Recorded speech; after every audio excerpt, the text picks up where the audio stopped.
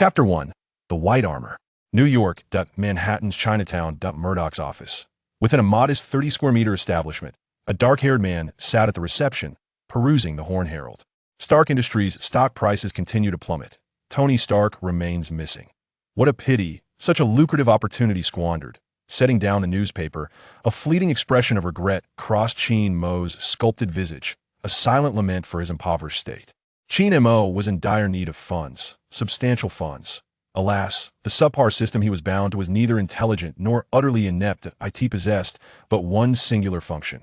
The system's marketplace refreshed daily with 3 offerings encompassing superpowers, legendary weapons, and pets, all requiring monetary investment for acquisition. The level of expenditure rivaled that of a certain unscrupulous penguin in a marketplace interface invisible to others. Chin Mo browsed the daily refreshed items. Delta-level mutation ability. Grow spikes all over your body, granting you Omega-level confidence. Priced at 1 million. Household techniques. Kato's finger techniques, concerning the achievement of seafood fountain, priced at 500. Super sale at 0.1. The White Armor. For merely 5 million. Why the heavens? 0.1. Chin Mo sprang to his feet. He knew well of the White Armor, also referred to as the symbiote armor, a magnificent creation wherein Iron Man fused symbiote with liquid metal, resulting in a luminous silver. Armor controllable by thought. Not only did it boast extraordinary agility and adaptability, but it also rectified the symbiote's aversion to sound waves, rendering it immune to electromagnetic interference. It embodied combat prowess on par with Hulk-level strength. Its only potential flaw lay in the luminous materials utilized during its creation, which rendered it somewhat ostentatious when donned. Confident as a hedgehog, Chin Mo chose to disregard that aspect. What purpose would it serve him? To embrace a girl while slaying foes. As for the so-called Kato's finger techniques, they held no allure for a vigorous young man in his 20s who yearned to bore a hole through the floor.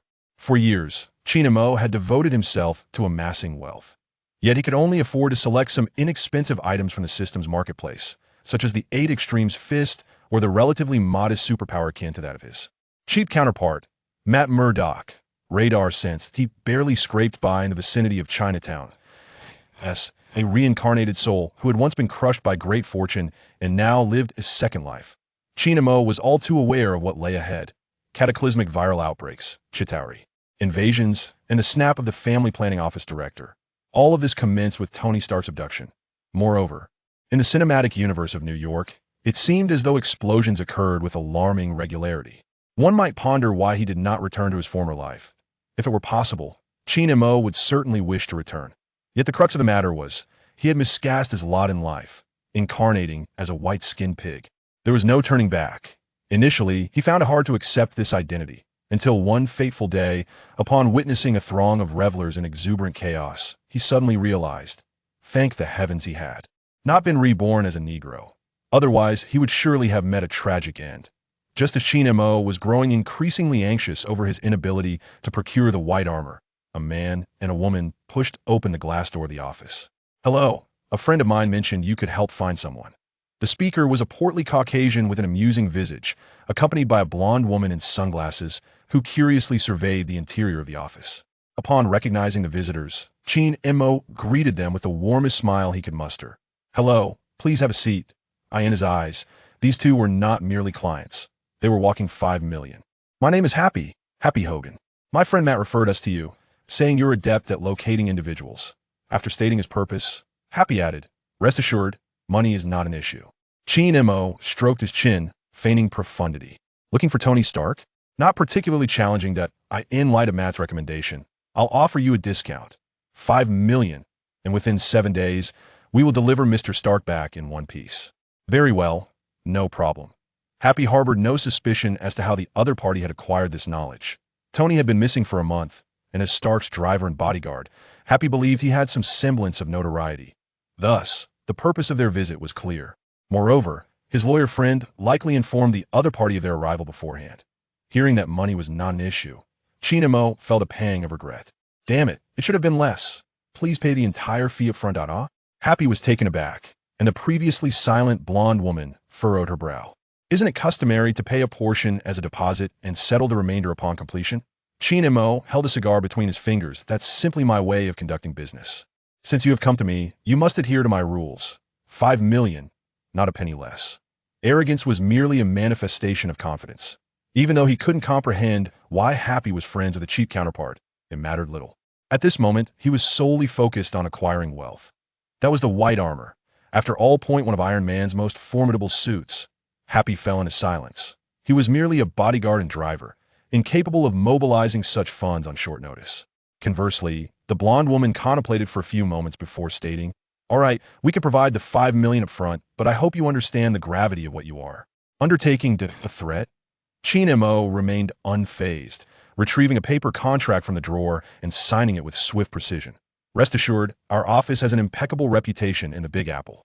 With radar sense at his disposal, while he may not excel in other areas, locating individuals was his forte. Moreover, the prospect of the white armor was tantalizingly close.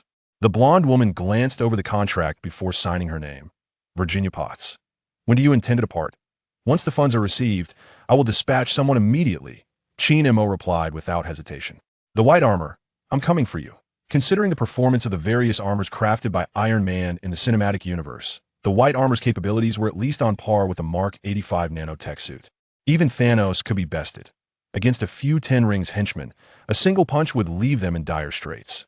Your account, ending in 9527, has received a deposit of 5 million. Current balance, 5,012,601.10. With the payment confirmed, H.I.E.L.D. wore an exceptionally sincere smile. "I'll note down your contact information and reach out once I locate Mr. Stark." "Understood." The duo did not linger long. Hastily departing for their next destination, in H.I.E.L.D.'s view, Happy and Pepper's actions were akin to desperate measures taken in times of crisis. Yet, he could understand their urgency. Tony Stark had been missing for a full month. The U.S. military and the FBI had scoured Afghanistan nearly to the bone, yet no useful leads had surfaced. Just as H.I.E.L.D. was preparing to close up for the day, Happy returned. "What is your relationship with Matt?" Gazing into the clarity of the other's eyes, H.I.E.L.D. smiled faintly. "He is my brother. Chapter 2. The Frugal Brother. Matt Murdock. After Happy departed, H.I.E.L.D. lowered the roller shutter and wagered his freshly acquired 5 million reward entirely into the system. Purchase white canister armor. Success. The white canister armor has been successfully acquired and stored in your system space.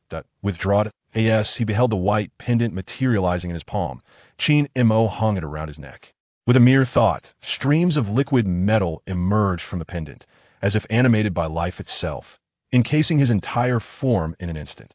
The white canister armor was now adorned. Staring at the futuristic warrior visage reflected in the mirror, the cold, luminous metal armor radiated with technological brilliance, evoking a deep sense of admiration within. H.I.E.L.D. In a wonder, it is said that mechas symbolize a man's romance. It truly is strikingly impressive. The white canister armor was arguably the most flamboyant iteration among Iron Man's extensive suits. Yet, a question arose. Who indeed was Iron Man? Tony Stark had been captured in Afghanistan last month. According to H.I.E.L.D.'s recollections, that fellow would remain in prison for another 2 months before managing to escape. With the assistance of his comrade, Dr. Ethan, who sacrificed himself, utilizing the Mark I suit, this moment, he was likely just beginning to forge metal in a cave. Little Mustachio will probably be questioning his existence upon seeing this. H.I.E.L.D. mused with a mischievous grin.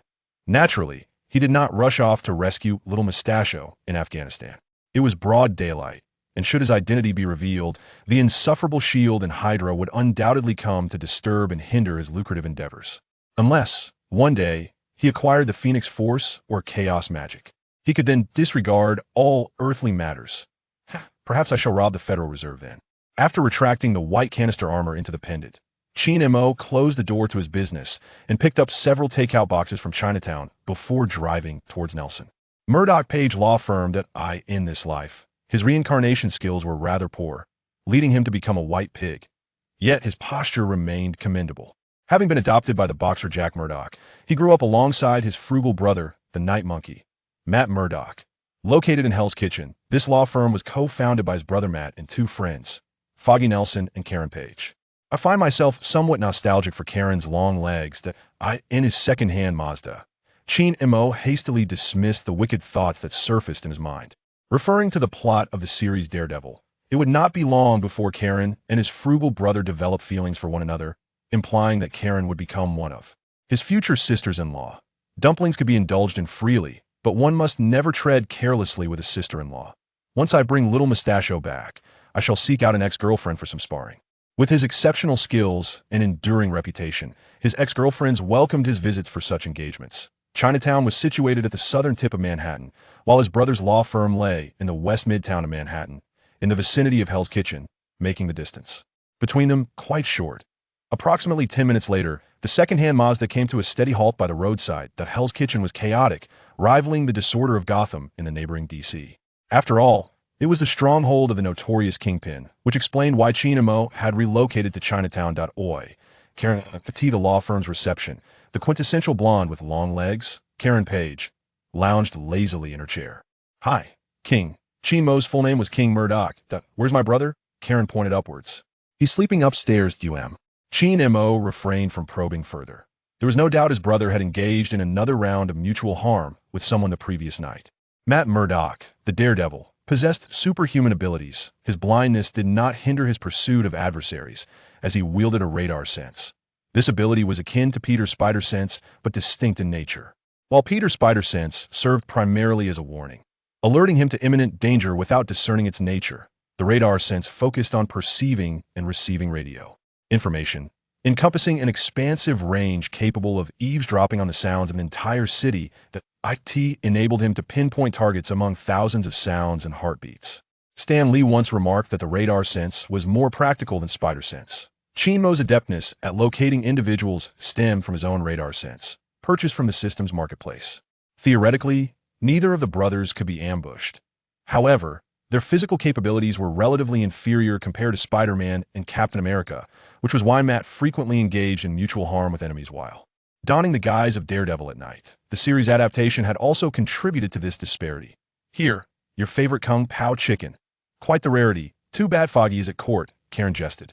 After placing the takeout box down, as Chi and Mo ascended to the second floor, he was met with his brother's teasing voice. Out of money again? Chi and Mo shrugged, opting not to explain. After all, he had often borrowed money before to purchase system items. I need to discuss something with you. Matt sat at the edge of his bed, his hand hovering in midair with sunglasses on. Despite his blindness, he could still sense his brother's vague outline through his radar sense. Have you encountered trouble? No. Your plump friend introduced me to a job. I need to make a trip to Afghanistan and I'll accompany you. Matt inquired, did they offer a substantial amount? Yes, they provided $5.5 million. Certainly worth our while. Haha. Chi and Mo chuckled awkwardly. I came here worrying you wouldn't be able to find me later. Come, take a look at this. In the three-dimensional world simulated by Matt's radar sense, a dense array of fluid suddenly enveloped Chi and Mo, covering him entirely in the blink of an eye. The next moment, Chi and Mo found himself hovering above the floor, nearly hitting his head on the ceiling. He was flying. Thick crap. Matt sprang up. Give me one too. Haha. Chi and Mo placed his hands on his hips, laughing heartily. What is the purpose of life? Answer. To show off that a life devoid of pretension is an imperfect life, especially in front of his clever, combative brother. How fierce was Brother Matt? Answer. He was the fierce one who sued the overcomer in the comics. 2.5 minutes later, Chi and Mo ceased his display of grandeur. Perhaps another time. I'll get you something even cooler then. All right. Matt touched the armor, his tone tinged with melancholy. Just be careful, otherwise Dad will surely beat me to a pulp. Thanks to Chi and Mo's existence, their father, the boxer Jack Murdock, had not been murdered by the mob and was currently enjoying retirement on a farm in the countryside. As for the mob, their whereabouts remained unknown. After their brief encounter, Matt discovered that the armor adorning his younger companion not only possessed the ability to soar through the skies, but was also astonishingly resilient. That IT was truly a marvel that transcended the boundaries of its time. However, Matt refrained from inquiring about the origins of the armor, for he had yet to disclose his own identity as Daredevil to his companion. Let us descend for a meal. I have specially prepared some sweet and sour pineapple pork for you. You treating me. How extraordinary. Chapter 3. Where is the cave? The Murdock family harbors an unsolved mystery that has perplexed old Jack and his son Matt for over a decade. This enigma revolves around their youngest child, Chi Murdock, who has never adapted to the local cuisine, instead developing an extraordinary fondness for Chinese food. Naturally, the father and son duo have kept this secret from outsiders. The honorable pair truly regards this adopted child as their own, sharing a bond of mutual affection. Chi Murdock acknowledges the presence of his father and his older brother, Stay safe. You too, brother. After spending the day at the law firm, Gene Murdock drove back to Chinatown as dusk approached, realizing that Hell's Kitchen was about to erupt into chaos, with his brother Matt transforming into a vigilante. Though Gene Murdock may not fully understand his brother's heroic endeavors against evil, he nonetheless supports him. They are all adults, entitled to make their own choices in life. Matt has always believed that Gene was oblivious to his activities, but the truth is that Gene is not only aware, but also remarkably prescient about the future. In his second-hand Mazda, Gene Murdock gazed at a screen invisible to others. Gene Murdock, age, 23, height, 187 meters, abilities, Bagwazang. Radar sense, equipment, Whitekin armor, pet, mechanical dog, tape legion. Store balance, 0, he was utterly impoverished. For a considerable time before acquiring the Whitekin armor, Gene had managed to scrape together enough to purchase 2 essential items, the mechanical dog and the funds required for his radar sense. The radar sense was a power akin to his brother's. The mechanical dog, inspired by the Transformers universe, had wreaked havoc at a U.S. military base. It was this very dog that contributed to thwarting the gang threatening Old Jack, aiding in New York's ambitious reclamation efforts. If it weren't for Happy and Pepper's urgent quest to locate Tony, he would have no idea when he would save the $5 million needed for the Whitekin armor. He must continue to seek wealth. The journey back was uneventful, being in a second-hand Mazda likely deterred any would-be assailants. Gene Murdock successfully returned to the office, bringing along the tape that transformed into the mechanical dog. Under the cover of night, he found a surveillance-free corner and activated the Whitekin armor. He soared into the sky, flying. The dream of humanity was realized the moment he ascended into the night. In that fleeting second, Gene understood why Tony had laughed with such joy during his inaugural flight in the movies. It represented the freedom humanity has long yearned for, a freedom that is unrestrained, allowing one to go wherever they desire, a desire embedded in the very fabric of human existence, yet often unfulfilled. Although it is only with the Whitekin armor that he could truly glide through the heavens and relish in this freedom, Gene firmly believes that one day, through his own efforts, he will soar freely, transcending even to interstellar travel and the tearing of spatial barriers. This, he is certain he will achieve. An extraordinary individual possesses such confidence, even more so than the Hedgehog Man-Bang. 2 hours later, the white armored suit descended upon Afghanistan. Gazing at the endless mountain range ahead, Gene Immo suddenly realized that this search mission was not as straightforward as he had initially imagined. Darn it, with so many caves, it was impossible to discern the whereabouts of the little mustached man. Gene Immo pondered, stroking his chin and speaking to himself. In the films, the Mark-I suit crashed in the desert, implying that the cave where they were held captive must be in close proximity to it. Due to the time difference, dawn was just breaking. New York is 8 hours behind Afghanistan. After delineating several potential areas, Gene Immo and his mechanical dog split into 2 groups, activating their radar systems to commence the search in each designated region. Almost simultaneously, within an obscure yet resonant cave of the Marvel Universe, Tony Stark and Dr. Ethan were roused from their slumber by the minions of the 10 Rings. Get up and get to work. We need weapons, Stark Industries weapons. Following an initial adamant refusal to manufacture arms for terrorists and enduring water torture as punishment, Tony Stark had become considerably more astute. All right, weapons it is. His disheveled hair, pale complexion, and dirt-streaked face were a far cry from the carefree billionaire playboy Tony Stark was known to be. In stark contrast, Dr. Ethan, with his neatly combed hair and immaculate suit, complete with a tie, presented a picture of composure. Once the minions departed, Tony suddenly leaned closer to Dr. Ethan. Doctor, I just had a brilliant idea that might help us escape this place. Ethan glanced at the surveillance camera and whispered, Tony, we lack the materials and tools. Materials? The missiles outside contain exactly what we need.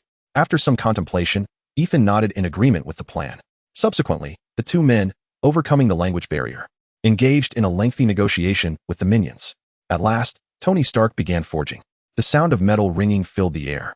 Tony was convinced that with his extraordinary intellect and advanced knowledge, he could create a revolutionary wearable suit of armor to defeat the terrorists, making them truly regret their actions. Damn it, how dare they kidnap Tony Stark? They must be tired of living. He exclaimed. Ugh, I suddenly crave a hamburger, he lamented. Meanwhile, in a grand office at Stark Industries in New York, Happy held a large bag of hamburgers, prepared especially for his boss, Tony. He hoped that when Tony returned, he would be able to enjoy them right away. Happy, have the detectives found any leads? Tony inquired. Happy shook his head, no news yet. A heavy silence fell upon the 2 of them as they sighed in frustration.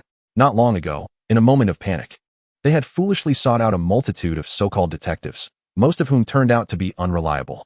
If their boss did not return soon, the likelihood of them losing their jobs was alarmingly high. By the way, what about the detective who wanted $5 million? Pepper Potts pressed. Upon mentioning this, I cannot help but feel a surge of anger.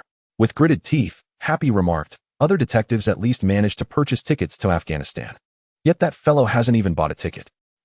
Have we encountered a fraud? He doesn't seem like a fraud. It's just that he hasn't left New York at all. Perhaps he truly possesses some means. Let us wait a bit longer. Meanwhile, in New York, within the office of the Director of the Department of Homeland Strategic Defense and Logistics, Director Nick Fury was engaged in a conversation with an operative on the front lines. Clint, Hawkeye, any updates? Sir, Natasha and I are still searching. All right, please ensure your safety.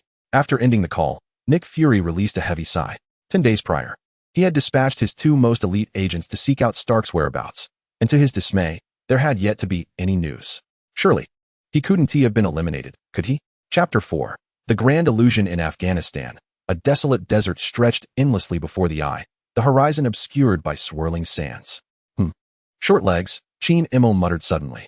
3 kilometers away in the barren expanse, 2 individuals clad in Special Forces attire were maneuvering a dune buggy.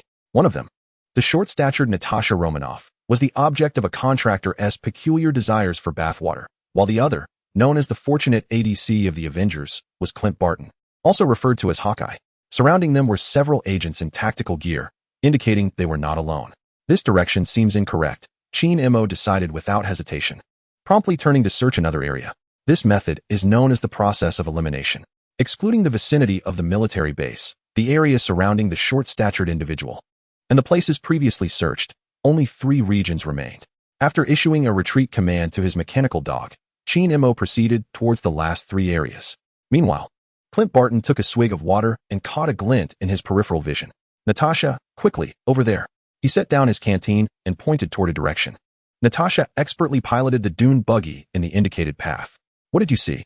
I'm not quite sure. It appeared to be some kind of animal. Let us check for footprints in the sand. Ahead of the duo, the mechanical dog, having received the retreat command, burrowed into the yellow sands and swiftly vanished from sight. Moments later, the dune buggy arrived at the spot where the paw prints had disappeared. Stop, let us investigate, they said, disembarking to scrutinize the prints in the sand, their brows furrowing in concentration. This shape does not resemble an animal's footprint. How could it have vanished so suddenly? Hawkeye observed critically. Take a photo and send it to logistics. The mysteriously disappearing prints left the duo in a state of deep contemplation. After a prolonged examination, they reluctantly abandoned the pursuit of the enigmatic footprints, for they had crossed oceans to embark on a far more significant mission, to rescue the playboy, Tony Stark. Thus, the day passed. As night fell, the indefatigable Tony Stark continued his relentless work in the cave, forging iron. The head of the 10 Rings, observing this scene through surveillance footage, could not suppress a smirk. What of a billionaire? He still had to heed my commands. For reasons unknown, the bald leader found himself nostalgically reflecting on the resolute Tony Stark, who had recently refused to manufacture weapons for them. He almost wished to convey a message to him. Please, return to your former self. As the leader of the Afghan division of the 10 Rings, he harbored grand ambitions of becoming a sovereign in Afghanistan, a dominant force in Central Asia, and ultimately, a ruler of the world. A person of his caliber was destined for an extraordinary life. Thus, after kidnapping Tony Stark, he defied his employer's orders to execute him on the spot and instead brought him back to their base. He envisioned Stark creating batch after batch of weapons to aid him in ascending to supremacy. The more he contemplated, the more his smile widened. Suddenly, an unanticipated scream jolted the bald leader from his reverie, prompting him to beckon one of his underlings. Go check outside and see what's happening. Yes, boss. Just as the underling reached the door, a blade glinting ominously pierced through him, leaving him cold and lifeless. The bald leader quickly drew his handgun. Who is there? Show yourself. I see you. A gust of malevolent wind swept through the doorway, and 2 crimson mechanical eyes scanned the room. The mechanical dog advanced with a graceful gait, drawing nearer. In a panic, the bald leader unleashed a barrage of bullets upon the mechanical beast, yet it continued its approach unabated. Realizing the futility of his actions, he turned and fled. Despite his curiosity about such an advanced weapon, his life was evidently far more precious. If life were lost, what significance would any grand ideals hold? He ran, it pursued, there was no escape. It was akin to a hunter toying with its prey. Enough of this, little black one. The farce must come to an end. H.Y.D.R. had no desire to engage in games with the underlings of the 10 Rings. The arid desert heightened his irritation, his thoughts consumed by visions of fair legs and creamy snowflakes. Upon receiving his master's command, the mechanical dog exhibited an expression of regret. Subsequently, 2 tracking projectiles struck the bald leader squarely in the forehead, marking a pivotal moment in the unfolding Marvel Cinematic Universe. He was finished. As for whether this would alter the timeline, Chinemo thought, what do I care? I'm not writing fan fiction. The pervasive scent of blood served as a testament to the vivid reality of this world, far removed from the confines of a 2-dimensional narrative. Within the Ten Rings base, the underlings had all been physically neutralized by the mechanical dog. Chinemo, clad in white exosuit armor, advanced with heavy footsteps towards the cave. Soon, within the cave, Tony Stark and Dr. Ethan, upon hearing the anguished cries from outside, exerted every ounce of strength to barricade the iron door with all movable objects at their disposal. We're doomed, Doctor, Tony lamented. Dr. Ethan, attempting to reassure him, replied with a smile, fear not, Tony, perhaps it is someone coming to rescue you. Finally, liberation is at hand. Tony shook his head, feeling an overwhelming sense of discontent. Why had God not granted him a bit more time, even just a month? He firmly believed he could create a groundbreaking suit of armor. Once he returned to Stark Industries, he envisioned constructing a mech far more advanced than the original, one with a sleek, modern design, superior reactor technology, and a cold, metallic sheen. King Defa? At the sound of this exclamation, incredulity washed over Tony's face, filled with a blend of excitement, fear, joy, and sorrow. For the iron door they had pinned their hopes on had been severed into several pieces by a laser. Before him stood a suit of armor, a flawless creation that had previously existed only in his imagination. Who am I? Where am I? What has transpired? With an IQ of 270, Tony found it utterly unfathomable to accept this reality. The near-perfect suit before him validated his theories, proving they could indeed materialize rather than remain mere fantasies. Yet, this same suit illuminated the stark realization that someone had surpassed him. While he was still in the realm of imagination, another had already crafted and begun utilizing it. The profound psychological disparity shattered his long-held pride. Dr. Ethan, recovering from his impending sense of doom, suddenly found himself at a loss for words. Noticing Tony's changing demeanor, Chinemo inwardly cursed his own recklessness. Oh no, I've overdone it. Chapter 5. The potential top brother Chinemo's penchant for ostentation had reached a point where, after satisfying his hunger, he would ponder how to further embellish his display. In more refined terms, one might call it seeking recognition in public. He believed that the joy and satisfaction derived from such displays were unparalleled, beneficial to both mental and physical well-being, while also fostering self-improvement. 4. The allure of public admiration is addictive. Even if a portion of this display is fabricated, it compels one to transform their ostentatious behavior into genuine capability. However, all of this was predicated on the essential condition that it did not impede his financial endeavors. In Chinemo's grand scheme for profit, Tony Stark, the major shareholder of Stark Industries, undoubtedly held the top position on the list of affluent individuals. Yet, at this very moment, Tony's mindset was fracturing due to Chinemo's ostentatious antics. How could one expect to elicit genuine emotional investment from a potential top brother if they failed to provide sufficient emotional value? With this thought, Chinemo quickly redirected his focus.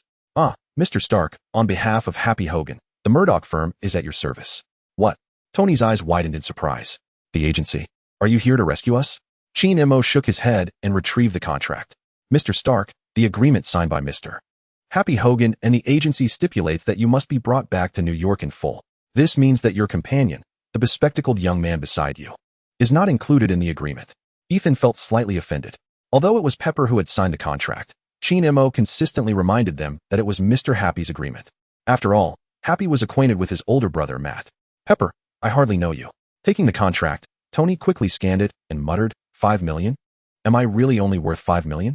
Ethan interjected, is this really about 5 million right now? The insincere man had affectionately called her Sweet Pea when no one was around, yet now seemed to have forgotten her entirely. Chinemo was somewhat speechless. Mr. Stark, if you were satisfied with our service, we would gladly accept a gratuity. Before him stood an individual worth billions, capable of purchasing a multitude of things. Upon realizing the other's wealth, Chinemo suddenly entertained a rather unethical thought. If others could kidnap, surely he could also abduct a billionaire. However, the upright, kind-hearted, and nearly perfect Chinemo promptly extinguished that notion. Poor little creature, it's not easy for anyone. Stuffing the contract into his pocket, Tony began to examine the cold, white metallic armor before him. Like a child eyeing a coveted toy in someone else's possession, Tony appeared quite bashful, eager yet hesitant to speak up. Hey, what do you call this? The white can armor. White can. Why is it called that? H.I.E.L.D shrugged. Because it's white. Upon hearing this, Tony scratched his head. I think Mark armor sounds better. To mask his embarrassment, he pointed at the mechanical dog sitting nearby. What about this one? What's its name? They call him Little Black. Is it because he is black? H.I.E.L.D raised a thumb in approval. You're quite clever, Mr. Stark. Seeing the conversation grow increasingly awkward, Ethan hastily intervened. Gentlemen, I believe we should leave this place. Yes, yes, yes. Tony suddenly realized. Brother, I'll offer another $5 million to get us out of here. Despite his desire to offer more to ensure Ethan's safety, $5 million was his final stand. Surely, his good friend Ethan could not be worth more than the illustrious Tony Stark. Deal. Little money, but plenty of it. Amidst the joy, H.I.E.L.D suddenly recognized that this foremost benefactor had set the agency's revenue ceiling too high, potentially diminishing motivation for future small contracts. It was imperative to recruit some powerhouse individuals. As the trio and their dog departed the cave, the acrid scent of blood outside jolted Tony back to reality. How do you plan to take us back? By flying, of course. It is also possible to transport Tony and Ethan to the U.S. military base in Afghanistan. But that would contravene the terms of the contract we initially signed. The mechanical dog, Little Black, received its directive and transformed into a compact cassette, which was subsequently stored within H.I.E.L.D's system space. Wangdefa. At this sight, two exclamations echoed simultaneously, as someone unwittingly showcased their prowess once more. Ignoring the astonished expressions of the duo, H.I.E.L.D first called Happy to relay some instructions, and then kindly inquired, Do you need to use the restroom? The flight to New York will take approximately 2.5 hours. No, let us head back first, Tony replied. His mind preoccupied with thoughts of returning home to continue crafting the Mark armor after a series of recent shocks. All right, with one arm on either side. H.I.E.L.D carefully activated the energy shield. Brother, be gentle, Tony remarked, feeling somewhat uncomfortable being clutched in someone else's arm, despite the fact that the other was clad in metallic armor. Then hold on tight, H.I.E.L.D retorted. With a resounding boom, the white armored suit shot through the sky, heading towards New York. The swiftly passing scenery compelled Tony and Ethan to take several deep breaths, allowing them to forget all worries and wholly embrace the wonder of their inaugural flight. The gleaming, cold white metal helmet was now etched into their memories forever. Originally, the white armor had revealed its face, but H.I.E.L.D deemed it too ostentatious and made a few modifications. Through the metal helmet, the two exchanged a glance. And in each other's eyes, they discerned a shared determination. The Mark armor must be realized. Meanwhile, at Stark Industries in New York, Happy rushed into Pepper's office, clutching a large bag of hamburgers, moving with unprecedented speed. Pepper, we need to head out to the outskirts. A $5 million offer awaits. Pepper paused for several seconds, trying to comprehend. $5 million. Who is it? Have they found Tony? Yes. The $5 million team is on their way back and should arrive in about 2.5 hours. Let us go. We should head there at once. Without wasting a moment, the two set off towards the outskirts. However, as they traveled, Pepper's unease grew. How could the $5 million team have rescued Tony when they had been wandering around New York just yesterday? Happy, do you think they might be deceiving us? Could they be planning to kidnap us as well? Happy slammed on the brakes, his face reflecting the realization. That is quite possible. What should we do? Call the police? Pepper anxiously clutched her phone, contemplating whether to alert the authorities. After a brief pause, Happy proposed, Pepper, once we arrive, you should hide while I confront that individual. As Tony's bodyguard, driver, and boxing instructor, I believe I can handle the $5 million team adequately. In the worst-case scenario, I might end up in the same predicament as our boss, and then you can call for help. Chapter 6. The perfect spider serum in a deserted factory on the outskirts of New York. Happy leaned wearily against the front of the car, clutching a large bag of hamburgers. Yes, he had bought hamburgers again. Suddenly, a loud thud echoed against the ground. Happy quickly turned towards the source of the sound. And upon seeing Tony alongside an unfamiliar man, leaning against a silver machine, tears began to flow uncontrollably. Tony, holding up the bag, gestured, I bought your favorite hamburgers. In that moment, his gaze was solely fixed on his boss. The white machine and the bespectacled stranger paled in comparison to the brilliance of his employer. After being airborne for over 2 hours, Tony felt his legs weaken upon finally touching down, swaying slightly before Happy swiftly caught him. This tender yet somewhat theatrical scene instinctively made H.I.E.L.D take a step back. Now, that is true love. Little Pepper, hiding behind the wall. If you don't come out now, Tony will truly walk away. Witnessing the embrace between Tony and Happy sent a shiver down H.I.E.L.D's spine. Ahem, Mr. Stark. Could you please settle the commission? After all, earning money isn't something to be ashamed of. All right, account details. Taking the phone from Happy, Tony began to showcase the charm of the man making the live transfer. Ding. You have received 5,000,000 from Garden Bank. Account balance 5,009,620. H.I.E.L.D clasped his hands together, generous as ever, boss. Until next time. No sooner had the words left his lips than the white armored suit streaked across the sky, swiftly disappearing from view. Tony tilted his head, smacking his lips. Happy, where did you find this guy? He's somewhat handsome. Huh. Happy replied, bewildered. Boss, I don't know this person. I was in contact regarding the 5 million. 5 million. Tony mused. After you went missing, a lawyer friend of mine introduced me. Having absorbed the entire context, Tony stroked his chin, already confirming the identity of the armored suit. Kid, no matter how well you hide, in the end, you remain too young. H.I.E.L.D interjected. Boss, if I don't do this, how will you take the bait? Happy. Tony took a bite of a hamburger. Contact the media. I want to hold a press conference. His experience of being attacked and kidnapped by terrorists in Afghanistan made Tony realize he could do something for the world. For instance, shutting down Stark Industries' weapons development division to prevent arms from falling into the hands of terrorists. Although this thought was rather naive, it indicated that Tony was undergoing a transformation. All right, boss. The conversation diverged. At the Murdock firm, on the second floor, H.I.E.L.D decided to wager the entire 5 million he had just received into the system. Beginning to browse the daily offerings. The body of the Celestial Group. Price. 8 billion. The Art of House Magic. How to Become the Wheel King. Price. 500. Super Sale. Perfect Spider Serum. You can become Spider-Man without being bitten by a spider. Only 5 million. What the heck? A failed venture. Upon witnessing the perfected Spider Serum, Shinmo's heart raced fervently. It is widely recognized that Peter Parker acquired his superpowers and transformed into Spider-Man only after being bitten by a radioactive spider. However, the true origin of Spider-Man's abilities lies within the Spider Totem, a manifestation of totemic magic. While the Spider Totem endows Peter with extraordinary powers, it simultaneously attracts a multitude of adversaries, the air families that feed upon the totem. Remarkably, the perfect Spider Serum produced by the system bypasses the totem, granting H.I.E.L.D the abilities of Spider-Man in an alternative manner. It embodies the notion of reaping benefits without incurring drawbacks. Without a moment's hesitation, H.I.E.L.D procured the serum and injected it into his body. In the next instant, his physique underwent a visible metamorphosis, nearly tearing his garments apart. Especially in the areas that were already endowed with innate gifts, which now appeared robust and magnificent. H.I.E.L.D's gaze drifted downward, lost in contemplation. No wonder he was able to refresh alongside the Wheel King. $500 was a price he could afford. He purchased the Wheel King. Ding. The acquisition of the Wheel King was successful. As a warm current surged through his body, a plethora of eccentric postures became firmly etched in his mind. His former girlfriends were in for a treat. The 5 million reward vanished in an instant, and despite the lingering resentment, the exorbitant price of 8 billion for the divine body was simply unattainable. Truly, it was beyond his means. Out of sight, out of mind. H.I.E.L.D promptly exited the system's marketplace interface. The depths of his poverty, while rational, ignited an inexplicable spark of madness within him. Previously, he had no choice but to lead a humble life. Now, aside from lacking magical prowess, he was undeniably formidable, akin to a terrifying amalgamation of Daredevil, Iron Man, and Spider-Man. It was unreasonable that a mere lackey of the 10 Rings could abduct Tony Stark, while he himself could not solicit funds from the affluent. This was the divine body, a direct ascent to greatness. Even the purple yam spirit would be compelled to call him daddy. Whom should he approach for alms? Such is the nature of a fleeting thought spiraling into madness.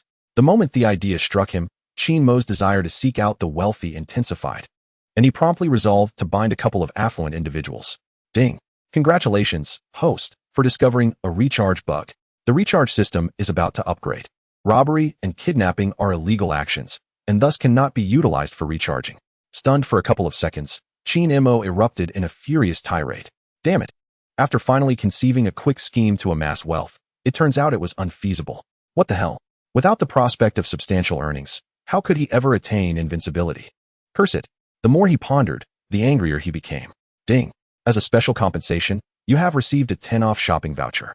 With this voucher, any item can be purchased at a 10 discount. Apologies for my earlier outburst. This infuriatingly inept system, finally exhibiting some intelligence, also managed to restore the alms feature. Nevertheless, it ultimately granted him a 10 off shopping voucher at no cost. In a brief span of time, H.I.E.L.D's emotions oscillated like a roller coaster. He retrieved a cigar to calm his nerves, only to inadvertently crush the iron cigar box in his grip. Alas, This meant he could not seek out his ex-girlfriend for a sparring session that evening. It would be prudent to acclimatize for a few days first.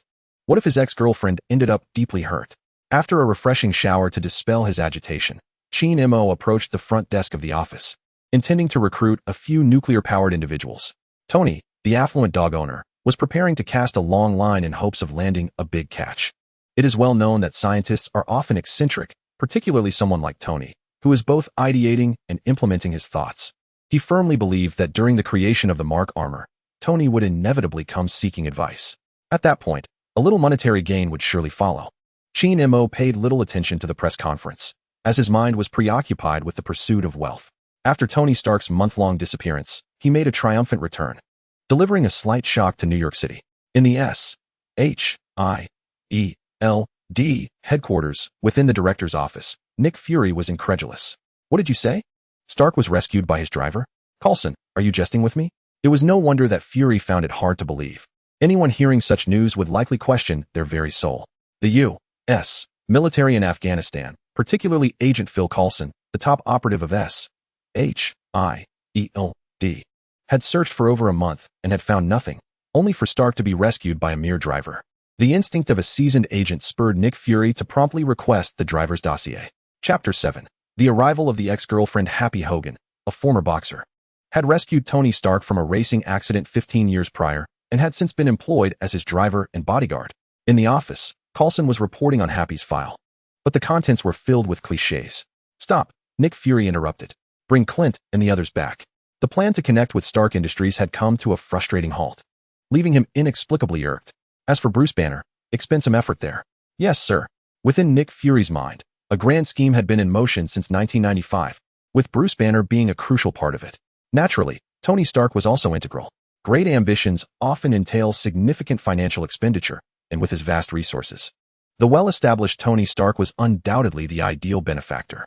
Unfortunately, fate had not aligned with their desires. After being missing for over a month, Tony had been rescued by his driver. Nick Fury remained skeptical of Stark Industries' public claims regarding Happy Hogan being an ordinary driver, merely possessing better-than-average skills. Coulson, investigate Happy Hogan's recent activities. Yes, sir. Coulson, the human embodiment of S.H.I.E.L.D's nuclear-powered workforce, was diligent and unwavering. That afternoon, Coulson presented his investigation report to Nick Fury. Director, recently Stark's driver and secretary have engaged several firms to travel to Afghanistan, among which the Murdock firm located in Chinatown is the most suspect. What's the reasoning? It is the case that, aside from this particular law firm, the others are still searching in Afghanistan, unaware that Stark has already returned home. Furthermore, Stark's return is devoid of any immigration records. After stating this, Coulson produced another investigative report. The suspect, Murdock, an Ansar, is 23 years old, born in Manhattan, with his father being Jack Murdock and his brother Matt Murdock. Coulson hesitated momentarily. What else is there? Nick Fury inquired, lifting his cup. Coulson smiled. This fellow is the first love of Agent Hill. A sudden spray of tea erupted as Nick Fury reacted to this revelation. Agent Hill's ex-boyfriend? A familiar face indeed. Indeed, Coulson replied. As a seasoned agent, he dedicated the first half of his life to S.H.I.E.L.D, fostering deep connections with his colleagues, particularly those aligned with Nick Fury. His affection naturally extended to Murdock as well. Nick Fury gently tapped the table. You will assist Agent Hill with this matter. Yes, sir. Coulson affirmed before turning to find Hill, who was idly passing time at her computer. Hey, we have an assignment.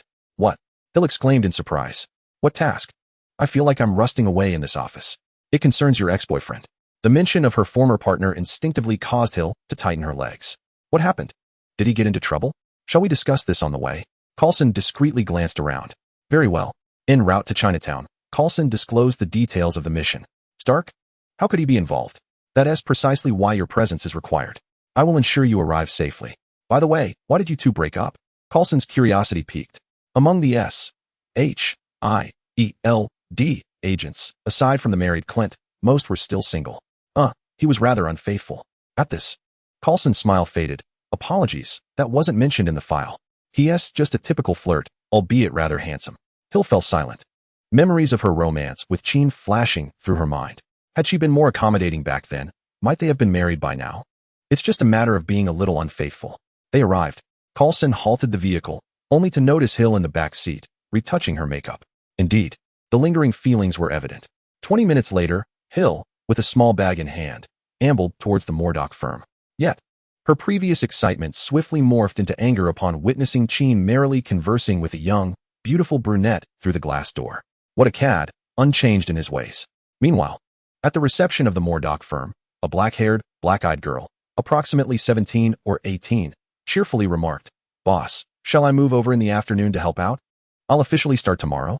"No problem," S.H.I.E.L.D replied with a nod. Fate is indeed subtle. Just as he posted a job advertisement online, the eager candidates flocked to him. The nuclear-powered Sky, ready as ever, declared, "I'm here." Yet, at this moment, Sky was not the formidable figure of Shockwave, but rather a homeless, unfortunate soul residing in a van. "Thank you, boss. I will return to pack my belongings," she said, bowing deeply before turning to leave. Flashing a radiant smile at the entering Hill.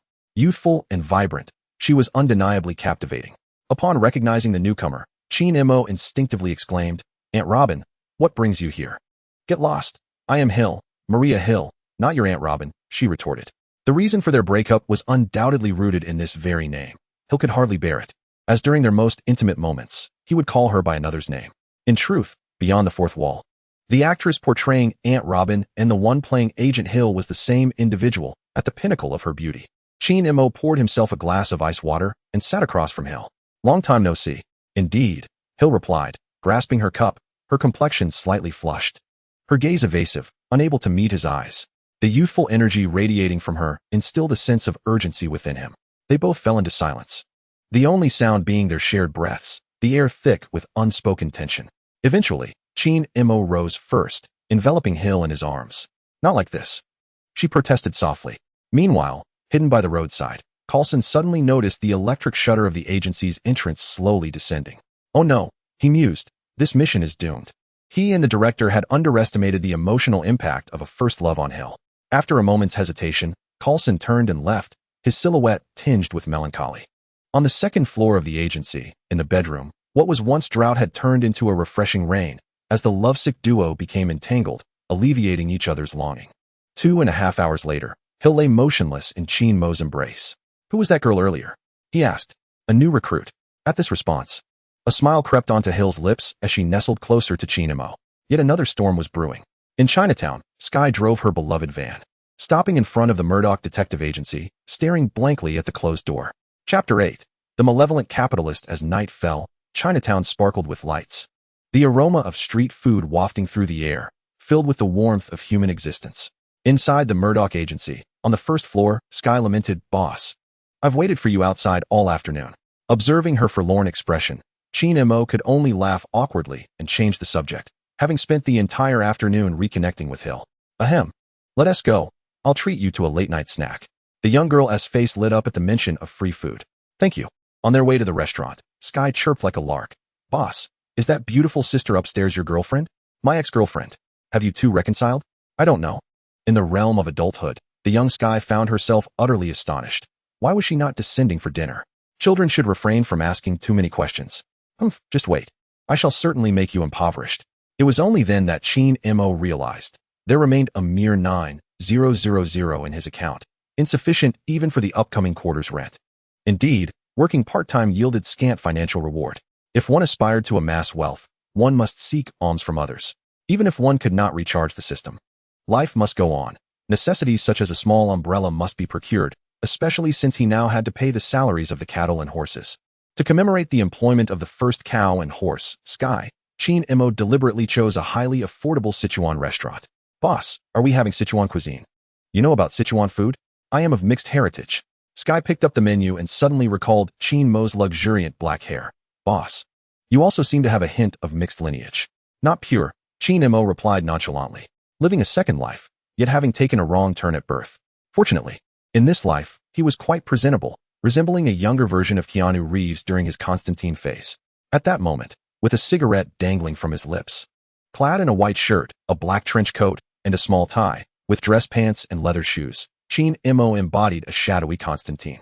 What a picture of effortless charm. Even in the absence of a miraculous savior, he still possessed his own allure. A friendly reminder: do not smoke if you lack that allure. Smoking is detrimental to health. "Hello, Mr. Murdock, the usual?" inquired a Chinese server as she approached. S.H.I.E.L.D nodded. "2 meals here, 1 to go." Understood. Please hold on.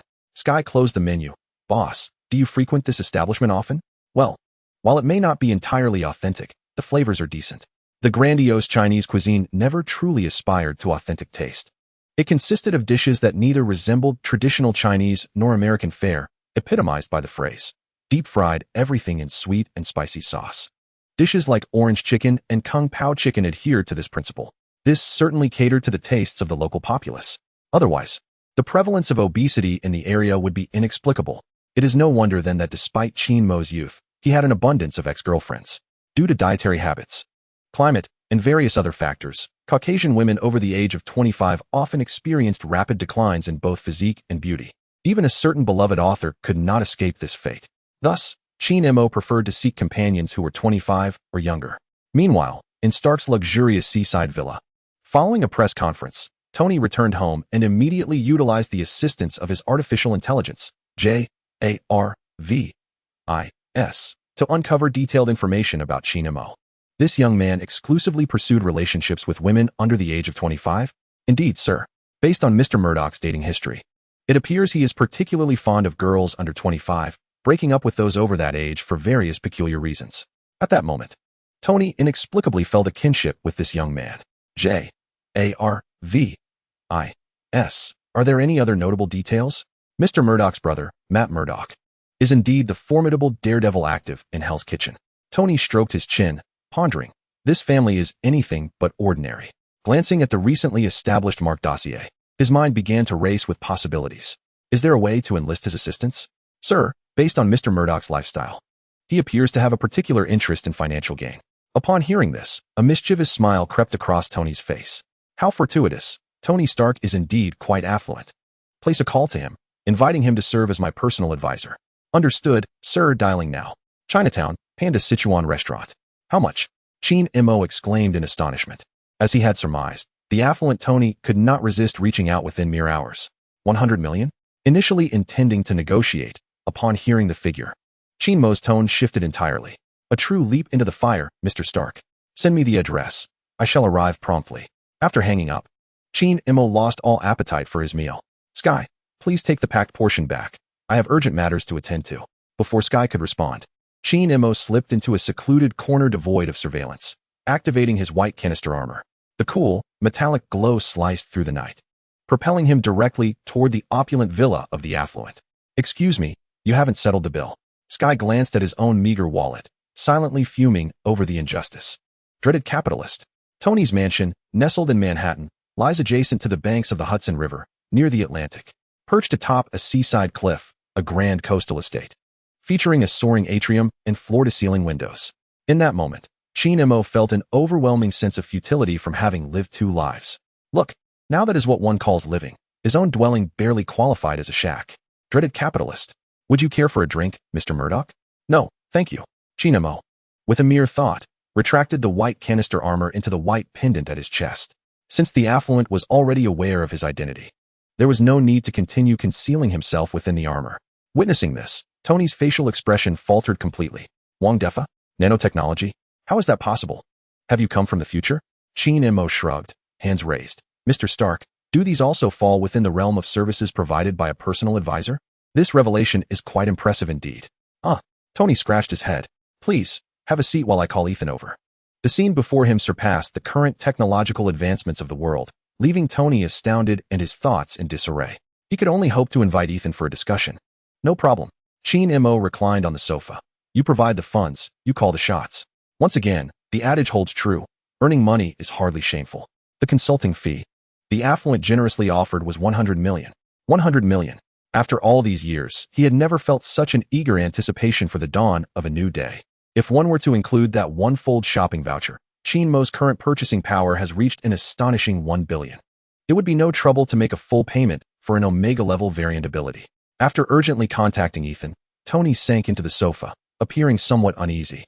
I wish to study the white armor, Qin Mo remarked, rubbing his fingers together. Earning this 1 billion is certainly no easy feat, Mr. Stark. This is a different price. And you must agree to one condition. Go on. Your research findings may only be utilized by you. They must not be disclosed to anyone else. A minute later, Tony nodded. I agree.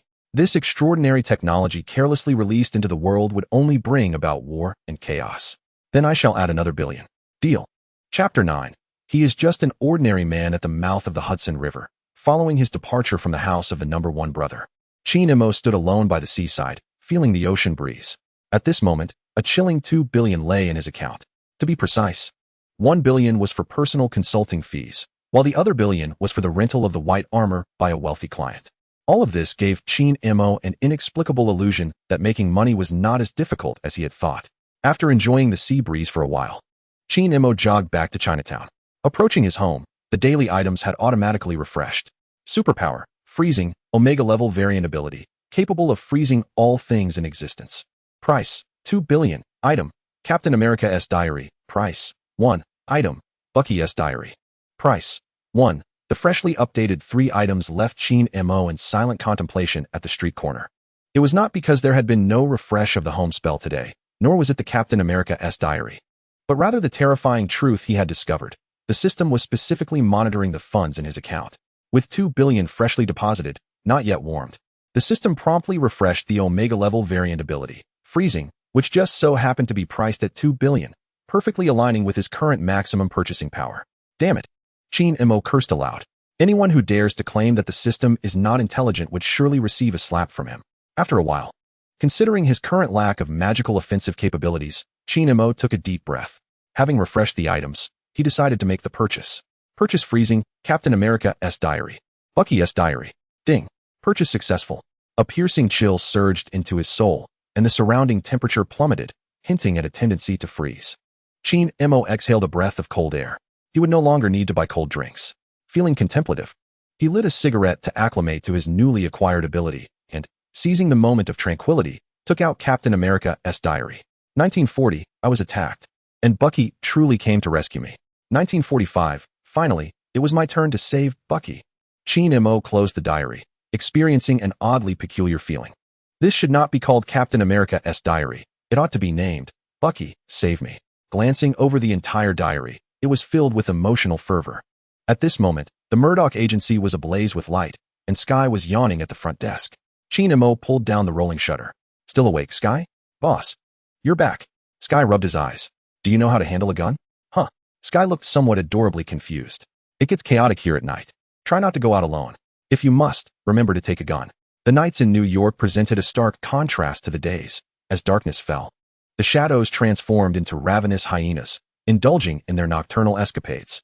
Upon seeing Chi-Mo retrieve an assortment of firearms from the drawer, Sky's sleepiness vanished in an instant. Thank you, boss. Just a handgun will suffice. Sky, who could turn a van into a home, was no pushover. Get some rest early. Good night, boss.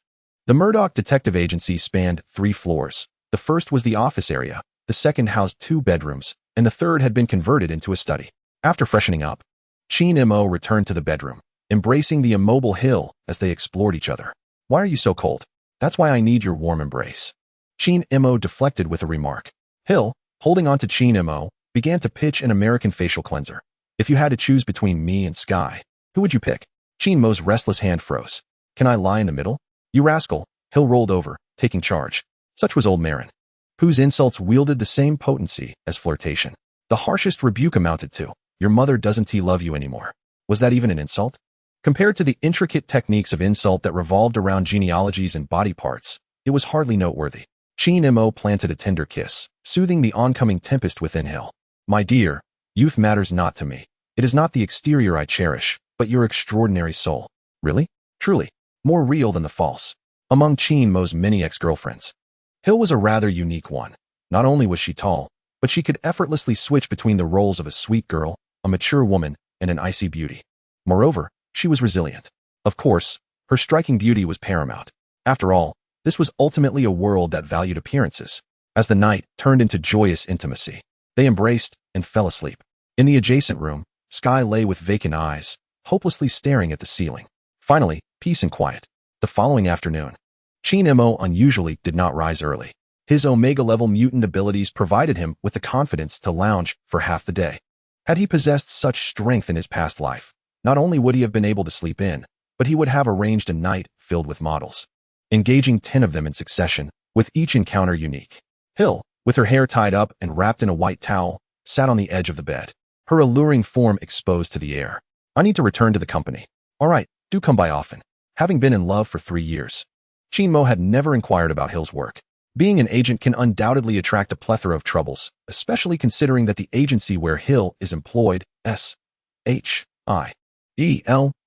is perilously close to being infiltrated by HYDRA. He is not inclined to assume the role of a savior. Rather, he would prefer to contemplate ways to amass wealth.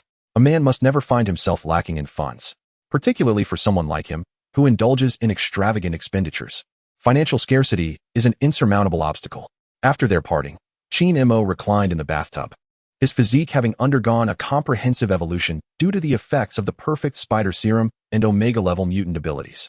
His sculpted abs, chiseled physique, and athletic build exuded an overwhelming aura of masculinity. It is no wonder that Hill was so impassioned the previous night. In high spirits, Chin-mo hummed a tune, relishing his exceptional nature. Meanwhile, in the director's office of S.H.I.E.L.D, Hill returned, pondering how to address her 2 seasoned colleagues who were clearly eager for gossip. What could she possibly say? Should she reveal that her boyfriend had become even more formidable than before, akin to an electric motor? It should not pertain to him, as he remained the same ordinary man as ever. The ordinary Nick Fury sat behind his desk, his fingers incessantly drumming against the surface. In truth, he had spent the entire night poring over Chin-mo's dossier and stumbled upon an unexpected revelation: the existence of Matt Murdock, also known as Daredevil. Much like Tony, he recognized that this family was anything but ordinary. However, Hill's response diverged from his assumptions.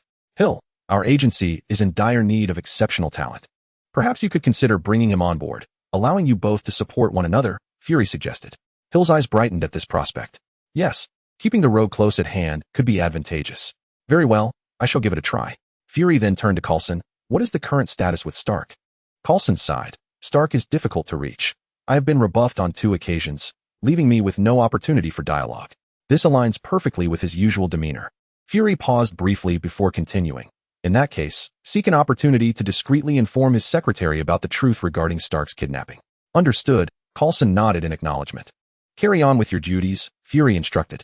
Yes, sir.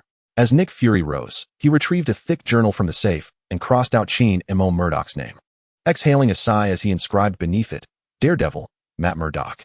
Chapter 10, Unconventional Methods of Earning Money. Boss, Mrs. Lynn next door has lost her dog and has entrusted us with the task, Skye announced, her ponytail swaying as she donned a chic black suit. Though her time at the firm was brief, she adapted swiftly to the office environment. Geniuses possess that knack. They learn quickly and excel at everything they undertake. Understood, Chin-mo replied, setting down the commission form. $200. I shall set out immediately. This scene encapsulated the essence of the office's daily routine. As the previous commissions from Happy and Tony had elevated the firm's earnings to unprecedented heights, the disparity between $200 and $5 million is indeed vast. Moreover, the annual consultancy fee of $100 million that Tony pays is simply incomparable. Poverty compels Chin-mo to continue his labor. The moment the radar sensor is activated, the entire block is transformed into billions of data points. The asphalt road, the street shops, the throngs of pedestrians, and the flow of vehicles materialize in a 3-dimensional model, vividly manifesting. He resembles a human radar receiver. This is precisely the world as perceived by his elder brother, Matt Murdock, imbued with a hint of cyber aesthetic. Approximately 2.5 minutes later, the radar detects the missing puppy within a trash bin, revealing a filthy little Pomeranian. Chin-mo stares at the towering trash bin, exceeding a meter in height, utterly speechless. Some individuals truly need to improve their manners. By the end of the day, Chin-mo manages to locate 3 dogs and 2 men who failed to return home due to gambling, earning a total of $2,600. Boss, you are incredible. Skye's eyes sparkled with admiration. You are practically a detective. Just average, Chin-mo replied dismissively. Earning $30,000 to $50,000 a month would hardly make him wealthy. It merely allows for a meager existence. Yet he is bound to a premium account. Without funds, how could one aspire to invincibility? Come, let me treat you to a late-night snack. Thank you, boss. Skye gently linked her arm with Chin-mo's, her faint fragrance momentarily disorienting him. This shouldn't be illegal on the side of the beautiful city, right? Skye, what else do you have on your waist? It feels rather uncomfortable. It's a handgun. Didn't you mention that the outside world is perilous? I've been obedient. That's a commendable habit. Keep it up. After wandering for a while, they eventually stopped in front of a barbecue restaurant. The neon sign glowed brightly, the large characters distinctly visible in the night. Li Mei Barbecue. Li Mei Barbecue is excellent, Qin Mo thought with a knowing smile. Sky, how do you feel about grilled meat? I'm not picky at all. What a delightful girl she is, though regrettably burdened with unreliable parents. Moments later, the enticing aroma of grilled meat filled the air as they sat at the roadside. Relishing their meal, Qin Mo set down his beer glass, feeling utterly content. Now this is what life is about. If only there were endless dollars in my account. It would be even better. I'm so full, I can't eat another bite. Sky stretched her slender waist, revealing an expanse of fair skin that radiated youthful vitality. Qin Mo couldn't help but glance a few extra times. Youth is truly a treasure, unlike those ex-girlfriends over 25. It is no wonder so many yearn for eternal youth and immortality. Shall we head back? Yes, Sky replied with a beaming smile. The night breeze gently caressed, stirring the heartstrings of the young girl. Just as before, Sky lightly linked her arm with Qin Mo's, their shadows beneath the lights nearly merging into one. In front of the Murdock office, Hill hesitated, pondering how to persuade her ex-boyfriend to willingly join S.H.I.E.L.D. and remain in the office with her. Agent privileges?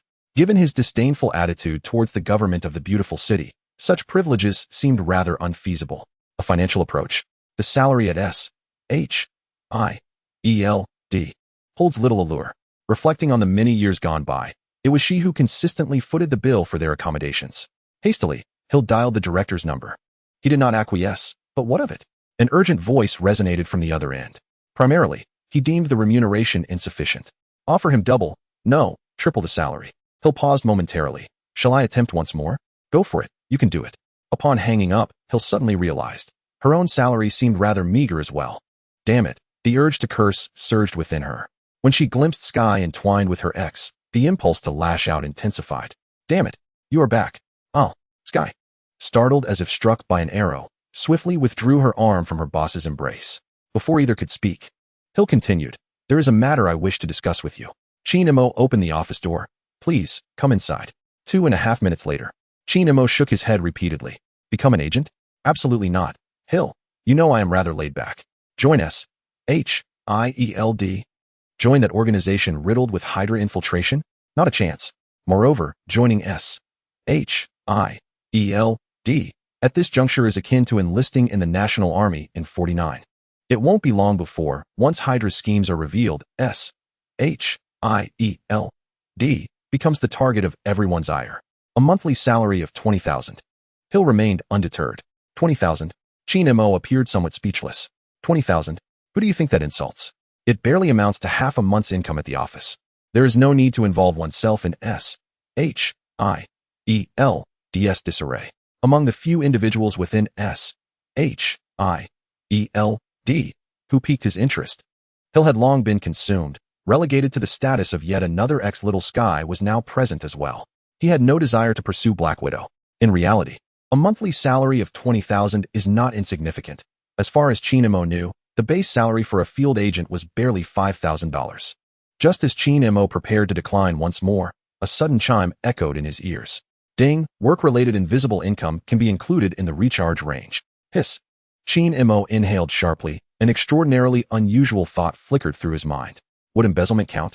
It is well known that the current head of S.H.I.E.L.D., Nick Fury, is notorious for his audacious operations, notably the extensive network of safe houses around the globe. Thus, the question arises, where does this mere director procure the funds to establish such a multitude of safe houses? The answer is glaringly apparent: embezzlement. Though the system did not respond, Qin Mo had already formulated an answer in his mind. However, he did not concede outright, but leaned closer to Hill's ear, whispering a few words that would make anyone blush. Hill, her cheeks flushed, softly murmured, very well, just this once. Tonight was destined to be an extraordinary evening, as Qin Mo had discovered an alternative method of earning, a form of compensation that could be included in the recharge range. Indeed, the operational funds available within S.H.I.E.L.D. are relatively modest compared to the vast economic landscape of the United States. Yet, this presents a reliable ladder, one that can elevate Qin Mo to greater heights. Lower-tier agents may not accrue much, thus he could ascend to the rank of senior agent. If that proves insufficient, he might aim for the director's position, or even aspire to become a congressman, mayor, or governor, ultimately reaching the pinnacle of power in the nation. There is no reason why Ross should attain the presidency when he cannot. Qin Mo must siphon the entirety of the United States. At this moment, An overwhelming ambition surged within H.I.E.L.D, prompting him to sweep H.I.L.D into his arms and rush into the bedroom. Passion demands expression. Indeed, H.I.L.D is his lucky star. Otherwise, when would he have discovered this marvelous strategy? I shall become the voice of the United States. Chapter 11. A young man arrives at the bureau in order to become president in the United States. 3 stringent criteria must first be met. Firstly, one must be a native-born citizen. In the previous world, why could Elon Musk, the world's richest man, not run for president? It is precisely because he was not born on American soil. In this regard, H.I.E.L.D meets the requirement. Secondly, one must be over the age of 35. At 23, H.I.E.L.D has a generous 12 years until he reaches this milestone in 2020. There is ample time ahead of him. Thirdly, one must have resided within the United States for at least 14 years, a condition he also fulfills. Once these hard criteria are satisfied, there remain numerous non-constitutional, yet typically essential conditions, such as party support and nomination, political experience and public image, campaign funding and resources, and compliance with electoral procedures. In light of these requirements, H.I.E.L.D began to chart a course for himself, to become a renowned superhero across the nation and to run for New York City Council. With a plan forming in his mind, he strategized how to emerge as a top-tier superhero. He must not, like Superman, become a mere punching bag, enduring relentless humiliation. Rather, he should emulate the allure of a figure like Azazel, whose unique approach inspires admiration. Recently, a pivotal opportunity to cement his status as a superhero presented itself: the imminent clash between the Hulk and Abomination on the streets of New York. To resonate more deeply with the public, the destruction wrought by their battle must be magnified, thus facilitating his heroic entrance. Ah, how brilliant I am! H.I.L.D, nestled in H.I.E.L.D's embrace, playfully nudged his chin, inquiring, "What are you thinking about?" "Why the cheerful smile?" "Envisioning our future collaborations," he replied. H.I.L.D rolled her eyes. "As if I would believe that. If you truly meant it, why did you reject me so many times last night?" Seeing H.I.L.'s expression, H.I.E.L.D felt a surge of determination. "You doubt me, do you? It seems my efforts have not been sufficient. Allow me to demonstrate with a dragon claw strike." As the sun climbed high in the sky, the love-struck pair strolled leisurely into the rather unpleasant S.H.I.E.L.D headquarters. Why unpleasant, you might ask? At this juncture, at least half of the organization's members were HYDRA operatives. Inside the S.H.I.E.L.D building, in the conference room, H.I.L.D retracted her smile, her tone tinged with a hint of supplication. "Our director is an African-American. Please try to temper your temperament." Thud. H.I.E.L.D slammed his hand on the table. Damn it, have some individuals elevated their status too high? In pursuit of becoming the corrupt president, he has begun to construct a persona to make the rednecks great again. H.I.L.D, with one hand pressed to her forehead, felt an overwhelming sense of resignation. She had anticipated this outcome. Nevertheless, there were numerous individuals within S.H.I.E.L.D who harbored similar sentiments. One more wound to make a difference. Shortly thereafter, 2 figures pushed open the door to the conference room. The leading silhouette, bald, one-eyed, clad in a black trench coat, unmistakably the infamous Egghead. Damn it. "Welcome to the Department of Homeland Strategic Defense, Attack, and Logistics." It dawned on H.I.E.L.D that S.H.I.E.L.D was not yet known by that name. "I look forward to your guidance in the future." Nick Fury nodded in satisfaction, reveling in the glory that came with his position as director. Before him stood a tall and handsome Caucasian. In the past, he would have had to kneel and address him as my lord upon their first meeting, perhaps even endure a few lashes. "Murdock, for the time being, you will follow Coulson. Once your internship concludes, your agent rank will be determined." Nick Fury had revealed his intentions. This was the true reason he had urged H.I.L.D to win over H.I.E.L.D, to assist Coulson, to forge a connection with Stark, and simultaneously, to uncover the truth of Stark's return. Regardless of the outcome, he would emerge victorious. 3 times over. All right. H.I.E.L.D suppressed his discomfort. "Damn it. I find it irritating to see a black man. Thankfully, I'm with the affable Coulson." Nick Fury made an appearance and then vanished. Subsequently, Coulson guided H.I.E.L.D through the onboarding process. The moment H.I.E.L.D received his agent credentials, he officially became a distinguished public servant, embarking on the first step of a long journey. Coulson smiled sincerely. "Murdock, let us go grab a bite." "Thank you, sir." Upon hearing "sir," Coulson grinned. "We're all friends. You can just call me by my name like H.I.L.D does." Although the two had recently parted ways, Coulson was aware that their feelings were not entirely extinguished. "All right, sir." News of the arrival of a young recruit at S.H.I.E.L.D spread like wildfire, almost the very next second after his employment. His file was placed before Alexander Pierce. This individual was the former director of S.H.I.E.L.D,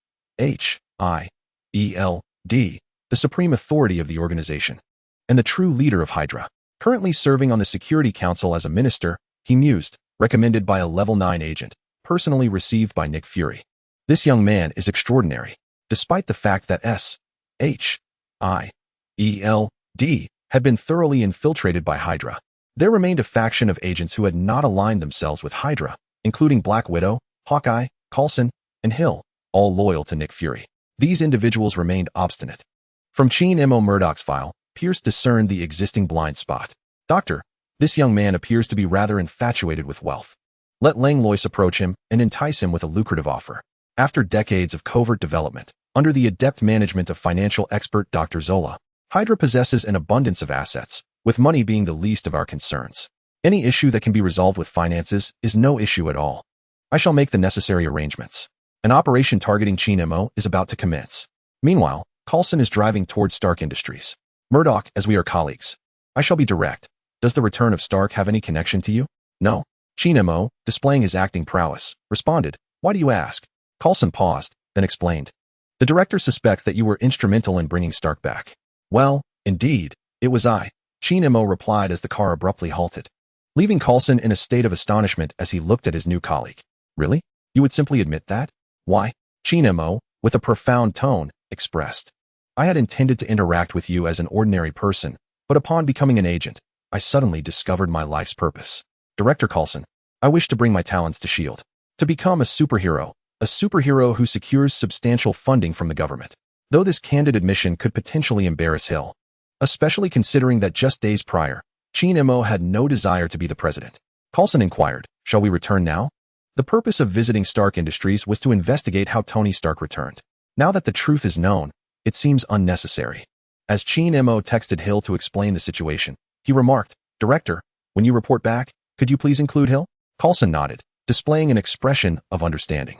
Rest assured, Agent Chin-Mo, under the influence of Agent Hill, openly acknowledges, How did you manage to bring Stark back without any immigration records? You will find out in due time. Chapter 12. Directly transferring money thus far, Chin-Mo has held several positions.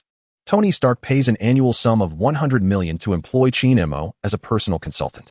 Following Hill's recommendation, he successfully joined S.H.I.E.L.D. as an agent of indeterminate rank. If he is not mistaken, it will not be long before HYDRA extends an olive branch to him as well. Consequently, an awkward reality has emerged. Due to his multiple roles, the Murdock firm is struggling to maintain operations.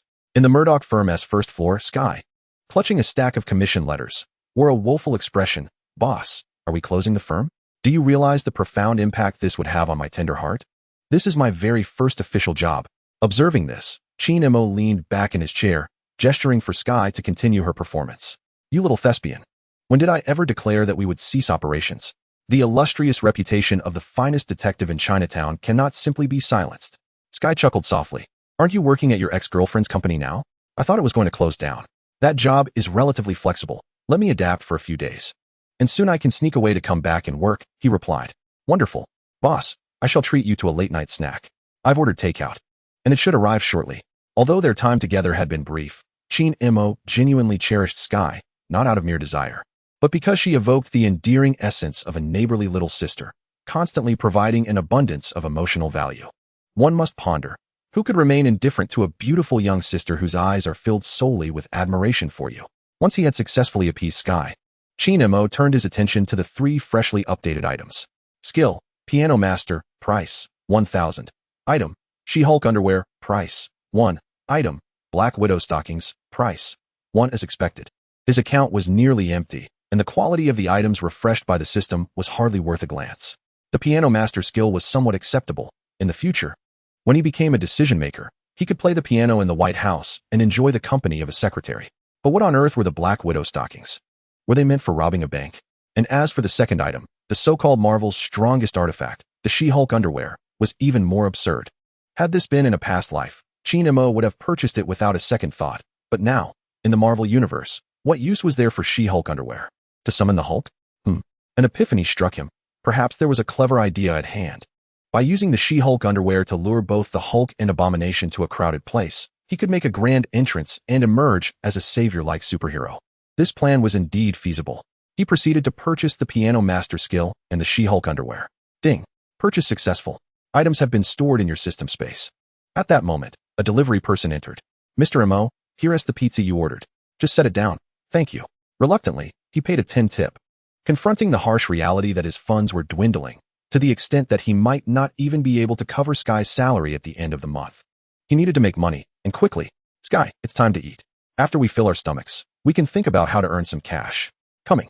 Just as Chin M.O. felt a surge of frustration from his financial woes, another individual, one overflowing with wealth yet equally vexed, grappled with his own challenges.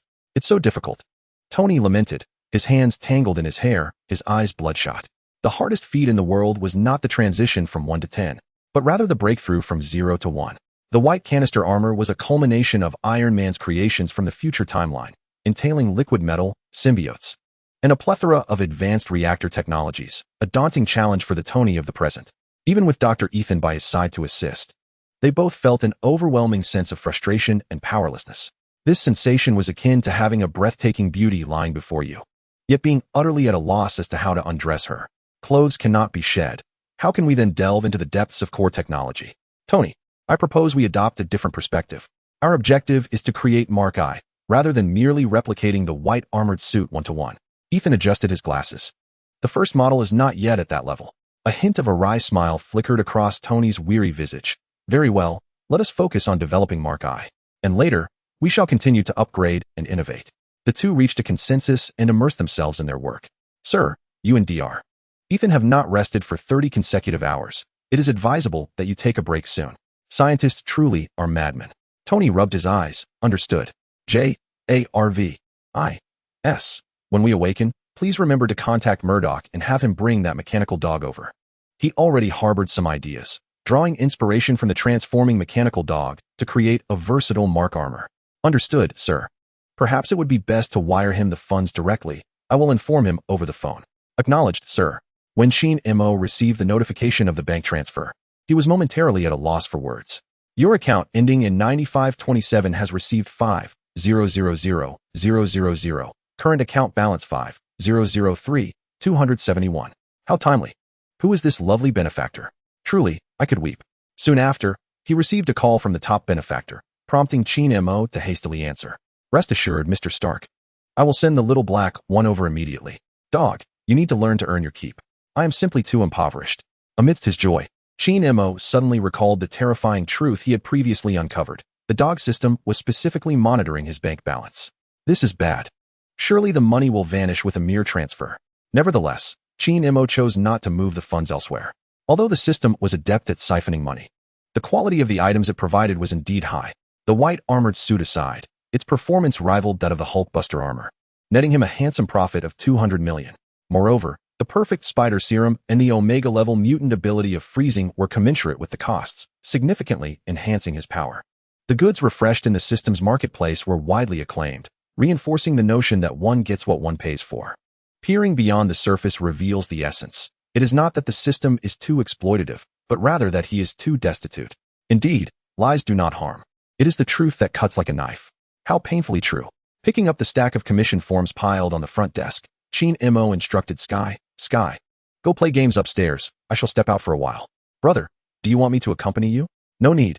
You stay home. It remains uncertain when Sky will awaken his superpowers to become a member of the Inhumans, seemingly through an object known as Terrigen Crystal to gain his abilities. Gazing at the highlighted commission form that Sky had meticulously marked, Chin M.O. stood frozen for quite some time. Mr. Smith suspected his wife of infidelity, with the object of her affections being his sister. Mrs. Smith suspected her husband of cheating, with the object of his infidelity also being her sister. Chin M.O. scratched his head, realizing that his mind seemed somewhat overwhelmed. After a considerable period, he retrieved a pen from the system space and continued to simplify the contents of the commission. Today's task: investigate an unfaithful man and a woman who has come out. Compensation: 100,000, 100,000. This couple certainly possesses a certain talent. Why bother with an investigation? They might as well live together as a quartet. Chapter 13. Future Campaign Slogan: Manhattan, Hyde Garden. The Hyde Garden Villa is one of the most renowned luxury residences in all of Manhattan. Situated in the bustling northern part of the Upper East Side, this place serves as the residence of the unfaithful individual. William Smith, a senator from New York? Chinemo was somewhat taken aback. Has the agency gained such notoriety? This information was meticulously gathered by Sky after receiving the commission, although young. She conducted an exceptionally detailed investigation of the task's objectives. Truly a seasoned hacker. In the series Agents of S.H.I.E.L.D. It was her hacking skills that prompted Coulson to invite her to join S.H.I.E.L.D. under the cover of night. Chinemo adjusted his body temperature to match the outside environment. While it is indeed illegal to spy, one must consider the happiness of the parties involved and the enticing reward of $200,000. Thus, he reluctantly compromised his principles for a moment. Perhaps luck was on his side, as 2 hours later, he effortlessly obtained the evidence sought by both parties. As fortune would have it, the system store refreshed once more. Skill: Master of Unrestricted Combat. Price: 100,000. Item: Black Widow Stockings. Price: 101. Discount Super Offer. Alpha Level Mutant Ability. Energy Absorption.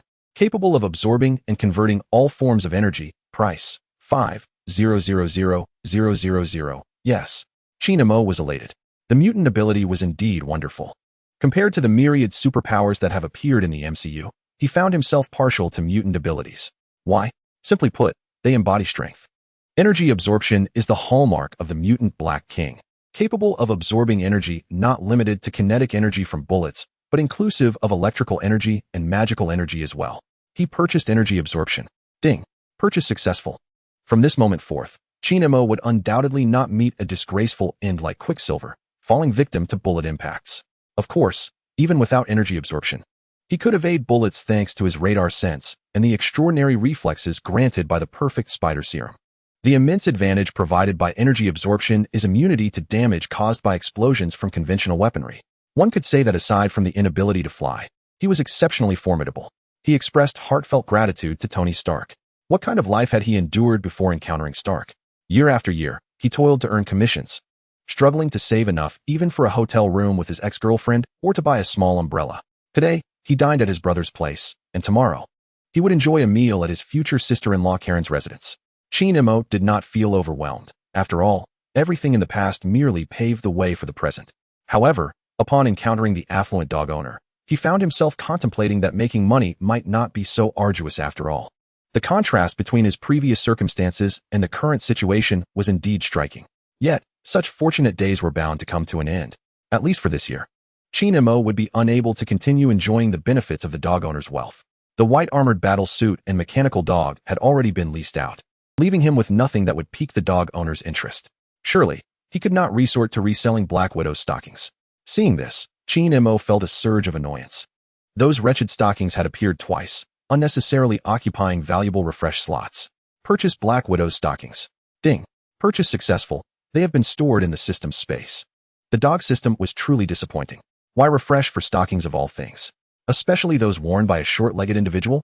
Even upon returning to the office, Chinemo could not help but mutter to himself. He had no regard for short legs, let alone stockings worn by them. They were rather slippery. On the second floor of the Murdock office, Chinemo hesitated for 2 seconds while staring at the unlimited fighting master. The dog system was indeed infuriating. The deposits for 2 commissions amounted to exactly 100,000. The allure of the unlimited fighting master, in isolation, was not particularly enticing to him. This was Marvel, a realm inhabited by superhumans, deities, and even the creators of the universe. The fighting master held little prestige, especially when compared to the perfect spider serum. Now, that was something significant. Just imagine, a master of 8 extremes boxing, possessing Omega-level freezing abilities and Alpha-level energy absorption, transformed into Spider-Man, who also happened to be an unlimited fighting master. What a sight that would be. Forget about American glutes and imitation masters. They were mere poultry in comparison. Purchase Unlimited Fighting Master. A flood of imagery surged into Chinmo's mind, and he felt countless combat techniques become instinctual within him. He let out a breath towards the mouth of a beer bottle, and the warm beer instantly transformed into a refreshing beverage. Next, it was time to seek a suitable opportunity to enhance his popularity. He had not forgotten his original intention for joining S.H.I.E.L.D. to use it as a springboard to ascend as the great orator of the land, while also earning some legitimate compensation recognized by the system. All to achieve invincibility swiftly and shatter the fourth wall. He had even devised a campaign slogan. Once Thanos snapped his fingers and half the Earth's population vanished, he would be of the right age to meet the candidacy requirements. At that point, he would publicly announce his bid for the next president, declaring his slogan, "Bring back half the vanished population and make this land great again." He would morally bind every voter. "You won't vote for me? What does that mean? Do you not wish for the other half to return? How heartless you are! Regardless of blue states or red states, if you do not vote for me, you cannot be considered human. You are the dregs of society, a beast. If President Roosevelt can serve, why can't I, King Murdock? As long as he can bring back half the population, he is unaware of how he might lose." With a smile gracing his lips, H.I.E.L.D. drifted into slumber. The following morning, he awoke punctually. "Sky, these are the pieces of evidence requested by the client. Remember to have them come collect." "Understood, boss." Sky's drowsy eyes suddenly sparkled as they focused intently on a segment of text on the document envelope. "It would be delightful for the four of us to join together." In the underground parking facility of S.H.I.E.L.D., H.I.E.L.D. expertly parked the pre-owned Mazda in its designated spot. Just as he exited the vehicle, he sensed someone approaching. A Caucasian man, with deep-set eyes and a black earpiece dangling by his ear, approached and greeted him. "Hey, just arrived?" Recognizing the individual, H.I.E.L.D. nodded. "Hello, I've only been here a few days." The white man extended his hand with a smile. "Raimlo, captain of the Rapid Response Special Forces. Murdock, rank pending." Indeed, HYDRA had made its appearance. Did this not imply that there was yet another opportunity for financial gain? In the face of monetary allure, H.I.E.L.D.'s principles were remarkably flexible, or one might say, he possessed little to no principles at all, especially given his penchant for extravagant expenditures. Upon hearing the other's rank was pending, Raimlo's demeanor grew increasingly enthusiastic. Such a situation had not occurred within the agency for years. The two engaged in casual conversation within the elevator. This scene inexplicably reminded H.I.E.L.D. of the infamous elevator battle featuring numerous muscular men, accompanied by the phrase, "Hail Hydra," which delighted Raimlo immensely. Ding! The elevator arrived at the floor designated for the Rapid Response Special Forces, and Raimlo extended an invitation for collaboration. "Feel free to drop by often." H.I.E.L.D. responded with a smile, "Sure." Chapter 14. A slight surprise is quite normal in the S.H.I.E.L.D. headquarters, on the 9th floor, within the agent's office. H.I.E.L.D. sat at his workstation, idly passing the time. The encounter with Raimlo that morning, who appeared to be merely the captain of the Rapid Response Special Forces, was in reality a covert agent for HYDRA, one of the trusted confidants of Alexander Pierce, the leader of HYDRA. Within S.H.I.E.L.D., aside from Nick Fury's inner circle, a significant majority of agents were affiliated with HYDRA. Conversely, one could argue that the likes of Eggman and his subordinates were the true undercover agents within HYDRA. H.I.E.L.D. contemplated the invitation to join forces with HYDRA, realizing it warranted careful consideration. In terms of becoming a prominent figure within the political landscape, HYDRA could either serve as a boon or a burden, largely depending on H.I.E.L.D.'s ability to navigate the complexities. Presently, within the political arena, key figures such as Pierce, the Minister of the Security Council, Gideon Malik, and Senator Stern were all high-ranking members of HYDRA. If managed well, they could provide substantial support. If mishandled, they could transform into a liability. In essence, H.I.E.L.D. understood he had the upper hand with HYDRA. "Murdock, I'm treating tonight. Let us gather after work." Coulson's voice pulled H.I.E.L.D.'s wandering thoughts back to reality. "Sounds good." H.I.E.L.D. jested. "What brings such joy? Have you struck it rich?" He welcomed the newcomer to their collective family and mentioned that they were also hosting a gathering for colleagues who had recently returned from an outing. "No problem." H.I.E.L.D. nodded, sensing that the duo of the short-legged companion and the fortunate ADC would soon be rejoining the ranks. Coulson paused. "Your agent status will likely take some time for approval." H.I.E.L.D. grasped the underlying implication. The results would only manifest after demonstrating his worth. "Thank you." In truth, the relationship between S.H.I.E.L.D. and H.I.E.L.D. was not one of mutual pursuit. Both parties harbored their own agendas. The figurehead of S.H.I.E.L.D., Eggman, had invited H.I.E.L.D. to join not merely out of trust, but also out of suspicion and a desire to probe further, with greater ambitions centered around the Night Devil. Matt Murdock. Eggman was fervently intent on assembling an Avengers-like coalition. At that moment, Tony Stark had yet to become Iron Man, and the Hulk was a double-edged sword. With Thor absent and Captain America in slumber, Matt Murdock, active in Hell's Kitchen, appeared to be the more reliable choice. As for H.I.E.L.D., he viewed S.H.I.E.L.D. as a mere stepping stone towards greater ambitions, aiming for a leap into the White House. During afternoon tea, the adept at chance encounters, Raimlo, once again found H.I.E.L.D. in the downstairs smoking area. "Brother, are you free this afternoon? Shall we spar at the training ground?" Noticing the perplexed expression on H.I.E.L.D.'s face, Raimlo leaned in closer and whispered, "Apologies, it's the director's orders." Coincidentally, the former director, Pierce, had instructed him to approach H.I.E.L.D. for reconnaissance and potential allegiance, and now the current director, Nick Fury, had given him similar directives. Eggman, H.I.E.L.D. murmured. Let's go. I could use the practice. He was not inclined to conceal his abilities. The more he showcased, the more he could demonstrate his value. However, he was cautious not to unleash his full strength, primarily concerned about inadvertently harming Ramlo. At the S.H.I.E.L.D. training ground, Ramlo donned his training attire and warmed up with a flurry of punches, contrasting sharply with H.I.E.L.D., who stood still in a white shirt and black trench coat. Captain, you got this. Cheering from the sidelines were not only the well-meaning action team members and curious agents, but also Eggman, the affable Coulson, and the recently returned short-legged Natasha, all observing the unfolding scene. Brother, I'm ready, Ramlo declared, his fists poised, still attempting to foster camaraderie. Come on, H.I.E.L.D. beckoned with a gesture. In truth, this was his first combat encounter since recently acquiring superhuman abilities, leaving him momentarily unsure of how much strength to wield. 3/10 of his power. Remembering that Ramlo could hold his own against Captain America for several minutes, H.I.E.L.D. surmised that employing 3/10 should suffice. At that moment, under the watchful eyes of the spectators, Ramlo launched a punch with lightning speed, while H.I.E.L.D. remained planted in place, resembling a colossal figure. The outcome was inevitable. That punch would undoubtedly sting. However, through H.I.E.L.D.'s perspective, time seemed to slow as he observed Ramlo's punch, each frame unfolding with precision. The perfect spider serum indeed proved to be formidable. He slightly tilted his body, evading the punch. Langmuro, having missed his strike, collided with the ropes, momentarily stunned. Upon turning back, his expression turned grave, shedding the earlier nonchalance. This was indeed a master. The previously boisterous training ground fell eerily silent, with a certain onlooker's eyes gleaming with excitement. Had they stumbled upon a treasure? The subsequent scene further validated this notion, despite Langmuro's relentless attempts to land a blow. He could not so much as graze the hem of his opponent's attire. After countless collisions with the ropes, Langmuro's fury boiled over, and he snarled through gritted teeth. Brother, is dodging all you can do? In response, H.I.E.L.D. stepped forward with his left foot, slightly shifting his stance to gather strength. The crowd heard a thunderous roar, Iron Mountain strike. 5 seconds later, a resounding thud echoed through the air. Langmuro spewed blood, his form resembling a kite severed from its string as he crashed through the ropes and was propelled several meters across the training ground, only coming to a halt upon striking the wall. Once on the ground, his body convulsed violently. After several moments, the Special Forces team members rushed forward, intending to assist their captain, but Langmuro cautioned, "Don't move, it's broken." The onlooker immediately grasped the situation and shouted, "Quick, get him to the medical room." H.I.E.L.D. hurriedly approached. "Brother, my apologies, I couldn't control my strength." "It's fine, brother," Langmuro replied, spitting out another mouthful of blood. "A sparring session? A little unexpected is quite normal."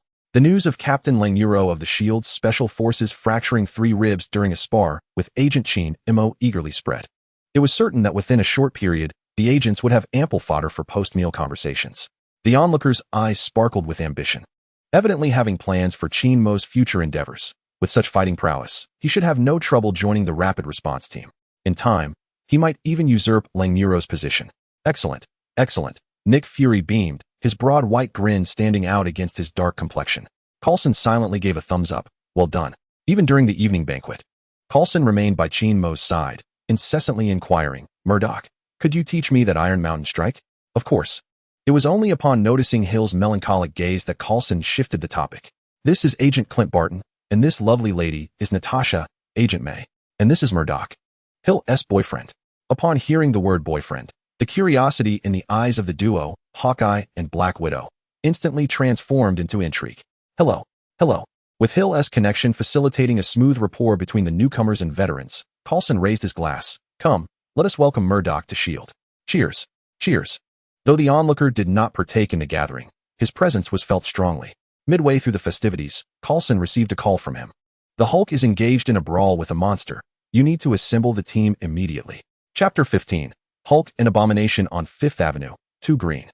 Muscular behemoths were locked in a fierce exchange of blows, each delivering powerful strikes in a passionate melee. Surrounded by burning vehicles, heavily armed soldiers, the deafening roar of helicopters, and a panicked crowd fleeing in all directions, chaos reigned supreme. When Coulson and his team arrived, this was the scene that greeted them. The expression on Hulk Coulson's face was grave. While ordinary individuals may be unaware of the Hulk's origins, Coulson was acutely aware. The Hulk was born from an unfortunate incident within the military's super soldier program. A select few knew that the director intended to recruit Bruce Banner. The Hulk, into S.H.I.E.L.D. And what of that grotesque behemoth, even more monstrous than the Hulk? Goodness, whose lieutenant is so valiant as to exchange blows with the Hulk, even gaining the upper hand? Was there yet another experiment gone awry? A short quip escaped someone's lips, met with silence. H.I.E.L.D. stood behind the group, taken aback by the sight of the Hulk and Abomination brawling in the streets. If his memory served him correctly, it had only been after Iron Man and Ironmonger's furious clash that the Hulk faced off against Abomination. Could it be that his earlier rescue of Tony Stark from the cave for a reward of $5 million had set off a chain reaction? Regardless, this was a prime opportunity for a hero to make an entrance, a pivotal step towards his ascendance in the realm of power. Despite the fervor igniting within him, H.I.E.L.D. scanned the surroundings and noted the absence of media, compelling him to bide his time. Without the media present, it was not yet the moment for him to act. Otherwise, his efforts would be in vain. H.I.E.L.D. understood well the essence of the Azu doctrine. The true essence of a superhero lies not merely in the title, but in individual performance. In the ensuing moments, it was not merely a matter of confronting the Hulk or Abomination. Given the fervor already ignited in both Titans, his intervention would likely result in a brutal onslaught from the two giants. Yet, this was precisely what H.I.E.L.D. hoped for. If he were to make his move, it must resonate profoundly. He was determined to deliver an unforgettable shock to the audience, maximizing his popularity and facilitating his future political aspirations. During this time, Coulson received a phone call. On the other end was a single directive: refrain from intervening and wait for the Hulk's battle to conclude. Nick Fury understood that reliable and capable confidants were few. There was no need for agents to involve themselves in such a high-stakes confrontation. In the heart of the street, the Hulk and Abomination grew increasingly emboldened, their mutual exchange of blows proving insufficient to satiate their burgeoning thirst for battle. They began hurling automobiles at one another. Massive vehicles, weighing over a ton, were tossed around like toys in the hands of these titans. Boom, boom, boom. Let us keep our distance. Coulson urged his fellow agents to retreat hastily. Noticing that H.I.E.L.D. remained rooted in place, he prepared to pull him away, only to witness H.I.E.L.D. charge forward, feet pounding against the ground. The news crews had been present for some time, and the audience had already witnessed the destructive prowess of the two giants. It was time for the Guardian of the Big Apple to make his grand entrance. Almost simultaneously, the Hulk and Abomination, having gained momentum over a distance, charged towards one another. It is foreseeable that what follows will be a spectacular clash of titans, and seasoned media professionals have already directed their live cameras towards the scene. However, the anticipated collision fails to materialize. After a brief moment of tranquility, a gasp reverberates through the air. Oh my God, there is someone in the middle. In the center of the arena stands a figure, seemingly diminutive, who manages to block the dual onslaught of the two monstrous beings. Almost immediately, under the bewildered and enraged gaze of the Hulk, two thunderous sounds resonate, accompanied by shockwaves radiating outward, as the two hulking figures are propelled several meters away. Coulson and the others stare in astonishment, rendered speechless for an extended duration. In the center, H.I.E.L.D. strikes a dramatic pose, demonstrating his acting prowess. Earlier, he had utilized energy absorption to harness the kinetic force generated by the Hulk's punch and subsequently redirected that energy toward the adversaries. Essentially, it was as if they had each received a punch from H.I.E.L.D., compounded with the force of their own attacks. The combined strength could be likened to a master sorcerer conjuring a portal, causing the adversary to strike themselves. The two titans rise from the ground, shaking their heads, clearly affected by the previous blow. This sudden turn of events is broadcast live across televisions, capturing the attention of households nationwide, resulting in a flurry of excitement. Even the temperature seems to drop significantly. Before the Hulk can regain his composure, the Abomination, filled with fury, charges toward H.I.E.L.D., his eyes glinting with a predatory hunger, as if he yearns to devour him whole. The Abomination is consumed by thoughts of injustice. Why should he, transformed into this grotesque form, acquire the long-desired power, while the unexpected newcomer remains so strikingly handsome? What right does he possess? With a colossal fist raised, filled with rage and profound resentment, the Abomination strikes, unleashing another shockwave that disperses outward. H.I.E.L.D. withstands the blow, emerging unscathed. Until the kinetic energy reaches the threshold for absorption, he is virtually immune to physical harm. The battle between H.I.E.L.D. and the Abomination is a fierce exchange, each strike reverberating with intensity. The air is filled with shockwaves and sonic booms. On board a helicopter, General Ross, the initiator of the military's super soldier program and a man who has spent years attempting to capture a certain son-in-law, breathes heavily. His gaze is filled not only with desire but with an insatiable longing for this extraordinary power, capable of rivaling the Hulk. yearning to claim that individual for himself. Not only Ross, but Nick Fury, witnessing the unfolding scene through the live broadcast, is on the verge of overwhelming Coulson with incessant calls. Coulson, for heaven's sake, answer the phone. Please answer it. Upon seeing the Hulk joining the fray while H.I.E.L.D. continues to dominate the two titanic adversaries, Fury drives furiously toward the scene, nearly losing his mind. Murdock is mine, all mine, Fury exclaims, his obsession consuming him, as a long-lost figure crosses his mind. All of it, it belongs to me. Having just undergone surgery, Rumlow lay in the S.H.I.E.L.D. medical bay, engaged in a phone conversation. At all costs, bring Murdock to me. Money is no object, and if you need personnel, they shall be provided. On Fifth Avenue, H.I.E.L.D., wielding a large bag of tricks, effortlessly hypnotized his adversary. He then turned to unleash a relentless barrage upon the furious Hulk, brandishing another bag of tricks. It is said that the angrier one becomes, the stronger they are. At this moment, the Hulk evidently found himself in a heightened state. Perhaps the accumulated pressures of the years had finally found an outlet, or perhaps through this clash, he discovered his place within the food chain. In any case, the exhilaration of battle was intoxicating. Observing the disheveled Hulk, whose eyes darted with confusion, H.I.E.L.D. felt a peculiar sense of mischief and leaned closer to whisper in the Hulk's ear, "You wouldn't want anything to happen to your girlfriend, would you?" The ensuing roar echoed through the heavens. The green giant, Hulk, with eyes aflame, expanded in size at a visible rate.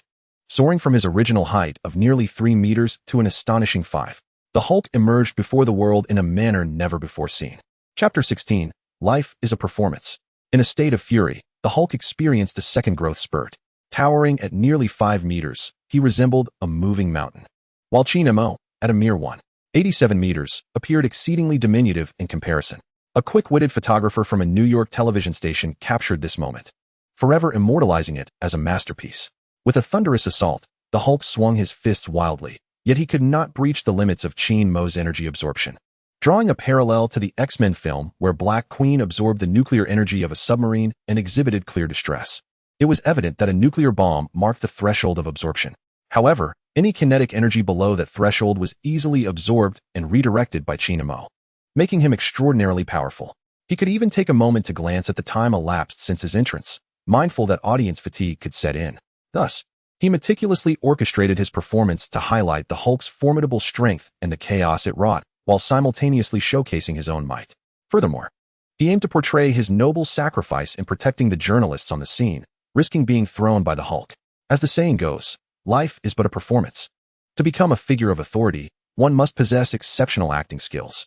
After successfully enacting his role of heroically saving the crowd from being hurled by the Hulk, 5 minutes had passed since his entrance, perfectly aligning with the emotional crescendo of the audience. He was now prepared to deliver a magnificent finale to the evening's grand spectacle. The Hulk continued to pound his chest and roar in fury. Seizing the moment, H.I.E.L.D. gestured toward a damaged fire hydrant, and the gushing water instantaneously transformed into several ice dragons, roaring forth to charge at the Hulk. Moreover, the water that had previously flowed along the street crystallized into ice. This scene, while appearing exceedingly formidable, fails to inflict any substantial harm upon the Hulk. However, what H.I.E.L.D. desires is an impressive spectacle, for with each punch he delivers to the Hulk, the blood within him begins to freeze. Within mere seconds, the Hulk senses a grave discomfort. If this continues, his entire body will become encased in ice. With a furious roar directed at H.I.E.L.D., the Hulk leaps, seizing the helicopter that hovers above and dragging it down to the ground, whisking away his bewildered girlfriend Betty before turning to flee. As for his hapless father-in-law Ross, trapped within the wreckage of the helicopter, the Hulk does not spare him a glance. True love for his girlfriend outweighs any familial obligation. Thus, this farce reaches its conclusion. Almost immediately, dozens of reporters and camera-wielding photographers rush towards H.I.E.L.D., skidding across the icy surface, undeterred by falls as they scramble to their feet. "Excuse me, sir? Are you a superhero?" one inquires. "Sir, I am from New York television," H.I.E.L.D. interjects, raising his hand to halt the swarm of reporters clamoring for interviews. There are still individuals in need of rescue. Together, the crowd manages to extricate Ross and the pilot from the wreckage, ensuring their safety before H.I.E.L.D. begins to address the media. "I am merely a public servant. I acted because I hold deep affection for this land. It is not my desire to be a superhero. I yearn for world peace." At that moment, he seems to radiate a certain light. As the throng grows increasingly numerous, H.I.E.L.D. pulls Agent Coulson close. "This is Mr. Coulson, my superior. Please direct your inquiries to him. Seizing the opportunity to evade the press, he swiftly vanishes from sight. As the news of the day's events circulates, H.I.D.RA anticipates a meteoric rise in his popularity. Consequently, strategizing how to leverage this newfound fame for personal gain becomes crucial. Upon opening the door to his office, a striking figure lunges into H.I.D.RA's embrace, with Sky's eyes sparkling with admiration. Brother, you are so impressive. Yet, despite the beauty in his arms, his mind is elsewhere. Quickly, gather your things. We must move. Remaining in Chinatown, while fostering an approachable image, has become somewhat excessive. After securing a vacant residence from a wealthy benefactor, H.I.D.RA hastily departs under the cover of night. As the saying goes, every gain comes with a loss. To achieve invincibility swiftly, he must continually invest. In pursuit of significant wealth, he embarks on an extraordinary path to power, ascending to the pinnacle of influence. To reach this summit, he opts to become a superhero and reveal his identity. He readily accepts the myriad complications that arise from this exposure. In life, there are seldom perfect solutions. Moreover, he must maintain an air of mystery for the time being. Let the bullets fly for a while. As dawn breaks, newspapers across the nation and the internet are inundated with reports of the street battle in New York, featuring headlines that are both bold and bizarre. God is white. Emerging from the pages of a comic, The King. Why take action? Because I hold a profound love for this land. A multitude of journalists have flocked to Chinatown from every corner of the globe, eager to interview this remarkable superhero. Fortunately, H.I.D.RA made the decision to relocate with great resolve. At Stark's seaside manor, Tony awoke from the sofa in his laboratory as the timely voice of Jarvis resonated. Sir, there is news that may pique your interest. News? What news? Has God descended to Earth? Please look at the big screen. 10 minutes later, Tony sprang to his feet. Wong Defa. That kid is truly formidable. Jarvis, connect me with him. No need, Tony replied, his eyes sparkling with excitement. I shall seek him out personally. No wonder he had to move overnight. In Manhattan, at Hyde Gardens, Villa No. 1. Tony knocked on the door that once belonged to him, though he had not resided there since its renovation. There was simply no way. He had too many houses to occupy. Last night, he had been tirelessly collaborating with Ethan, immersed in the critical phase of developing a foldable Mark suit, completely oblivious to the news. Even upon receiving H.I.D.RA's call about needing a place to stay, he had given it little thought. Suddenly, a small head peeked out from inside. Come in. Thank you so much, Mr. Stark. Otherwise, my brother and I would have nowhere to stay. Tony waved his hand dismissively. Feigning calmness. It's nothing. We are friends. Yet inside, he was a whirlwind of emotions. What a beast, truly a beast. When he finally met the main character, Tony extended his palm without hesitation. King, I offer you 100 million and this house in exchange for 100 milliliters of your blood.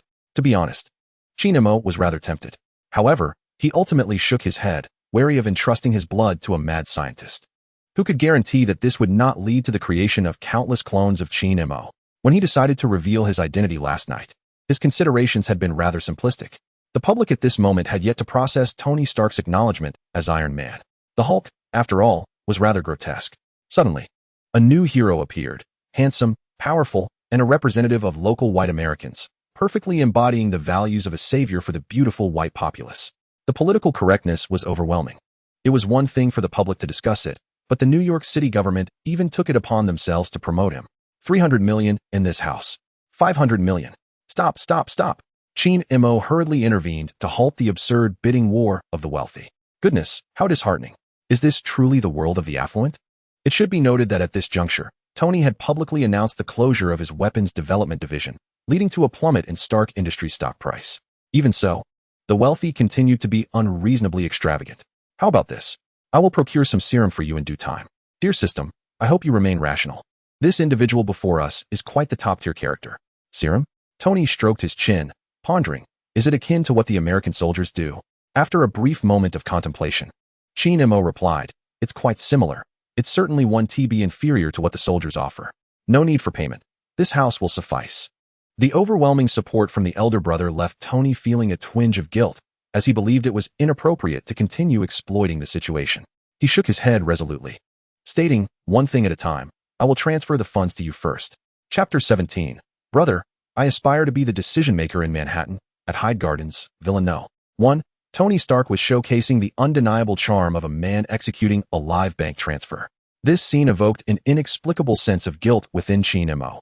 He realized he had transgressed one of the cardinal rules of exploitation, relentlessly milking a fat sheep. Ultimately, The day would come when the sheep would be fully shorn. Even during the period of Avengers Endgame, despite his significant wealth stemming from a monopoly in technology, Tony's personal assets barely surpassed the threshold of $100 billion.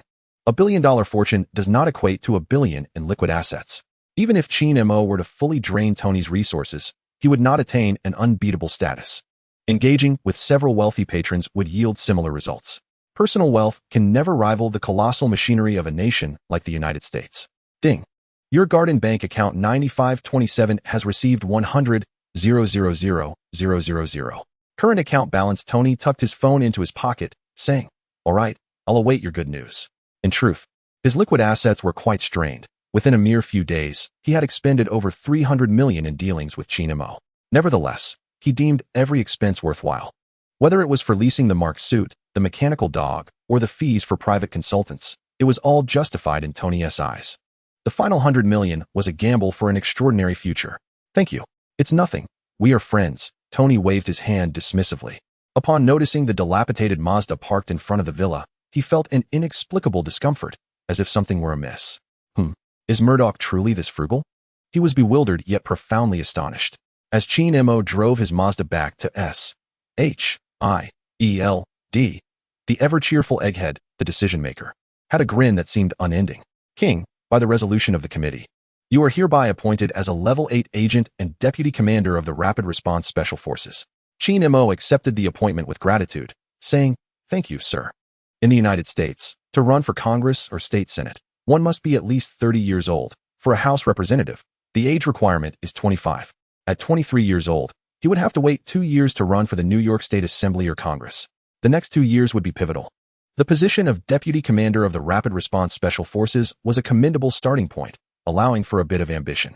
Nick Fury patted H.I.E.L.D.'s shoulder with a meaningful glance, saying, "With Rumlow still recuperating, you'll need to invest extra effort in the Rapid Response Special Forces." "Understood, sir." H.I.E.L.D. nodded. "Very well. You've now fully entered the lair of HYDRA." After a brief encouragement, Lou Dan made an excuse to depart, and shortly thereafter, Coulson approached to impart some wisdom. "Murdock, it would be beneficial for your future endeavors to establish a rapport with Langley. All right, once work concludes, I shall procure some supplements and pay him a visit." Coulson glanced around cautiously and whispered, "It would be better to go during working hours." H.I.E.L.D. hesitated. "Isn't that inappropriate? To cultivate a relationship with HYDRA while employed at S.H.I.E.L.D.? How utterly surreal." However, upon reflection, it seemed quite logical. S.H.I.E.L.D. and HYDRA had long been intertwined, indistinguishable from one another. In fact, should H.I.E.L.D. one day find himself at the helm of S.H.I.E.L.D., he would undoubtedly refrain from annihilating HYDRA entirely. One must understand the value of nurturing a formidable adversary. Rest assured, it poses no issue. Coulson continued, "There may be a need for us to visit Stark soon." "Very well." H.I.E.L.D. gestured an OK sign. It appeared S.H.I.E.L.D. had received intelligence regarding Ironmonger's impending plans. However, at this moment, the mechanical dog was by Tony's side, with its terrifying lethality. It was highly likely that the mortal Ironmonger would meet his demise. After accepting a series of compliments from his colleagues, H.I.E.L.D. deliberately brought along a can of pork rib soup to visit Langley. "Ah, Langley, you fractured 3 ribs. Drink more soup. It is said to remedy your form with nourishment. This wisdom is derived from our ancestors. Although he may have been born into the wrong life as a pale swine, surely the ancestors would not hold it against him. Oi, brother, I have come to see you." Langley, lying on the hospital bed, had a vacant gaze that, upon seeing H.I.E.L.D., suddenly sparkled with life, akin to a lifeless doll suddenly imbued with the soul. "Hey, brother, if, by the slightest chance, this esteemed figure were to join HYDRA, would it not solidify their grand ambitions?" Overwhelmed with excitement, Langley momentarily forgot his grave injuries and attempted to rise, only to be struck by a wave of excruciating pain. Noticing H.I.E.L.D. reaching out to assist him, Langley hastily interjected, "Do not move, it has broken again." "My apologies, brother, I shall summon the doctor." "It's nothing," Langley said, his face pale, yet he waved his hand in defiance. "Just a minor injury, nothing to worry about." H.I.E.L.D. raised his thumb in admiration. "You are indeed remarkable." After a few exchanges of pleasantries, the bond between them had evidently deepened, transforming them into brothers who could speak freely with one another. "Do take care of the special forces. I shall manage things here." "No problem. Focus on your recovery. And once you are well, we shall fight side by side." Had it not been for a sudden phone call, H.I.E.L.D might have already received an invitation from HYDRA to form a team. His dear brother Matt Murdock learned from mutual acquaintances about the fierce battle that transpired last night in Hell's Kitchen. At the Nelson Murdock law firm, Matt, Karen, and Foggy surrounded him as if they were meeting H.I.E.L.D for the first time. King, you've been quite adept at keeping secrets from us for so long. Hee. H.I.E.L.D scratched his head and said, Sister Karen, my primary concern is that revealing my identity might lead to unnecessary troubles. So why am I not worried now? Let's sit down and talk. You all are making me feel quite pressured. One by one, they took their seats. And Karen thoughtfully poured a cup of coffee for each person. It was only then that Matt spoke up. Go on, tell us. H.I.E.L.D responded candidly, Brother, I aspire to be the decision maker. The sound of 3 simultaneous sprays echoed through the room. Observing the scene, H.I.E.L.D exhaled, swiftly freezing the coffee into a slushy form before it could splatter on his face. A decision maker? A beautiful decision maker? Even with his blindness. Matt gazed incredulously at his younger brother. H.I.E.L.D, with a bear-like demeanor, shrugged his shoulders. Of course, where else would I go? Africa? In the future, I intend to run for the position of decision maker, and I will need a campaign team and funding. Both are indispensable. The trio, consisting of renowned lawyers and trusted associates, would serve as his campaign team, giving H.I.E.L.D great confidence. They could also double as legal advisors. Are you serious? Matt asked. Brother, I am quite serious. Why was H.I.E.L.D so obsessed with becoming president? To put it plainly, that esteemed monarch, during his second term as decision maker, sold reliable gold cards for $5 million each. Isn't that absurd? Ridiculous? Hilarious? Yet, in less than half a year, he sold 70,000 of them, raking in a staggering $350 billion. It's all about the money. This is the proper way to be a decision maker. H.I.E.L.D, could you share your reasons with us? Karen, future sister-in-law, was equally astonished. After all, she wasn't a stranger to H.I.E.L.D. They had known each other for many years, hence her surprise. Brother and sister, why did you establish a law firm? Before the trio could respond, H.I.E.L.D continued, to combat crime, to uphold justice, to assist those who cannot afford legal representation. But have you considered how many people you can truly help, even if you 3 work tirelessly day and night? 10, 100, 1,000. With so many people in need, can you truly make a difference? You cannot. This is why I want to become the decision maker. To his dear brother, H.I.E.L.D chose to be honest while withholding a part of his reasoning. He couldn't possibly say, Brother, I want to be the decision maker because they accumulate more wealth. If he were to express it so bluntly, the outcome would be predictable. His brother would undoubtedly be the first to oppose him. The superheroes in Marvel have been depicted in an overly idealized manner, while the character next door, Azu, resonates more with human nature. A person, if utterly ordinary, would not commit outlandish acts. However, once endowed with extraordinary power, transcending the masses, the ultimate fate would inevitably lead to insatiable greed. Superheroes belong to the realm of Krypton. In just a few brief sentences, H.I.E.L.D left the trio of Matt profoundly astonished. Are you serious, little brother? Matt inquired. I am quite serious, H.I.E.L.D replied. Moments later, the tall and graceful Karen was the first to express her support, saying, King, go for it. I stand by you. Following her, Matt's other dear friend and third partner at the law firm, the plump Virginia Nelson, declared, I'm with you too. Had this been merely 3 days prior, they likely would not have voiced such support. In fact, they might have even persuaded H.I.E.L.D to abandon this seemingly unrealistic ambition. The role of a spokesperson was not something that ordinary citizens could hope for. It was a game for representatives of great capital. However, the fierce battle on the streets of New York last night had transformed H.I.E.L.D into a nationally recognized superhero, particularly with his poignant declaration, I deeply love this land, which resonated as a rallying cry for the common folk. Tall, handsome, and of noble lineage, he appeared as if chosen by fate to be a spokesperson. With 2 friends voicing their support, Matt, as the older brother, naturally found no reason to oppose. What do you plan to do next? He inquired. Taking a deep breath, H.I.E.L.D slowly articulated his strategy. Since I do not yet meet the age requirement to run for office, I plan to first serve as a superhero, building popularity and cultivating a positive public image to facilitate the later gathering of voters. By the way, allow me to reintroduce myself. Before you stands an 8th-level agent of the Bureau of Strategic Homeland Defense, Attack, and Logistics, and the Vice Captain of the Quick Response Special Forces, King Murdock. S.H.I.E.L.D. Matt furrowed his brow. As Daredevil, Matt had some understanding of this department, which dealt with various extraordinary incidents. An agent, you say? Karen's expression turned anxious. Will this affect your future campaign for spokesperson? Rest assured, it will not, H.I.E.L.D replied, choosing not to elaborate further. After all, if an actor could become a spokesperson, what of an agent in public office? Wasn't there a certain emperor who also hailed from the ranks of agents? That's a relief, Karen sighed. We must all strive harder. We cannot hinder your progress. How could that be? Chin-mo replied earnestly. I will count on my brother and sister to be the legal advisors for the campaign team. The three before him included his older brother, his future sister-in-law, and his brother's close friend, all of whom were trusted confidants. Utilizing these three as a foundation, Chin-mo intended to establish a campaign team dedicated to serving him. He planned to discuss this matter with his elder brother Tony once the serum was refreshed in the marketplace. The campaign funds have indeed arrived.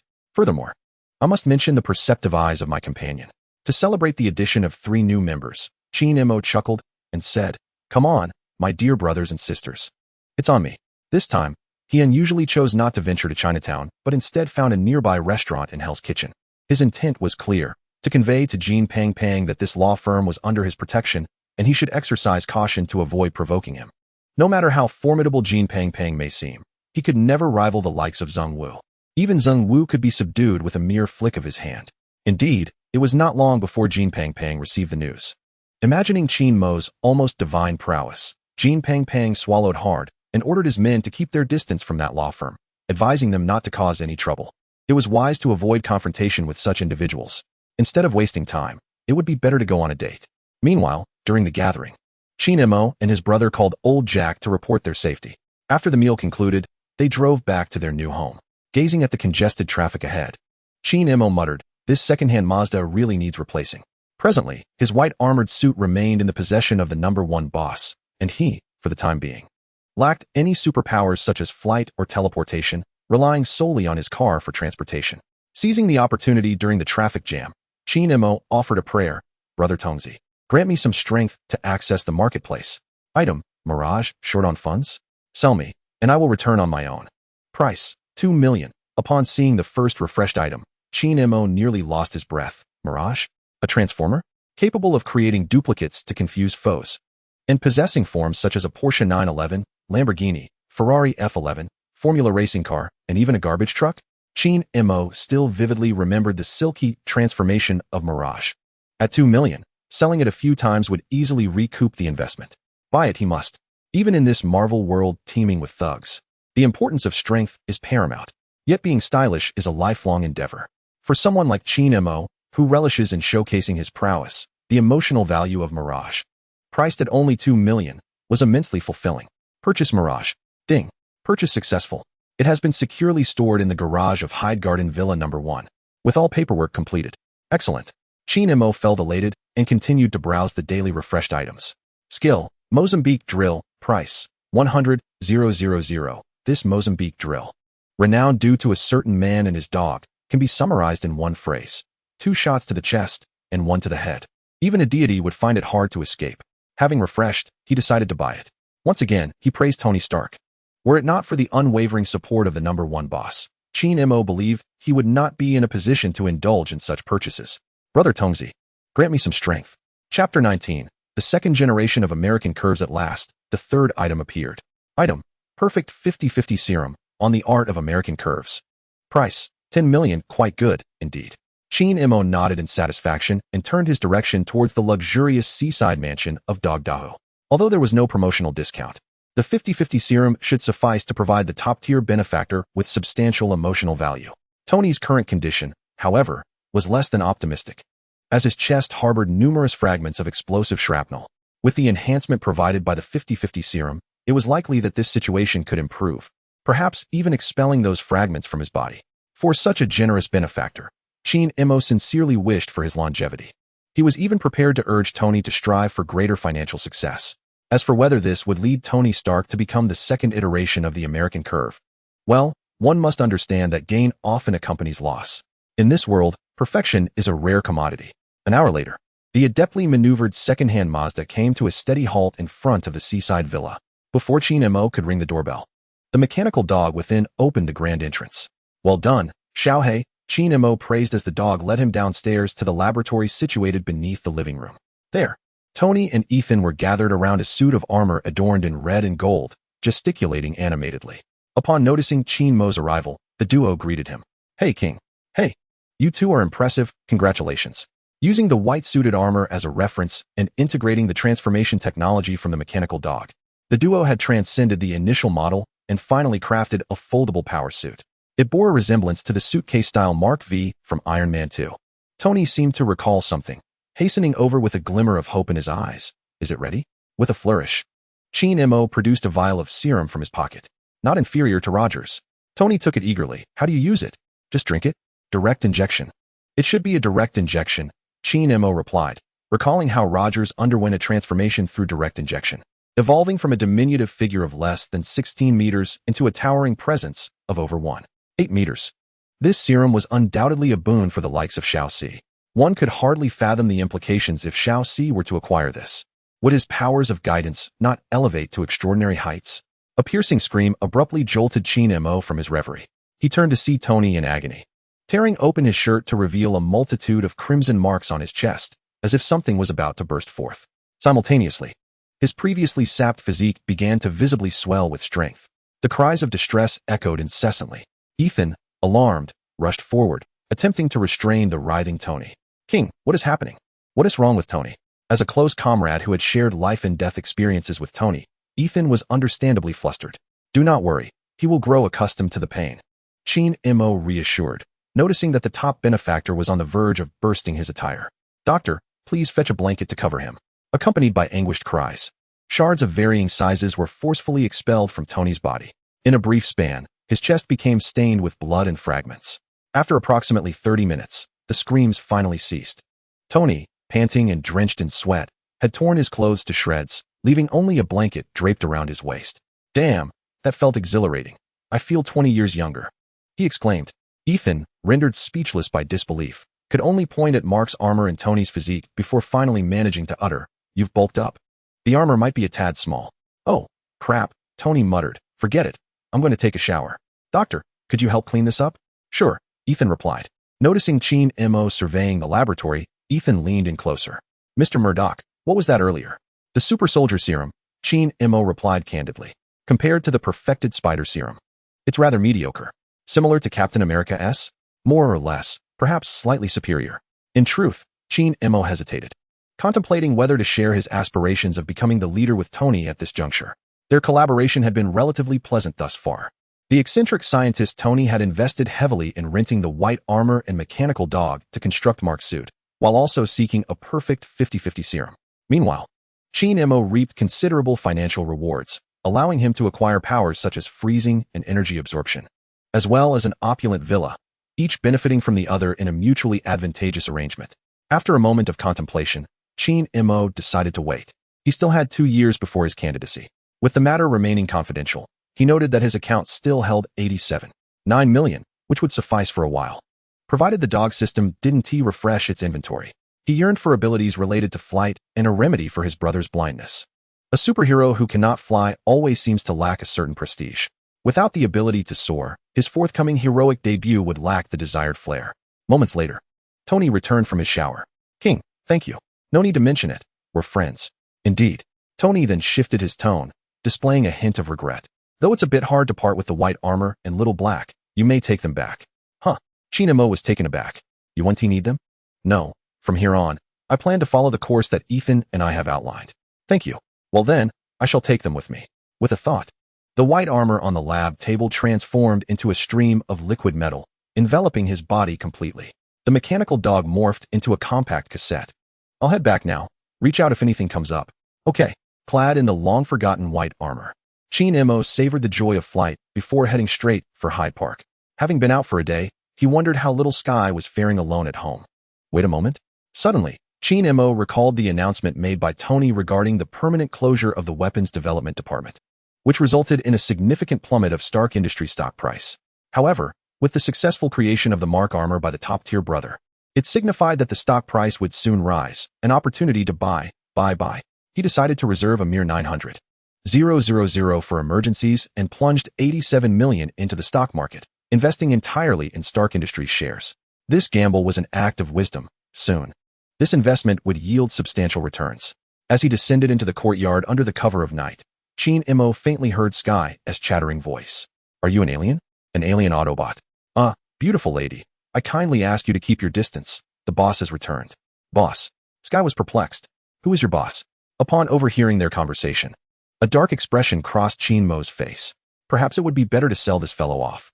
Chapter 20. The mysterious Murdock Industries Sky. Take this 500,000 and swiftly transition the office operations online. Understood, boss. I will ensure the task is completed. Sky was adept at distinguishing between casual and professional interactions, addressing him as boss during work and bro in daily life.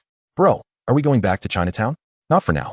Mo retrieved a tape of the transforming mechanical dog from his pocket. I have relinquished the storefront.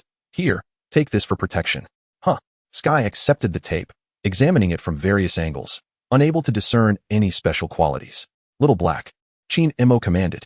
With a series of mechanical sounds, the small tape fell from Sky's grasp and transformed into a formidable mechanical dog, wagging its tail incessantly at the two.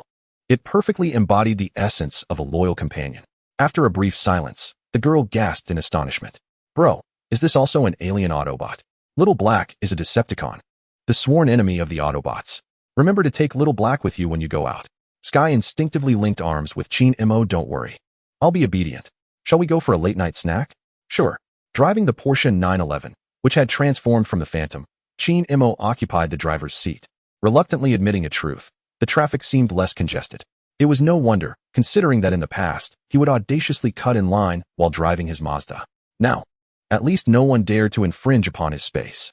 Following the battle with Hulk and Abomination, which had resulted in his abrupt disappearance, Mo's popularity had surged, akin to a dam overflowing with water.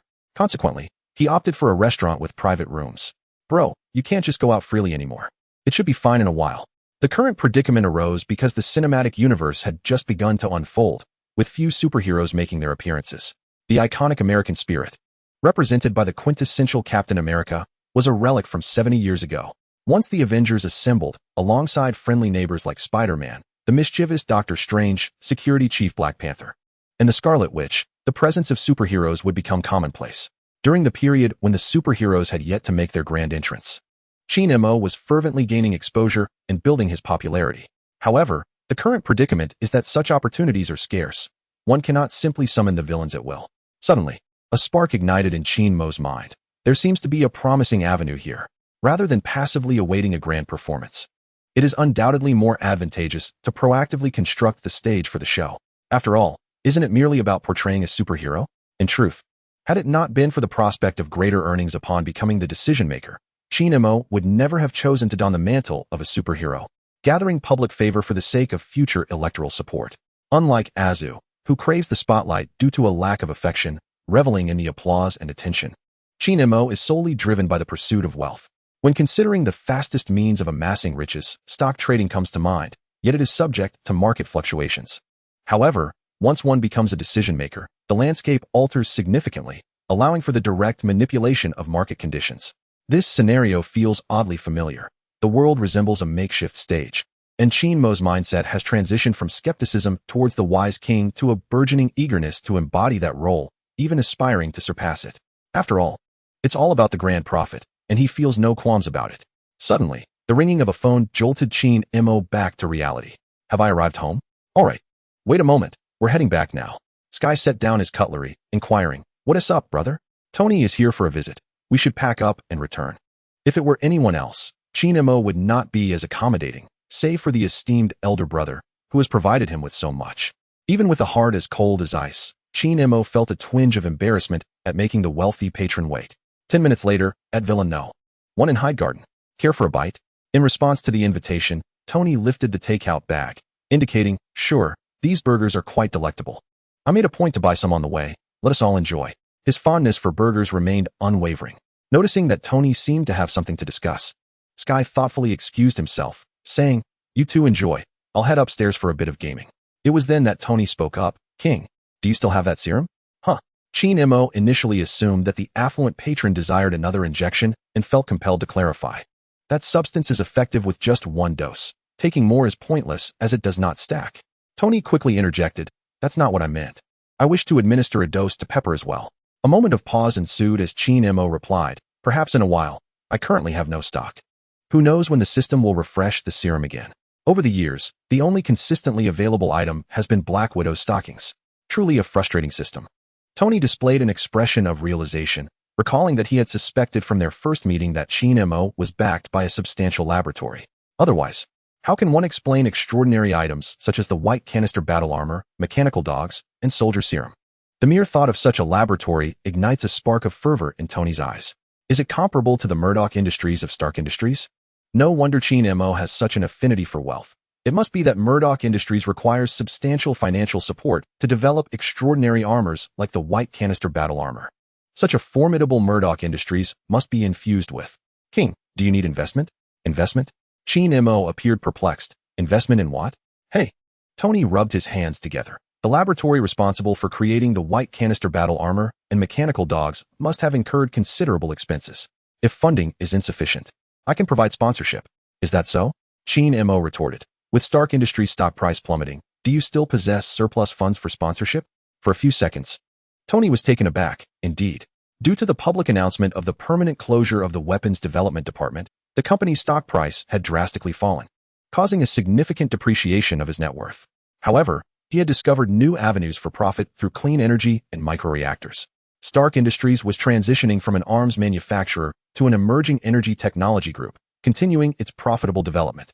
During this critical period, he could not liquidate his holdings. Rather, he needed to seize the opportunity to reclaim a portion of the circulating shares before the market fully reacted.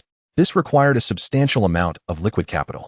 After a moment of contemplation, Tony stated, "It's not a significant issue, but it may take some time before I can sponsor your laboratory." That works. H.I.E.L.D. did not decline. Perhaps Tony viewed the system as merely a laboratory, which prompted his eagerness to invest. In this manner, the existence of the system was seamlessly concealed. Pleasant cooperation. Pleasant cooperation.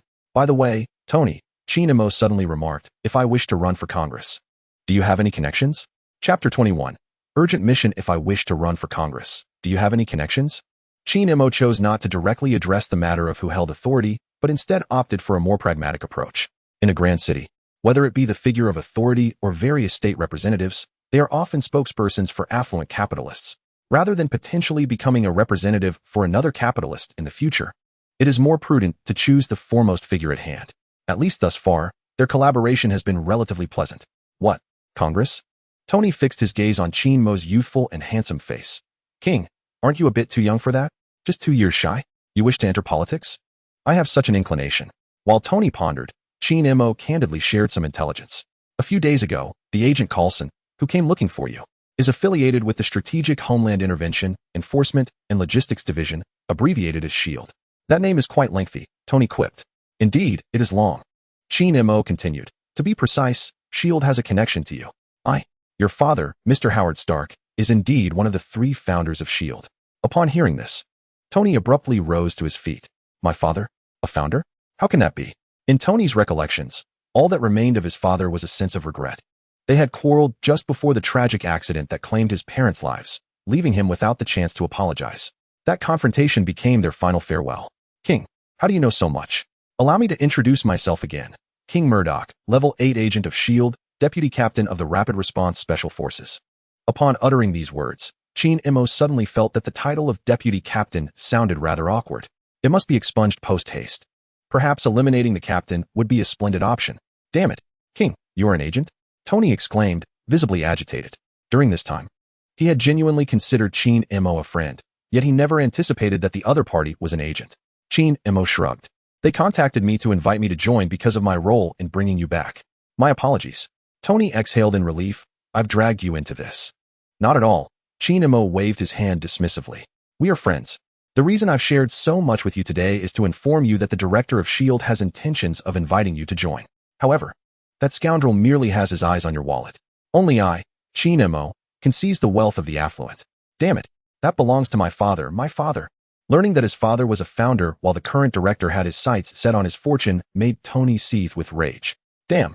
H.I.E.L.D. had initially intended to warn Tony about the ironmonger, Obadiah Stane, but upon recalling that Tony had already injected himself with the serum, he abandoned the thought. If Obadiah did not strike, it would be fine, but if he did, there was a high probability that Tony would give him a sound thrashing. Moreover, he was not their caretaker. Furthermore, having rescued Tony ahead of time had already significantly altered the course of events. Whether Obadiah would become the ironmonger remained uncertain. After a considerable while, Tony finally regained his composure. I will announce the Clean Energy Initiative as soon as possible. Once the company's stock price rises, I will return to discuss sponsorship with you. Sounds good. After bidding farewell to Tony, it wasn't long before the system's merchandise refreshed.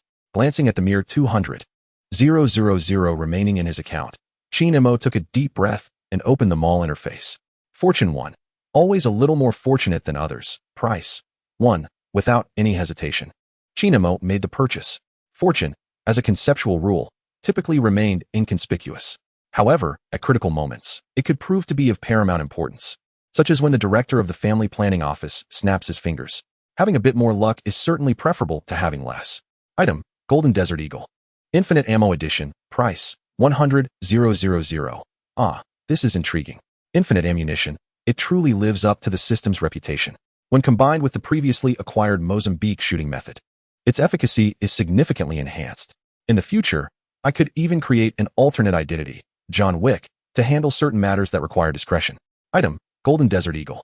Infinite Ammo Edition. Price: 100,000. The third item further corroborated Shin-Mo's suspicions. The system is indeed monitoring the balance in his account, as the two Golden Desert Eagles depleted his bank balance entirely, reflecting on the divine body of the Celestial Group, which had reached a staggering price of 8 billion not long ago. A flicker of fervor ignited in Shin-Mo's eyes. If my account truly contained 10 billion, there is a substantial likelihood that it would refresh items comparable to the Celestial Group's divine body. I must earn money, and swiftly. At this moment, a plan began to form in his mind, to lead a rapid response team in pursuit of lucrative tasks, to engage in collective profit-making. As the sun rose and set, a new day dawned. S.H.I.E.L.D. Headquarters. Rapid Response Special Forces. Captain, good morning. Good morning. Due to Rumlow's serious injuries and hospitalization, Deputy Captain Shin-Mo assumed the role of acting leader of the Special Forces. Just as he settled into his office, Coulson abruptly entered. King, urgent mission. A bewildered Shin-Mo was pulled into the director's office by Coulson. At that moment, Nick Fury was engaged in a video call. Director Fury, the safety of President Mr. Ellis is entrusted to you. Rest assured, we will accomplish the mission. As the video call ended, Nick Fury took a deep breath, his serious expression instantly transforming into a smile.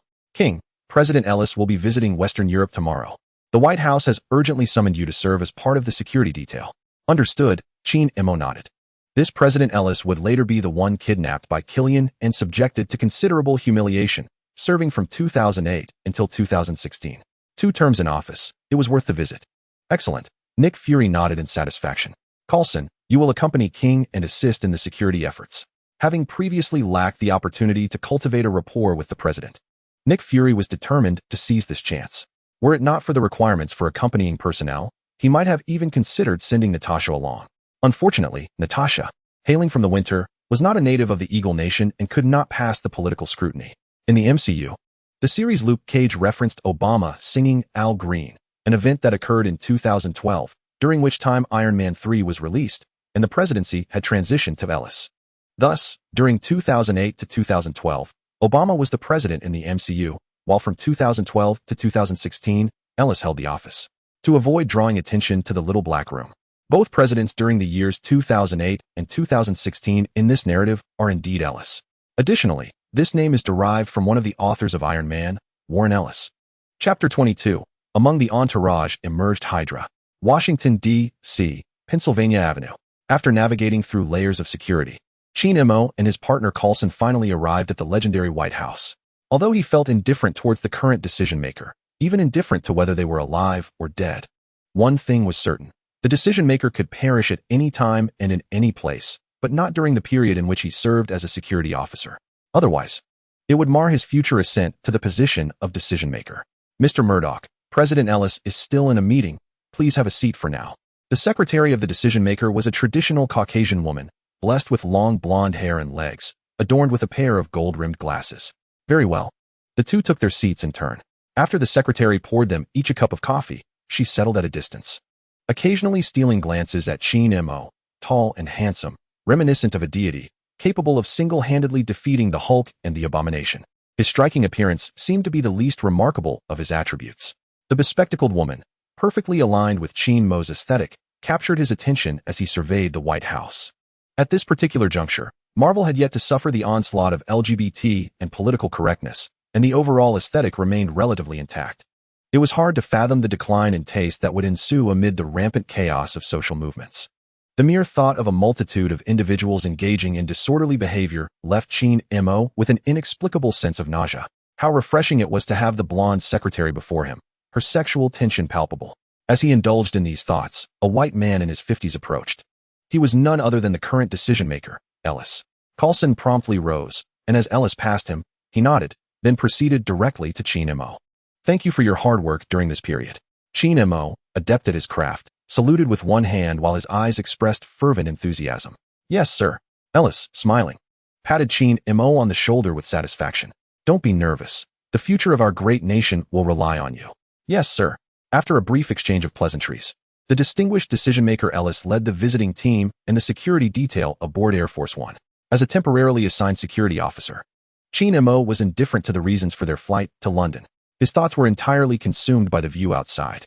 To be precise, this marked the first time in many years that he had genuinely departed from New York. In previous years, he had spent most of his time working, taking odd jobs, delivering food, and fulfilling tasks for his agency, ensuring his basic needs were met while saving money for indulgences. He hardly had time to relax, let alone travel. Look, this is the advantage of being a distinguished public servant, traveling on the government's dime and staying in the presidential suite. During the flight, Coulson leaned closer to H.I.E.L.D. and lowered his voice, inquiring, King, have you previously met the president? H.I.E.L.D. shook his head. This is our first encounter. Coulson paused, seemingly grasping a sudden realization. Is it a display of strength? Indeed, not only within the borders of the United States are there individuals with extraordinary abilities, but Britain also boasts its own remarkable figures. Having worked in S.H.I.E.L.D. for many years, Coulson is well aware of the existence of Captain Britain and MI5. Thus, he suspected that the president summoned King for security purposes as a means of showcasing their own might. You have Captain Britain, we have King. Upon voicing his conjecture, H.I.E.L.D. extended a thumb in approval. Impressive, Director Coulson. Oh, it's nothing much, Coulson sighed with relief. If my guess is correct, this mission will be significantly easier, though the burden will rest upon your shoulders. H.I.E.L.D. was momentarily taken aback. You don't mean for me to spar with Captain Britain, do you? It's quite possible, Coulson replied. Upon hearing this, H.I.E.L.D. was rendered speechless. Mr. President, you truly hold me in high regard. Although both Captain Britain and Captain America are titled Captain, their strengths exist on entirely different planes. To illustrate, if Captain America were likened to an ant, Captain Britain would be akin to a fully grown Ultraman, a being whose attributes are maximized according to official specifications. Wielding Excalibur, Captain Britain possesses the capability to cleave through the multiverse. Meanwhile, H.I.E.L.D., despite having recently acquired remarkable abilities such as the white canister armor, perfect spider serum, cryokinesis, and energy absorption, still finds himself at a considerable disadvantage compared to Captain Britain. The latter operates on a multiversal level, while H.I.E.L.D. merely brushes the threshold of godly power. The disparity is not trivial. Prior to being overshadowed by the grand spectacle, Captain Britain had only been mentioned in casual conversations among S.H.I.E.L.D. agents within Marvel films, never having made a formal appearance. As their conversation unfolded, a figure passed by, prompting Coulson to rise hastily upon recognizing the individual. Senator Malik. Gideon Malik nodded slightly and proceeded directly toward President Ellis. Noticing the look of confusion on H.I.E.L.D.'s face, Coulson whispered an explanation. Senator Gideon Malik, a member of the Security Council. H.I.E.L.D. refrained from further comment. He knew of Gideon Malik as the very senator who ordered a nuclear strike on New York during the events of the first Avengers film. However, the true identity of this individual is that of a HYDRA operative, and a prominent one at that, having masterminded the return of HYDRA's progenitor, the Hive. Regrettably, his entire family was decimated by the Hive, a consequence of their own malevolence. At this juncture, HYDRA is at its zenith, led by Alexander Pierce, head of the World Security Council, with Gideon Malik as a member, alongside Senator Stern. Should these individuals adopt a more subtle approach, such as electing a charismatic figurehead to usurp power, the outcome of the struggle between HYDRA and S.H.I.E.L.D. remains uncertain. Seemingly bored, Coulson shifted the conversation. Once this mission is complete, perhaps I might benefit from your influence and receive a promotion. H.I.E.L.D. chuckled softly. I hope so. I have no other demands. Merely wish to shed the deputy from my title. As the captain of a rapid response special forces unit, he would already be part of S.H.I.E.L.D.'s upper echelons, thus enjoying greater operational latitude. Annually, one could illicitly amass a fortune of 30 to 50 million. Just a preliminary exercise, preparing for future lucrative ventures. As for whether this might leave him vulnerable to future repercussions impacting his candidacy for the figurehead position, H.I.E.L.D. found himself without a satisfactory resolution. After all, one cannot have it all. Such opportunities are seldom found. On Air Force One, elsewhere, the charismatic figurehead Ellis was engaged in light conversation with Gideon Malik. The two had known each other for many years, their bond deepening over time. Following Pierce's impending downfall, Gideon was set to retire from the Security Council and re-emerge as a presidential advisor. "What are your thoughts on that lad, Murdock?" Ellis inquired. "He's quite impressive." With no issues regarding his background, Gideon replied. Ellis continued, "Do you think it is necessary for him to become the new Captain America?" Gideon Malik inhaled sharply at the mention of a new Captain America. In the grand scheme, Captain America had evolved into a significant spiritual symbol in the United States, with an energy not to be underestimated. The White House's extensive promotion of the figure was largely due to Steve Rogers' absence. Otherwise, no one wished to witness a living embodiment of a national icon. Only a deceased Captain America could truly represent that legacy. Ellis sighed. "I understand all this. Let us revisit this matter later." Gideon was well aware of his old friend's motivations to forge a new spiritual leader in hopes of securing a renewed term as figurehead. Recently, a certain individual of color had been quite active, proclaiming intentions to run for the next leadership position. Rest assured, those individuals would never allow a black man to assume the role of figurehead, Ellis lamented. "I hope that is indeed the case." It was precisely this desire to cultivate a new Captain America that prompted him to urgently summon Murdock for security duties while also assessing his potential. The results were favorable. Born locally, Caucasian, with an impeccable lineage, strong, handsome, and a public servant willing to adhere to governance, Ellis believed that within the grand scheme, one could not find a more fitting candidate than Murdock. He even harbored a notion that this young man might be even more emblematic of Captain America than the original. Suddenly, a spark of inspiration illuminated Ellis' thoughts. "Gideon, perhaps we could transform Murdock into a globally recognized superhero. He need not necessarily be the new Captain America. All of this transpired during my term, and undoubtedly, the electorate will lean towards my candidacy," Gideon Malik stated after a brief silence. "Very well. Shall I take the time to converse with him?" "Sure, I trust you with this," came the reply. The entirety of their dialogue fell into H.I.E.L.D's ears without a single word lost. The perfect spider serum bestowed upon him a comprehensive enhancement in all aspects of his being, making eavesdropping at such close proximity effortless. This revelation illuminated for him why the decision-maker had urgently summoned him to serve as security personnel. Indeed, there is no such thing as unearned favors. Every gift has already been covertly priced. This is a game, yet H.I.E.L.D. willingly entered the fray. The current decision-maker, Ellis, whose 2 terms do not coincide with his future campaign, has given him no reason to decline. A sitting decision-maker expending vast resources to promote and publicize his heroic deeds is certainly not in vain. While he may be rallying votes for Ellis in the future, the surge in popularity is genuine and tangible. This represents a mutually beneficial scenario. Even if it may lead to a deeper entanglement, so be it. When Ellis steps down and H.I.E.L.D. announces his candidacy, this 2-term decision-maker will also be able to support him. Of course, this is contingent upon Ellis surviving Thanos' snap. At last, Air Force One landed steadily at London Airport. Following a grand welcome ceremony, H.I.E.L.D., as a key security personnel, was assigned to the presidential suite alongside the bespectacled woman. This arrangement left H.I.E.L.D. quite astonished. Could it be that the bespectacled woman is Ellis's personal secretary? This is rather extravagant. No wonder the two had appeared so intimately close throughout the journey, while the accompanying personnel seemed unfazed. It turns out they are seasoned offenders. H.I.E.L.D. mused within. The decision-maker is indeed remarkable. It seems one must become a decision-maker. He had learned yet another aspect of the proper way to navigate the role of a decision-maker. At that moment, the bespectacled woman approached him, saying, "King, let us have dinner together." H.I.E.L.D. felt inexplicably irked. "You two can flirt all you want, but why must I be included in your dinner plans? Am I merely a pawn in your little game? This is utterly outrageous." The bespectacled woman continued, "Don't worry, my father is quite unpretentious. Just act as if he isn't there." H.I.E.L.D. breathed a sigh of relief. So, she is the president's daughter. That alleviates any concern. He must have been tainted by the prolonged influence of the guests, leading to such nefarious thoughts. The dinner offered an impressive array of dishes. To dine on such lavish French cuisine in the culinary desert of London was no small feat for the chefs. This also led H.I.E.L.D. to realize that not only can a decision-maker generate wealth, but they also save money, as every aspect of living, including food and accommodations, is covered by the grand government. This perfectly aligns with his penchant for indulgence. Ellis, while serving food to the bespectacled girl, inquired, Murdock, "What position do you hold at S.H.I.E.L.D.?" Sheen M.O., exhibiting remarkable acting skills, promptly set down his cutlery and stood up, responding, "Sir, I currently serve as the Deputy Commander of the Rapid Response Special Forces." Ellis waved his hand and sat back down, saying, "This is a family gathering. No need to be overly tense." Once Sheen M.O. resumed his seat, Ellis continued, "The Deputy Commander role seems an underutilization of your talents." "Indeed," the bespectacled girl chimed in. "Dad, let King take the lead." Liu Dan, initially intending to add more, suddenly found himself disliking Sheen M.O. due to his daughter's demeanor. He could almost hear a voice echoing in his ears. "Oi, old dang, I've parked the ghost fire downstairs."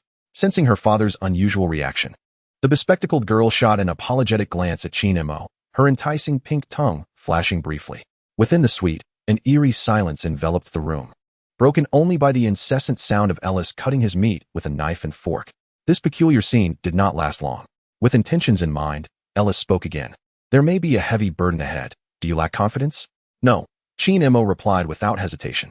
Recently, Coulson had conveyed the message. Captain Britain was not in London, and there was nothing that could instill fear in him. Surely, the wizard Merlin would not intervene. The little Englishman likely lacked such power. Ellis was greatly pleased with Sheen M.O.'s attitude. "Upon your return, someone will contact you. Discuss matters amongst yourselves." Seemingly cautious due to the presence of the bespectacled girl, Ellis's revelations remained somewhat vague. "Yes, sir." Overall, aside from that brief interlude, the dinner atmosphere was relatively harmonious. However, the bespectacled girl's enthusiasm left Sheen M.O. feeling somewhat overwhelmed. The question lingered, should he indulge in this soft life? The presidential suite at the hotel, where the figure of authority resided, boasted 6 bedrooms. Ellis occupied the central master suite, while Sheen M.O. and the bespectacled girl resided in the adjacent secondary rooms. The remaining security personnel, along with Coulson, occupied the 3 bedrooms on the northern side. After dinner, Sheen M.O. reactivated his radar senses, meticulously eliminating potential risks in the vicinity as it pertained to the forthcoming election. Worthy of his direct involvement. Not far away, the expressions of Coulson and his team intertwined with envy, jealousy, and resentment. They were not blind. They could easily perceive the affection that the bespectacled girl, Lily Ellis, held for Sheen M.O. This fellow was truly infuriating. Why did all the good fortune seem to fall into his lap? The figure of authority admired him, and his daughter held him in high regard. Was it truly the case that being handsome could grant one unbridled freedom? Chapter 24. Vampires in the Night in the Dead of Night. Sheen M.O. jolted awake from the sofa. During a brief moment of respite, he had succumbed to a nightmare. In his dream, he had transformed entirely into another being, a golden-haired, blue-eyed, fair-skinned swine, growing up little by little, marrying and having children, until old age, ultimately forgotten by all. The fear of being forgotten once again assailed him. Rising to pour himself a glass of water, Sheen M.O. took several deep breaths to calm the turmoil within his heart. In 2 lifetimes, having suffered a crushing defeat in the previous one, he found that no one remembered who he was in this new existence. Those around him regarded him as Mr. Murdock. This was precisely why he had chosen the name King Murdock for himself, subconsciously translating it to Sheen M.O. Even if he had no one to confide in, at least he still remembered who he was. "Not asleep yet? Care for a drink?" Lily Ellis asked, holding up 2 glasses as an invitation. Under normal circumstances, Sheen M.O. would have certainly declined, for he was a man of integrity and principles. Excessive drinking could lead to unintended consequences. The authoritative figure, the one with glasses, resided in the adjacent room, and the ensuing events would likely be quite thrilling. "All right, let's drink." Sheen M.O. acquiesced to his inner choice, taking the glass. One toast to the past, and another to the present. As for the future, let the future take care of itself. In this life, he was determined to stride towards invincibility, to become an immortal being. Even if he lived long enough, he would continue to revel in life. Glass after glass, both the hunter and the prey found themselves, for various reasons, sharing a slight intoxication. Within Lily Ellis's heart, curiosity about Sheen M.O. blossomed, wondering why he was so powerful, especially when he had never before exhibited such strength.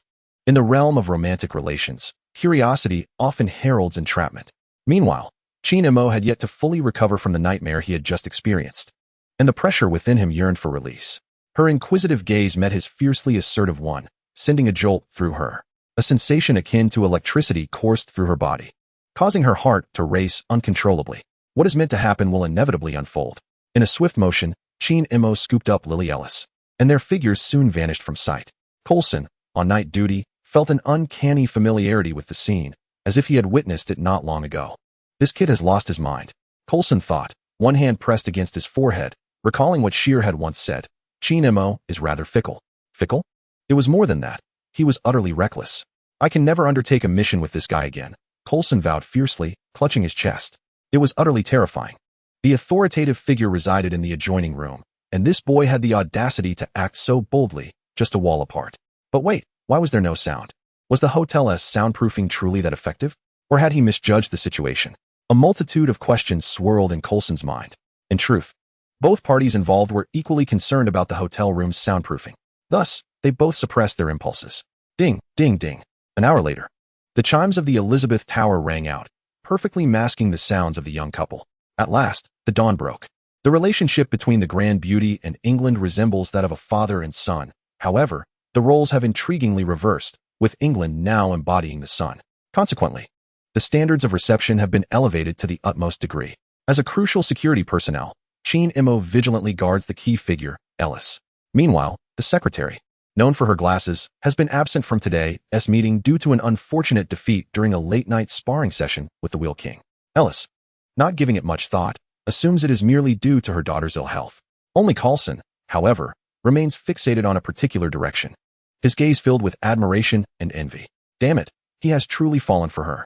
The meeting proceeds smoothly, especially since Ellis had recently taken office at the White House, with his inaugural visit to England underscoring the significance he places on this relationship.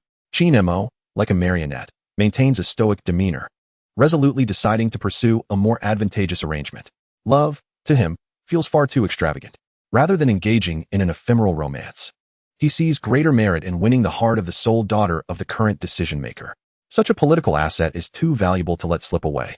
And if he does not seize it, someone else inevitably will. It is far better to benefit himself than allow another to gain from it. Meanwhile, outside the conference hall, amidst layers of security personnel, a buzz-cut African-American, wielding a long knife, stands in stark contrast to the British soldiers adorned in traditional attire. Suddenly, an urgent voice crackles through his earpiece. Eric, there are vampires inside the venue. They plan to blow it up. Damn it. Eric hastily rushes toward the conference hall. With a lineage that is half human and half vampire, Eric, a vampire hunter known by the moniker Blade, also works part-time for MI5. After all, it never hurts to earn extra income. With the Grand Beauty visiting and Captain Britain absent, MI5 had dispatched him as a temporary security operative, expecting a straightforward task. Little did he anticipate the dreadful encounter with vampires. The thought of what could transpire if the Grand Beauty were to perish in an explosion is too harrowing for Blade to contemplate.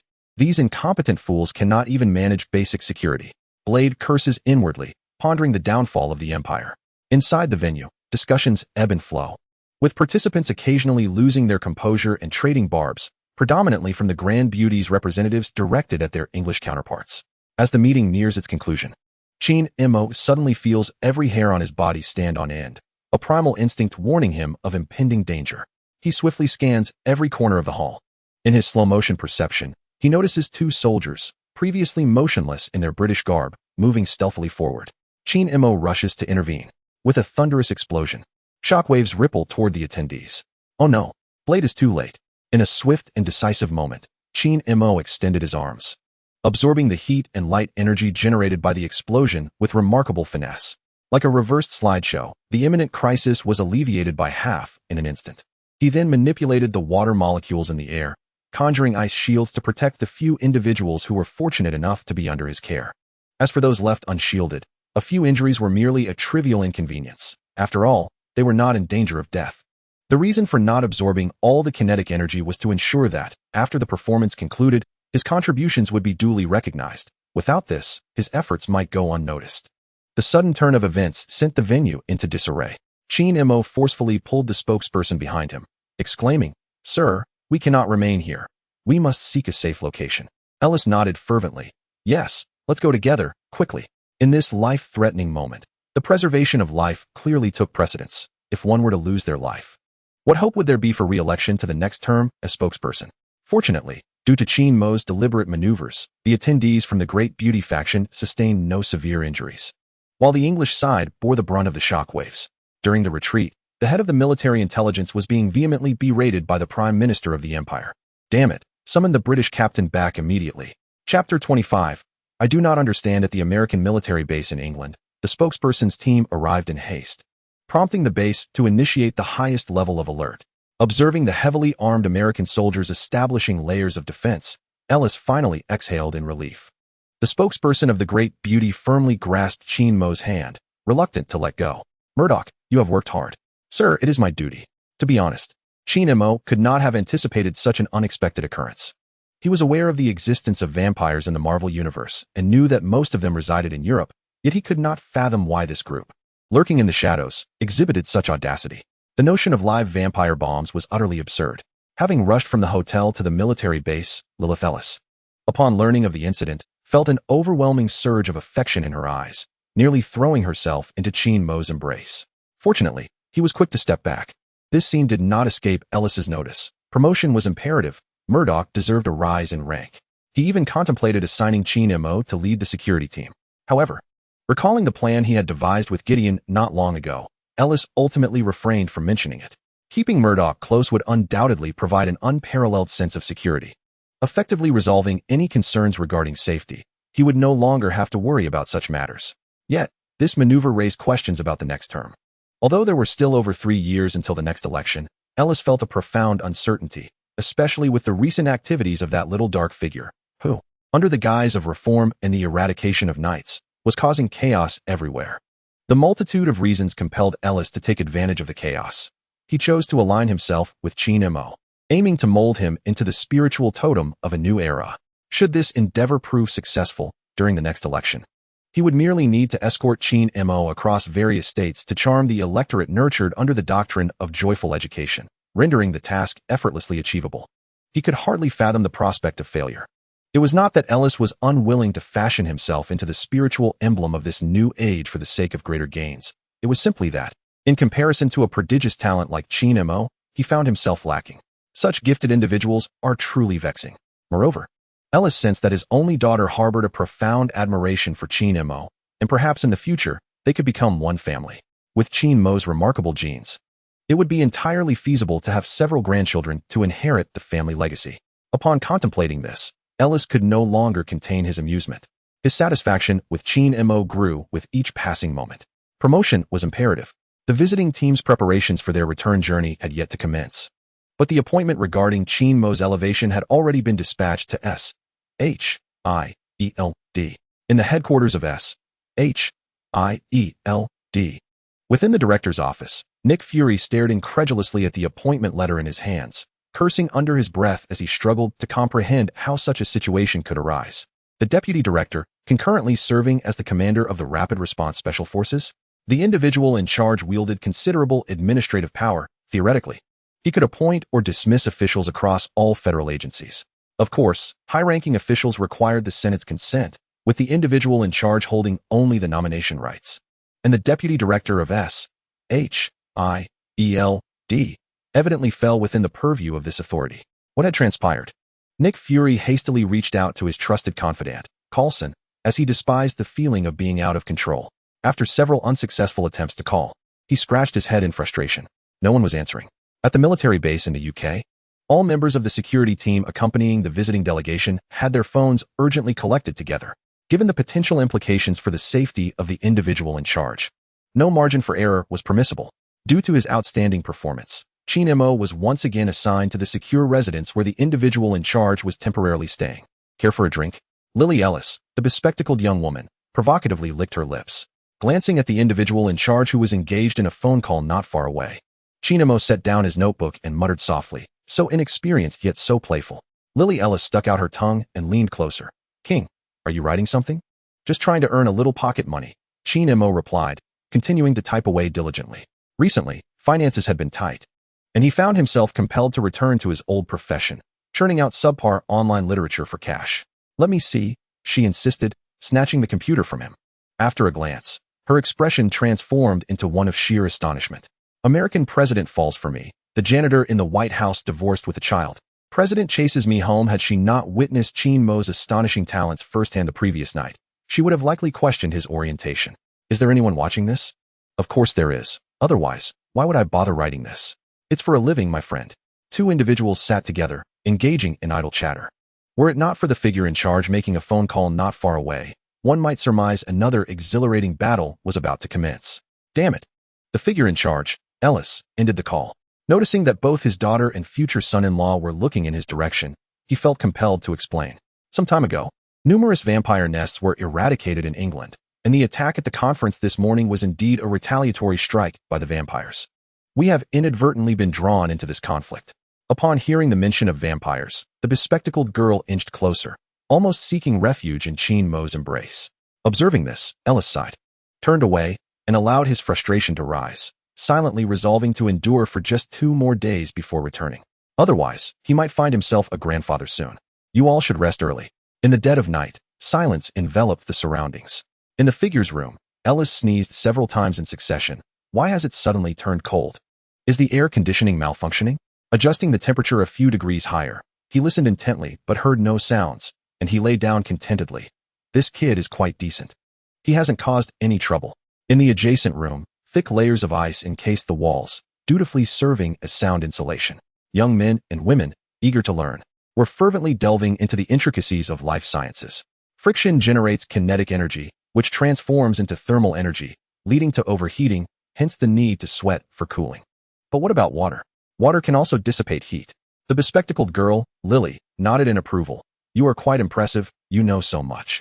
Chien Mo, without a hint of modesty, replied, just average. The young couple embraced, embodying the essence of mutual affection. Suddenly, Lily Ellis remarked, when we return, you should come work at the White House. Chien Mo contemplated this for a moment before shaking his head. I'll join you once the world is at peace. Chapter 26. Have I become the vice captain? In the S.H.I.E.L.D. headquarters, medical room. After enduring over half a month of recuperation aided by advanced medical technology, Langley finally discharged from the hospital. Brother, I can finally fight alongside you. Though their time together had been brief, Langley held a deep-seated respect for his counterpart. As for the reasons behind this admiration, Langley identified 3. Firstly, his brother was stronger than he. Naturally, humans are drawn to strength. Secondly, his brother was more handsome. People tend to be more forgiving and drawn to those who are aesthetically pleasing, whether human or animal. Otherwise, the saying that one's values follow one's appearance would not exist. Thirdly, his brother recognized him. This point was of utmost significance. As a pillar of HYDRA, Langley found himself at the helm of a rapid response special forces unit within his sworn enemy, S.H.I.E.L.D. The stark contrast between these two opposing factions often left him with a profound sense of dissonance in both work and life. Am I a good person? No, I am a villain. No, I am both a good person and a bad person. The acknowledgement from my dear brother, Chien Mo, serves as a beacon amidst the fog, illuminating and dispelling the confusion within his heart, guiding him towards hope and direction. It is precisely for this reason that Lang Molu is eager to fight alongside Chien Mo. However, upon seeing the bald, bespectacled Zeitwire, who had come specifically to pick him up from the hospital, Lang Molu's once bright spirits were suddenly shrouded in mist. Zeitwire, a level 6 agent of S.H.I.E.L.D., on the surface, is in fact a member of HYDRA. Oh, I almost forgot, I am also part of HYDRA. Zeitwire flashed his trademark insincere smile. Come, let us celebrate your return. Lang Molu nodded, not particularly inclined to engage with this individual, inwardly murmuring, brother, why didn't you come to fetch me? Were you too busy? Zeitwire hesitated, words caught in his throat. What is the matter? Lang Molu casually inquired. Well, it's like this. A few days ago, His Excellency summoned Agent King Murdock for a diplomatic visit to Europe. During the trip, Murdock performed exceptionally well. Lang Molu exclaimed, splendid. As expected of my good brother. What happened next? Then His Excellency appointed Agent Murdock as the Deputy Director of S.H.I.E.L.D., while concurrently assigning him as the commander of the Rapid Response Special Forces. Impressive, Lang Molu began to respond, but suddenly felt something amiss. Commander? What about me? Zeitwire chuckled awkwardly. You will serve as the Deputy Commander, assisting Director Murdock. Rather than the desolation he had anticipated, Lang Molu displayed an expression of acceptance upon hearing this news. Such an unusual scene left Zeitwire perplexed. Lang Molu, are you all right? Lang Molu cast a sidelong glance at the bald, bespectacled Zeitwire and replied, let us return to work. Celebrate. What celebration? If we have time to spare. It would be better to assist my brother in accomplishing something monumental. Zeitwire had no choice but to follow along, increasingly confounded. What is going on here? Earlier, Chief Pierce had tasked Lang Malu with getting close to Murdock to sway the extraordinarily capable Murdock into joining HYDRA. Now, it seemed that Lang Malu had potentially been swayed by Murdock instead, a complete reversal of fortune, a meat bun thrown to a dog, with no return. Within the S.H.I.E.L.D. headquarters, various departments cooperated while maintaining distinct boundaries, each occupying different floors. Most agents were on the 9th floor, while the rapid response team was located on the 7th. Upon hastily arriving at the rapid response team, Lang Malu searched extensively, but could not find his good brother-S figure. King Isn't here? No, the deputy director and Director Coulson are still in Washington. Washington, the White House. Remember to visit me often. As she prepared for a separation from her lover, the bespectacled girl held on to Chin-mo, repeatedly advising, "Stay away from the bad women out there. Rest early tonight, and don't write novels." Chin-mo gently tapped the nose of the bespectacled girl, saying, "Will you take care of me?" Recently, he found himself devoid of any extra income, his pockets nearly empty, and the items refreshed in the mall consisted solely of stockings and undergarments. The girl slipped her bank card into Chin-mo's pocket, informing him that there was 1 million yuan inside. "Take good care of yourself. I'll ask my father for more, and I'll call you when the time comes." "All right." Embracing the girl, Chin-mo planted a kiss that lasted 2.5 minutes before finally turning to leave. After a hiatus of over 10 days from his previous position, he now returned as the deputy director of S.H.I.E.L.D. and the captain of the Rapid Response Special Forces. It was high time to return and earn some money. During his visit, a slip of the tongue had caused the dignified Ellis to recently rename the Department of Homeland Strategic Defense, Attack, and Logistics Support to S.H.I.E.L.D. On the flight back, reminiscing about his acquaintance with Lily Ellis, a smile broke on Chin-mo's face. This soft life was indeed both challenging and delightful. The daughter of the dignitary held considerable influence, significantly bolstering his future campaign. Just before parting, he received an extra 100,000 yuan as pocket money. Delightful. His carefree laughter made Coulson feel somewhat melancholic, perceiving it as too boisterous. "Deputy Director, are you treating tonight?" Chin-mo playfully patted his old leader's shoulder. "Work hard, and let us strive to rid ourselves of the egghead soon. Then, you and I will jointly manage S.H.I.E.L.D. egghead." Coulson chuckled. Earlier, the food Chin-mo had specially purchased bore a striking resemblance to the Director's bald head. "King, once you return, remember to communicate more with Romlo. It will benefit your leadership of the rapid response team." "Don't worry," Chin-mo replied with a grin. "Romlo is my dear brother." Previously, he had seldom contemplated recruiting assistants. However, after witnessing the diverse teams of dignitaries, he felt it was prudent to gather more allies. No matter how formidable one may be, there are always aspects that one cannot oversee. For instance, Romlo, despite lacking superpowers, excelled in combat skills. When the time is right, presenting a 50-50 serum to Romlo, Chin-mo was confident his loyal brother would make a wise choice. There was little future in mingling with HYDRA. "By the way," Coulson interjected, "Stark has concocted some iron contraption." "Iron contraption?" Chin-mo feigned ignorance. "Indeed. He held a press conference yesterday and admitted that he is Iron Man." Taking the tablet from Coulson's hands, Chin-mo encountered a scene he found exceedingly familiar. "I am Iron Man." As expected, despite certain alterations in events, the overarching narrative inevitably returned to its predetermined course. Consequently, Stark Industries stock prices were bound to soar, and the previous investment of 87 million was likely to double. Sighing deeply, he dispelled the gloom brought on by poverty, and his spirits soared. Chapter 27. The Dark Divine Book. Manhattan, Hyde Garden, Villa No. 1. In the grand, 7-meter-high living room, a crystal chandelier cascades from the dome, casting fragmented spots of light that dance upon the marble floor. Beyond the expansive floor-to-ceiling windows, the private garden shimmers in the twilight, evoking a sense of mystery. Sky reclines on the sofa, her cushion rumpled beneath her weight. Before encountering Chin-mo, she had been plagued by a profound sense of insecurity, often waking in the van during countless sleepless nights.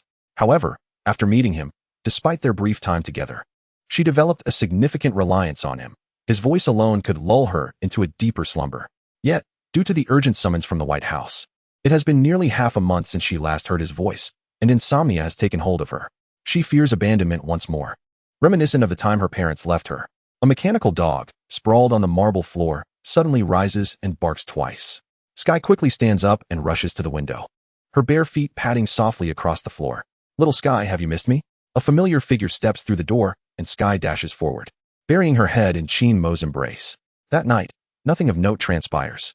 In matters of romantic relationships, Qin exhibits a somewhat callous demeanor, adhering to a philosophy of neither initiating nor declining, nor accepting responsibility. He engages in passionate affairs with a nonchalant air. Yet, his feelings for Sky are notably distinct. Encapsulated in a single phrase, "She is merely my sister." Her exceptional qualities are evident, even extending to her physical form. Over the years of his life in the underbelly of society, his aesthetic sensibilities have subtly shifted towards the allure of the ocean's depths. As Sky sleeps soundly, Qin gazes at the verdant stocks on his phone screen, a smile of satisfaction crossing his face. The stock trading system reveals an uptick in prices compared to the previous day's close, glowing green. Praise be to Tony Stark, the head of Stark Industries, who has unveiled clean energy solutions such as microreactors and acknowledged his identity as Iron Man. His successive maneuvers have propelled Stark Industries' stock price, which had plummeted by 45 just days prior, to new heights. "Brother, I asked for little, just a zero. One discount on the Phoenix Power will suffice." Silently praying, Qin opens the system's marketplace interface, perusing the daily refreshed offerings. Just moments ago, he successfully deposited 1 million into the system from his endeavors. Attribute: Charm 1, Succubus. Price: 1 charm? Qin is taken aback. Does this imply a shift towards the allure of the Han Dynasty's succubi? In the face of formidable foes, will they kneel and proclaim me their lord? For a mere dollar's worth of charm, I must acquire it. Purchase charm. Ding. Purchase successful. Charm 1. Item: truly bright eye drops, bestowing you with clarity of vision. A single-use item, designed for the treatment of blindness. Price: 100,000. Goodness, it has finally arrived. Bargain hunter Matt, in his youth, saved an elderly man from a truck laden with cargo, only to be tragically blinded by radioactive materials that spilled from the vehicle. Although this unfortunate incident bestowed upon him a unique radar sense, it could not alter the grim reality of his blindness. The cybernetic realm perceived through radar possesses its own allure, yet one cannot deny the limitations it imposes. To illustrate, it has often been said that men are visual creatures, with visual stimuli exerting a more profound impact than tactile sensations. However, Matt's perception of the world is distorted, similarly endowed with radar sense. Qin had previously experimented with closing his eyes during sparring sessions with his ex-girlfriend, transitioning to radar perception. He discovered that while tactile sensations persisted, the figure before him materialized as a mere assemblage of luminous points, evoking the sensation of data particles. This abstraction could easily dampen one's interest. At last, the reliable brother Tongzi made a commendable choice. After a moment of reflection, Qin gaze shifted to a third item. Item: the Dark Grimoire. One of the anchor points left by an ancient deity on Earth, priced at 100 million. Thick-skinned crab. Qin's eyes widened. He was familiar with the Dark Grimoire, which had previously shown in the Wanda's Search for Kin saga, overshadowing its counterpart, the Book of the Veshan Emperor, rendering it utterly insignificant. Moreover, this was merely one of the copies of the Dark Grimoire. The marketplace offered the original. Yet, he lacked the ability to wield magic, or rather, he had never forged a pact with any dimensional deity of magic. On Earth, sorcerers could only acquire magical power through contracts with these deities, akin to the treacherous contracts that bound slaves, where failure to repay debts could result in selling oneself into servitude. This situation was rather awkward. Contemplating the exorbitant price of the Dark Grimoire, Qin found himself in a quandary. While undeniably a valuable asset for sorcerers, he could afford it by liquidating his stocks, leaving him with a substantial sum. However, the cost felt rather steep, and it provided little assistance to him at present. After all, he lacked even the most rudimentary knowledge of magic, rendering it somewhat superfluous. The thought of not purchasing it, however, lingered in his mind as a missed opportunity. This was the original Dark Grimoire, and if the dark sorcerers were to learn of it, they would likely scramble to seize it. Suddenly, an idea sparked in Qin's mind. Buy first, sell later. He could acquire the original Dark Grimoire and subsequently sell it to the dark sorcerers, planning to reclaim it once he gained magical abilities in the future. As for finding buyers, it was well known that most dark sorcerers resided in Europe. Grabbing his phone from the nightstand, Qin located the contact labeled Blade Warrior and composed a text message. Hey, not meat. I have an extraordinary treasure up for sale. Do you know any particularly wealthy sorcerers who might be interested? I'll give you a commission if the deal goes through. Ding dong. Wait for my update, not meat. Seeing the response from Blade, Qin couldn't help but commend his own ingenuity. Previously, while handling the vampire living bomb incident, Qin, serving as the security personnel and eyewitness for the prominent figure, had encountered the Blade Warriors on several occasions and exchanged contact information. Little did he expect it would be of such immediate utility. The original text of the Dark Scriptures, with a cost of 100 million, ought to fetch at least $1 billion. Otherwise, it would be an affront to the mental faculties expended. Moreover, it required pounds. Embracing immense joy, H.I.E.L.D. drifted into slumber with Sky in his arms. Time, akin to the weariness of middle age, seemed to slip away before it had truly begun. The following morning, H.I.E.L.D. arrived at S.H.I.E.L.D. under the guise of investigating the assault on the prominent figure, convening the Rapid Response Special Forces. Ramlo, a few brothers, and I will be on a business trip to London this afternoon. We might linger there for several days. Having ascended to the position of deputy director at S.H.I.E.L.D., it was only fitting to use public funds for personal affairs. Otherwise, the title would be in vain. No problem, Ramlo grinned. For the first time attending duty with his close comrades, Ramlo reminisced about the newly equipped Quinjet fighters at S.H.I.E.L.D. We must take one. Meanwhile, H.I.E.L.D., taking advantage of office hours, drove towards Hell's Kitchen. Being a deputy director, he certainly enjoyed the flexibility of work. Chapter 28. Old 6 Hell's Kitchen. Nelson Murdock and Page Law Firm. Carrying breakfast packed from the S.H.I.E.L.D. cafeteria, H.I.E.L.D. pushed open the glass door of the firm. Good morning, Karen. Karen Page, seated at the front desk, stood up, revealing her long legs clad in black stockings. Morning, King. Skipping work today? H.I.E.L.D. shrugged. He just got promoted and unlocked the freedom to work. Where's my brother? Still sleeping upstairs. So lazy, the sun's already up. After a light-hearted jab, H.I.E.L.D. placed the packed meal on the front desk. This is from the cafeteria. It's quite tasty. Thanks, I haven't had government food yet. Upon reaching the second floor, Matt was already awake, likely alerted by the commotion downstairs. Observing the bruises on Matt's face, H.I.E.L.D. refrained from mentioning it. It was evident they had engaged in mutual harm once again the previous night. His brother, a mere mortal, was somewhat concerning. Unfortunately, the system store had not refreshed any armor like the Mark suit or Black Panther suit recently, nor had it offered serums to enhance physical prowess. Heard you got promoted? Matt teased. H.I.E.L.D. raised his hands in exasperation, his demeanor brimming with confidence. Behold, standing before you is the deputy director of S.H.I.E.L.D., level 9 agent, captain of the Rapid Response Special Forces, and superhero King Murdock. After exchanging some banter, H.I.E.L.D. retrieved a bottle of genuine eye drops from his pocket. Let us give this a try. Matt raised an eyebrow and removed his glasses. Eye drops. These aren't ordinary eye drops. They can cure blindness. Before H.I.E.L.D. could finish his sentence, Matt sprang up, swiftly snatching the eye drops from him. Once upon a time, Matt would have likely dismissed his younger brother's words as mere nonsense, for his eyes bore the scars of severe burns, irreparable in nature. However, recent events surrounding his brother have been nothing short of extraordinary. Were it not for their shared upbringing, Matt might have questioned whether his brother had been possessed. Oh, the advantages of being reborn into this world are now manifesting. Observing his elder brother meticulously administering eye drops, H.I.E.L.D. displayed no inclination to offer assistance. Such a trivial matter was a mere trifle for his brother, endowed with radar-like perception. Time passed slowly in anticipation. How is it? H.I.E.L.D. could not help but inquire. A fleeting flicker of disappointment crossed Matt's face. Never mind.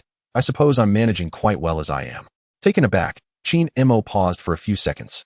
Something felt amiss, profoundly so. Although the system could sometimes be unreliable, the quality of its refreshed products was undeniably superior. Why then? Noticing the barely restrained smile at the corner of Matt's lips, did H.I.E.L.D. raise both hands and brandish a middle finger? As long as you're happy. By the way, I'll be away on a business trip this afternoon, likely for several days. All right, just keep it under wraps, Matt instructed. You sly dog, H.I.E.L.D. retorted, turning away as he made his way back to S.H.I.E.L.D., taking the opportunity to liquidate all his stocks. In the end, he netted 2 significant gains. In the real world, after selling stocks in the U.S. market, funds would be available on T1, the next business day after the transaction, prior to May 28, 2024, T2. He proceeded to purchase the Book of Dark Sorcery. Ding. Purchase successful. It has been stored in your system warehouse. H.I.E.L.D. took a deep breath, suppressing the urge to examine the tome. His primary concern was that a certain bald mage in a sanctum several streets away in New York might sense it. Such a novice error must not occur. Better safe than sorry. Following the address provided by Ramlo, H.I.E.L.D. drove to the secret base of the Rapid Response Special Forces. Brother, isn't the newly arrived Quinjet impressive? Ramlo exclaimed, like a child showcasing a prized toy. Quite remarkable, my friend, H.I.E.L.D. acknowledged, fully aware that the might of HYDRA was behind Ramlo's acquisition. Initially, He had only intended to reimburse his travel expenses, lodging, meals, and massages. Who would have thought that his good friend would arrive with a Quinjet? Is everyone ready? Shall we depart? Following Chin Mo's directive, Ramlo gathered 10 trusted soldiers. Let us go? Chin Mo waved the flag. Our sole objective this time is to deal with those bloodsuckers. Yes, sir. The group boarded the aircraft. And soon the roar of the engines filled the air. The Quinjet was equipped with twin-turbo engines, capable of vertical takeoff and landing, as well as hovering, while maintaining balance with grace. Simultaneously, it possesses the capability to soar through the underwater depths and the stratosphere, integral to the airborne operations of S.H.I.E.L.D. members, as well as the transportation of personnel and supplies. Moreover, the interior boasts ample space, even featuring a dedicated bar for the leisure of accompanying staff. Truth be told, after exploring the surroundings, Chin Mo found himself quite inclined to procure a Kuan-style fighter jet as his personal aircraft. After all, it is hardly excessive for a deputy director of his stature to possess one, is it? At the bar counter, Lang Luo hesitated for a moment before inquiring, "Brother, what do vampires fear?" This was his first time fighting alongside his comrades, and Lang Luo did not wish to be a hindrance. Yet, his lack of experience with vampires left him feeling apprehensive. It was not fear per se. With his good brother by his side, he was not afraid of anything. Certainly not of the vampires. Chin Mo patted Lang Luo on the shoulder, casting a glance at the other soldiers, who shared a similarly grave demeanor. "Gentlemen, there is no need for concern. I have specifically enlisted the expertise of a vampire hunter, Blade, to guide us, armed with sunlight crosses and garlic silver bullets. We shall don our specialized gear and rest before embarking on our mission tonight." Hearing this, the expressions of the group softened somewhat. 2.5 hours later, the Kuan-style fighter jet landed smoothly at the military intelligence headquarters. With a single glance, Chin Mo spotted Blade, who was signaling him with a raised eyebrow. "No need for thanks, my friend," Blade responded. "It's merely a brotherly obligation." After a brief exchange of pleasantries, Lang Luo led his rapid response special forces soldiers to follow the military intelligence personnel to don their specialized equipment, while Chin Mo engaged in casual conversation with Blade. Once their nighttime operation concluded, the buyer expressed a desire to ascertain the nature of their acquisition. "No problem. How many vampires do we anticipate encountering tonight?" Blade inquired, a puzzled expression crossing his face. "How many must we eliminate before the president feels assured?" Without uttering a word, Chin Mo extended his index finger.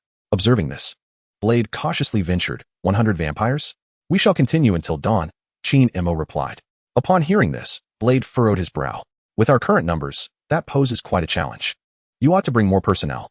As a renowned vampire hunter commanding respect across Western and Eastern Europe, Blade was no naive idealist.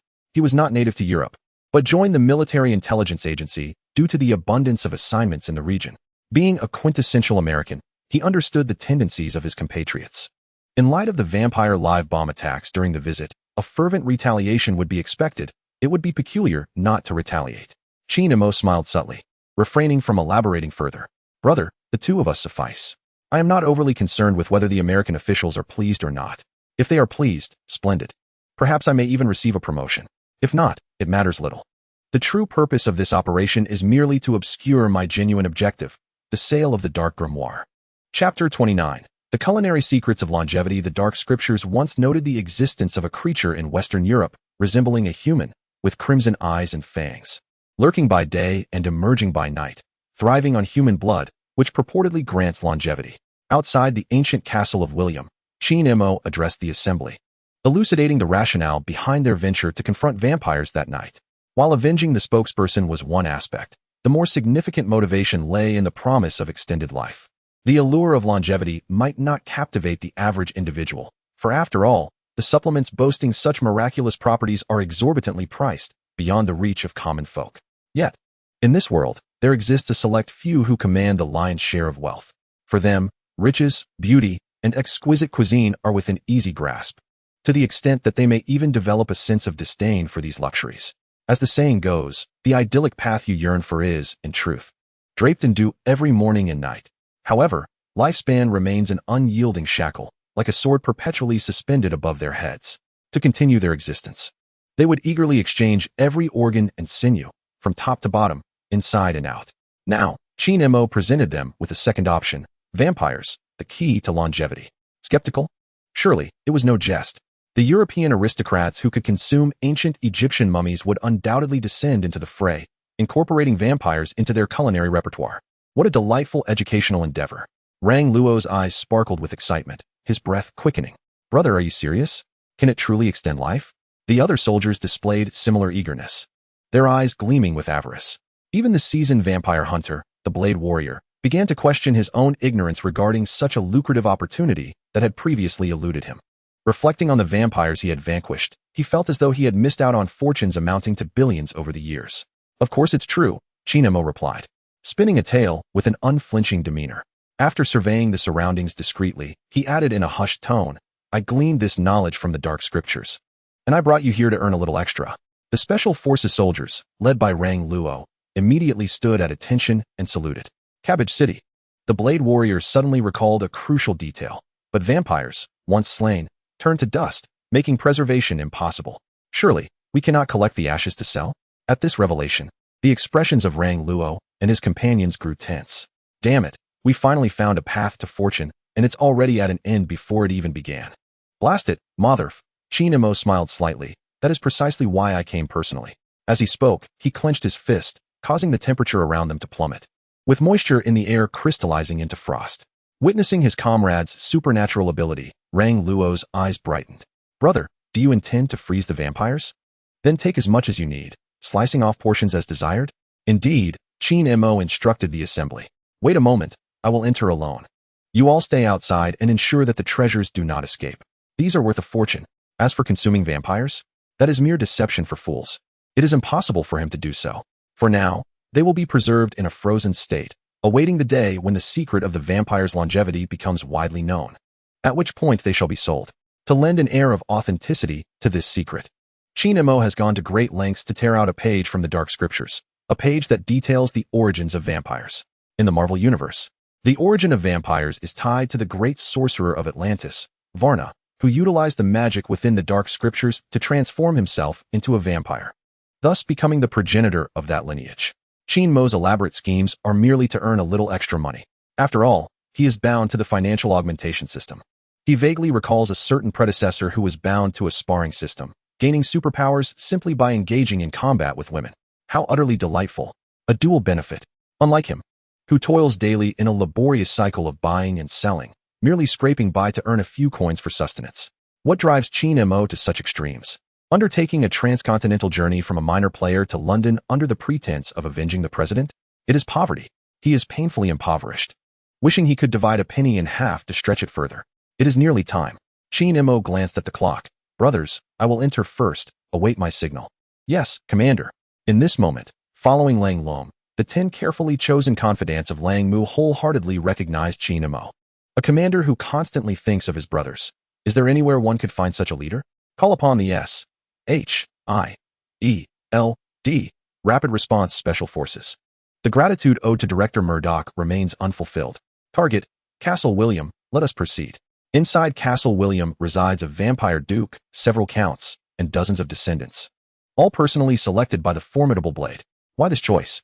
The reason is simple. Blade has a long-standing grudge against Duke William and intends to eliminate this formidable adversary through his intervention.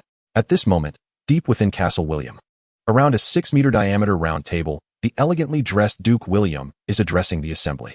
He urges the children to remain low-key for a while, as intelligence from MI5 suggests that S.H.I.E.L.D.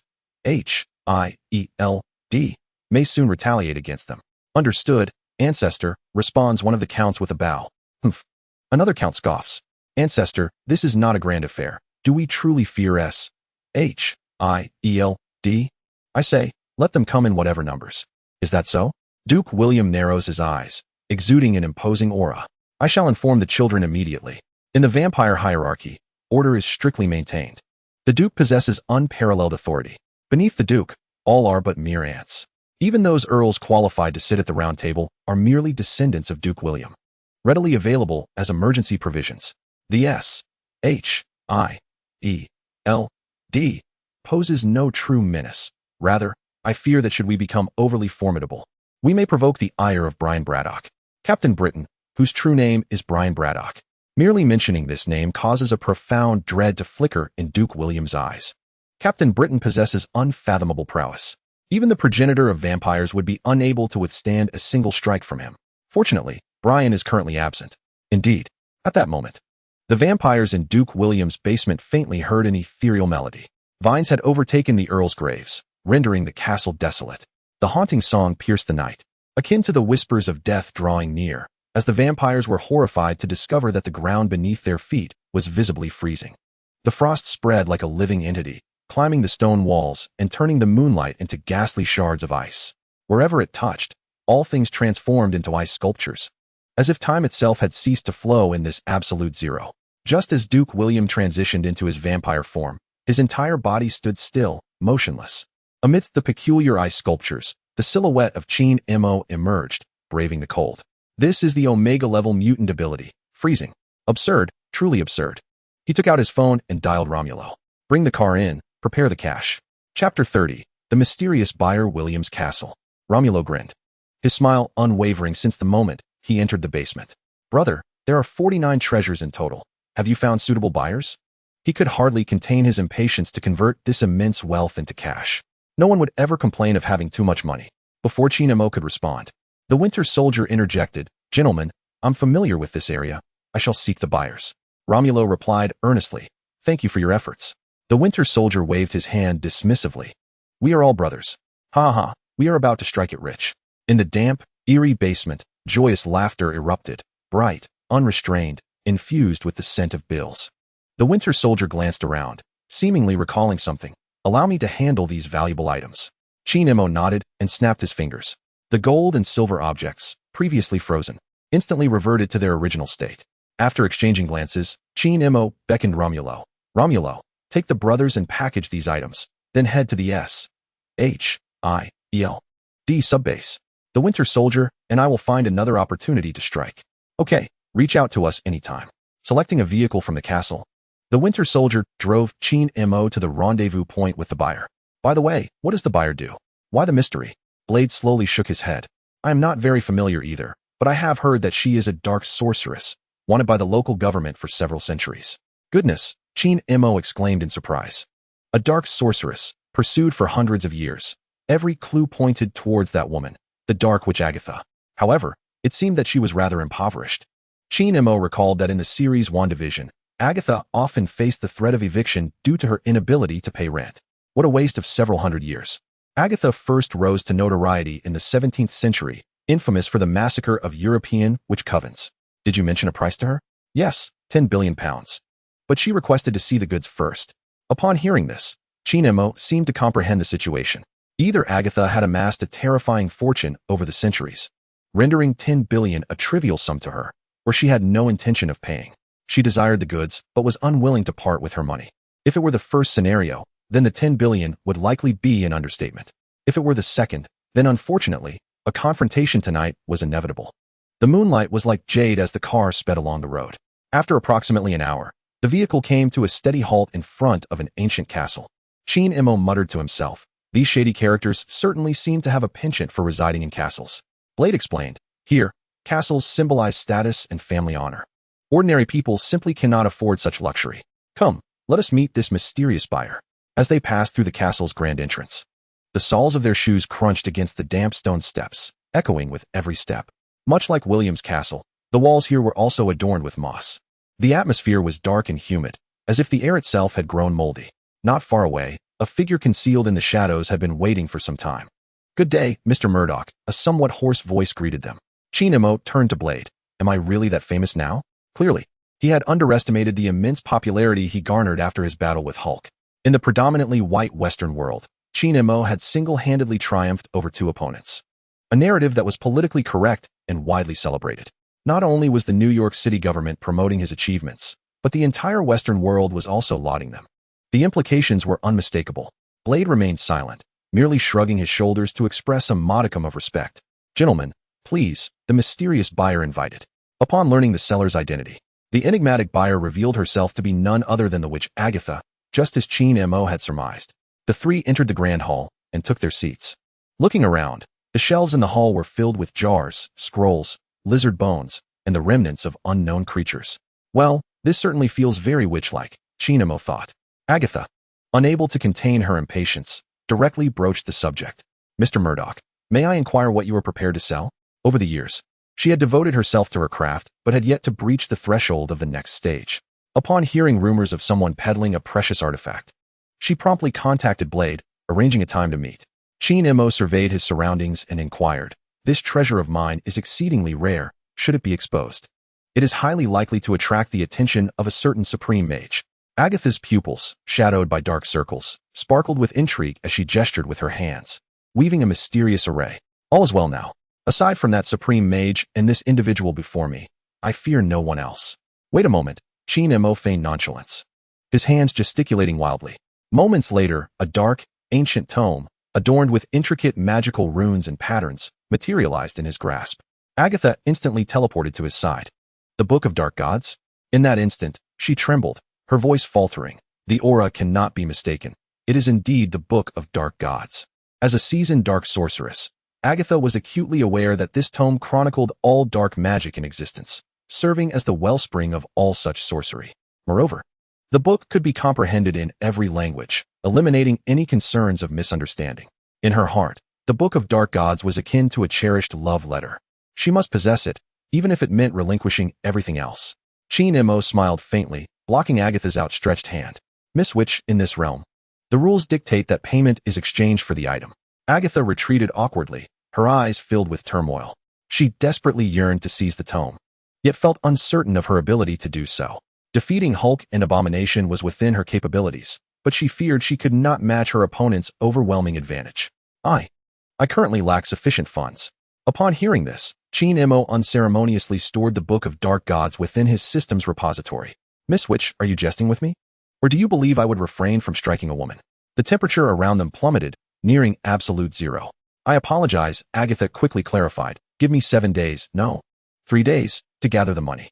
"Ah," Shin-Mo replied with a beaming smile. "That is quite agreeable. 10 billion. 10 billion for a lifetime." Alas, given the nature of the system, 10 billion pounds would likely only equate to the price of a single item, one that possessed abilities akin to an Omega-level mutant power. "Mr. Murdock, I shall contact you in 3 days, Shin-Mo declared, rising to join the astonished Blade at his side, preparing to depart. "Very well, I shall await your news." Chapter 31. All in London, at the S.H.I.E.L.D. branch, Shin-Mo lounged in the executive chair, his polished shoes casually resting on the edge of the desk. With half-closed eyes, he listened to his subordinate's report. "Director, the individual you instructed us to monitor is currently liquidating assets." "Well done. Continue your surveillance," he replied.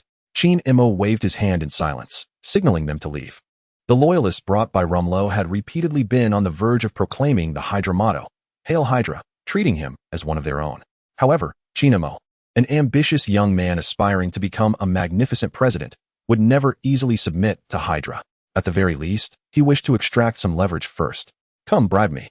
Corrupt me." Yet, since the day Rumlow approached him, the lad had never once mentioned anything regarding HYDRA, not even a hint. This left Shin-Mo in considerable distress. With HYDRA remaining passive, he found himself unable to manipulate the situation, and without manipulation, how could he profit? "Ding dong. Not meat. Gather the brothers tonight. I'll treat." A coded text from Blade indicated that the valuable items plundered from William Castle had been fully disposed of. Thus, it was time to divide the spoils in the evening. After informing Rumlow, Shin-Mo drove an SUV belonging to the London S.H.I.E.L.D. on aimless wanderings. In his previous life, he had been even poorer and had never traveled abroad. This time, he finally had leisure to explore. However, the disparity between his high hopes and subsequent disappointments was stark. The streets of London were rife with the stench of urine, and dog feces were scattered like landmines, leaving him with nowhere to step, comparable to the chaos of New York. The Natural History Museum of London caught Shin-Mo's eye outside the car window.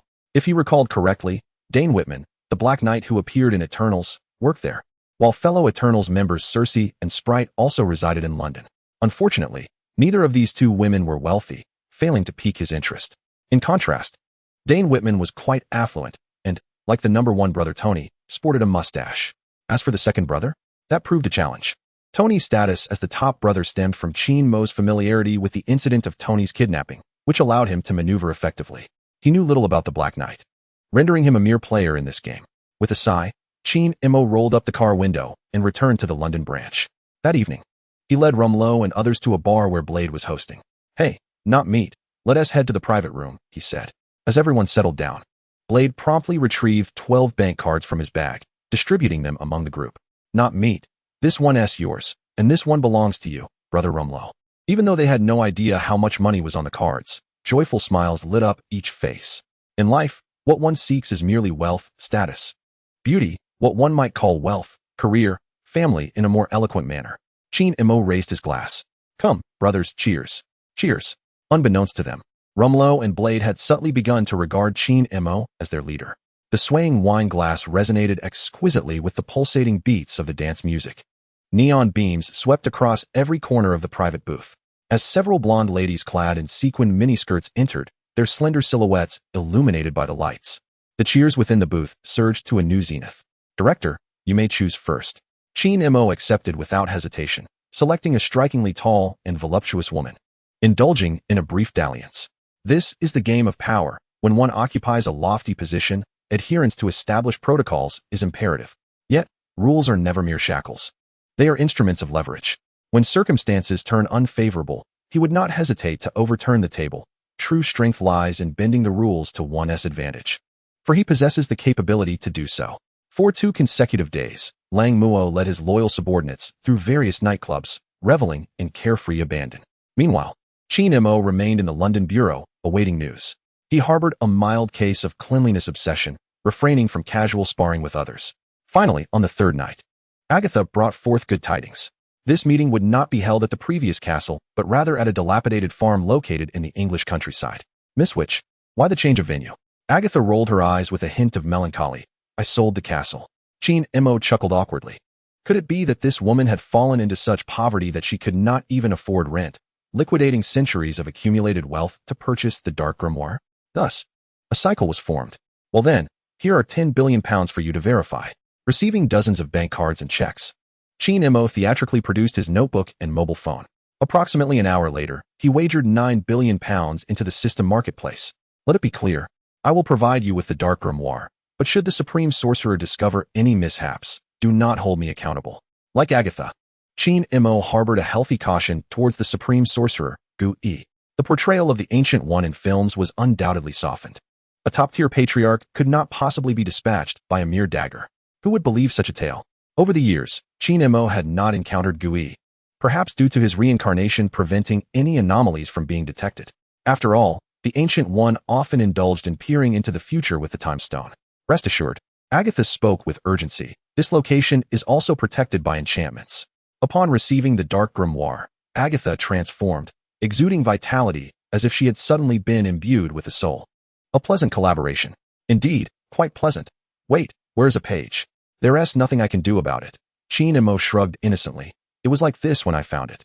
At this, Agatha took a deep breath, repeatedly persuading herself. I cannot defeat him, not yet. With so many spells, it's impossible to learn them all. I can't afford to miss just one page.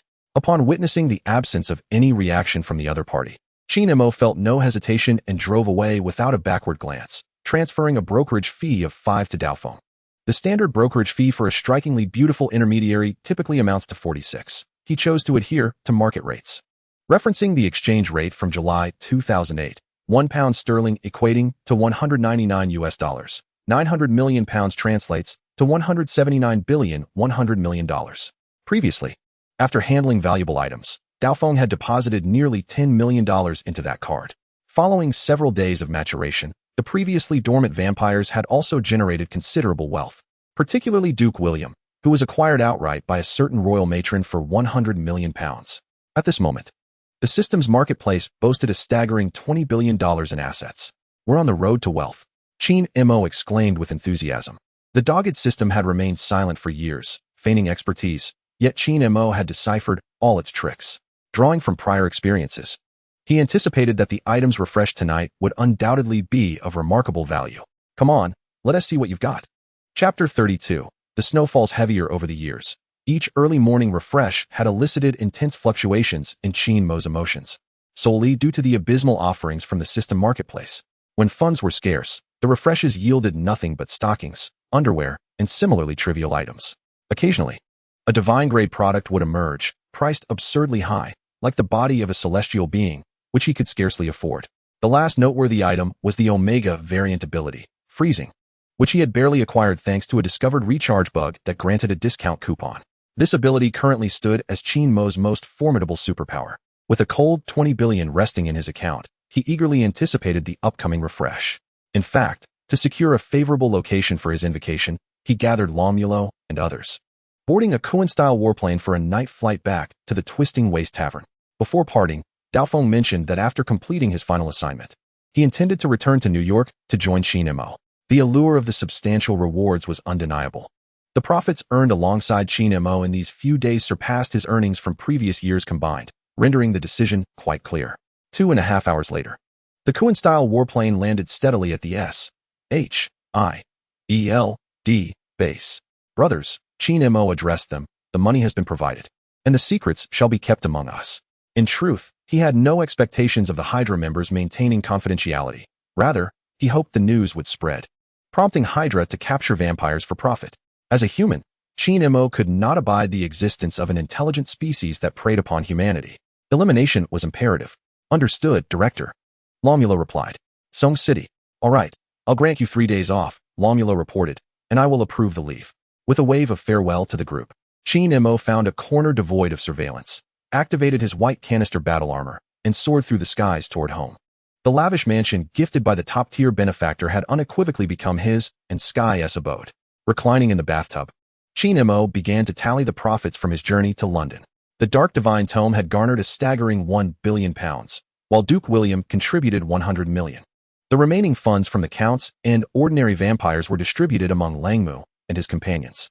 After deducting the intermediary fees for the Blade and the prior liquidation of Stark Industries stocks, he was left with a total of $3 billion. Of this sum, 20 million lay in his account balance, while 3 million resided across several bank cards. After bathing, changing, and offering incense and prayer, Qin Mo took a deep breath and opened the marketplace interface.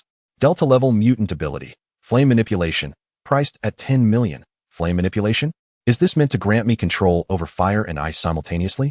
Unlike the Omega-level cryogenic abilities of Iceman, the flame manipulation is classified as Delta-level since it allows for the control of flames without their creation.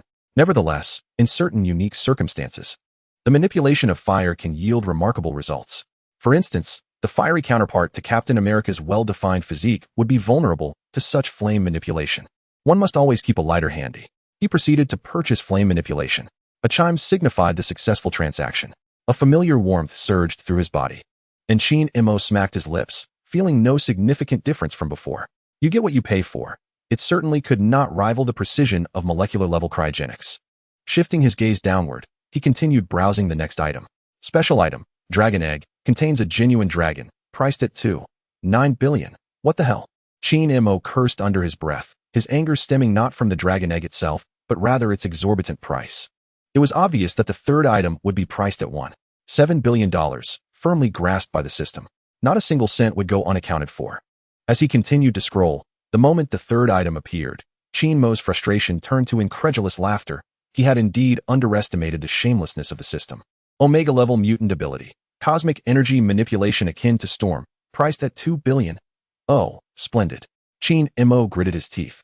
Initially, he assumed the system would price the item at $7 billion, as the remaining balance was just sufficient for that purchase. However, it seemed the system had its sights set not only on his account balance, but also on the funds within his other bank cards. Enraged, he clicked on the detailed description to continue browsing. Cosmic energy manipulation includes the abilities to summon lightning, conjure storms, create blizzards, disperse clouds, extract air to create vacuums, unleash solar winds, and invoke black hole-level storms. Compared to the Iceman's simple freezing ability, Storm's powers appeared far more comprehensive. With this ability, Qin Mo could soar through the skies without relying on Mark's armor. Just the capacity to summon lightning and storms alone resembled Thor's ability to fly without a hammer. Resolving to wager all his bank card balances, Qin Mo began to console himself. Well, I've already committed, so I might as well proceed with the purchase. In the realm of officially recognized Omega-level mutants by Marvel, Storm and Magneto have recently ascended to this prestigious category. In 2024, Marvel formally included Storm in the Omega-level roster within the X-Men series, and by 2025, her Eternal Storm form was designated as Super Omega-level. Regrettably, the marketplace only refreshed the standard form. Purchase Storm's merchandise, the notification chimed. Success was achieved. A tingling warmth coursed through Qin Mo's body. leading him to believe that he no longer had to fear being unable to contend with the likes of Ancient One. Iceman possessed Omega-level mutant abilities akin to Storm, while Black King exhibited Alpha-level powers, and Fireman showcased Delta-level capabilities. With 2 at level 5, 1 at level 4, and another at level 3. They would undoubtedly overpower Ancient One and the likes of Thanos. According to Marvel's power classifications, what tier did he belong to now? Was he at the singular universe level? Yet, why did he feel no connection to the multiverse? Wasn't it said that achieving singular universe status would allow for traversal between universes? Was it due to his overwhelming supernatural abilities that his physical form hindered him? It dawned on Shin-Mo that he had been neglecting certain aspects of his training. That night, a blizzard swept through New York in July, prompted by someone's midnight melancholy. Gazing at the dragon egg on the marketplace interface, Shin-Mo hesitated for a long time before finally making a resolute decision. Purchase dragon egg. Ding. It has been stored in your system space. Warning. Living entities cannot be stored in system space for extended periods. Please hatch the dragon egg promptly. Following the system's guidance, Shin-Mo pricked his finger, allowing a few drops of blood to seep into the dragon egg. Almost immediately, the smooth shell began to sprout a myriad of cracks. To his astonishment, as the shell split open, a small girl lay sleeping within. At that moment, Shin-Mo was at a loss for words. Was it reasonable? Was it scientific? After a moment of contemplation, he couldn't help but reach out and gently touch the plump little face of the girl. Dwang. The texture was as bouncy as jelly. Suddenly, the small mouth clamped onto his finger. Hiss, that stings. Indeed, his physical form was too feeble, as even the newly hatched little one could break the skin. As the snow in New York fell heavier, Chapter 33, the dragon girl of the Chin family unfolded. With a pair of petite dragon horns atop her head, a straight fringe, and distinctive gradient purple twin tails, her chubby face and clear, blue eyes were undeniably recognizable. The little girl who hatched from the dragon egg grew increasingly familiar to Shin-Mo. He finally recalled the adorable character from Miss Kobayashi's Dragon Maid, Kana Kimui. Kana? The little one blinked her bright blue eyes, mimicking Shin-Mo's words. Kana? Seizing the opportunity while the little girl was speaking, Shin-Mo regained control of his finger. This cannot be consumed. Mid-sentence, he suddenly recalled that Kana was quite the glutton, with an astonishing appetite, devouring a bowl of rice in a single bite. However, his wallet was nearly empty. Such an adorable Kana, though challenging to support, must be cared for. Seizing the opportunity before prices were driven down, he resolved to capture some vampires tomorrow to earn a little pocket money. Kana? The little girl repeatedly murmured the name, as if sensing a familiarity with the person before her. Little Kana, I am Shin-Mo. Kana blurted out, Little Chin. Shin-Mo responded, have you changed your name? The dragon maid of the Little Chin household? The two exchanged glances, one human and one dragon, both wide-eyed in surprise. Little Chin, I am hungry. I will prepare you a meal. Such a delightful little being, it was impossible to resist. Shin-Mo succumbed effortlessly. Kana, stretching her chubby little arms, implored, Little Chin. Hug me. All right, a hug it is. He lifted little Kana into his arms and made his way to the kitchen in search of food. To be honest, despite having lived 2 lives, he possessed no experience in raising children. Fortunately, the little one displayed remarkable linguistic talent, allowing for seamless communication in such a short time. Otherwise, he would likely have struggled to comprehend her infantile babble. Setting the little one beside the dining table, Shin-Mo instructed, Kana, please sit for a moment while I warm up the beef. Okay. At that moment, hearing the commotion, Sky, hidden behind the mechanical dog, stealthily approached from upstairs. Instantly, her gaze was fixed upon the purple-haired child swinging her short legs from the chair. What Shin-Mo? Such an amiable brother? Not quite familiar. Sky dashed to Kana's side, her expression slightly deranged. What an adorable little child. The expressionless human infant before her struck every chord of cuteness. Chubby cheeks that begged to be poked, and sparkling azure eyes. Sky's hands hovered in midair, torn between the desire to embrace and the fear of touching, much like a collector facing a fragile work of art. When Kana tilted her head with a look of confusion, Sky could almost hear the sound of her own sanity fracturing. Brother, whose child is this? As Shin-Mo manipulated the flames to quickly heat the beef, he turned slightly to respond. This is my sister Kana. This is Sky. Only then did Kana sweetly murmur. Hello, little Sky. Hee hello there. Sky squatted beside Kana, continuing her slightly unhinged admiration. Shin-Mo approached, carrying a bowl of beef. Time to eat, Kana. As the dish clattered onto the table, Kana, who moments ago appeared adorably dazed and sluggish, instantly transformed into a whirlwind of fervor, her utensils flying with remarkable speed. Puffing her chubby cheeks, she occasionally emitted satisfied sounds of delight. This scene left Sky utterly astonished, her jaw dropping in disbelief. Brother, little children shouldn't eat too much at night. A whole bowl of beef is more than enough for me, let alone such a small child. With just that one sentence, Sky had already been labeled a bad woman by Kana. No matter. Shin-Emo sat nearby, resting his chin on his hand. Kana is not a child. She is a dragon. To be honest, he too felt somewhat captivated, though Kana's little arms flailed with a blur of motion. Her round face consistently bore its signature expressionless demeanor. Only the occasional narrowing of her eyes and the sudden increase in the frequency of her leg swings revealed the genuine satisfaction hidden within the little one's heart. Human infants are undeniably adorable to an almost unfair degree. Moreover, he would not need to marry to enjoy the company of such a delightful child. Praise be to the dragon egg. In a word, invaluable. With his chin propped up and a smile reminiscent of an indulgent ant, Shin-Emo felt he could gaze upon this scene for a lifetime. At that moment, Sky suddenly noticed something unusual outside the window, and his demeanor shifted dramatically. Brother, it's snowing outside. In July, it's snowing heavily. Indeed, Shin-Emo feigned ignorance. What is going on? How peculiar. With the charming presence of little Kana, someone's mood had lifted significantly, and even the snowflakes that had been drifting outside seemed to sense this joy, gradually ceasing their dance. After snowing all night, it finally stopped. Accompanied by an empty bowl of beef, Kana's dragon horns shimmered slightly as she yawned, slipping back into her adorably dazed state. Little Sheen, I'm sleepy. All right. Shin-Emo rose and picked up the purple bundle. Sky, would you help Kana take a bath? Home. Sky nodded enthusiastically. Little darling, I'm coming.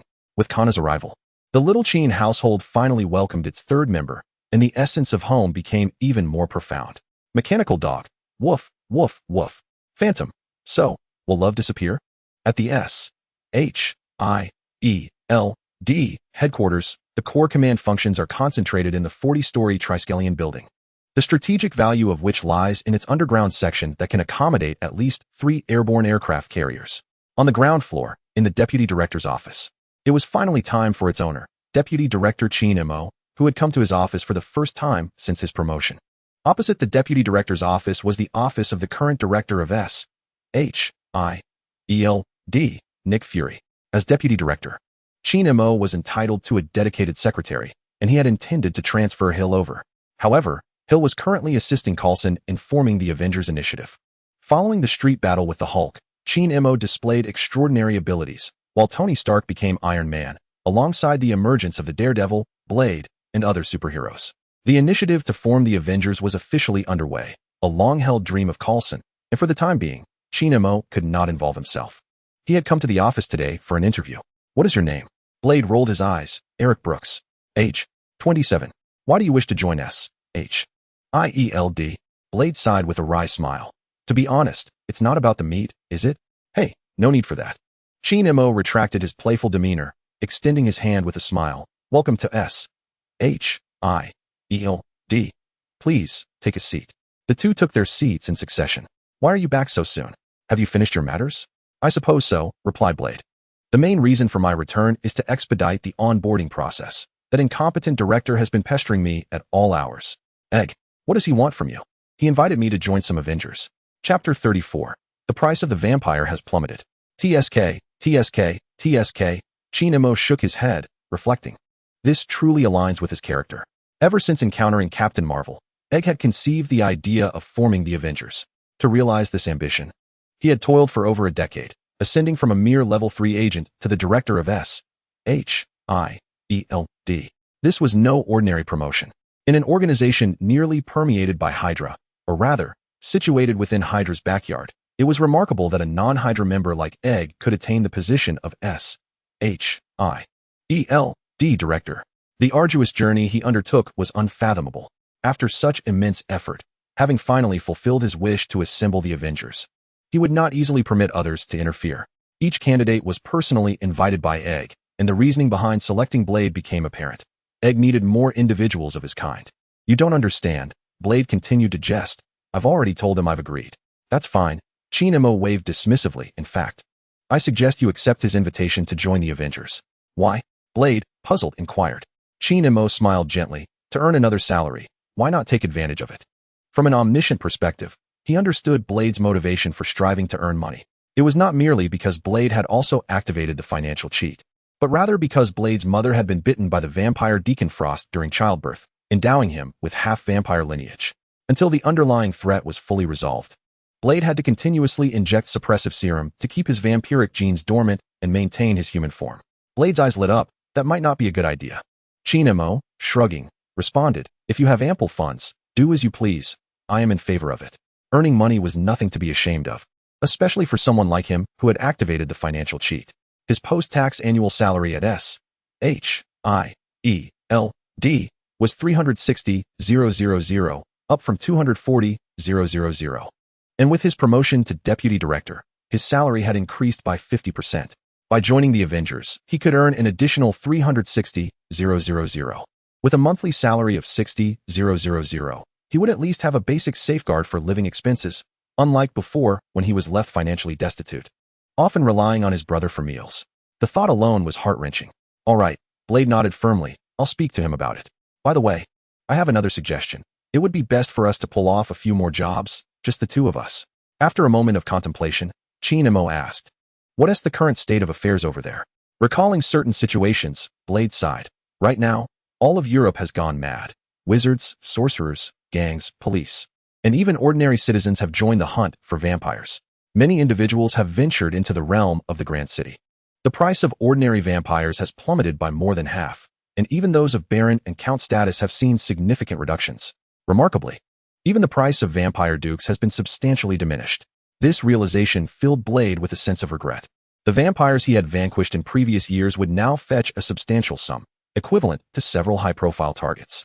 Upon hearing this, Sheen silently commended himself for successfully advancing the plan he had initiated. Indeed, no one could resist the allure of longevity that came with consumption. Not only the European aristocrats, but even seasoned figures like Rumlow found themselves unable to resist taking a bite.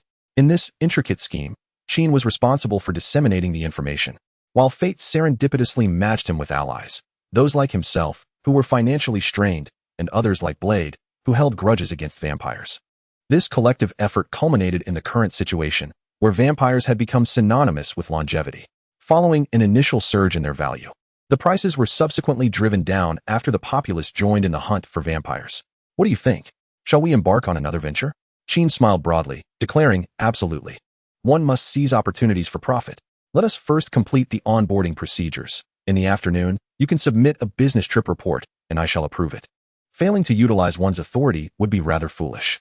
Given that the endeavor is in the Grand City, there is no moral burden to bear, with the exception of the colonialists who might feel a sense of injustice on behalf of their benefactors.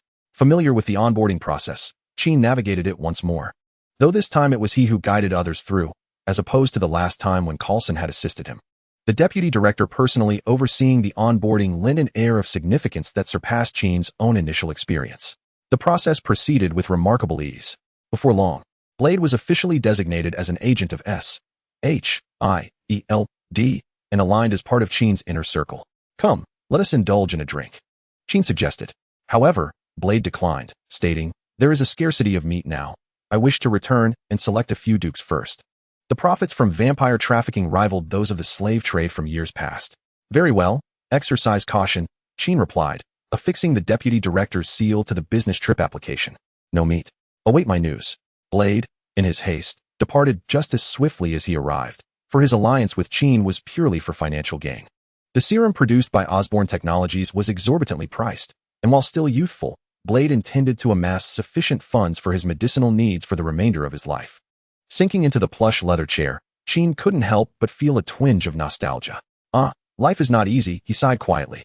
Before crossing over, he had toiled relentlessly after graduation, akin to a beast of burden, only to find his fortune evaporating after a decade of hard work. Living a second life, accompanied by a unique advantage, he had once believed he could finally soar. Who could have anticipated that this gift would come at a cost? Initially, upon realizing he had traversed into the Marvel Cinematic Universe, Sheen sought merely to ensure his survival while experiencing the extraordinary and testing his mettle. The more powerful one becomes, the more one feels insignificant. When acquiring radar sensing, the formidable kingpin from Hell's Kitchen appeared to Sheen Mo as an indomitable presence. While purchasing the white armor to rescue Tony, he silently prayed to avoid encountering the Ten Rings leader, Wenwu. After injecting the perfect spider serum, he worried about his ability to contend with the Hulk, harboring a deep-seated loathing, for even with the Omega-level mutant abilities of Iceman and Storm, there were still beings far more potent than he. How strong must one be to truly be considered strong? Chin-mo lit a cigarette, seeking to ease his taut nerves. I am fortunate enough. It is certainly better than those unfortunate souls traversing a post-apocalyptic world, devoid of food, water, and companionship, yet without any extraordinary powers. His inherent nature as a rogue allowed Chin-mo to adopt various perspectives when contemplating matters. Thus, whenever he felt disheartened, he could invariably find solace in his own way. Time to leave, back to work. After 2 hours without seeing Kanna, his longing for her nearly overwhelmed his thoughts. Just as he emerged from the underground parking lot, a call from the number 1 brother rang through. Hello, Tony, what's the matter? What? Last night, a man claiming to be the director of S.H.I.E.L.D. infiltrated your home late at night, and you nearly beat him to a pulp? All right, I'll come by and see. Chapter 35, a display of acting skills. Stark's seaside villa. In the underground laboratory, Tony gestured towards a bound figure and said, "This is the guy who breached the security system last night and was apprehended by me on the spot." Casting a glance at Chin-mo beside Tony, Nick Fury turned his head, filled with a sense of humiliation. How embarrassing. Here he was, the distinguished director of S.H.I.E.L.D., laboring diligently to personally invite Stark to join the Avengers, only to be felled by a single punch. He could not fathom how, as a level 10 agent, he was overpowered by Stark, this dashing playboy stripped of his prowess by allure. What a disgrace. Look, Tony exclaimed, showcasing his acting prowess. He's still quite defiant. Of course, Nick Fury was indignant, having been treated as an intruder and soundly beaten, now exposed to his subordinates. The crux of the matter was that this subordinate was the deputy director of S.H.I.E.L.D. He now regretted inviting Chin-mo to join S.H.I.E.L.D. in the first place. In just a few months, Chin-mo's promotion had skyrocketed as if propelled by a rocket, swiftly advancing from an agent to the deputy director. In principle, a deputy director is not formidable. S.H.I.E.L.D. adheres to a principle of one director and multiple deputies, typically comprising 3 deputy directors who assist the director in managing different departments. However, Chin-mo was not just any deputy. He maintained an exceptionally close relationship with the decision-maker, making it plausible that one day he might rise above the director himself. In mere seconds, countless thoughts flashed through Nick Fury's mind. Stark, Chin-mo, embodying a master thespian, interjected, "It's a misunderstanding. This gentleman is indeed our director." What? Tony, equally adept in his performance, responded, "What are we to do? I thought he was here for a free purchase." Nick Fury watched in disbelief as 2 shameless individuals engaged in a theatrical display. Taking a deep breath, he resolved to endure the situation. "It's fine," he reassured himself, forcing a smile. "We're all on the same side. As long as we can talk it out, it's all good. You rascals, would you kindly untie me?" Chin-mo recognized the moment was ripe. There was no need to completely alienate the egghead, as they still needed to leverage him alongside HYDRA. Finally, after being bound for an entire night, Nick Fury regained his freedom. "Ahem, there are matters at the agency that require my attention. Please excuse me." Tony suppressed a chuckle and offered to see him off. "Director, I shall give your proposal considerable thought." Nick Fury nodded, choosing not to respond further. "You had better do so." Outside, the thick blanket of snow caused Nick Fury to momentarily lose focus, prompting him to pinch his arm sharply. Ouch, this isn't a dream. How did it suddenly start snowing? He distinctly remembered that it hadn't been snowing when he arrived last night, and more importantly, it was July. How could there be snow? Strangely enough, the snow did provide a refreshing chill. "Take care, Director," he waved, walking alone through the snowy landscape, his silhouette appearing somewhat desolate. Once Tony returned to the laboratory and exchanged a glance with Chin-mo, they both burst into laughter in unison. "Ha! Chin-mo gave a thumbs up at Tony's abstract antics. "Impressive. How did you come up with that?" "Hey," Tony replied with a grin, "last night in the pitch dark. Had that guy not spoken up, I would have never realized there was someone in the living room. He claimed to be the director of S.H.I.E.L.D., and I couldn't help but knock him out with a punch. Knowing that his father had founded S.H.I.E.L.D., and that the current director had been eyeing his wallet, Tony had longed for an opportunity to deal with this individual. What was he here for? Chin-mo feigned ignorance. "To invite me to join the Avengers." Tony handed over a document. "Is this project related to you?" "I'm not in charge of this, but I accepted the invitation." Chin-mo replied. "Why?" Tony asked, perplexed. "It would be great if we worked independently. We have the funds, we have the manpower, and we wouldn't have to bow to those politicians." Chin-mo shrugged, "Just to collect an extra paycheck. Come on, would you really miss that small amount?" "Yes, I would." Upon hearing this, Tony seemed to recall something and quickly added, "By the way, I have some spare cash at the moment. Does your laboratory still need sponsorship? At this, Mo's eyes lit up. Yes, we desperately need it. The system's recent updates had drained his wallet completely, leaving him financially strained. All right, Tony instructed the artificial intelligence, JARVIS, transfer the funds. Seeing the large sum arrive, Mo let out a sigh of relief. You truly are an incredible benefactor. Indeed, quite impressive. Brother, you have quite the insight. At the very least, make sure to satisfy our esteemed benefactor. Suddenly, the artificial intelligence Jarvis interjected, Sir, a fire has been detected in Block 3. Please proceed to assist immediately. Tony Stark swiftly donned the variable form Mark suit from the lab, then turned to Mo. 1. Just like in the movies, after publicly acknowledging his identity as Iron Man at a press conference, Tony was indeed fulfilling his duties as a superhero, combating evil globally while also responding to disasters. Let us go. Noticing that Mo had not activated the white tank armor, Tony inquired, King, do you intend to walk over there? Mr. Stark, as your advisor, I shall strive to maintain a low profile in such situations, ensuring I do not overshadow you. In the comics, when Iron Man was crafting the white tank armor, his narcissistic tendencies were amplified by the Scarlet Witch and Doctor Strange, prompting him to incorporate luminous materials into its design. In comparison to the Mark suit Tony currently wore, the white tank armor was rather ostentatious. Iron Man donned in the white tank armor was also referred to as Shih-Huan. It was rare to see Mo so earnest, leaving Tony momentarily unaccustomed. As long as you are happy. In midair, realizing that the other had taken flight without any external assistance, Tony silently acknowledged. As expected, he had long suspected that Mo could fly. Manhattan, Block 3. The crackling flames, accompanied by thick, billowing smoke, engulfed the entire street in a heavy shroud of black mist, causing the panicked crowd to jostle against one another, the scene nearing chaos. Two figures approached, hovering above the street. The rapid spread of the fire deepened Tony's gravity of tone.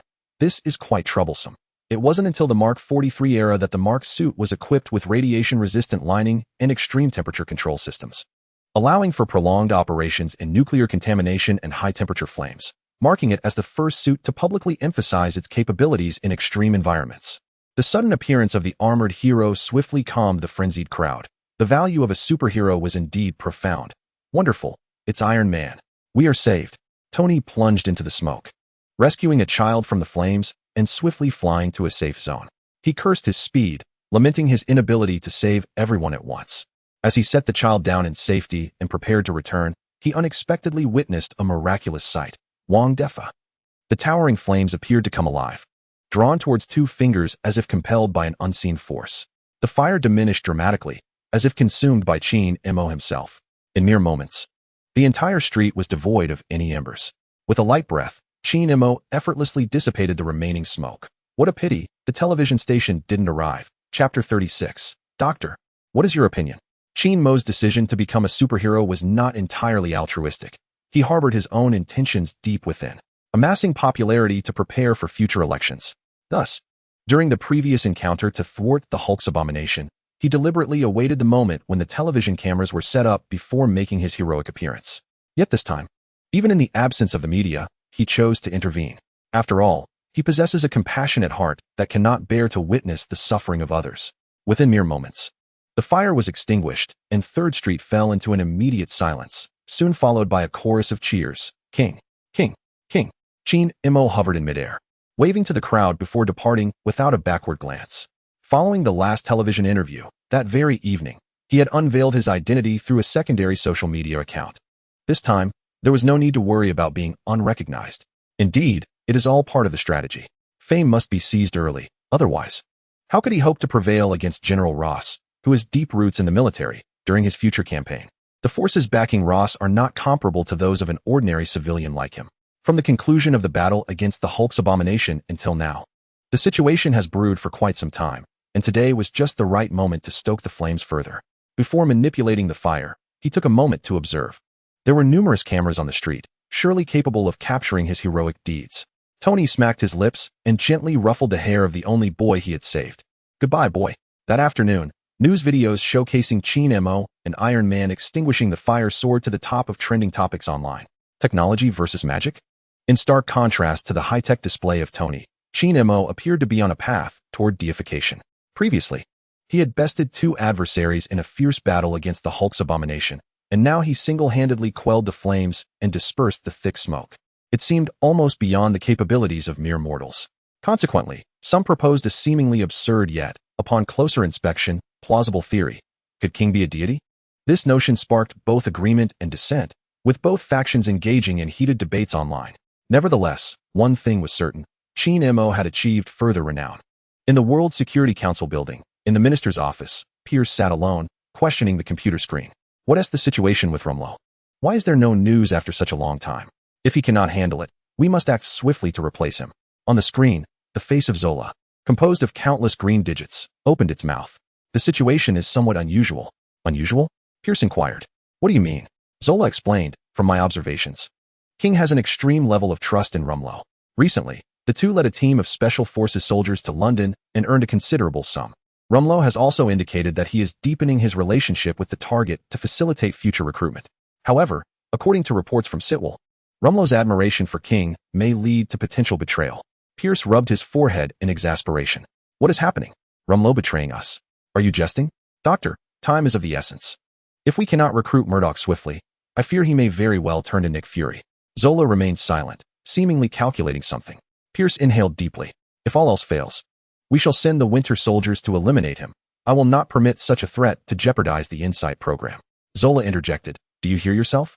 Sending the Winter Soldiers to take out King? What kind of absurd joke is that? If the Winter Soldiers were truly that formidable, we would have already conquered the world. Realizing the naivety of his thoughts, Pierce shifted his tone.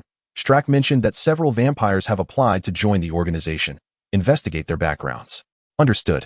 After a pause, Pierce suddenly inquired, Doctor, there are rumors that consuming vampires can extend one's lifespan. What is your perspective on this? Zola scrutinized Pierce's wrinkled visage.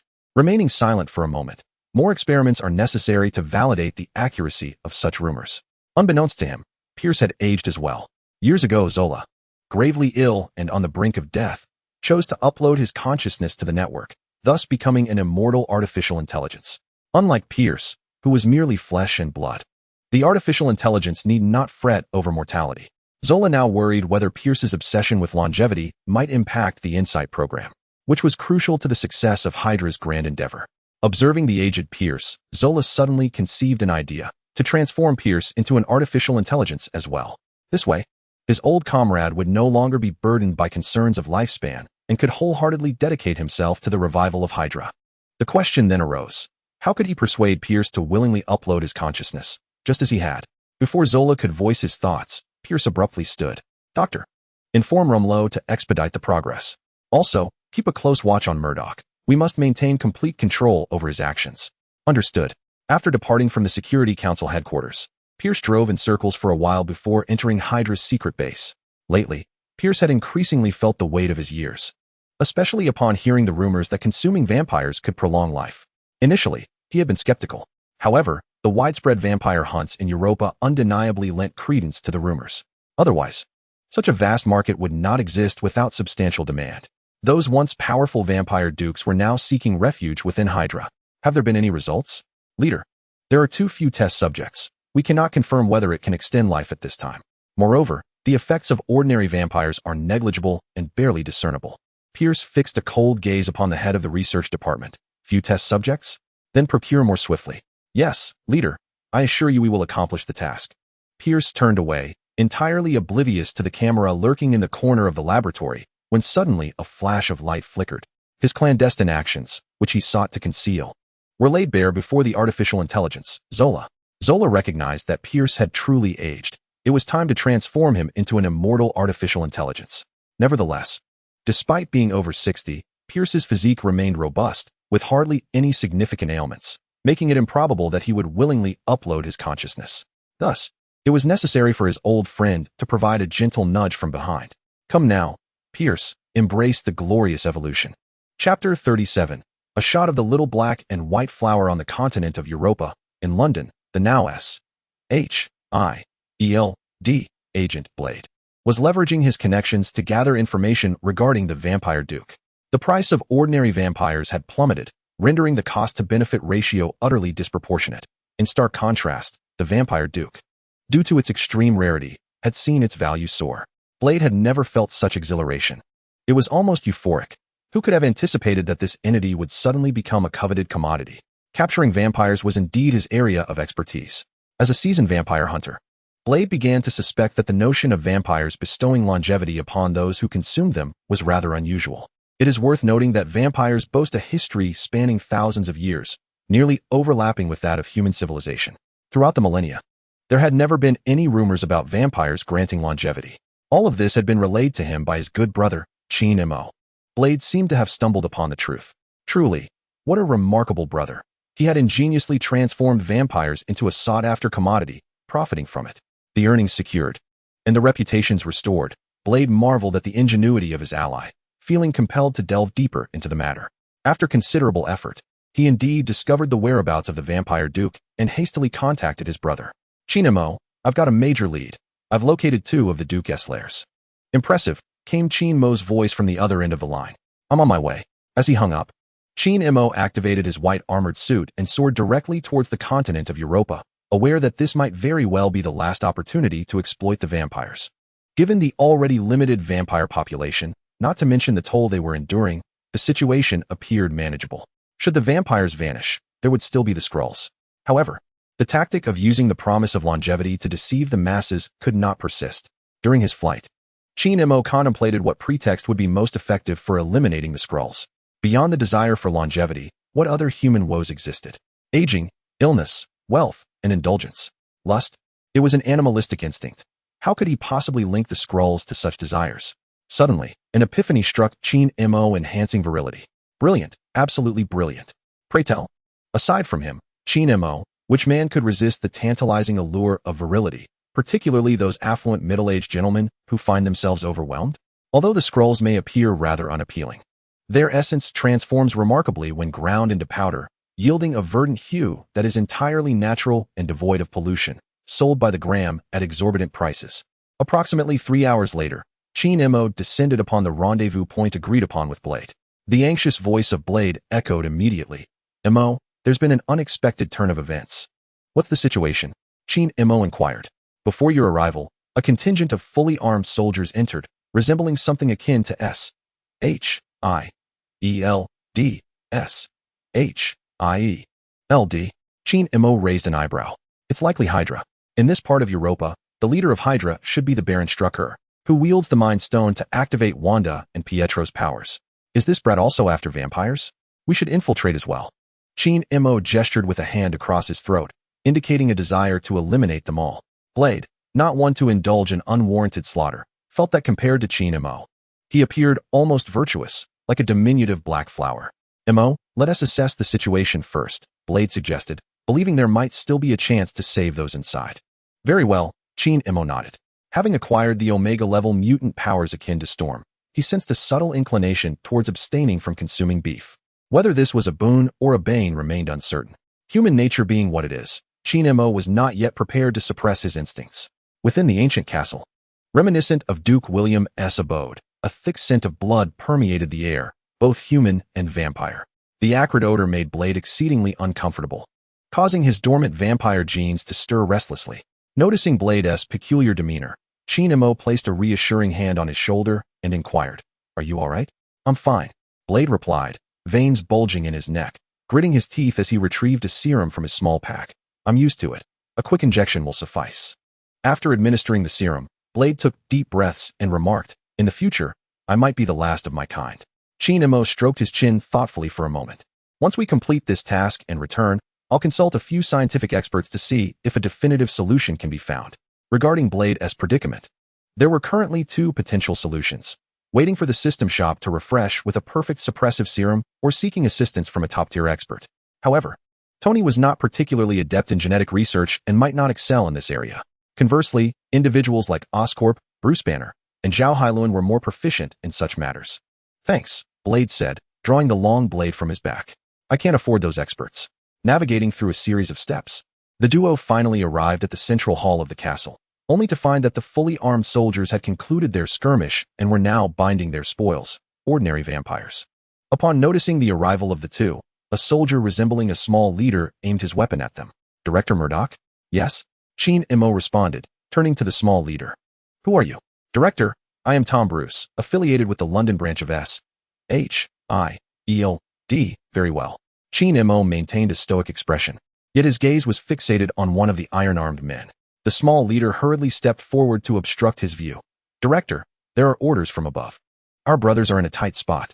Understood. H.I.E.L.D. activated the radar sensor, scanning the area before inquiring. Why are there so few of them? Where's their duke? Director, there were only these goods when we arrived. H.I.E.L.D. approached a vampire and delivered a sharp slap. Where is your duke? He has gone to visit friends. Will he return? He should be back. Should be back, which means he likely won't return. H.I.E.L.D. turned to leave. Although the reason for the vampire duke's visit at this juncture remained unclear, it was prudent to capture another duke as swiftly as possible. As for Bucky, the unfortunate friend with the well-endowed posterior, he too was a pitiable soul. The two hastened to the next ancient castle. Fortunately, this duke was not out socializing. After administering a jolt of 10,000 volts, the vampire known as Duke Wellington completely ceased his struggles. Mr. Wellington, where has your brother gone? The duke cast a glance at H.I.E.L.D., his eyes vacant as he stared at the ceiling, responding weakly, they have joined the Round Table Council. The Round Table Council? H.I.E.L.D. turned to Blade. Do you know about this Round Table Council? It seems to be the predecessor of HYDRA. Blade, perplexed, replied, but wasn't HYDRA eradicated by Captain America? H.I.E.L.D. remained silent. HYDRA has merely changed its name. It is now called S.H.I.E.L.D. Thank you for your cooperation, Mr. Wellington. Skillfully freezing the vampire duke, the duo proceeded to loot the entirety of Wellington Castle. Overall, while this haul may not compare to the previous one, the duke's selling price had surged, and with fewer individuals to share the spoils, the net gain was significantly greater. It should be just enough to support Kanna. Thinking of the gluttonous Kanna, H.I.E.L.D. rubbed his temples. How difficult it is for me. Chapter 38. I want to follow you from now on. After thoroughly plundering Wellington Castle, H.I.E.L.D. and Blade filled an entire truck with valuable items. Blade retrieved a pre-prepared document from his bag. Help me with a stamp for passage. I've already contacted the buyer. You can just wait for your share. H.I.E.L.D. smiled faintly, extracting the stamp representing the deputy director of S.H.I.E.L.D. from the system space and stamping it with conviction. Impressive, Blade. This is what we call professionalism. Much better than those half-baked individuals like Ramlo. Having navigated the vampire hunter circles for many years, Blade was acquainted with nearly all the wizards, mages, vampires, and hunters, earning a reputation as a master of disposing stolen goods. Indeed, H.I.E.L.D. was thoroughly satisfied with his discernment. Nowadays, his social circle could be considered quite distinguished. The inexpensive brother Matt is accompanied by 3 renowned lawyers, including the long-legged Karen and the plump Virgil. The leading figure, Tony, provides ample funding. On the other side, the S.H.I.E.L.D. has another deputy director, Hill, who is entwined with him as an ex-girlfriend. The Blade warrior, Eric, has shared in the perils of combat alongside him, partaking in grim deeds. Among the wealthy elite, the bespectacled Lily Ellis hails from a prestigious lineage, with connections that reach far and wide.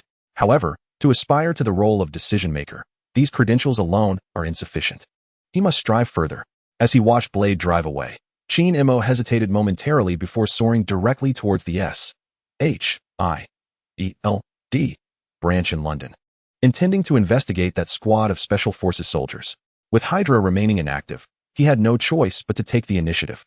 After demonstrating his flying capabilities during a recent rescue, there was no need for him to hide any longer. Thus, H.I.E.L.D. boldly flew to the S.H.I.E.L.D. London branch. Good day, Director. May I take a photograph with you? Could you please sign this for me? He inquired eagerly, resembling an amiable idol as he posed for pictures and signed autographs with his fans. After 10 minutes, he summoned the director of the London branch. Director Joseph, could you please bring me the itinerary of all agents for today? Certainly. Please hold on, came the response. Once the call ended, H.I.E.L.D. leisurely leaned back in the leather executive chair, resting his legs on the edge of the desk. 1 minute passed, then 2. Approximately half an hour elapsed with still no sign of the director, when suddenly, a call from Lang Milo interrupted. Brother, here's the situation. I had to enlist someone to issue the order to capture the vampires at the London branch. You know how it is. The guys are financially strained. I understand, H.I.E.L.D. replied. It seems the brothers are still struggling. Next time, make sure to file a report ahead of time. Otherwise, I won't be able to help cover for you. On the other end, Lang Milo continued. Thanks, brother. When you return, I'll arrange for a full service with Victoria's Secret models. After hanging up, Lang Milo wiped the sweat from his forehead and promptly dialed another number. Chief, King has agreed to assist in smoothing things over. Excellent. Keep pushing to bring Murdock into the fold as soon as possible. Sighing deeply, Lang Milo pondered, what should I do? I can't simply throw money at my brother to recruit him into the organization. Well, we'll take it one step at a time. At worst, I could be direct with my brother. Or perhaps, consider defection? As the thought of betrayal crossed his mind, Lang Milo felt an overwhelming sense of relief wash over him, akin to a taut string that had finally been released. The notion of defection opened up a vast realm of possibilities. In truth, this decision stemmed from a thorough comparison of the power dynamics between HYDRA and his brother, H.I.E.L.D. While HYDRA wielded considerable influence, they resembled a horde of rats lurking in the shadows. When exposed to the light, it could very well signal their downfall. And what of his brother? A power even more formidable than that of Hulk and Abomination, possessing the ability to wield magic and soar through the skies, now holds a prominent position within S.H.I.E.L.D. and maintains an excellent rapport with the decision-makers. The superiority of one over the other is evidently clear. Ramlo promptly resolved to confide in his close companion, perhaps due to a sense of relaxation. A brilliant idea crossed his mind, to have his brother infiltrate HYDRA just as he did, thus facilitating future maneuvers. Should HYDRA triumph, they would naturally share in the victory.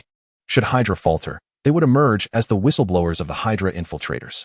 With this thought, Ramlo's breath quickened with exhilaration. How thrilling! That very evening, upon learning of his brother's return to New York, Ramlo seized the pretext of recruiting H.I.E.L.D. into HYDRA and carefully selected some gifts from the HYDRA storeroom for a special visit. As he approached the door, he knocked. When his brother opened it, Ramlo swiftly lifted the gifts, exclaiming, "Hey, brother, it's my first visit, so I brought along a few trinkets." H.I.E.L.D. accepted the gifts and welcomed the guest into the living room, saying, "It's enough that you came, no need for gifts. Please don't do this next time."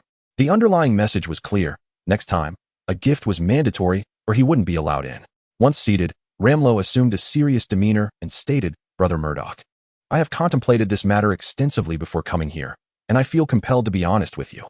Upon hearing this, H.I.E.L.D. led him to the study on the first floor. Finally, HYDRA was about to recruit him.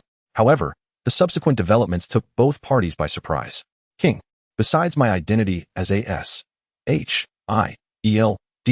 agent, I am also a member of HYDRA." "I know," H.I.E.L.D. responded with unexpected candor. "What?" Ramlo's eyes widened, suppressing the words he wished to voice. He could not fathom how his brother was aware of HYDRA's existence. After all, even Nick Fury, who had ascended from a level 3 agent to the director of S.H.I.E.L.D. over many years, remained oblivious to HYDRA's continued existence. Ignoring Ramlo's astonishment, H.I.E.L.D. began to elaborate. "Ramlo, I am truly pleased that you sought me out. Rest assured, there are no electronic devices in this study." It dawned on Ramlo why H.I.E.L.D. had insisted on leaving their phones outside. "You know?" he inquired. H.I.E.L.D. smiled enigmatically. "I know part of it." "All right." Ramlo inhaled deeply, finally summoning the courage to be completely honest. "King, I want to follow you in the future." Silence enveloped the room, as if enchanted. The study became eerily quiet, with only the faint sound of heartbeats echoing in the air. H.I.E.L.D. was taken aback for a considerable time before regaining his composure. "Isn't that so? You came to recruit me into HYDRA, didn't you?" "Yes," Ramlo nodded, and then shook his head. "No." "So which is it?" "It's a bit of both." At that moment, H.I.E.L.D. sensed that he and Ramlo were not on the same wavelength. "Then why did you come? Come here and confess. I'll follow you from now on." "Wait a moment." H.I.E.L.D. scratched his head. "Let me sort this out. You wish to withdraw from HYDRA and join S.H.I.E.L.D.? Langlo chuckled. "Whether I withdraw or not is irrelevant. I am already an agent of S.H.I.E.L.D. King. I desire for you to infiltrate HYDRA just as I have. This way, regardless of who ultimately prevails, we shall not be the losers." Upon hearing this, H.I.E.L.D. rolled his eyes. "You have quite an optimistic view." Chapter 39, A Worthy Half-Day Holiday. Brother, allow me to finish. This task can only succeed if you undertake it. If anyone else were to try, they would surely fail. Indeed, a double agent typically does not meet a favorable fate. But you are different. Your rapport with the decision-maker is quite strong. Consider this. No matter who wins in the end, we shall not lose. For no one would suspect that you are not only a S.H.I.E.L.D. infiltrator but also an undercover agent for HYDRA. Langlo's words made H.I.E.L.D. feel as if he were meeting this brother for the first time. Goodness, has his intelligence evolved? Initially, he had planned to recruit Langlo with a 50-50 chance serum, never anticipating that his good friend would willingly entrap himself. Could it be due to that little charm? Have I truly become a captivating enchantress?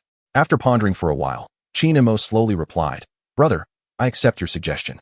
The methods may differ, but the outcomes will be similar. Splendid, Langlo exclaimed, rising with excitement. I will write back to Pierce at once. Hold on. Chin-mo firmly pressed Langlo back into his seat before continuing. Brother, you must understand this principle. If something is too easily acquired, it will not be cherished. This applies to objects as well as people. First, reply to Pierce saying I have not agreed, but my stance has softened. After a few days, inform Pierce that I demand $100 billion to join HYDRA. Langlo appeared startled, muttering, $100 billion, $100 billion. Brother, you dare to ask. But I cannot say such a thing. If I report this, will that old man Pierce think I'm jesting? Fear not, Chin-mo reassured him, patting his startled friend on the shoulder. Understand that business is all about negotiation. If my quote of $100 billion does not suit Pierce, he can always sit down and discuss it. At worst, we can bargain. Very well. Langlo nodded. Let us proceed as you suggest. King, I must hurry back and memorize all these words. All right, I shall see you off. After bidding farewell to Langlo, as Chin-mo returned to the living room, a purple blur suddenly leaped into his embrace. Xiao-Qin, take me out to play. Kana, must you be so disobedient? The purple fluff, with its aquamarine eyes sparkling, replied. I am obedient, Xiao-Qin. Be good, it is too late for us to go out. A rare fluctuation appeared on Kanna's usually expressionless face as she opened her small mouth and attempted to bite Chin-mo's arm. Anticipating her move, Chin-mo swiftly transformed his arm into ice. It is quite late today. Let us wait until tomorrow morning to invite Sister Sky to join us for an outing. Very well. The little purple dumpling, with its two chubby legs, dashed through the living room, leaving behind fleeting shadows. Sky, little Chin will take us out to play tomorrow. Last night, I miraculously acquired the Omega-level variant ability akin to that of Storm, and this morning, I received sponsorship from the top-ranking brother for 2 significant targets. By noon, I had captured a vampire duke, reaping such bountiful rewards. It truly warrants a half-day S holiday. Ever since joining S.H.I.E.L.D, he has become increasingly busy, lacking the opportunity to engage with his ex-girlfriends for some friendly competition. Reclining in the courtyard's lounge chair, Chin-mo gazed vacantly at the starry sky. Thanks to the heavy snowfall last night, the temperature tonight was pleasantly cool. Kanna, with her short legs, squeezed into Chin-mo's embrace. Little Chin, it's snowing. All right.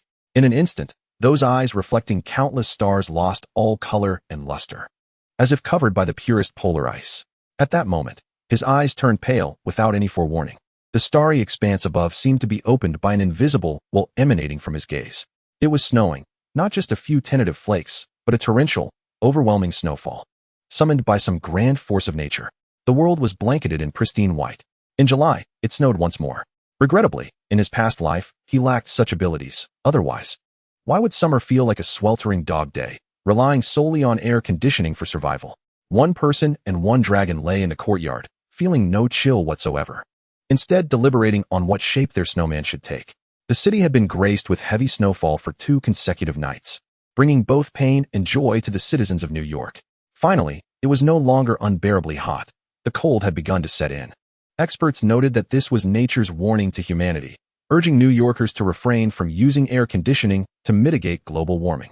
No one would suspect that this was merely the innocent whim of a little girl.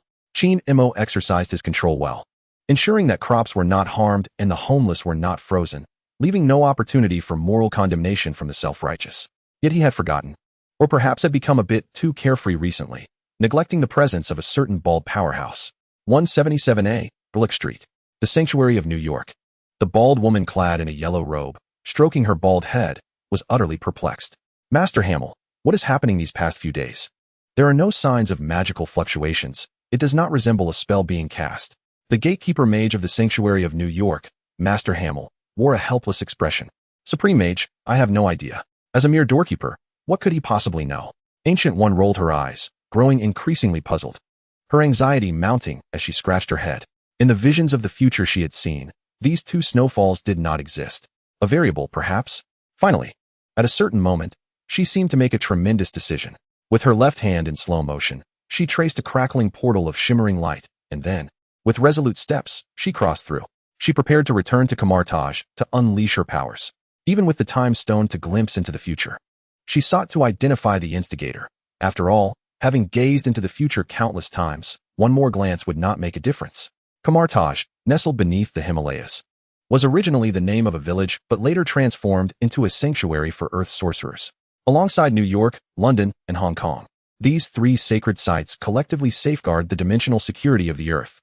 In the central hall of Kamar Taj, the Ancient One sat on a cushion, her hands forming intricate mudras as she invoked the artifact known as the Eye of Agamotto, a relic bestowed by her ancestors.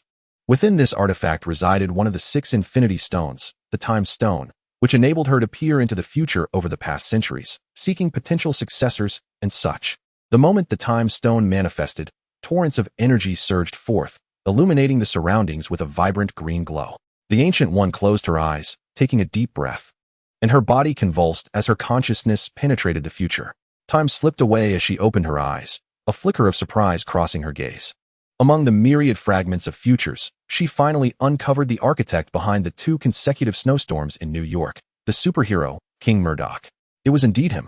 As a delightful tidbit, the Marvel creative team once revealed that the prototype for the New York Sanctum was an apartment shared by 2 veteran employees. With the number 177A symbolizing its position between reality and the mystical. Chapter 40. Yesterday's melancholy. Today's joy. The Ancient One had contemplated various scenarios, such as the Dark Witch Agatha's clandestine sorcery, or the icy relic from Odin's vault finding its way to Earth. She had never suspected H.I.E.L.D. He seemed entirely unrelated to such events. Yet, it was the most improbable individual who had become the true puppet master. Upon discovering the truth, the Ancient One was perplexed. What could have driven this fellow to orchestrate 2 snowstorms? What were his intentions? She found herself at a loss. Nevertheless, such a formidable being was worth a personal visit. The Ancient One resolved to confront H.I.E.L.D. directly. What are you truly after? And by the way, the Supreme Sorcerer has taken notice of you. Recognizing his power, she refrained from casually opening a portal and instead pinpointed her arrival at his doorstep. As for how she discerned H.I.E.L.D.'s location, she simply saw it in the future. In Manhattan, at Hyde Garden, Villa Number 1, a purple bundle rolled playfully in the snow, resembling a bouncing ball. Nearby, 3 snowmen of varying sizes stood, their crookedly written names in Chinese: H.I.E.L.D, Sky, and Kanna. Unlike H.I.E.L.D and Kanna, who wore light clothing, Sky had yet to awaken his superpowers and was bundled in a black trench coat. A smile perpetually graced the corners of her lips, as if she longed to embrace Kanna and nurture her as a daughter. Suddenly, Kanna seemed to have collided with something.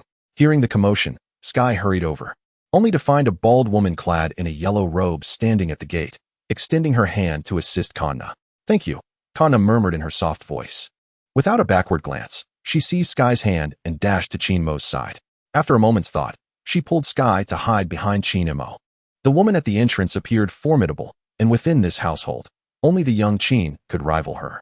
The courtyard lay blanketed in snow, with fresh flakes gently descending. Gu-E stood resolute like an ancient pine, while H.I.E.L.D. remained as still as a cold stone. Between them, only the soft sound of snowflakes fell, weaving a hazy veil in the crisp air. There were no words, nor actions. Their gazes silently met amidst the swirling snow, as if even time had been frozen in this moment, enveloped by the vast whiteness and profound silence. Kanna's azure eyes sparkled with wonder. Masters, 2 masters. Little H.I.E.L.D. is so handsome. If one were to disregard the reality of the situation, this scene indeed possessed a certain poetic allure.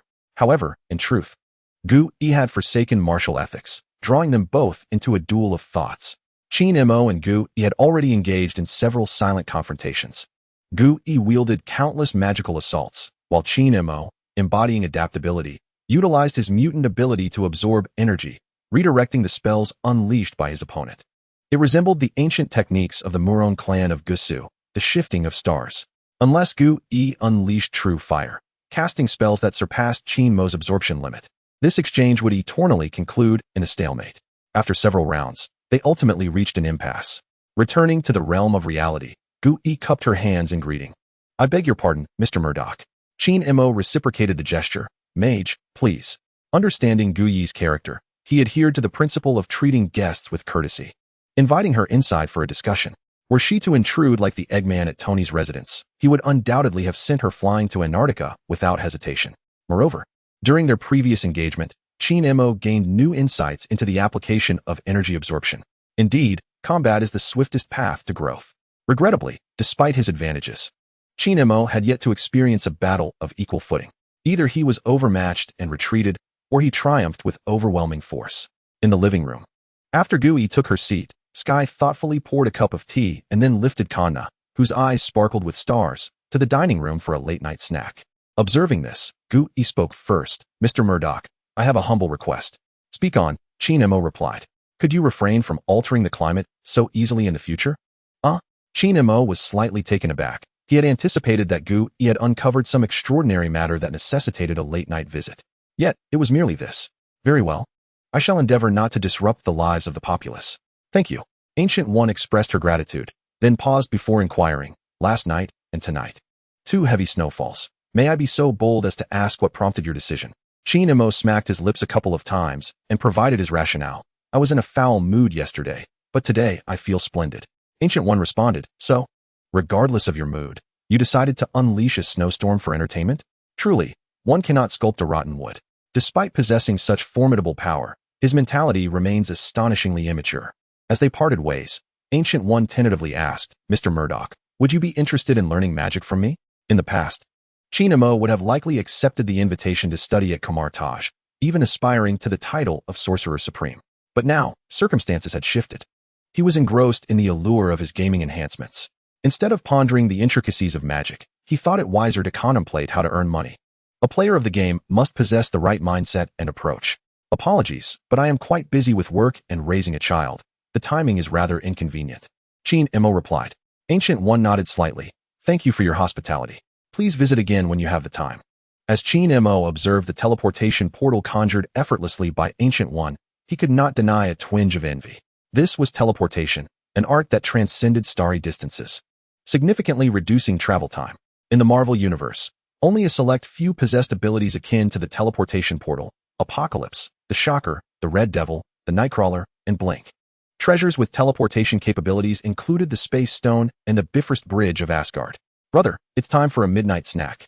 Sky's voice jolted Chin-Mo back to reality. Coming, he replied, glancing at the clock. Time was slipping away. He wished for a teleportation-like mutant ability to ease his life. 2 large bowls of beef, a big bowl of white rice, and another of vegetables comprised their late-night feast, most of which was devoured by Kanna. Only when the little one was full would she grow drowsy. Otherwise, she would toss and turn in bed, complaining of hunger. Initially, Sky firmly opposed Chin-Mo's feeding method, arguing that even a dragon like Kanna should not consume such quantities. However, upon witnessing Kanna transform into a massive white-feathered lightning dragon with wings, her formidable size rendered any concerns about her appetite moot. It appeared that in this household, she was the only one deemed useless. As Kanna set down her chopsticks, her eyelids began to droop. Little Chin, I'm sleepy, she murmured. All right, Chin-Mo said, scooping up the purple bundle. Time for bed. A child who falls asleep without needing to be coaxed is truly an angel in this world. As the clock struck the hour, Chin-Mo hurried back to his bedroom, offering a prayer before opening the marketplace interface. Goodness, he exclaimed. Chapter 41. A little tsundere arrives Heidi Garden, Villa Number 1. On the 2nd floor, in the master bedroom, Chin-Mo fixed his gaze ahead, his pupils narrowing. At first glance, he was led to believe that the offering was the Phoenix Force itself. However, upon seeing the fragments and the number 149 that followed, a wave of unsettling memories rushed back to him. The sensation was reminiscent of that cursed penguin. What a familiar scheme this was, traversing an entire vast world only to find himself once again besieged by Chin-Mo. The pain was excruciating. It is well known that the penguin's unscrupulousness can only be matched by a fierce battle. Everything, from skin fragments to weapon shards, could be reduced to fragments in their hands. Fragments, fragments, Chin-Mo muttered to himself. Thankfully, unlike certain skin fragments that require complete collection for activation, the Phoenix Force was rather unique. In Marvel Comics, the complete Phoenix Force has never made a formal appearance. All instances of the Phoenix Force have existed in fragmented forms. As an embodiment of cosmic life and emotion, the Phoenix Force has been scattered across the multiverse since its inception. Hosts like Jean Grey only wield a portion of its power, and even the mightiest form, the White Phoenix of the Crown, does not represent its complete state. Nevertheless, it still reaches a multiversal level. It is speculated that the complete Phoenix Force may reside at an omniversal tier. With this thought, Chin-Mo felt somewhat relieved. This is the advantage of possessing a godlike perspective. Had he been unaware of this information, he might have missed the opportunity to acquire the Phoenix Force fragments. Ding. Purchase successful. Chin-Mo sighed. The 2 grand objectives sponsored by the top benefactor that morning had vanished without a trace overnight. Warning, sentient energy fragments detected. Please use with caution, host. Chin-Mo scoffed dismissively. He was no longer the pre-darkening Jean Grey, incapable of handling even a fragment of the Phoenix Force. H.I.D.R.A was a Second Life anomaly, a player equipped with a premium upgrade, a time traveler who had earned his keep since childhood. He possessed 2 Omega-level mutant abilities, 1 Alpha-level mutant ability, and had been injected with a perfect spider serum, becoming the ultimate patchwork creature with radar senses. Even when ambushed by the Supreme Sorcerer, he could still hold his own against formidable foes. Poverty was no fear of his. So why would he fear the Phoenix Force fragments? What a jest. A mere fragment of the Phoenix Force was certainly within his grasp.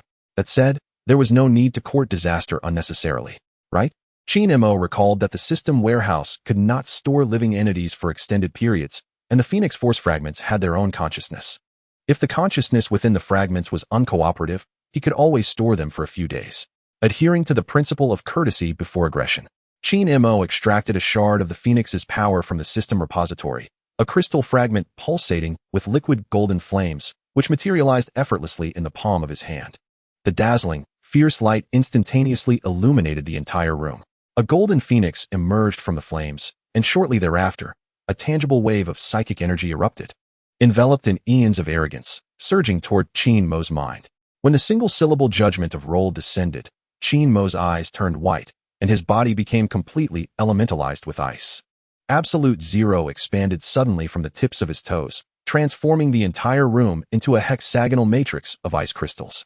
Within this frigid environment, the Phoenix's flames solidified into an amber-like substance, and that ferocious consciousness finally calmed. It was the first time it had encountered a temperature low enough to freeze quantum levels.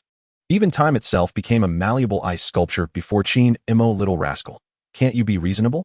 He wondered how long had passed as the amber-hued crystal shard remained unresponsive, seemingly rejecting his proposal. Such a proud little thing, you certainly have some spirit. Without a hint of hesitation, H.I.D.R.A placed the shard of the Phoenix's power back into the system repository. While the Phoenix's power was undeniably formidable, he had no need for such a self-aware energy. A reliable partner, like his silent companion, was far more valuable.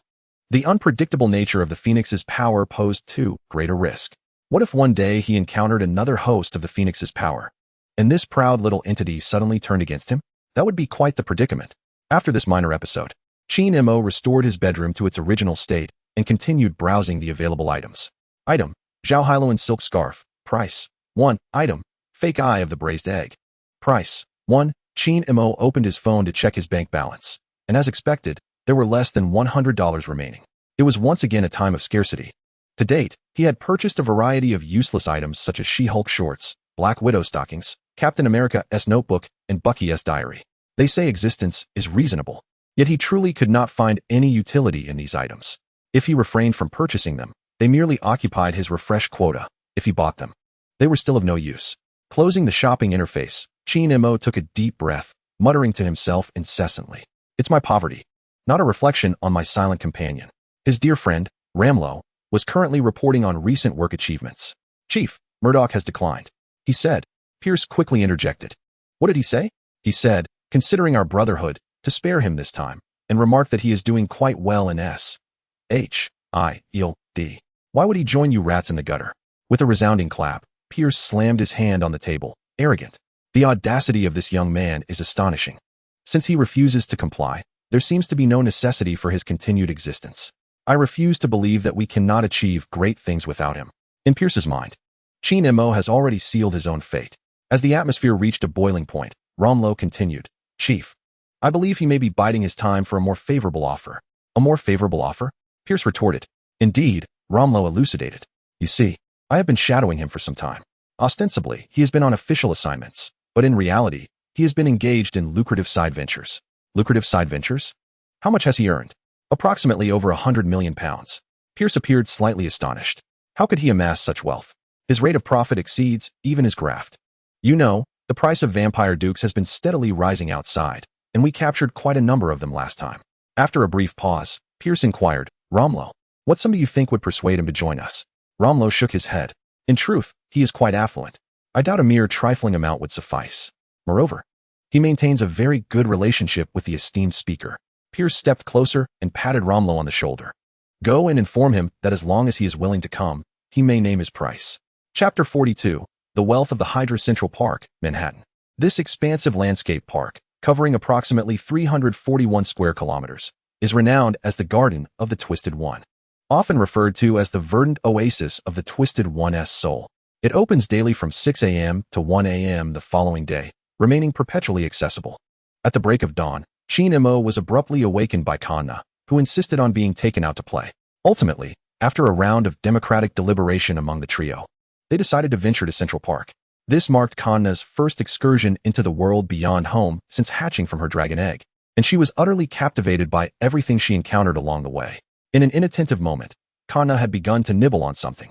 "Kanna, you mustn't eat indiscriminately," Shin-Mo said, cradling his forehead with one hand, experiencing firsthand the trials of parenthood. "I understand, little Chin," Kanna replied. Sky hurriedly retrieved water from the bag. "Kanna, rinse your mouth quickly." Just when he thought silence had finally descended, Kanna suddenly wrapped her arms around herself, assuming a posture indicative of wanting to roll about. Shin-Mo had no choice but to scoop her up into his arms. "You cannot roll around outside." He regretted demonstrating the early citrus ninja technique to Kanna the previous night. After a single demonstration, she had fallen in love with the sensation of rolling, preferring to roll rather than walk at home, relying solely on rolling across the bed, the living room, and the yard. Fortunately, Shin-Mo had not shown her how to fry fish. Otherwise, the scene would be too harrowing to contemplate. As a thunder dragon, Kanna would undoubtedly become fast friends with a certain red-haired little girl who adored frying fish. Although Central Park is vast, they encountered numerous individuals along their journey. The results were predictable.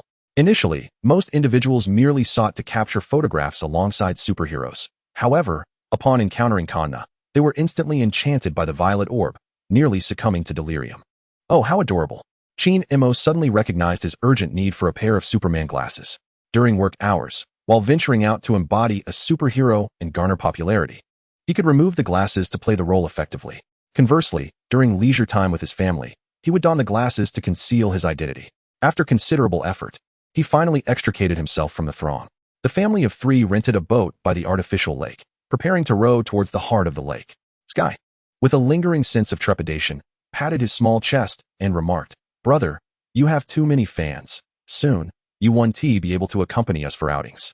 As Shin-Mo peeled open a chocolate wrapper to offer Kanna, he reassured her, "Do not worry, it will be fine in due course." Yet, he was uncertain how long this period would last. On one hand, it was because the patterns of the items refreshed by the system were utterly unpredictable. Sometimes, it would heed Shin-Mo's prayers, while most of the time, it was entirely random. For instance, among the two recently refreshed Omega-level mutant abilities, Shin-Mo had a greater desire for Magneto's control over magnetic fields compared to Storm's abilities. Setting aside the debate of superiority, Magneto earned his moniker as the Master of Magnificence precisely because every appearance was a grand spectacle, something that resonated deeply with Shin-Mo, who reveled in showcasing himself. Unfortunately, the unpredictability of the system was a hindrance. Of course, Storm's powers, controlling cosmic-level weather, were no less impressive, but they merely reflected Shin-Mo's personal preferences. On the other hand, it was now July 2008. If his memory served him right, the events of Iron Man 2 transpired in 2010, while Thor unfolded in 2011. In summary, unless he instigated matters himself, there would be little significant occurrence over the next 2 years. 2 years later, he would turn 25, meeting all the qualifications for candidacy as a council member. During this interval, Shin-Mo had meticulously strategized to earn money, portray a superhero to build popularity, adeptly acquire various superpowers, engage in corruption, ascend the ranks, and, importantly, raise a child. As he had a responsibility, an obligation, and a right to be Kanna's guardian after bringing her from another world, he was committed to her well-being. After rowing for 2.5 hours, Kanna nestled in Sky's embrace, sweetly requesting, "Little Chin, fly, take us flying." Well then, truth be told, he was rather relishing these familial moments of bonding. He lifted Kanna and turned his back to Sky, saying, "Come, I will carry you." He could not recall when or how Sky had awakened his superpower, Shockwave. Yet, it mattered little now. If necessary, he could administer a few doses of serum to Sky in the coming days. After acquiring Storm's mutant abilities, Shin-Mo found that he could now fly freely without the assistance of the white canister armor. The boasts he once made had become reality. Up we go. Feeling the softness behind him, Shin-Mo soared above Central Park, cradling a purple bundle that continuously roared in hunger. Overwhelmed with joy, he even forgot about a certain little proud one still waiting in the system repository.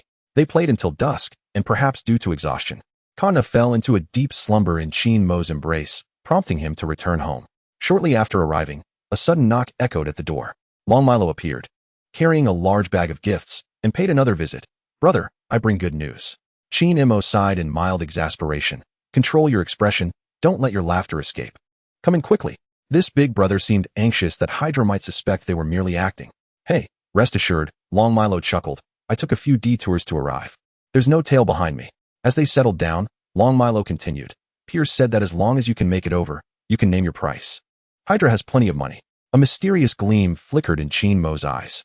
He did not trust that Pierce would allow him to name any price without hesitation. If he were to demand 100 billion, even with HYDRA's vast assets, they would certainly refuse, as fixed assets and liquid funds are two entirely different matters. However, from Long Milo's conveyed information, it seemed that 10 billion would be far from excessive, perhaps even a modest request. Thus, the question arose, how much should he ask for to remain within Pierce's acceptable range while ensuring he did not feel shortchanged? In truth, since the arrogant and beautiful government initiated the Paperclip project, recruiting remnants of HYDRA, such as Zola, HYDRA had gone underground, utilizing legally established institutions to enhance their wealth. Firstly, they had infiltrated S.H.I.E.L.D for nearly 70 years, misappropriating almost $1 trillion in budget and research facilities, even privatizing S.H.I.E.L.D's assets. Secondly, they established the security group Anvil, operated by Billy Russo, which undertook military contracts for the government. The cyber-tech company from agents of S.H.I.E.L.D deceived the government into granting funds under the guise of defense collaboration, laundering money through political proxies, manipulating the stock market, and establishing offshore accounts in Switzerland and other locations. Their wealth could indeed rival that of nations. After a moment of contemplation, Chien-Mo blurted out, "Since Pierce is so sincere, tell him I want 20 billion, and I will agree immediately." Long Milo instinctively swallowed hard, his demeanor shifting abruptly. "Brother, do you really dare to ask for that?" Chapter 43, the astronomical transfer fee this time. Long Milo did not leave, but instead directly dialed Pierce's number. "Chief, he wants 20 billion. Initially, Long Milo anticipated a tempestuous outburst from the other end. Yet, in reality, Pierce responded with a hint of confusion. "Pounds." Long Milo paused for a long moment before responding to the urging voice on the phone. Dollar. Have him come to collect the money." Beep, beep, beep. Long Milo gazed at his good brother Chien-Mo in disbelief, his entire being engulfed in a daze. "No way. 2 billion just like that? This is not a trivial sum. It amounts to a staggering $200 billion. And they simply handed it over? Why on earth is my salary so low? After years of diligent service at HYDRA, I feel utterly cheated." Chien-Mo clearly heard the voice from the microphone. Although somewhat surprised, it was not entirely unexpected. He vaguely recalled when Neymar transferred from Barcelona to Paris for a breathtaking fee of 222 million euros. So, in the Marvel universe, what is the transfer fee of $200 billion for Chien-Mo moving from S.H.I.E.L.D to HYDRA? It is certainly not excessive. He is a formidable powerhouse capable of bringing the entire Avengers to their knees. A higher transfer fee is quite reasonable. Just imagining that scene brings a smile to Chien-Mo's face, though he stifles it. For he begins to ponder what level of merchandise the system will refresh at that time. The body of the Celestial Group? No, the previous refresh of the Celestial Group's body was merely priced at a meager 8 billion. In truth, no matter what merchandise is refreshed, it is almost certain that he will soon be invincible on Earth. Raimlo stood up unsteadily. "Brother, are you coming with me?" This absurd and bizarre experience made Raimlo change his tone. He felt unworthy to be called a brother. After all, he was just an ordinary undercover agent, having never seen such wealth in his lifetime. "All right, I will go with you." On a separate note, after receiving a positive response, Pierce immediately instructed the artificial intelligence Zola. "Doctor, gather the funds promptly. He will arrive soon." Pierce knew that Zola could bypass the regulatory system and complete the transfer in a heartbeat. Over the years, Pierce had come to appreciate Zola's value. Thanks to Zola's existence, HYDRA had developed rapidly, taking root in the grand landscape and drawing blood from across the globe. The recruitment of Chien-Mo for $200 billion did not pain him at all. If necessary, he could always scavenge again later. Pierce's demands were not high. As long as Chien-Mo could assist in dealing with certain extraordinary individuals during the execution of the Insight program, such as Hulk, Abomination, and the rebellious Skrulls, as well as the Inhumans, HYDRA would be more than capable of managing. In fact, once HYDRA achieves its great ambitions, they could easily find a reason to physically eliminate Chien-Mo as well. HYDRA's wealth is not easily acquired. Approximately 30 minutes later. "Mr. Pierce, a pleasure." "Hello, Murdock." The wealthy benefactor was eager, and Chien-Mo was interested. Even though this was their first meeting, it felt as if they were old friends reuniting after many years. And their conversation flowed with ease. Witnessed by Raimlo, This could be deemed the greatest transfer ceremony of the new century, concluding smoothly. Murdock, welcome to HYDRA. Hail HYDRA. Seeing this, Pierce smiled with satisfaction. In the future, within the S.H.I.E.L.D, you and Rumlow will collaborate closely. There are certain tasks that will be more effectively managed by the two of you. Understood, Chief. Now that the transfer is complete, Chinmo's mindset has shifted rapidly. Disregarding the trivialities of S.H.I.E.L.D and HYDRA, he is solely focused on amassing wealth. Anyone who obstructs his pursuit of riches will face his wrath. Your identity is known only to Rumlow and me at this moment. I will arrange something for you individually later, so for now, refrain from interacting with the other HYDRA members. After a brief encounter, Pierce has not detected any anomalies, leading him to believe that Chinmo might be a crucial pawn in his game. Nick Fury would surely not anticipate that the most trusted superhero would belong to HYDRA. No problem, I will comply with the organization's arrangements.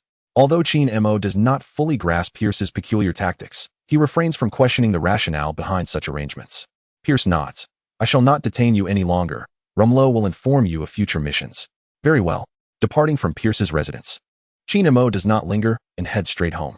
A target of 200 million is the largest sum he has ever earned, but it does not include future prospects. He has not forgotten the impressive gold card that generated a staggering 350 billion in just 6 months. In comparison, his earnings seem trivial. This is precisely why he is determined to become a decision-maker, for when Thanos arrives to eliminate half of the population, his profits will soar. If he can promise to bring back that half and rally the remaining populace for donations, the amount could be unfathomable. The mere thought of this makes Chinmo almost wish for Thanos to snap his fingers sooner. It is not that he is devoid of compassion or humanity, nor does he plan to intervene against Thanos. Rather, he is compelled by circumstances. After all, he is bound to a system that demands financial investment. Had he been linked to a different system that allowed for skillful exchanges with charming companions to acquire various superpowers, he is certain he would have become a benevolent individual. It is all a matter of necessity. He desires to be a good person, to shed his cold-hearted demeanor. But the world operates in such a manner that good fortune rarely favors him. With 20 billion in hand, Chinmo returns home, enjoying a restful night. Even the following day, as he drives to S.H.I.E.L.D, he hums a cheerful tune. In the deputy director's office, Chinmo reclines on a leather sofa, effortlessly propping his legs on the edge of the desk. A knock at the door precedes the entrance of the Winter Soldier, who does not bother to close the door behind him. He retrieves a book from his bag and places it on the desk. Director, I found the book you requested. Thank you for your efforts. Chinmo smiles knowingly, discreetly slipping the bank card tucked within the book into his pocket. I've granted you 3 days off. Go home and rest well. Then I shall take my leave, Director. Go ahead. The Winter Soldier is diligent and reliable, and Chinmo finds his competence and demeanor quite satisfactory. It is always preferable to engage with intelligent individuals. Last night, after returning home and freshening up, he decided to wager all the transfer fees he had just received, eager to indulge in a shopping spree. However, the system promptly notified him. Recharge funds meet upgrade conditions. System is upgrading. The upgrade promised a significant refresh of items in the store. This day felt interminable to him, leading him to ponder whether the system had absconded with his money. Finally, as the clock struck the appointed hour, Chinmo eagerly opened the store interface. Chapter 44. The Thousand Blades of the Demon's Sword. Item. Terrigen Crystal, a wondrous crystal used by the Inhumans to awaken superpowers. Price. 5 million. Chinmo's expression turned curious as he fixated on the first item refreshed in the store. It was this. On Earth in the MCU, intelligent life is not limited to humanity alone. Aside from the shape-shifting Skrulls, the Inhumans also exist. The Inhumans are distinct from mutants, as mutants are born from experiments conducted by the Celestials, while the inception of the Inhumans is linked to the Kree. Millions of years ago, the Kree waged war against the Skrulls to resolve their own evolutionary stagnation and create super soldiers. They established a base on Uranus in the solar system, employing genetic technology to modify ancient Homo sapiens, thus creating the ancestors of the Inhumans. The physical structure of the Inhumans closely resembles that of ordinary humans. However, after exposure to Terrigen Mist, a rare few may awaken superpowers. In the original storyline, it was indeed Sky's exposure to the Terrigen Mist that allowed her to awaken her abilities and become Quake.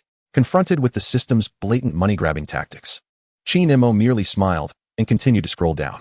He was not foolish. The S.H.I.E.L.D warehouse contained Terrigen crystals, so why spend money purchasing them from the store? As the deputy director of S.H.I.E.L.D, acquiring a few Terrigen crystals from the warehouse would be a cinch. Surprise, huh? Divine weapon. Galaxy glaze version of the 1,000 blades of the demon's sword, purely offensive. Unmatched in the world. Price, 100 million Galaxy glaze? 1,000 blades of the demon's sword? Assassin 567? Shinmo's pupils constricted as he gazed at the purple long sword measuring 3 feet and 1 inch in length, feeling a twinge of surprise. This price seemed rather unusual. Setting aside the 90 discount for special offers, previously refreshed items at the 100 million price point included the Dark God Tome, making the 1,000 blades of the demon's sword appear somewhat exorbitant in comparison. However, when considering the Galaxy glaze, it might just be justifiable, albeit barely so. Equivalent to Silver Shadow, he mused, contemplating the purchase of the 1,000 blades of the demon's sword. Ding. Purchase successful. Item has been stored in the system warehouse. The moment the notification chimed, a flash of light crossed Shinmo's vision. Oh no, the Phoenix Force fragment is still in the warehouse. With a mere thought, the fragment of the Phoenix Force, flowing with liquid golden flames, appeared in his palm, its surface betraying no turbulence. No longer the haughty entity it had been the previous night. Has this little proud one met its end? He mused aloud, just as the words left his lips. The crystalline fragment finally exhibited a faint ripple, as if attempting to curry favor. Observing this, Shinmo barked, "Will you comply or not?" The shards remained silent, merely merging into the palm, vanishing completely within a few breaths. Sensing a gentle warmth surging within, Shinmo let out a cold snort. "You little rascal. I won't let you off easily." The fragment of the Phoenix's power, endowed with self-awareness, underwent an unknown ordeal that night, ultimately choosing to submit. Perhaps it was due to the fragment's overwhelming capitulation that Shinmo felt no discernible difference from before. He did not dwell on it, but instead focused on the newly acquired magic blade, Shinrin. This sword was perhaps the most adept at group attacks. Its blade was composed of 1,000 separable and reconfigurable fragments, with a black hilt connecting to a semi-solid blade adorned with blue and purple patterns. The blade sealed the spiritual energy of a millennium-old malevolent spirit. The magic blade, Shinrin, possessed numerous offensive skills. Shinrin Flying Stars, a penetrating technique that scatters and reconfigures the shards to breach defenses. Shinrin Chasing the Moon, a morphological technique where the shards extend into a long blade to cleave large targets. Bloodstorm, a range technique that causes the shards to spin rapidly, forming a storm that annihilates enemies within its radius. Shinrin Guardian, a defensive technique where the shards coalesce into a shield to block attacks. Shinrin Piercing Heart, a lethal technique that thrusts 1,000 shards from a multidimensional space, piercing the target's body. After toying with it for a moment, Shinmo felt an immense satisfaction. Whether it was truly powerful remained to be seen, but being handsome was a lifelong endeavor. One word, worth. If only he had possessed such a weapon in his youth, not a blade of grass would have dared to stand within a kilometer's radius. All would have been laid low. Stowing away the magic blade, he continued to peruse. Item, perfect 50/50 serum, on how America's alluring posterior is forged, price, 10 million. Countless question marks floated across Shinmo's mind. Have I stripped down for this? Was this truly it? Had the system overseer become foolish with upgrades? This time, the balance in the store had not been entirely depleted. After such anticipation, what could one vial of the 50/50 serum accomplish? It was hardly sufficient. And should fellow readers outside the screen see this, they might think he was unable to afford it, despite the immense frustration bubbling within. And a desire to hurl a few curses at the system, Shinmo dutifully opted to make the purchase. Purchasing 50/50 serum. Ding. Purchase successful. Now stored in your system warehouse. Previously, the #1 player, Tony, had mentioned, "I need another 50/50 serum to give to Pepper." Whether it was due to an abduction or a realization of his middle-aged status, Tony seemed to have found a significant other in his life. Whenever he came across something valuable, he instinctively wished to share it with Pepper. Perhaps this is what they call love. As for Shinmo, he intended to administer a dose to Sky, considering she had yet to reach 18. After receiving the 50/50 serum, she might even experience a second growth spurt. His brother Matt and old Jack also deserved a shot. Rumlow and Kanna can be set aside. The immense characteristic of the Thunder Dragon renders a mere 50/50 serum virtually ineffective. It is prudent to await the refresh of the Sentinel's golden serum before proceeding. By this calculation, there remains a pressing need for at least 4 perfect 50/50 serums. It is not that Shinmo aspires to play the role of a caretaker. To put it plainly, had it not been for the substantial funding provided by the top sponsor, his rapid ascent would have been impossible. Thus, the provision of this serum for Little Pepper is indispensable. Transactions must be conducted with integrity, A one-time deal is simply unacceptable. Although Qin-Mo has transitioned to HYDRA, certain precautions must be taken, especially considering that his brother and father are family. It is essential to implement multiple safeguards. The same principle applies to Sky. The safety of family is paramount. These resources cannot be spared. As for Rumlow, despite having verbally pledged loyalty to Qin-Mo, such assurances fall short. Qin-Mo intends to fully subjugate him, establishing a team within S.H.I.E.L.D.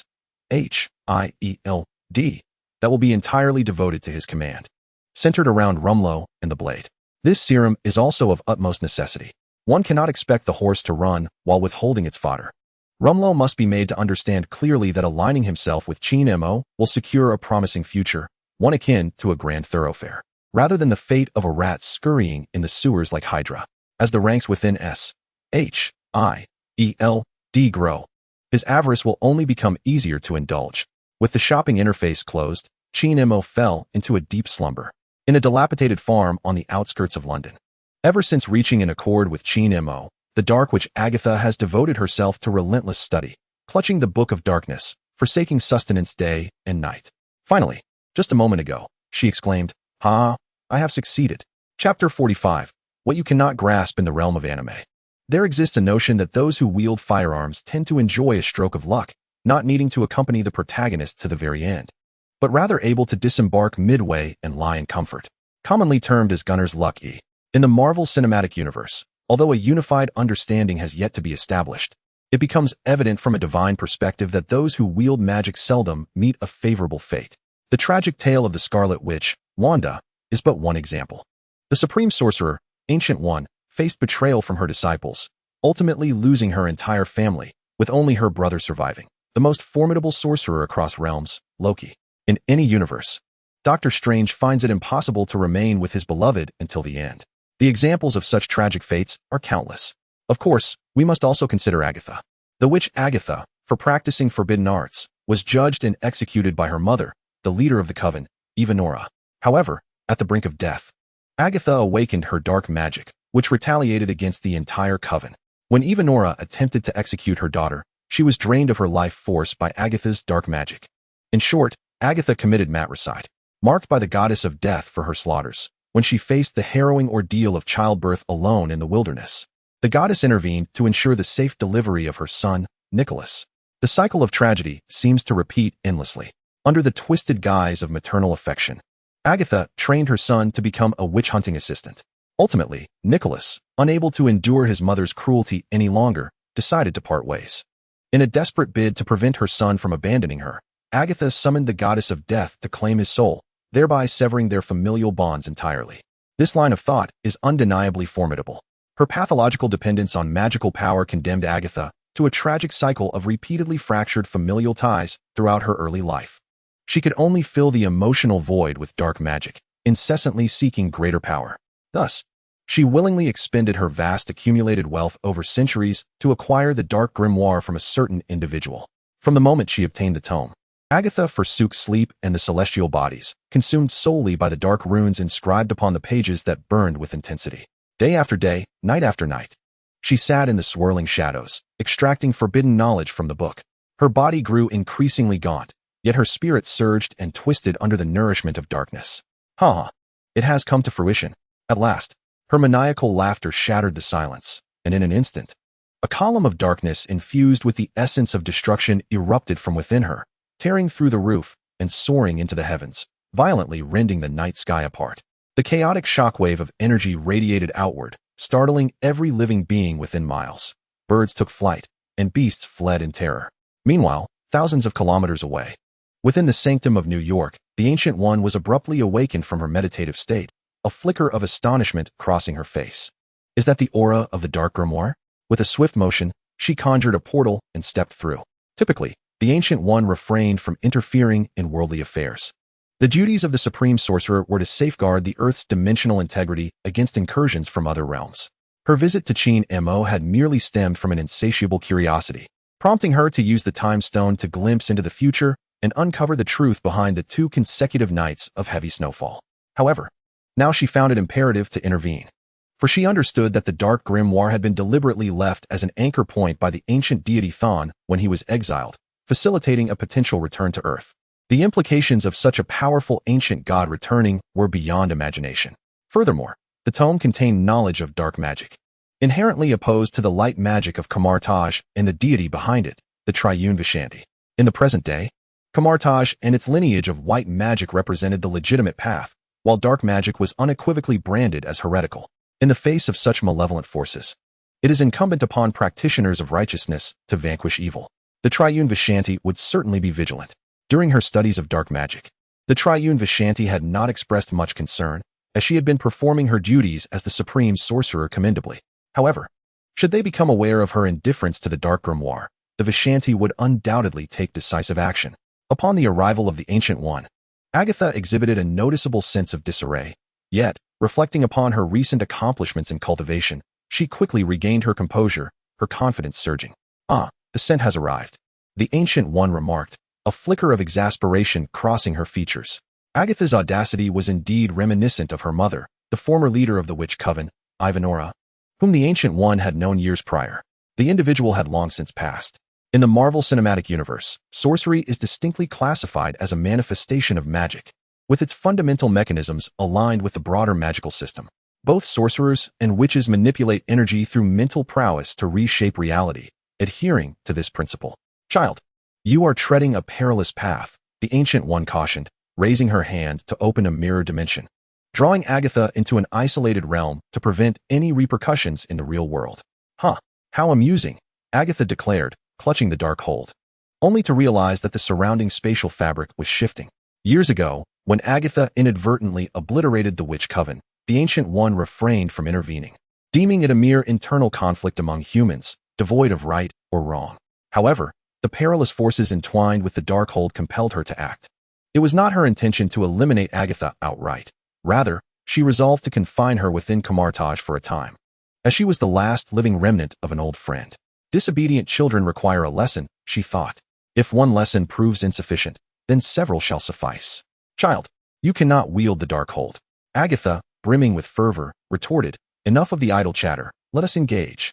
Without the incantation of spells or the gestures of hand seals, their magical energies erupted in an explosive clash within the distorted light of the mirror dimension. One wielded white magic, the other black, and the entire confrontation transpired without physical contact, showcasing the unique allure of sorcery, a battle of ranged prowess. Yet, the rhythm of combat remained firmly in the Ancient One's grasp. Agatha's proud black magic appeared as feeble as that of a 3-year-old child before the Ancient One's masterful spatial manipulation. "This farce must come to an end," she proclaimed. With a resonant hum, the mirror dimension abruptly collapsed inward from all 6 directions, solidifying into a golden cage adorned with ancient runes, ultimately enclosing Agatha within. The violent surges of energy gradually subsided. The Ancient One floated serenely before the golden prison, stating, "Come with me back to Kamar-Taj." Agatha lifted her head, momentarily recovering from her despondence. "Are you not curious where I acquired this Darkhold?" It dawned on her what Qin Mo had meant with his earlier words. That cunning individual had surely anticipated this day. The Ancient One nonchalantly shook her head. "It is merely a replicated copy. It can be destroyed."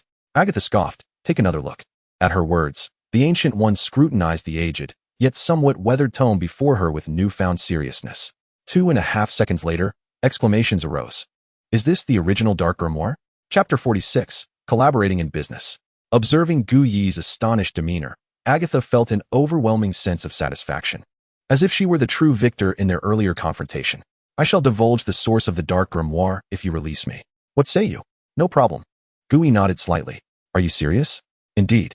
Agatha was momentarily bewildered, unsure whether to trust this supreme sorcerer, to gamble or not to gamble.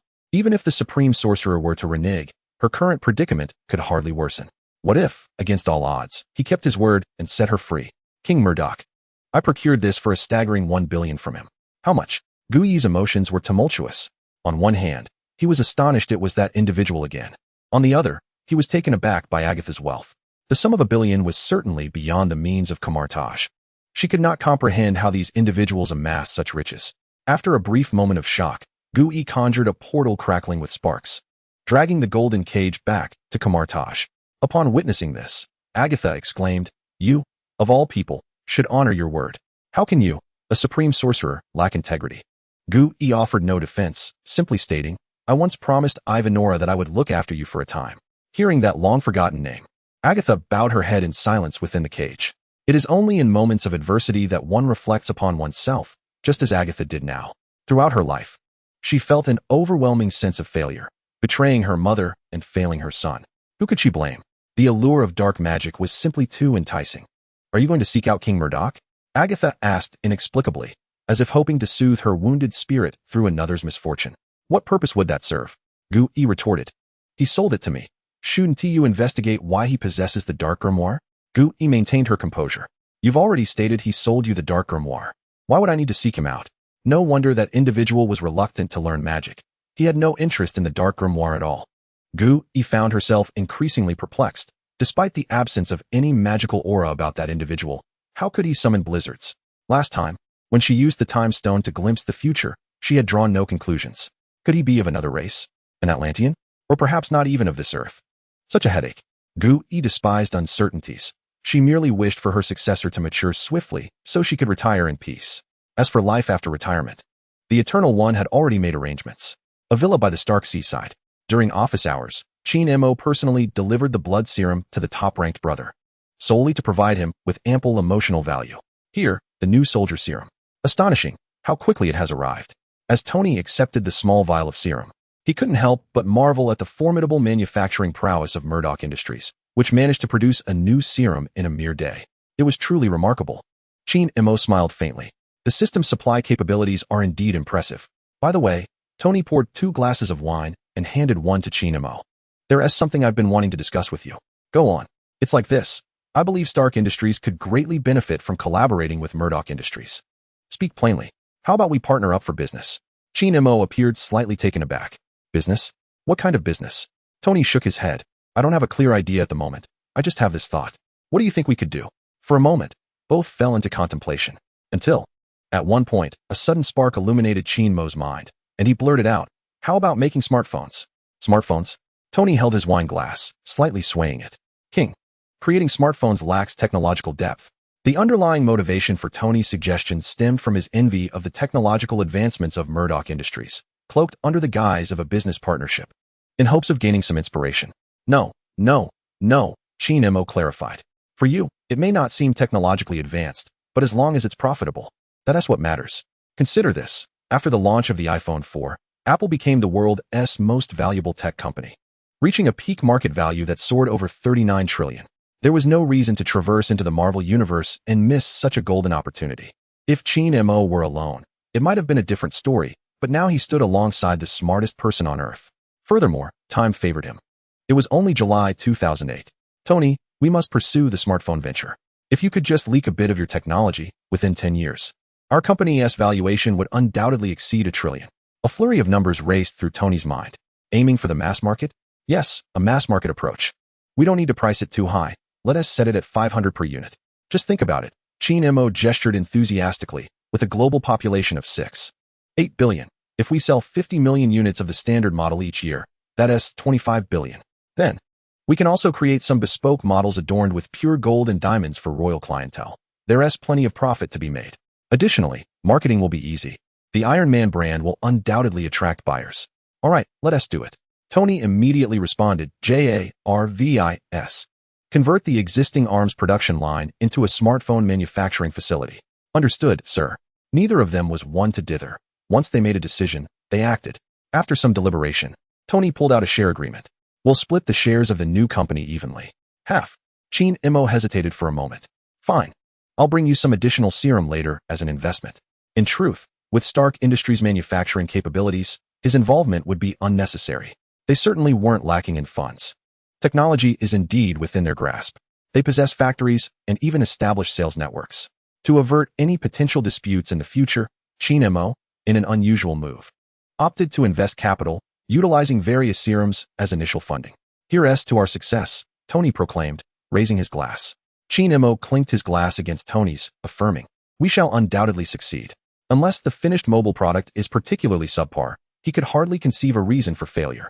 With the technological prowess of Stark Industries, the manufacturing techniques, the reference styles provided by Qin-Mo, and Tony Stark's industrial aesthetic, the possibility of failure was virtually non-existent. By the way, Tony chuckled. I am now a member of the Avengers. Did Coulson not require any funding from you? He did mention it, but I declined. Ha. H.I.D.R. quietly remarked. The S.H.I.E.L.D. Rapid Response Team is about to upgrade their equipment. Do you have any thoughts on that? Equipment? Tony paused. Forget it. It probably won't cost much. H.I.D.R. extended 2 fingers, 200 million, with half the operational flexibility. Damn, Tony exclaimed, suddenly standing. Leave it to me. It's a deal. Chapter 47. The Obelisk. It is well known that the corruption within the military of the great beautiful country is beyond words. Beneath the glossy exterior of advanced weaponry lies a staggering black hole of corruption. Thousands of dollars for toilet seats, $90,000 screws, and the disappearance of hundreds of billions in reconstruction funds. These shocking details merely scratch the surface of a vast iceberg. Even more egregious is the initiative to improve cashmere quality, which resulted in spending $600,000 to purchase 9 goats from Italy. However, they all perished shortly after due to an inability to adapt to the local environment. As the head of Stark Industries, Tony was well acquainted with such schemes.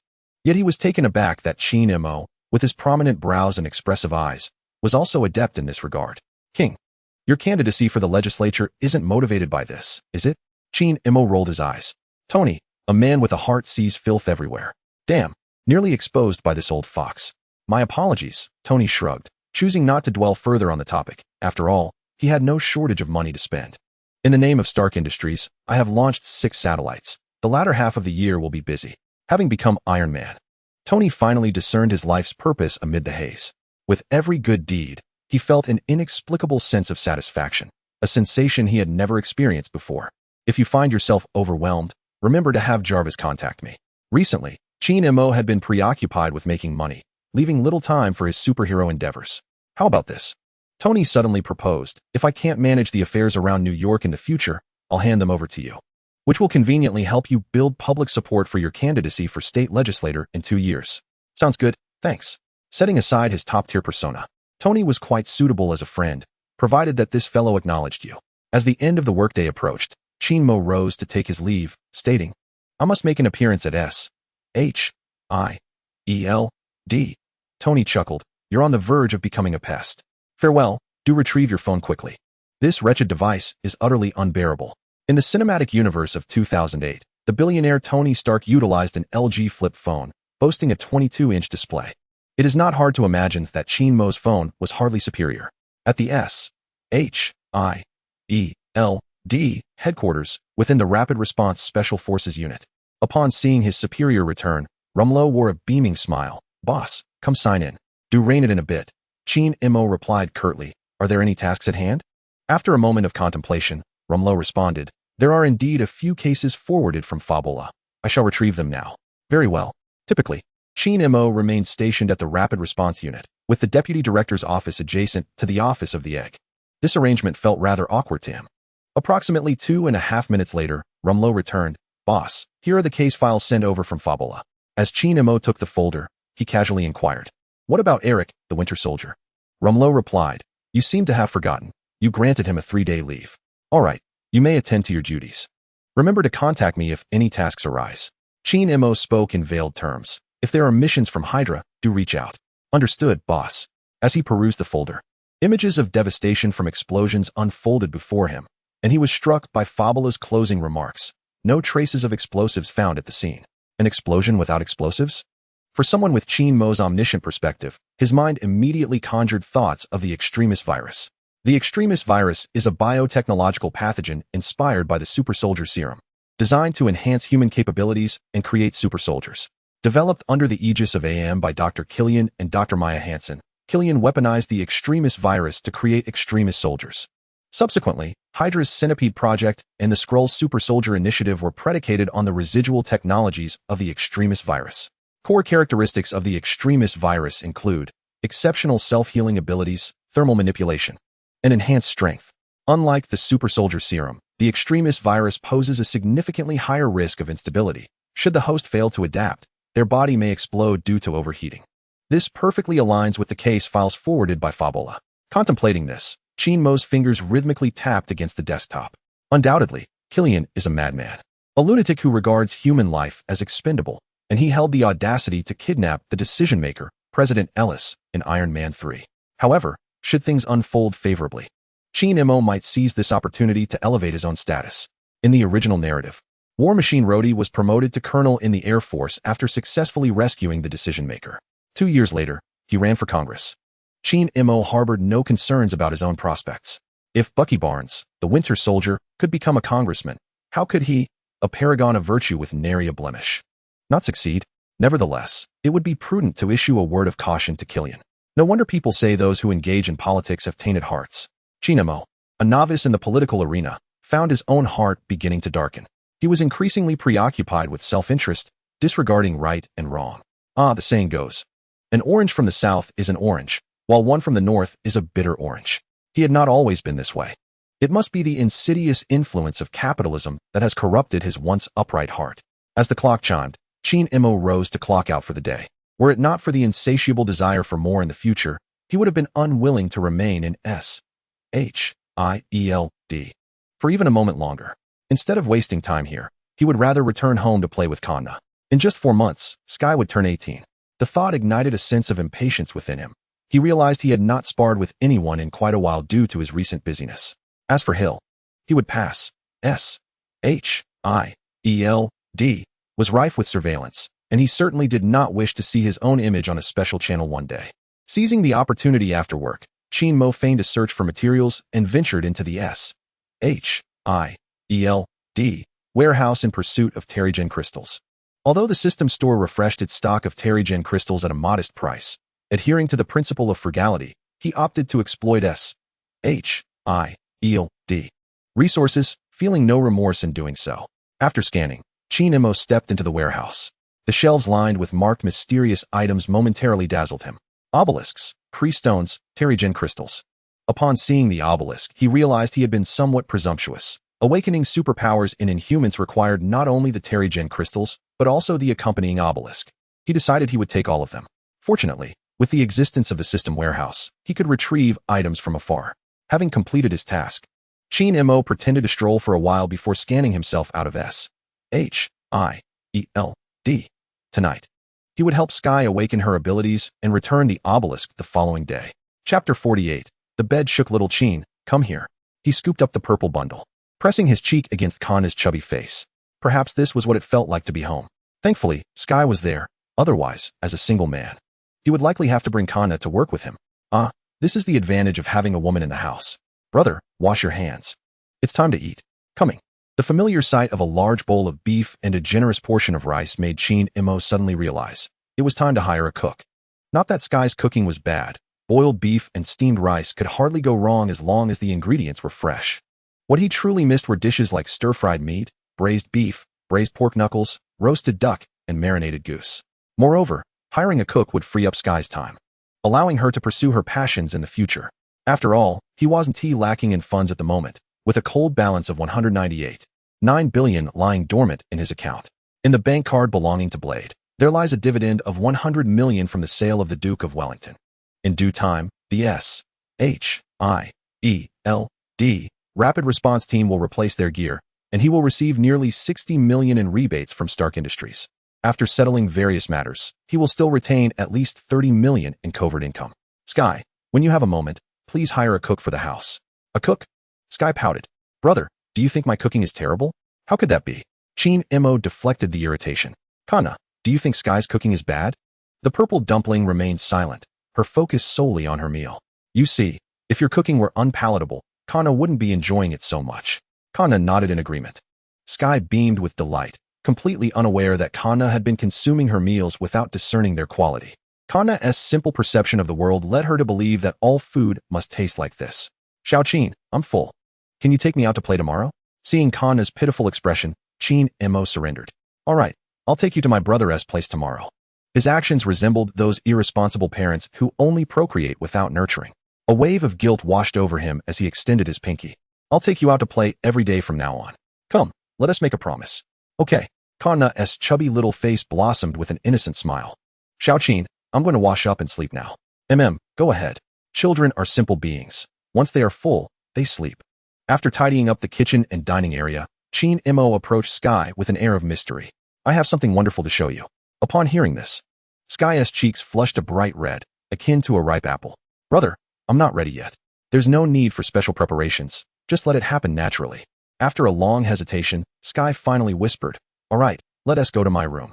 Seeing Sky sway slightly, Chin-Imo suddenly realized that she had likely misinterpreted his intentions. Oh dear, could it be that he was perceived as such a person in Sky's eyes? As Sky nervously lay on the bed, her trembling eyelashes only deepened Chin-Mo's exasperation. Indeed, he was viewed in that light by her. Damn it, get up. I'm trying to discuss something serious. Huh. Sky sat at the edge of the bed, hugging her knees, wishing she could bury her head under the covers. At this moment, she finally recognized her earlier misinterpretation.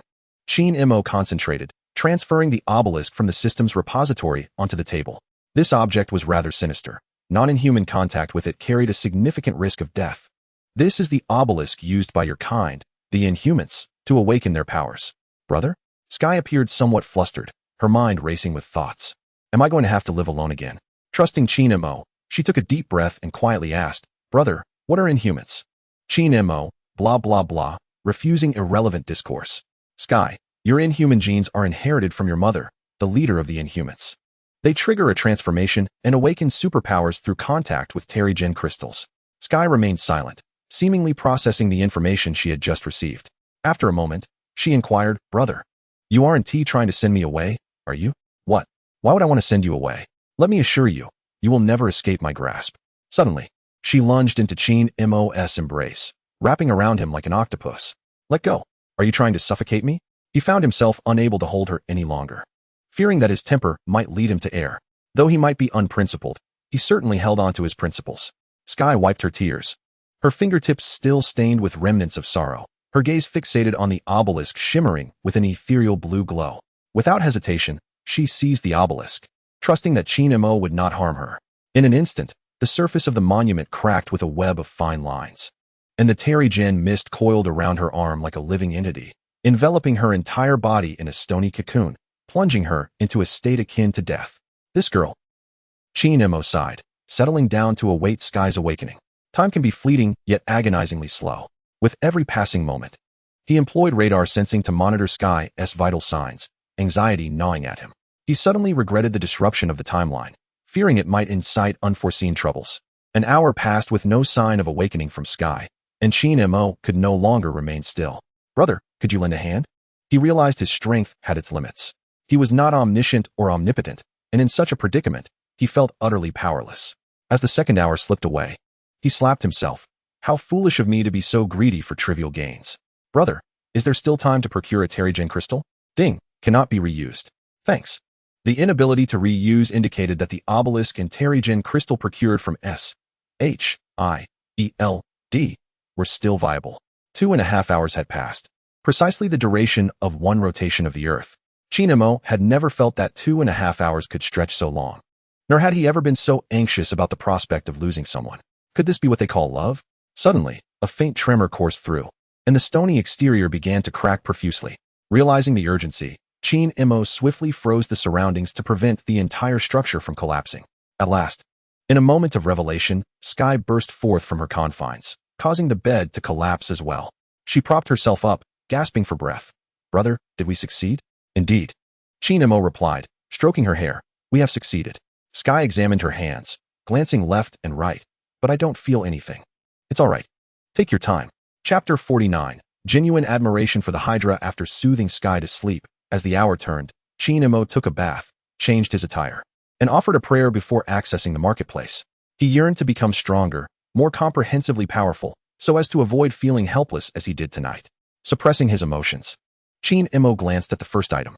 Interstellar Bounty Hunter, confinement, price, 2 million, height, 67 meters, vehicle form, 2013 Lamborghini Aventador LP 700-4, boasting formidable firepower and multifunctional weaponry. Priced the same as the Phantom. Reflecting on the recent pricing of refreshed items, Chin-Imo couldn't help but exclaim, 2 million, truly a fair price. This vehicle alone would cost at least $1 million, equating to an additional 1 million as a bonus for the soul. Indeed, a commendable deal. Ding. Detection indicates current status in an extraordinary realm. Funds can be expended to alter the material of the transformer. Material 1, Vibranium, cost, 100 million. Material 2, Galactic Glaze. Cost, 1 billion. Chin-Imo gasped. No way, Galactic Glaze. Goodness. The loquacious confinement, upgraded entirely to the Galactic Glaze material, was beyond comprehension in terms of its might. One shot, and it could take down an entire fleet, perhaps? It is well known that galactic glaze is a special metallic substance enveloping the body of the Silver Shadow, bestowed by the planet Devourer. Not only does it possess strength comparable to adamantium, but it is also capable of withstanding extreme cosmic environments such as black holes and solar storms. It has indeed become significantly stronger. However, with such a price, HYDRA retracted his earlier statement. Purchase confinement. Ding, purchase successful. Your vehicle has been stored in the garage of Villa Number 1 in Hyde Garden. With all purchase documentation complete. Ding, please select upgrade material. Material 2, galactic glaze. Ding, your beloved vehicle has been successfully upgraded. Another vehicle detected. Phantom. Would you like to continue the upgrade? What the? HYDRA took a deep breath. Continue the upgrade. Although it was somewhat pricey, having 2 transformers was just right, one for him and one for Sky. If possible, he would even consider upgrading that second-hand Mazda to galactic glaze. Ding. Your beloved vehicle has been successfully upgraded. Another similar pet detected. Mechanical dog. Would you like to continue the upgrade? Alright. Kanna's pet mechanical dog must not be neglected. Continue the upgrade. Ding. Your beloved pet has been successfully upgraded. Thank you for your generous support. At this point, HYDRA finally realized, after the system upgrade, it seemed to have become more adept at extracting funds. Confinement, Phantom, and the mechanical dog were all upgraded to galactic glaze material, costing a staggering $3 billion. Was it a loss? After all, it was galactic glaze, akin to having 2.5 Silver Shadows at his disposal. Not a loss. This price could afford a 1.5 Omega-level mutant abilities. Before even reaching the second item, he had already expended a significant portion of his funds. Indeed, he was still too impoverished. The body of the Celestial Group. Price, $8 billion. Friendly reminder. Limited to the physical form, excluding the laws and energy of the Celestial Group. No wonder. HYDRA felt no sense of loss. Marvel once proclaimed that if the power of the cosmic cube is infinite, then the Celestial Group exists beyond infinity. It is crucial to note that it is the cosmic cube, not the cosmic tesseract. The cosmic tesseract, or space gem, pales in comparison to the cosmic cube. Such a formidable Celestial Group, at least at the multiversal level, renders the price of $8 billion rather reasonable. Even if it is merely the physical form, this price is exceedingly worthwhile, as HYDRA's physical strength largely relies on the enhancement provided by the perfect spider serum. 2 types of Omega-level mutant abilities have elevated certain aspects of his potential to the level of a singular universe. Yet, his physical form has always lagged behind. Now, he has finally compensated for this shortcoming, even surpassing his mutant capabilities. At the very least, he would no longer suffer the fate of being frozen to death by the universe's low temperatures like a certain fragile sorcerer. Do not queue. Purchase the body of the Celestial Group. Ding. Purchase successful. Compared to before, there were no signs of energy surging within. Yet an overwhelming sense of annihilation awakened within his flesh and blood. At the moment he clenched his fist, HYDRA felt an explosive power coursing through him. Capable of basking under the sun, he could even perceive the faint movements of the celestial Tiamat, still in its embryonic stage within the earth. Is there a connection among the celestial groups? Does this imply that other celestial groups can sense my existence as well? Whether this is a blessing or a curse remains uncertain. The exhilaration of newfound strength quickly overshadowed his inner anxieties, and the substantial depletion of his account balance made him forget all worries. His mind was consumed with thoughts on how to continue amassing great wealth. Compared to the arduous path of cultivation, the sensation of growing stronger through lavish expenditure was simply exhilarating. Glancing at his account balance, 888. 8 billion. A fortuitous number. HYDRA lowered his gaze and continued browsing the third item. Artifact, Limited Ultimate Eraser, price, 888. 8 billion. Core ability, one-click erasure of multiversal existence. With an additional usage opportunity each year, cumulative usage allowed, current usage count, 1. Oh my goodness. In that instant, HYDRA's mind buzzed. He was aware of the Ultimate Eraser, the artifact of the planet Devourer, which the Fantastic Four had used to instantaneously erase an entire multiverse, forcing the symbol of the eternal to self-destruct. Who is the symbol? The symbol represents the antithesis of eternity, the personification of destruction, embodying the annihilation of the multiverse. Some may wonder, if Uncle Devourer possesses such a powerful artifact, why is he often defeated? One reason is that he does not operate in personal publications. Another reason is that due to the inherent danger of the Ultimate Eraser, Uncle Devourer would rather concede and be beaten than risk its use lightly. This object, resembling a lighter, is referred to as the Ultimate Eraser, the creation of Marvel editors, capable of effortlessly eliminating unsatisfactory cosmic narratives. within the vast expanse of the Marvel Universe. It stands as a relic second only to the heart of the universe. Without any hesitation, HYDRA declared, "Purchase the ultimate eraser," fearing that any delay might lead the system to reconsider. This item is akin to a nuclear weapon. One may choose not to utilize it. Yet its mere possession serves to amplify one's deterrent power. Ding. Purchase successful. It has been securely stored in the system warehouse. Reclining on his bed, with his head resting on a pillow, HYDRA felt utterly relaxed, akin to a puddle of mud. Knowing he was living a second life in the Marvel Universe, he constantly felt a sense of urgency, a fear of death. In a world inhabited by supervillains, regardless of their strength, each harbored a desire to annihilate the world. Living in such a reality, especially with the omniscient perspective that allowed him to foresee the eventual arrival of Thanos and the fateful snap that would cause half the universe's life to vanish. How could he possibly find peace? Recently, he had acquired mutant abilities akin to Storm and received a substantial sum of money. Even so, he allowed himself merely half a day of respite to celebrate. Now, with the ultimate eraser in hand, HYDRA believed he might adopt a different approach to life, one that would ease his burdens. This shift was largely due to HYDRA's exorbitant transfer fee. Without it, it would have taken him eons to amass such wealth. Praise be to HYDRA. This sentiment was devoid of any exaggeration, rooted in genuine gratitude. It can be said with certainty that nearly all characters that have graced the Marvel Cinematic Universe pose little threat to HYDRA, with the exceptions of the Eternals, Death, and the celestial judge Arishem. Alas, I still find myself lacking in strength. Chapter 50.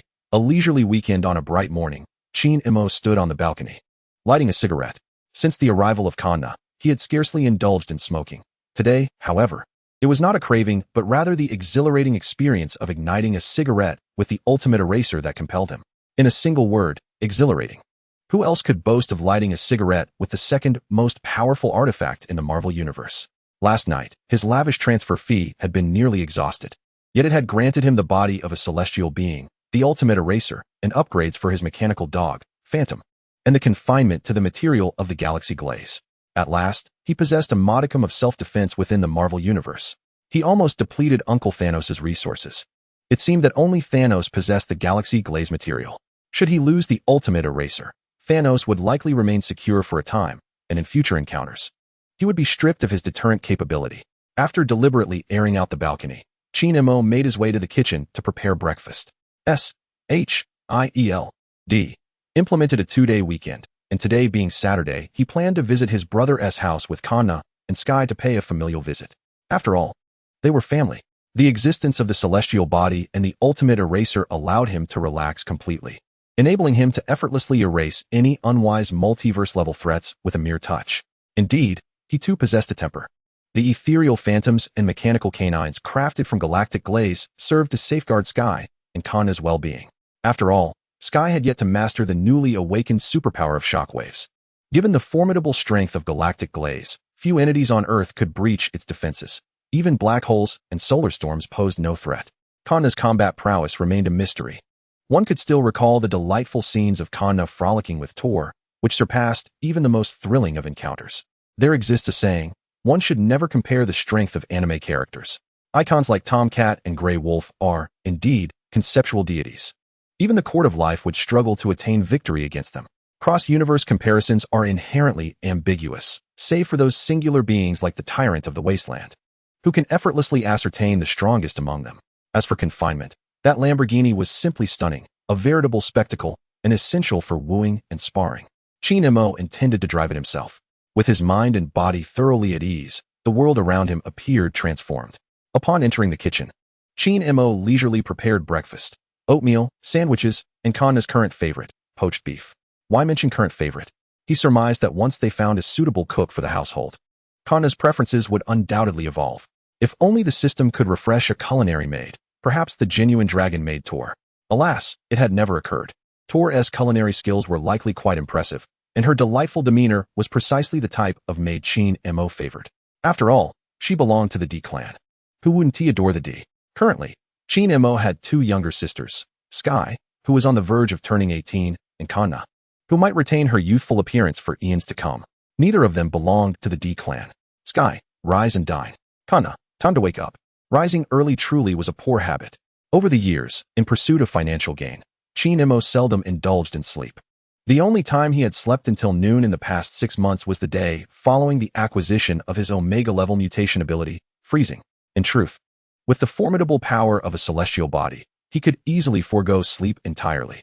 When the Celestial Assembly ignited stars to illuminate the cosmos, they often worked tirelessly for millennia in the inky void of space, earning the title of cosmic labor models. Once Sky and Kanna had completed their morning routines, the three of them sat together in the dining room, leisurely enjoying breakfast. This was the life HYDRA had longed for in his previous existence. After his rebirth, he cherished the moments spent with family. Perhaps due to his past experiences, he was determined not to leave behind any regrets before achieving invincibility. He could not guarantee that unforeseen calamities would not strike again. The last time it had been a catastrophic truck incident, and this time, it could very well be an apocalyptic disaster. I'm full. Xiaoqin, let us depart. Very well, let us embark on our journey. In the distant depths of the cosmos, the judgment deity S.H.I.E.L.D is sowing divine seeds within the core of life-bearing planets.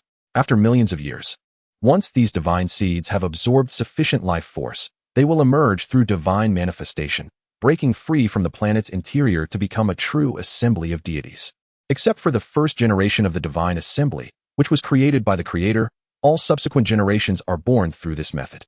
Millions of years ago, S.H.I.E.L.D left behind the divine seed Tiamat within the earth through this very process. It seems the time for Tiamat's manifestation is drawing near. Suddenly, a faint vibration emanates from afar, prompting S.H.I.E.L.D to pause and glance towards the direction of Earth. A new divine assembly? Could it be that Tiamat has manifested prematurely? After a brief moment of contemplation, S.H.I.E.L.D closes his eyes and urgently summons the leader of the Eternal Clan's 10-member team, Ajax, who resides in secrecy on Earth. Using the unique method of the divine assembly, within a space entirely composed of thought, Ajax feels an unexpected surprise. Throughout the years, judgment deity S.H.I.E.L.D has never reached out to her. Ajax, has Tiamat manifested early? No, he remains in slumber. S.H.I.E.L.D's astonishment deepens. If Tiamat has not manifested prematurely, then who could be the source of the divine vibrations on Earth? Perhaps other members of the divine assembly seeking to take advantage of the situation? Or could it be a wild deity? A few years ago, there was indeed a wild deity that lingered on Earth for a time. Ajax, a new deity has appeared on Earth. You must swiftly lead the Eternal Clan to locate him. Each member of the divine assembly is immensely powerful, and perhaps it is precisely this reason that their fertility rate is exceedingly low. S.H.I.E.L.D feels a sense of obligation to find this new deity, who has not yet been recorded in the family lineage. The Eternal Clan was specifically created by the divine assembly for the manifestation plan. In other words, the divine assembly is the master of Ajax. With the master's command, Ajax naturally lacks the courage to refuse. I shall comply with your instructions. After severing the connection, Ajax steps into the courtyard, gently caressing the earth beneath her feet. For 7,000 years, under the mandate of the judgment deity, Ajax has led the 10-member Eternal Clan team to Earth under the guise of eliminating aberrant clans. In reality, it is to ensure that the manifestation plan proceeds without unforeseen complications. Once the manifestation succeeds, the deity Tiamat within the Earth will rupture the very planet, resulting in the demise of all living beings, including humanity. Just when it was thought that the manifestation plan was nearing success, an unknown divine assembly arrives on Earth at the most critical moment. What a tumultuous time this is. Ajax sighs and prepares to summon her 9 scattered Eternal Clan kin from around the world to collectively search for the enigmatic divine assembly. Chapter 51. A bustling performance time. Mr. Murdock, there has been a robbery at the Garden Bank in Queens. Please proceed to provide assistance. Received, Jarvis. With a sigh, HYDRA continued his daily performance, embodying a superhero beloved by the citizens of New York City. Though his intentions were far from altruistic, he merely sought to enhance his reputation and garner votes for his future candidacy as a councilman. No one would concern themselves with his motives as long as he portrayed the superhero convincingly. People were more inclined to believe in the outcomes they witnessed. That evening, he was also to attend a soiree hosted by Tony, preparing for the state assembly elections scheduled a year and a half later. This hectic schedule evoked the feelings of exhaustion he had experienced in his past life as a mere beast of burden. Queens, 34th Street. The Garden Bank building. Outside the building, a crowd of onlookers gathered, and upon witnessing a figure descend from the sky, they erupted into fervent cheers, chanting, "King, King, King, God is King." To date, the media had failed to bestow upon HYDRA a universally accepted moniker, and most people still opted to call him by his name. Of course, there were also fervent fans who referred to him as a deity. In the eyes of these enthusiasts, the likes of the Hulk and Iron Man were mere trifles. Their idol was the strongest man in the world, a veritable god among mortals. Beyond the police cordon, a middle-aged man in uniform briskly approached H.I.D.R., extending his hand. "Hello, Director Murdock. I am NYPD Chief George Stacy." H.I.D.R.'s identity as the Deputy Director of S.H.I.E.L.D. was no secret among the upper echelons of the NYPD, including Chief Stacy. As a political protege personally promoted by the current speaker, his reputation was well known. "Good day." H.I.D.R. shook his hand, his gaze sharpening. "What is the situation inside, Chief Stacy?" He was somewhat taken aback to learn that the police chief was Gwen's father. Could it be that the extraordinary Spider-Man would make an appearance in the future? George Stacy quickly responded, 20 minutes ago, 7 terrorists stormed the bank, taking approximately 30 hostages. We suspect they are armed with weapons of mass destruction. I will handle them. The aftermath will require the NYPD's involvement. Chief Stacy nodded. Understood. The presence of Iron Man and this superhero had significantly improved the safety of New York City. Given that H.I.D.R. was the Deputy Director of S.H.I.E.L.D. and willing to assist personally, it was only fitting that he take the lead. With H.I.D.R.'s prowess, dealing with such a group might have seemed a waste of his talents. But who could blame him for choosing this path? Activating his radar, H.I.D.R. swiftly pinpointed the locations of the 7 terrorists, then unleashed his Omega-level freezing ability, encasing the assailants in uniquely shaped ice sculptures. The celestial form bestowed upon him seems to have catalyzed an evolution of his myriad abilities. The prospect of remote freezing is no longer a mere fantasy. All right, all set. H.I.D.R. declared, clapping his hands together. Let us proceed to rescue the hostages. Wait. George and Daisy looked utterly bewildered. So soon? He did not doubt that the other party was jesting. After all, who was unaware that this individual had extinguished 3 fires and apprehended dozens of criminals all within a single day, while also managing to safely land a malfunctioning aircraft. Yet, he had not anticipated such swift action. Thank you, H.I.D.R. said with a smile, waving to his admirers before soaring directly toward the S.H.I.E.L.D. headquarters. Upon entering, the agents erupted into enthusiastic applause as if choreographed, the ovation lasting over a minute. Director, you are incredible. Particularly, the female agents seemed eager to rush over and personally promote American facial cleansers to H.I.D.R.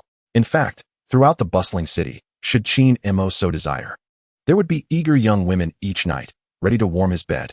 His fan base spanned all age groups. H.I.D.R. smiled gently, acknowledging the agents with a wave before retreating to his office. At this moment, both Iron Man and H.I.D.R. undeniably stood as the most revered superheroes, their fan numbers far surpassing those of others, as only they had revealed their true identities, while the rest remained masked. That evening, the New York News Channel devoted nearly 10 minutes to coverage of the Garden Bank robbery, with H.I.D.R. and 7 uniquely shaped ice sculptures dominating the visuals. Online, fans had already begun petitions urging H.I.D.R. to run for the next spokesperson, naively believing he could lead the city back to greatness. A notification pinged. King, don't forget to attend the gala. I'm on my way now. Before becoming Iron Man, or more precisely, prior to his abduction, Tony Stark was a quintessential playboy, reveling in the nightlife and indulging in extravagant parties. At his zenith, he had graced the covers of 12 different magazines within a single year, living the dream that most could only aspire to. After a 6-month hiatus, Tony once again hosted a gala, where nearly all the prominent socialites of New York were in attendance. Stark, long time no see. Mr. Stark, don't forget to call me. At the gala, Tony found himself surrounded by a throng of supermodels. Just then, the roar of a sports car approached, its silver body gliding smoothly to a halt outside the venue. A pair of long legs emerged from the open door. After a brief silence, a chorus of excited shouts erupted, even more fervent than before. King, may I take a photo with you? King. Some even rushed toward him, but fortunately, H.I.D.R. reacted swiftly, effortlessly flying into the open-air venue and landing gracefully in a designated spot. Look, the star of the night has arrived. Tony's exaggerated tone resonated like a stone cast into a tranquil lake, drawing the myriad glances of the attendees squarely upon H.I.D.R. The atmosphere here was palpably uncomfortable, suffused with the cloying sweetness of expensive champagne, the mingled essence of luxury perfumes, and the meticulously crafted smiles of the elite. Tony, like a seasoned guide, ushered H.I.D.R. into this realm of opulence and social intricacies. After a few turns, he suddenly inquired, King, why do I sense that you are rather disinclined towards such occasions? Is it that apparent? Tony shrugged. You'll get used to it. Once you become a congressman, the Senate will be even more absurd. Just the other day, a senator named Stern insisted that I hand over the Mark armor technology. Holding his champagne flute, H.I.D.R. subtly wiped his neck. Need any assistance? Hey, that's not an option. Tony clapped Chin Mo on the shoulder. Ignore that guy. By the way, based on the phone design you provided, the first generation Mango phone will officially go into mass production next month. Upon hearing this, Chin Mo expressed abundant enthusiasm, showering praises. Impressive, as expected of you. Just a small feat, Tony waved dismissively, then added casually, I'll have Jarvis transfer you that commission. Chin Mo smiled contentedly. After working at S.H.I.E.L.D. for so long, the arrival of his first hidden income was genuinely hard-won. Thanks. Let's collaborate more in the future. Tony returned a knowing smile. To a fruitful partnership. Stark Industries was in need of a spokesperson. Chapter 52. The birth of the greatest victim having joined S.H.I.E.L.D.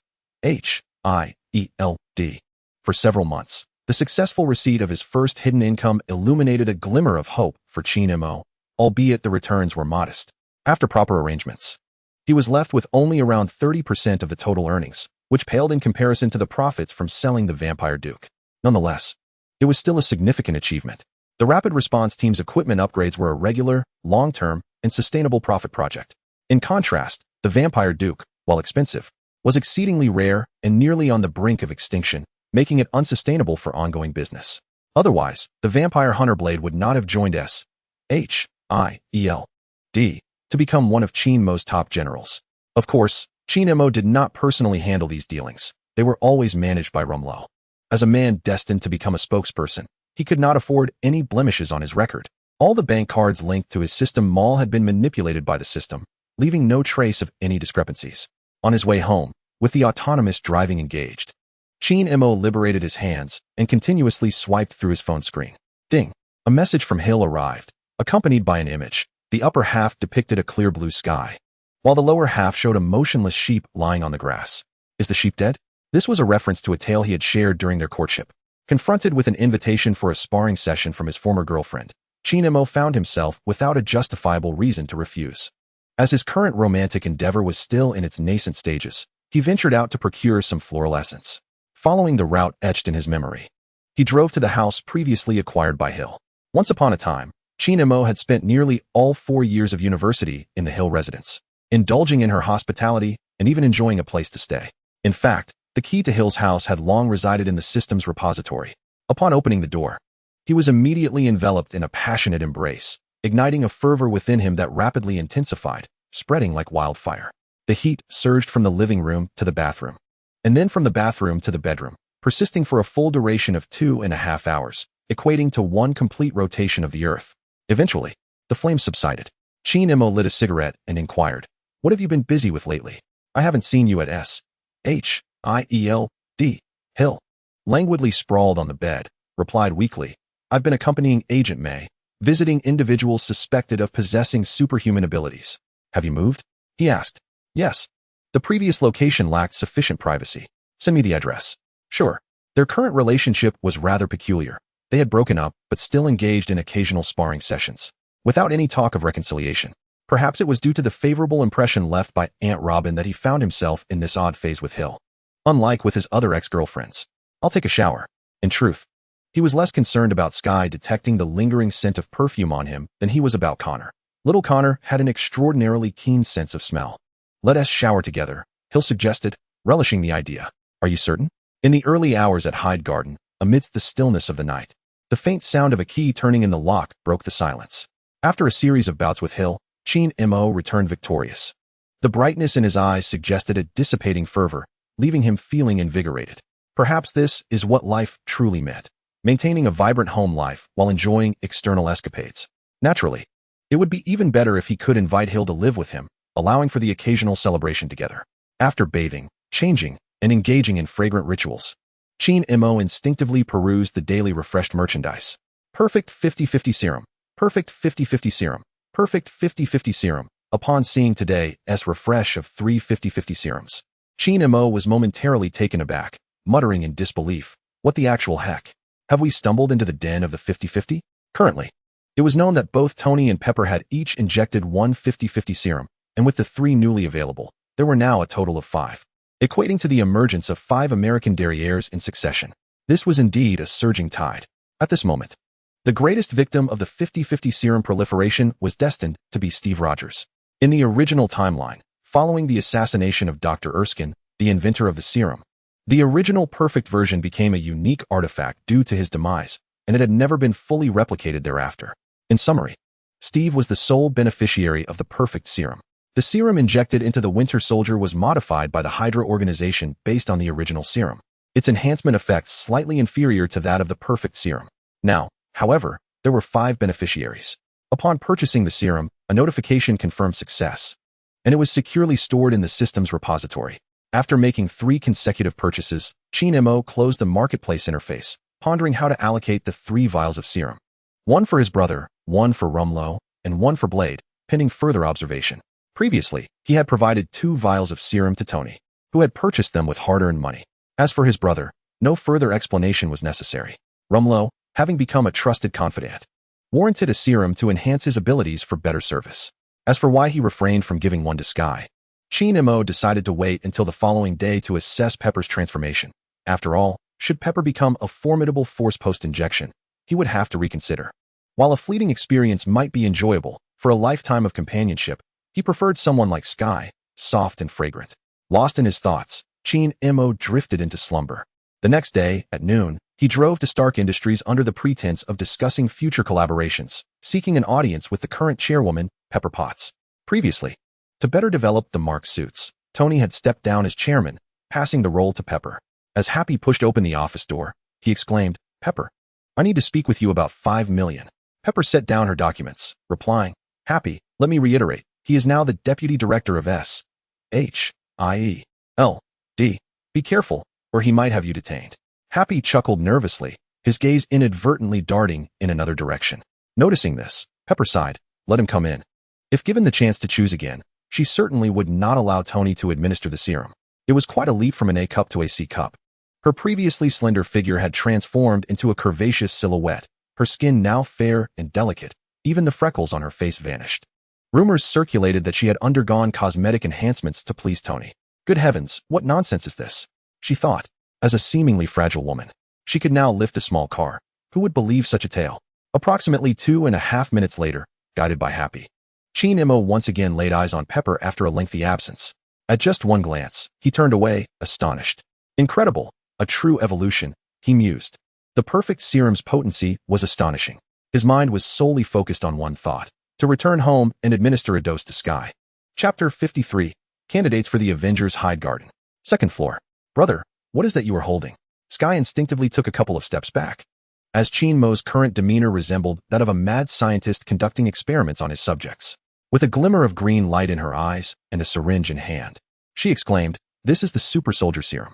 Does Captain America know about it?" "Captain America's serum?" Skye fervently shook her head. "Please don't come any closer. I refuse to become a woman with bulging muscles, even if H.I.E.L.D. prefers such women." "Are you truly certain?" "Absolutely." After a moment's contemplation, H.I.E.L.D. retracted the syringe. "What a pity," he sighed. "I spent $10 million on this serum, which not only enhances beauty and promotes voluptuous curves." Skye leaned in eagerly, her eyes sparkling with desire. "Brother, does it really enhance beauty?" "Of course it does. Otherwise, why would I have purchased it?" I want it. "Very well." H.I.E.L.D. retrieved the perfect 50-50 serum from the system's repository and cautioned, "You must endure. It may be a tad painful." "It's nothing." Skye rolled up her sleeve, presenting her arm. When compared to the prospect of enhancing her beauty, a little pain seemed trivial. She had heard of some actresses who would go to the lengths of bone shaving and rib removal for the sake of beauty, and now she merely needed a single injection to achieve her desires. The choice was crystal clear. To avoid disturbing Kanna's afternoon slumber, H.I.E.L.D. encased the bedroom in thick walls of ice before administering the serum into Skye's body. The agony of rapid transformation was akin to the torment of a toothache, but far more intense. Skye writhed on the bed, rolling back and forth, instinctively unleashing her shockwave abilities in response to the pain. Fortunately, the discomfort was short-lived. Approximately an hour later, drenched in perspiration, Skye lay on the bed, gasping for breath, her vision obscured by her newly accentuated curves. Observing her state, H.I.E.L.D. swallowed hard and advised, "I'm off to work now," before hastily departing. The scene was too alluring to linger in. It might lead to unfortunate misjudgments. After taking several deep breaths to quell the tumultuous desires within him, he began to deliberate. Should the remaining 2 vials of 50-50 serum be distributed to his brother and Rumlow as initially planned? With only 2.5 months until Skye's 18th birthday, if he were to give 1 vial to Hill, very well. It's decided. Rumlow would have to endure a bit longer. After all, why should he suffer alone? Resolute in his decision, H.I.E.L.D. drove towards Hell's kitchen, intending to deliver one of the serums to his brother. For the past 2 years, every time he visited the law firm, his brother Matt had been recuperating on the second floor. It was time for Daredevil to undergo his evolution. Hell's kitchen, Nelson, Murdock, and Page law firm. Upon seeing the figure at the reception desk, H.I.E.L.D. couldn't help but jest. Wow, you're up so early today? Where's Karen? She and Foggy have a case to handle this afternoon. Perfect timing, as they're not here. H.I.E.L.D. extracted the serum from his pocket and presented it, saying, "Here. The super soldier serum." Hearing this, Matt hastily removed his sunglasses and took the serum, examining it closely. "King, is this related to S.H.I.E.L.D? Are you not utilizing it?" Matt is aware of the super soldier serum. A few years ago, a certain African-American soldier received an injection, and he too understands the serum's preciousness. H.I.E.L.D., the little bear, shrugged. "Do I still need this? Who do I look down upon?" Compared to the flawless spider serum, the so-called 50-50 serum falls considerably short. Unfortunately, it hasn't been replenished recently. After acquiring the physique of the Celestial group, he would hardly require serums of any kind in the future. Even the Sentinel Gold serum would pale in comparison to the Celestial form. It is akin to the vast chasm between mortals and deities. A profound disparity in the essence of life that no serum could bridge. Noticing Matt, without hesitation, preparing to inject the serum into his arm, H.I.E.L.D. quickly cautioned him. "It's quite painful. I suggest you lie down on the second floor." Having witnessed the grim aftermath of the 50-50 serum injections with Tony and Sky more than once, he was all too familiar with the consequences. Matt nodded. "Keep an eye on the shop for me." "No problem." S.H.I.E.L.D. headquarters. Avengers Initiative conference room. As the initiator of the Avengers Initiative, Nick Fury has recently been experiencing a blend of pain and joy. The pain primarily stemming from heartache, as several candidates, although agreeing to join the Avengers, had little to do with him. Iron Man and the Winter Soldier were recruited by someone else, essentially belonging to Cheen-Mo's inner circle. The Avengers Initiative was a superhero organization established by Nick Fury, backed by S.H.I.E.L.D, and sanctioned by the Security Council and Congress, aimed at countering potential threats. Despite the eloquence of grandiose rhetoric, the higher-ups would never allow the Avengers to become a one-man show. Therefore, with a strong rapport with the decision-makers, Cheen-Mo was appointed as the Deputy Director of the Avengers, a title ostensibly for assistance, but essentially a means of distributing power. Recognizing that the person he detested was absent, Nick Fury feigned ignorance. "Where is Deputy Director Murdock?" Rumlow promptly stood. "Report. The Deputy Director is out investigating a case and has not yet returned." Nick Fury waved his hand, signaling Rumlow to sit down. "In that case, let us commence. Coulson, you will preside over the meeting." Coulson stood and activated the large screen. "Ladies and gentlemen, the primary agenda for this meeting is to select the most suitable candidates from the list of potential Avengers. Please direct your attention to the screen. The first candidate, Daredevil. Daredevil, a vigilante active in Hell's Kitchen, is none other than Matt Murdock, who also happens to be our Deputy Director Murdock's brother. I invite everyone to express their opinions. In the original timeline, Nick Fury single-handedly managed the Avengers Initiative and had the final say in member recruitment. However, inspired by Cheen-Mo's initiative, he proposed a voting system to determine recruitment, given that the attendees were all seasoned agents and senior officials of S.H.I.E.L.D, predominantly his loyalists. "I am in favor." Hawkeye was the first to speak. The operational style of Daredevil aligns quite well with Hawkeye's preferences. Were it not for his wife's pregnancy, he would be inclined to don a mask and combat evil. "Agreed," Natasha and Hill expressed in succession. Observing this, Nick Fury glanced at Rumlow and Blade. Agreed. Very well." Coulson continued. "Daredevil has been unanimously approved. Please direct your attention to the big screen. The second candidate, the Hulk. The Hulk, whose true identity is Bruce Banner, was once a renowned physicist with 7 doctoral degrees. An unfortunate incident during his involvement in the military super soldier program awakened the dormant Hulk persona within him. I invite everyone to voice their opinions on this matter." This time, nearly everyone expressed their dissent regarding the recruitment of Bruce Banner. Partnering with the Hulk? What an absurd jest. The potential consequences of inadvertently provoking the Hulk are simply unimaginable. In contrast, Nick Fury expressed a differing opinion. "Colleagues, it is true that the Hulk is exceedingly perilous, yet let us not forget that we have King." Chapter 54, Another Beneficiary. Do you all recall how, a few months ago, King effortlessly vanquished both the Hulk and Abomination? Nick Fury clicked his tongue, forcibly suppressing the words he wished to articulate next. Good grief, Why the sudden promotion of that fellow? What irked him the most was that such a formidable individual was recruited into S.H.I.E.L.D by him, which should have warranted a grand celebration. However, this very person ascended the ranks at an astonishing pace, akin to riding a rocket. In just a few months, he had become the deputy director of S.H.I.E.L.D and concurrently the captain of the Rapid Response Special Forces, wielding substantial authority. Unlike the other two deputy directors, who merely served as puppets supported by Nick Fury to appease the White House, the mere thought of that individual gave him a headache, as he posed a significant threat to Fury's position. Upon hearing this, the others experienced a moment of clarity. Hawkeye Clint jested. If Fury is advocating for it, it's not entirely unfeasible. If the Hulk misbehaves, let King handle him. Indeed, that is a brilliant idea. Observing this, Ramlo intentionally guided the discussion. I propose.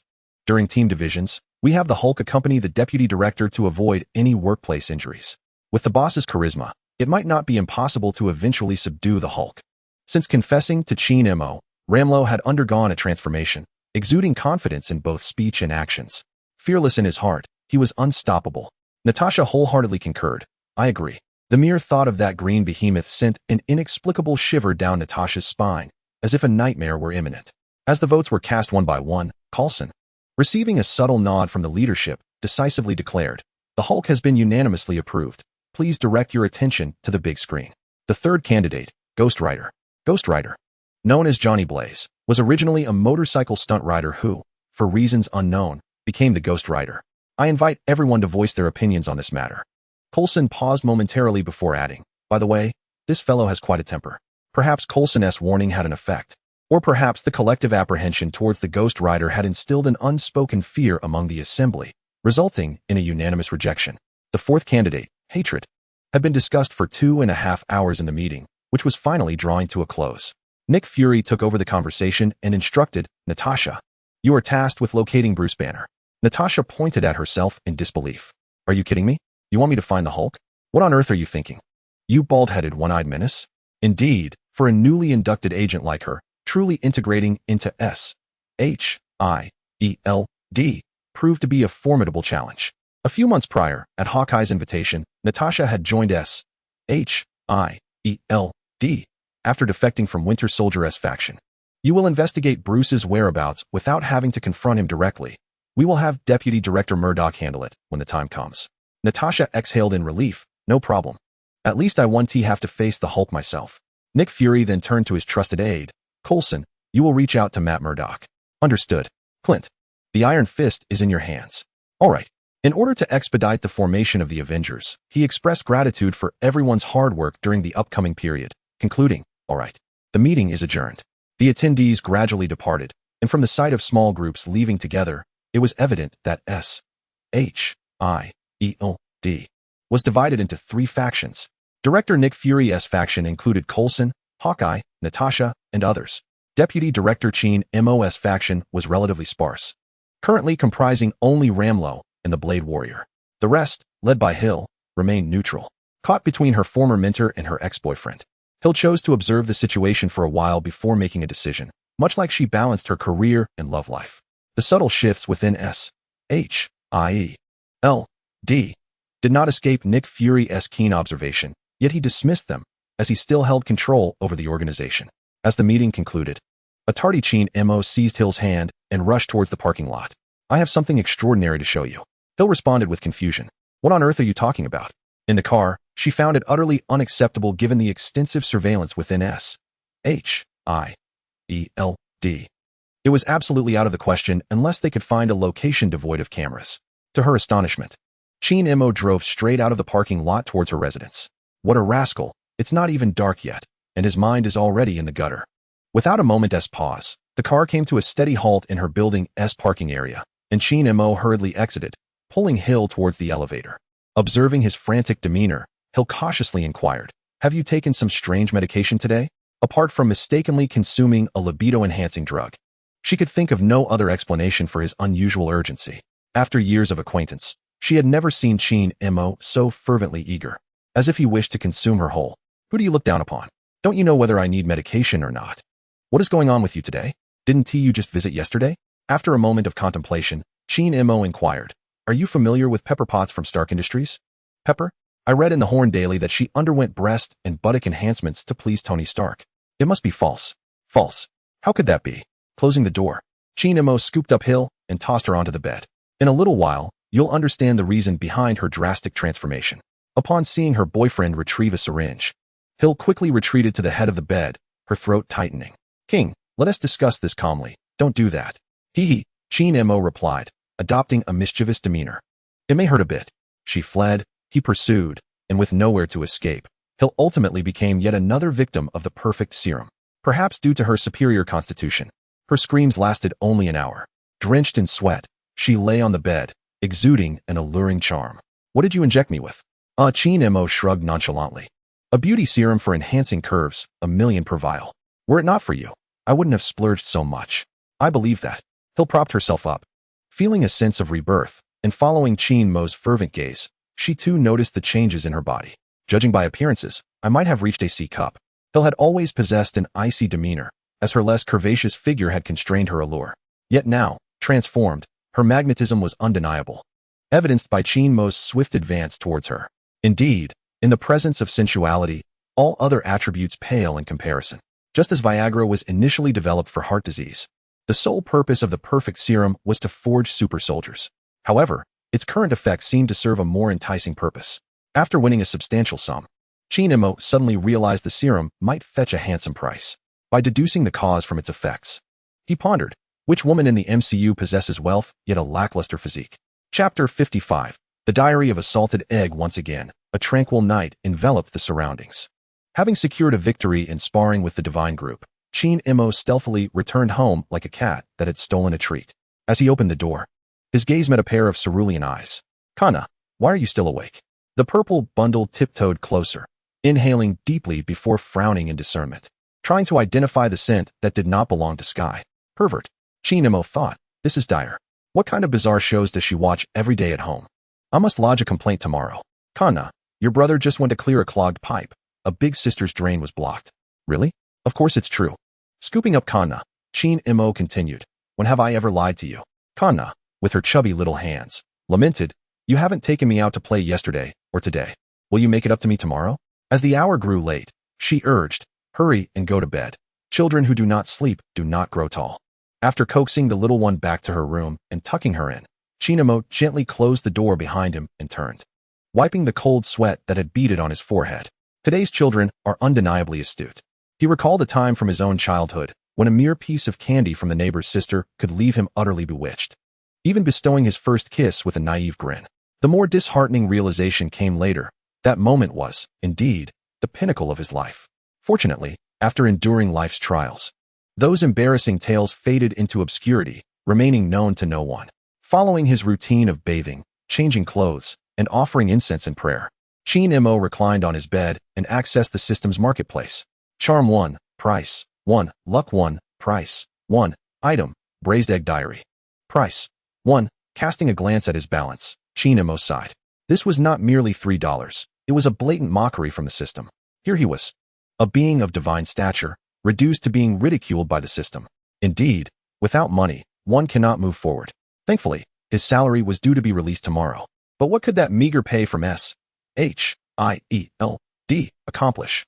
It couldn't even cover the cost of a mutant's power. If he sought wealth, he would have to tread down a crooked path. He must swiftly spread the rumor about the Skrull's ability to enhance virility, and when the time was ripe for the rumor to ferment, he could follow the path of selling vampires once more. The accumulation of capital is inherently steeped in bloodshed, and he bore no psychological burden regarding this. After purchasing all the items refreshed today, Chinemo retrieved the braised egg diary from the system's repository to examine it. In 1950, I was born in Huntsville, Alabama, where I endured the torment of white oppressors from a young age. After graduating high school in 1968, I enlisted in the military, where my exemplary performance led to a gradual promotion to the rank of colonel. In 1984, I transitioned from the CIA to the Department of Homeland Strategic Defense and Logistics. By 1995, while still a level 3 agent, I, alongside my partner Coulson, encountered the extraordinary Carol Danvers, a woman endowed with superhuman abilities. On the first day after Carol's departure, I found myself missing her. The second day was no different. In 1996, I resolved to shake off my despondency. By 1997, Leveraging the Skrull's extensive spy network across the globe, I began to solidify my position within S.H.I.E.L.D. That same year, I met a Skrull girl named Vara and married her, for she possessed the remarkable ability to assume the appearance of anyone, including Carol. In 1998, with the assistance of the Skrull leader Talos, I orchestrated a successful rescue of Pierce's daughter from the clutches of terrorists. In 1999, as Pierce ascended to the Security Council, I ultimately became the director of S.H.I.E.L.D. In 2000, I applied to form the Avengers, only to be rebuffed by the White House, which dismissed my proposal as fanciful. In 2007, citing budgetary constraints, they rejected my application once more. Then in February 2008, when Tony Stark was kidnapped, I seized the opportunity. However, in April 2008, an irritating new arrival in the agency, a white oppressor who ascended the ranks faster than I ever did, added to my frustrations. Closing my journal, I couldn't help but marvel at the audacity of it all. The notion of interspecies marriage was astonishing, and the Skrulls, with their vibrant green hues, certainly defied expectations. I felt a profound admiration and an undeniable sense of inferiority. They were akin to legendary figures such as the Ghost Rider, the valiant hero Su Hanwen, and the immortal Han Dong-yong, each remarkable in their own right. It was no wonder that their rapid promotions were astonishing. The Skrull spy network was indeed unparalleled. The transformation abilities of the Skrulls were a significant anomaly within the MCU. Aside from the Ancient One, few possessed telepathic powers. I rubbed my temples in frustration, lamenting my own lack of telepathy. My radar sense was ineffective, and the spider sense would only alert me if a Skrull bore ill intent towards me. Fortunately, I had yet to fall into conflict with my Skrull partner. Otherwise, life would become exceedingly complicated. Just imagine, during an intense sparring session, your intimate companion suddenly reverts to the green visage of a Skrull. It would be repulsive, to say the least, and potentially leave lasting psychological scars. I suspected that the image of a dying sheep was indeed a reflection of my current situation. Perhaps it was best to remain cautious for now, waiting until I could obtain telepathic abilities before venturing out to embrace life with flair. With a sense of unease lingering within me, I succumbed to slumber. Before dawn on the second day, a call from the top contender jolted him awake. King, the Mango Mobile launch event is at Stark Industrial Expo Park tonight at 7. Make sure to attend.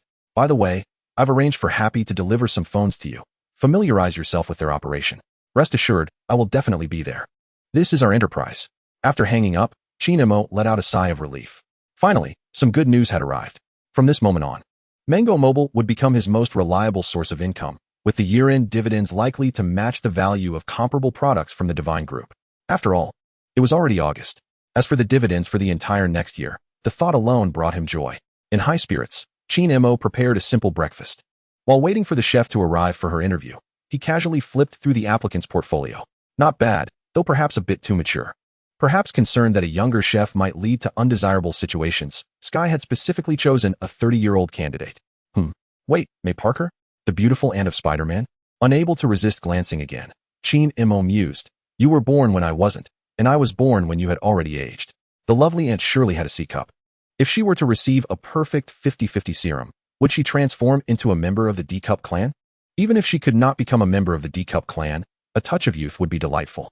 Ding dong, the doorbell rang. Chapter 56. The charming chef arrives Heidi Garden, Villa Number 1. Upon seeing the large face on the video intercom, Chinemo sighed and rested his forehead in his hand, having expected a charming chef. Moments later, Happy entered the living room, carrying a box of Mango Mobile phones. King, Happy said with a goofy smile. Tony sent me to deliver some phones. Thanks, Chinemo replied, accepting the box. Care for a bite? Sure, try the burger I bought on the way. It's particularly delicious. Indeed, Happy still had a penchant for buying burgers, as there were those who enjoyed the ones he purchased. During Chinmo's lowest moments, it was Happy, accompanied by Pepper, who had appeared like a savior. That $5 million search commission had allowed him to rise dramatically. Moreover, Happy and his brother Matt were alumni, so he genuinely regarded him as a friend. King, Happy hesitated, his face reddening. Speak up, I want to tell anyone. Hey, it's that thing that made Pepper suddenly grow larger. Do you still have it? Chinemo nearly spat out his burger. Why would you think I have it? Just a guess, Happy explained. If it was developed by Tony, he would certainly give me some, so I suspect you might be the only one with it. Chinemo remained silent, merely gazing at him with a wry smile. All right, Happy chuckled awkwardly. I overheard Tony and Pepper talking. There's no stock available at the moment. It will take some time. High emotional intelligence, no stock. Low emotional intelligence, no money. All right then. Happy rose and bowed deeply to Chinemo, expressing his gratitude.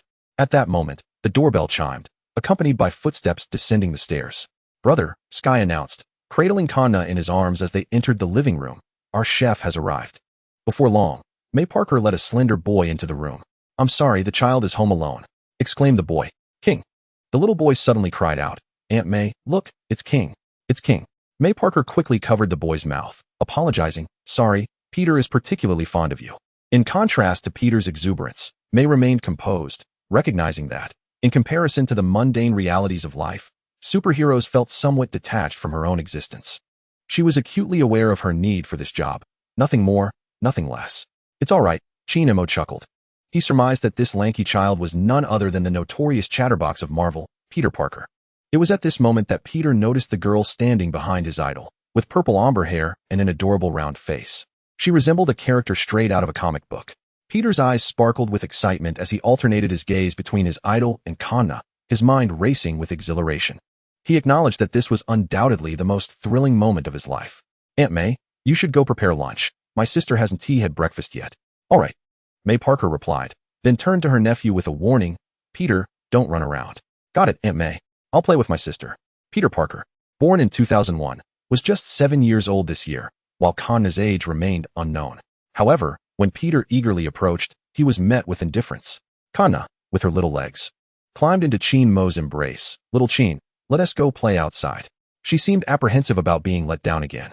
Recalling the mango phone that Happy had delivered, Chinmo quickly diverted the conversation. "Kanna, why don't you play with the phone for a bit? After breakfast, we'll go out." "All right. You play with me on the phone." Due to the blood he had dripped onto the dragon egg during its hatching, which mingled with the shell, a life contract was forged between them the moment Kanna opened her eyes. Just as children require parental companionship, Kanna naturally sought Chinmo's presence, for he was her only guardian in this world. "Hey, Sky, try the new phone. Peter, give this a shot." When Chinmo glanced at Happy's attention shifted from the kitchen as he hurriedly retrieved a black mango phone from his pocket. "Hey, I've got one." Before long, everyone present had become devoted users of the mango phone. The reason was simple: Tony had gone all out. In 2008, the first mango phone was equipped with JARVIS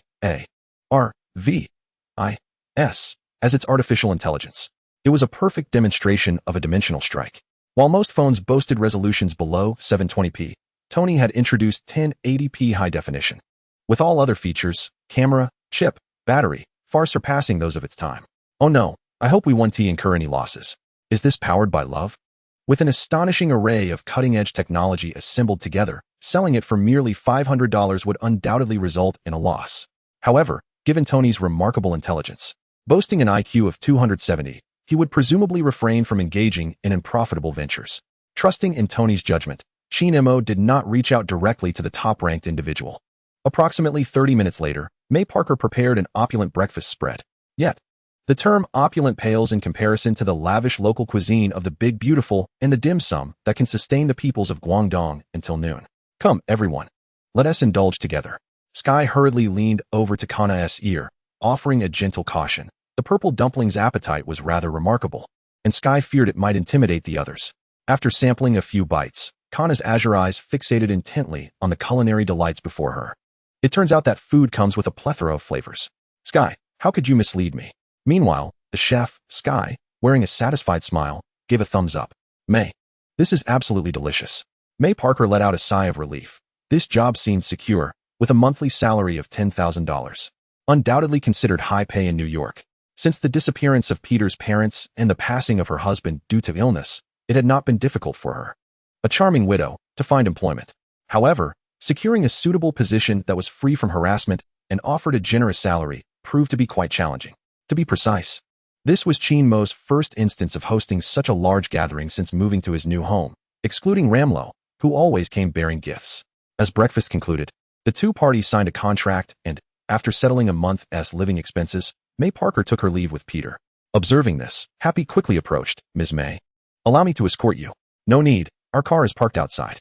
Happy appeared somewhat disappointed, but still waved goodbye. "King, I shall take my leave as well.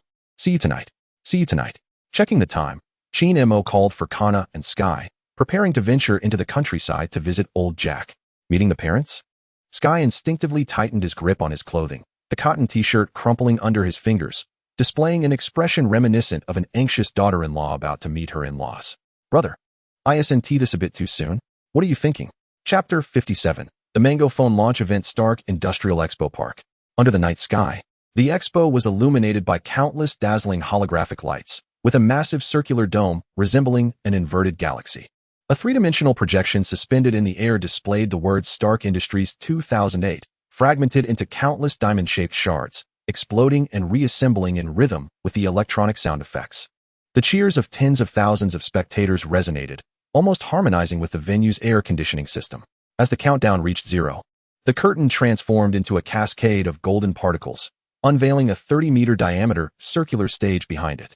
Suspended at the center of the stage were 12 phones of varying colors, featuring a minimalist design with curved edges, emblazoned with Stark's iconic arc reactor pattern on the back. Suddenly, a stream of crimson light trailed behind, creating a flawless parabolic arc above the exposition center. The Mark armor automatically unfurled its thrusters during the descent, with pale blue energy beams emanating from its palms, allowing the suit to land as lightly as a feather.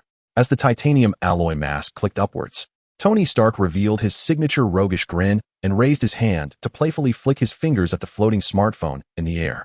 Good evening, everyone. I've come to realize that rather than saving the world, you are far more eager for a new toy with full signal. No sooner had he spoken than 12 holographic projections erupted from the platform behind him, casting the interface of the Mango phone onto a towering 3-story screen. The particle effects during the unlock process and the holographic image of the J.A.R.V.I.S. voice assistant were accompanied by deafening cheers from the audience with each demonstration of functionality. Tony gestured a few times, and the venue fell into an immediate hush, as if he were lost in recollection. As you all know, King and I are good friends. One day, he suddenly said to me, "Stark, let those wretched phones go to hell. This world needs a revolutionary product, and now it has arrived. The Mango phone, equipped with a smart voice assistant, a 1080p high-definition screen, and the cutting-edge Mango chip, leading the way in military-grade quality." With each declaration, the audience echoed in unison, their enthusiasm palpable, while the competitors seated in the front row wore increasingly grave expressions. "Oh no, we thought we were facing a novice, but instead, we have encountered a master. Damn it. Stark, you're not selling arms, you're marketing a phone. Do you even understand smartphones? Creating a phone requires a gradual evolution. How will you top this towering technological achievement in the next generation?" The competitors, growing more alarmed by the moment, began to ponder the ominous adage, "The greatest threat may not come from rivals, but from those who cross boundaries." Overall, this launch event was extraordinarily successful. To the world, Iron Man has become synonymous with high technology. If anyone were to be the spokesperson for the Mango phone, Tony Stark would be second to none. Even Chinemo could not claim the top spot. Speaking of Chinemo, he conjures images of near-divine strength. Yet when Tony is mentioned, one thinks of the playboy, the billionaire, and the cutting-edge technology concealed within the Iron Man suit, alongside Stark Industries' unyielding legacy of innovation. When technological products meet individuals who have genuinely defined the future, the answer is self-evident. This is the true weight of reputation. On the stage, Tony pointed towards the heavens, his voice resonating through the microphone. "Let us welcome the promotional ambassador for the Mango phone, King." As his words faded, the starry night sky suddenly transformed before the bewildered eyes of the audience. Thunder roared, deafeningly echoing across the horizon, as countless purple bolts of lightning surged down from the heavens above. Lightning weaved through the night, surging as if to engulf the entire sky, the flickering brilliance illuminating the astonished faces of the crowd. This was not an instance of sporadic flashes, but rather a grand spectacle of thunder capable of cleaving heaven and earth. At that moment, it seemed as though the very essence of lightning from around the world converged into a river, all in anticipation of a magnificent entrance. Fact. Tony suppressed the fear within him. "Brother, this is quite excessive. Please, rein in your powers." Amidst the fervent anticipation, Chinemo descended from the night sky, riding a western dragon forged entirely from purple lightning, landing in the center of the stage. Tony, positioned closest, felt an overwhelming urge to flee. "King, King, King." The audience erupted into ecstatic cheers as Chinemo, with a gesture, absorbed the thunderous dragon back into his being. With the physique of a deity, the mere tickling of lightning felt inconsequential. "Greetings everyone, I am King Murdock, and it is my honor to serve as the ambassador for Mango Mobile." When Iron Man is mentioned, one often envisions unattainable cutting-edge technology, akin to stars suspended in the heavens, dazzling yet seemingly irrelevant to ordinary lives. Some may believe that technology ought to be exalted, but is that truly the case? Chinemo paused, his gaze sweeping across the audience. Tony and I have always believed that technology should not be a cold display of prowess. Rather, it should embrace every individual with the warmth of sunlight and air, allowing all to feel its essence and enjoy the pleasures it brings. Just like the blind mode on our Mango mobile. H.Y.D.RA raised his hand to point at the screen behind him, his tone imbued with resolute warmth. Designed specifically for visually impaired users. The narration mode provides an ever-ready intelligent voice assistant, accompanied by radar sensors that enable one to perceive the world. These are not complex, arcane technologies. They simply aim to allow our blind friends to navigate screens with ease and engage with their surroundings, letting the mobile phone cease to be an obstacle and instead serve as a bridge connecting them to the world.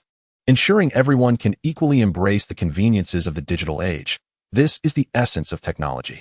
As many often refer to Tony and me as superheroes, in my eyes. H.Y.D.RA gestured towards the audience. You, and all of you. Regardless of whether you are actors, workers, singers, or lawyers, whatever your profession, you, my friends, who contribute to society, are the true superheroes. King, superhero, superhero. The applause and cheers intensified, crashing like waves towards the heavens, causing the very air to sizzle with excitement. Tony smacked his lips, secretly pondering. Could it be that I misjudged him? He spoke remarkably well. He truly commands the stage. Thus concluded the moment of performance that belonged to H.Y.D.RA. Tony took over. Let us once again welcome King with a resounding round of applause. After the applause lingered for over a minute, Tony raised his hand to calm the fervent fans. The Mango phone will be globally launched tomorrow at 10 a.m. Everyone can log onto the official Mango website, visit offline retail stores, or browse Amazon. Until we meet again next year. Chapter 58. Net Profit. Why do you keep staring at me? After the mobile phone launch event concluded, at Tony's invitation, H.Y.D.RA. brought along Sky and Kanna to visit the Stark seaside estate. Just one glance at Kanna was enough. The seasoned father, Tony, and Pepper were instantly captivated by the cherubic face of the little girl with purple ombre hair. Is Kanna really not your daughter? Tony inquired. Come on, brother. H.Y.D.RA. shrugged. I'm only 23 this year, not 32. If Kanna were my daughter, how old do you think I should be to be a father?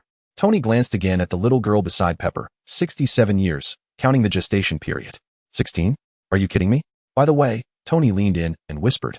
The newspaper and online media funded by Stark Industries will feature the theme "You are the true superheroes tomorrow," subtly promoting you. What he had witnessed tonight further solidified Tony's determination to endorse H.Y.D.RA. as the public face of Stark Industries and a partner in their interests, investing in him to become a congressman and a spokesperson. Thanks. H.Y.D.RA. raised his glass. After all, the Phantom can drive itself. So there's no concern about drunk driving. A friendly reminder, never drink and drive, and never drive after drinking. You're too polite. It's mainly because of your eloquence. Tony remarked.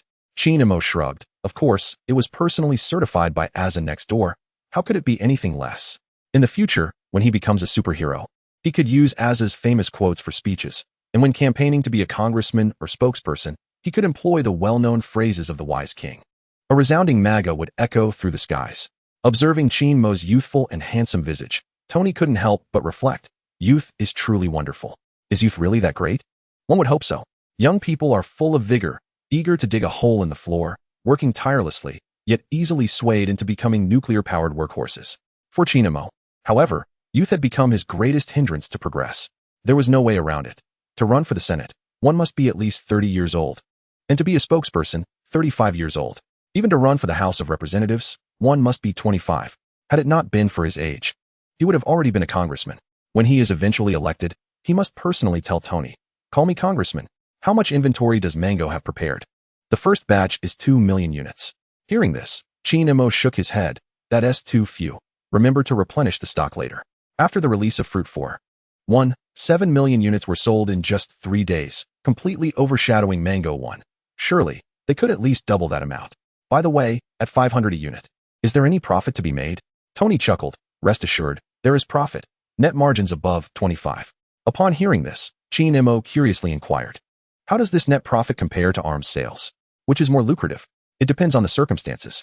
Tony elucidated that the net profits during wartime are undoubtedly higher than those in peacetime. Certain products can yield profits as high as 400, while others may only reach around 10, primarily depending on whether there exists a monopoly. Such insights were enlightening to H.Y.D.RA., who proceeded to open his phone and access the calculator. What are you calculating? I'm figuring out how much I can earn from this batch of phones. The total net profit is $2.5 billion, but I need to reserve a portion for subsequent funding. Are you really that short on cash? S.H.I.E.L.D nodded vigorously, yes. Extremely so. Tony, in contemplation, remarked, that makes sense. With such a large laboratory, the expenses must be astronomical. Shall I provide you with additional sponsorship? No, thank you. S.H.I.E.L.D declined with a wave of his hand.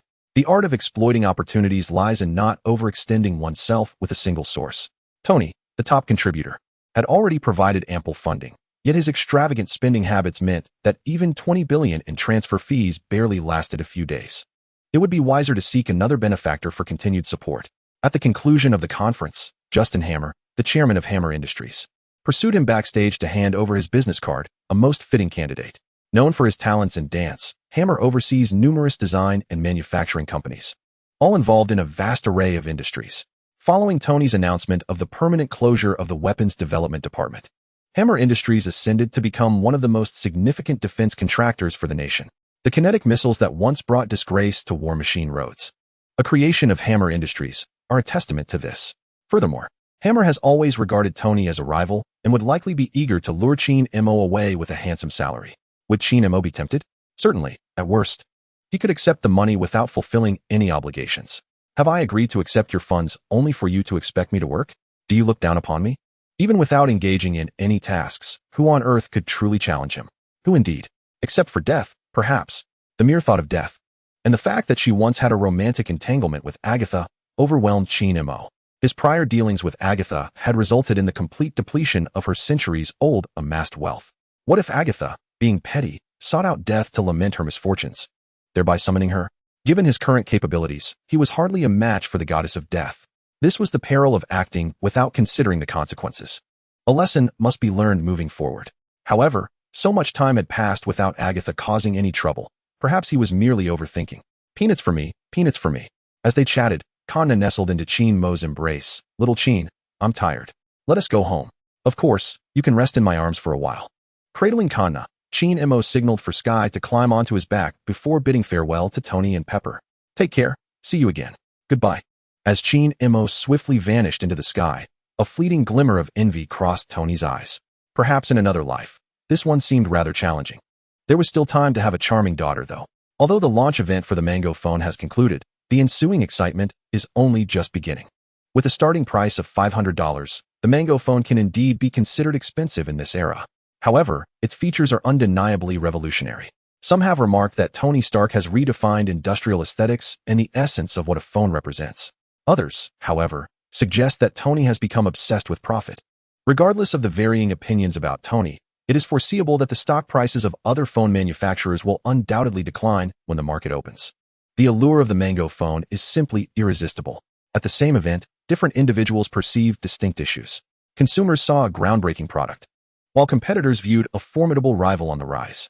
Meanwhile, certain conspirators noted the terrifying influence of S.H.I.E.L.D and Iron Man, as well as S.H.I.E.L.D's increasingly formidable capabilities. He possesses an array of extraordinary abilities, from overpowering strength akin to the Hulk to the chilling power to freeze enemies, flight, miraculous extinguishing techniques, and control over thunder. His capabilities are so numerous that even the most diligent observers struggle to keep count, for just when one thinks S.H.I.E.L.D has reached his limits, he consistently unleashes even greater power. This is why some regard him as a deity among men. The spokesperson, Ellis, hey my man. The director of S.H.I.E.L.D, Nick Fury, hey my man. The leader of HYDRA, Pierce, hey my man. Chapter 59, Absurd rumors run rampant in S.H.I.E.L.D. S.H.I.E.L.D, an intelligence organization that emerged post-World War II, has developed over 70 years into a vast network of global intelligence. It boasts numerous agents, and its supporting enterprises are similarly widespread, with business interests spanning technology, military, and civilian sectors. The interest groups behind these enterprises infiltrate nearly every corner of society. Recently, the reason for S.H.I.E.L.D's involvement in the swift re-equipping of special forces is due to his role as deputy director, as well as his dual position as team leader. Additionally, most members of the special forces are affiliated with HYDRA, and it goes without saying that Tony is their primary supplier. Fortune, timing, and support have all aligned with S.H.I.E.L.D, allowing him to navigate these matters with ease. As for the other interests within S.H.I.E.L.D, he can only watch from the sidelines, unable to intervene unless he resorts to overtly aggressive tactics. However, any such actions would require justification. just as a few months prior. When he sold vampires under the pretense of avenging the president, he managed to profit significantly, with all earnings acknowledged by the state. This indeed represents a hidden benefit of his role as a presidential security officer. The profits from selling dark tomes were similarly recognized. Earnings from business ventures are certainly considered remuneration for his work. His salary within S.H.I.E.L.D. and the Avengers, as well as his compensation as Tony's advisor, all fall within the realm of legitimate funds. What the system does not acknowledge is outright theft, often referred to as illicit money. For instance, Sheen M.O. could directly abduct Han M.O. and Osborn, subsequently demanding a ransom that the authorities would refuse to acknowledge. Once one enters the game, adherence to the rules becomes imperative. Yet, the thought of such substantial sums of money squandered by the fool into countless safe houses scattered around the globe pierced his heart like a dagger, excruciatingly painful. In the early hours, gazing at the refreshed offerings of the system, Sheen M.O. lay in bed, lamenting his poverty. Housekeeping android Carla, a companion model for children, adept at household chores, priced at $1 million. The marketplace interface displayed the lifelike android, completely unclad, transporting Sheen M.O. back to those solitary nights with the little red car. Feeling the weight of loneliness, Carla truly aligned with his aesthetic, and his home was in need of a playmate for Kanna. It could be seen as an investment in Kanna's childhood, a tribute to his own youth. Purchase it, even without the means. Everything was for Kanna. Ding. The system detected that he was currently in the extraordinary realm and that funds could be expended to replace the android's materials. Material 1, Vibranium, costing $100 million. Material 2, Galactic Glaze, costing $1 billion. A friendly reminder, Vibranium offers a more realistic tactile experience. The system was acutely aware of Sheen Mo's excitement. Just as he had discerned the system's money extraction tactics, this mutual understanding was well established. When dawn broke, he would seek Tony for an advance on his dividends. Taking a deep breath, Sheen M.O. sought to calm the tumult within him sparked by the revelation of Carla and continued to peruse the offerings. Room techniques, oral skills. Priced at $500. This? A sudden idea unfurled in his mind, and the furrowed lines of his brow relaxed. Could this be utilized by others? Ding. Yes, it can. A mischievous smile blossomed upon his face, growing ever more audacious. Just as Sheen M.O. prepared to glance at the third item, a call from Hill interrupted. What? You're planning to take a vacation? Why? On the other end, Hill's voice dripped with melancholy. Why take a vacation? Are you not aware of my current predicament? At 25, am I to undergo a second puberty? Sheen M.O. smacked his lips in contemplation. Indeed, he had not foreseen this dilemma. After the serum injection, Little Pepper had been sensationalized by the media, sacrificing her form to appease her superior. It was no wonder Hill contemplated a break. Prior to the injection of the perfect 50-50 serum, Hill's physique was slender yet lacking in fullness. After the serum, she transformed into a strikingly curvaceous figure, rejuvenated. As her first love, Sheen M.O. held the most insight into the changes. If not for this, he would not have returned so late after their sparring session last night. Hill, I suggest you go straight to work and ponder what breast augmentation procedure can heal within a day. The longer you linger at home, the more others will suspect you truly underwent surgery. How about this? I will come to you now, and in the morning, we will head to work together. Sheen Motian shamelessly remarked that the fluttering emotions stirred by Carla indeed required Hill's soothing presence. Moreover, the expenditure of $500 could not go to waste tonight. An experience was imperative. Relax, I will come over, she assured. Leaving a message in the living room. Their essay task, don't wait for breakfast. Sheen Motian, cloaked by the night, made her way directly to Hill's residence. This night was destined to be anything but tranquil. As dawn broke with a pale light, Sheen Motian, having spent the night awake, continued to console Hill in her arms. This is nothing. Countless women would envy your situation, so keep your composure. Hill rolled her eyes. I do not wish for idle gossip about me. Quickly, help me devise an excuse. An excuse? What nonsense, Sheen Motian retorted, exasperated. If anyone inquires, just say it's all my fault. Hill's puzzled expression suddenly brightened. Oh right, anything related to you, even if unreasonable, will somehow seem justifiable. With this thought in mind, Hill hurriedly offered a kiss, only to be pushed away by Sheen Motian. Get ready for work. Even a tiger does not eat its own cubs, let alone a human. Hill naively believed that her perfect excuse could gloss over the changes in her figure. However, upon learning that being Sheen Motian's girlfriend came with such benefits, every female agent in S.H.I.E.L.D. went into a frenzy. Some expressed disbelief. Disbelief? The glaring evidence lies within S.H.I.E.L.D., especially when they saw the curvaceous Hill linking arms with Sheen Motian. resembling a couple heading to work together. Within half a day, rumors swept through the entire agency. In the S.H.I.E.L.D. headquarters on the 11th floor. In the tea room, a startled Phil Coulson spat out his hot tea upon hearing the rumor. Is this true? King is that impressive? He can actually pull this off? Goodness, a master of gynecology. One can only imagine the chaos that would ensue once this news spread throughout S.H.I.E.L.D. Every beautiful woman would go wild. No one would shun an improvement in their physique.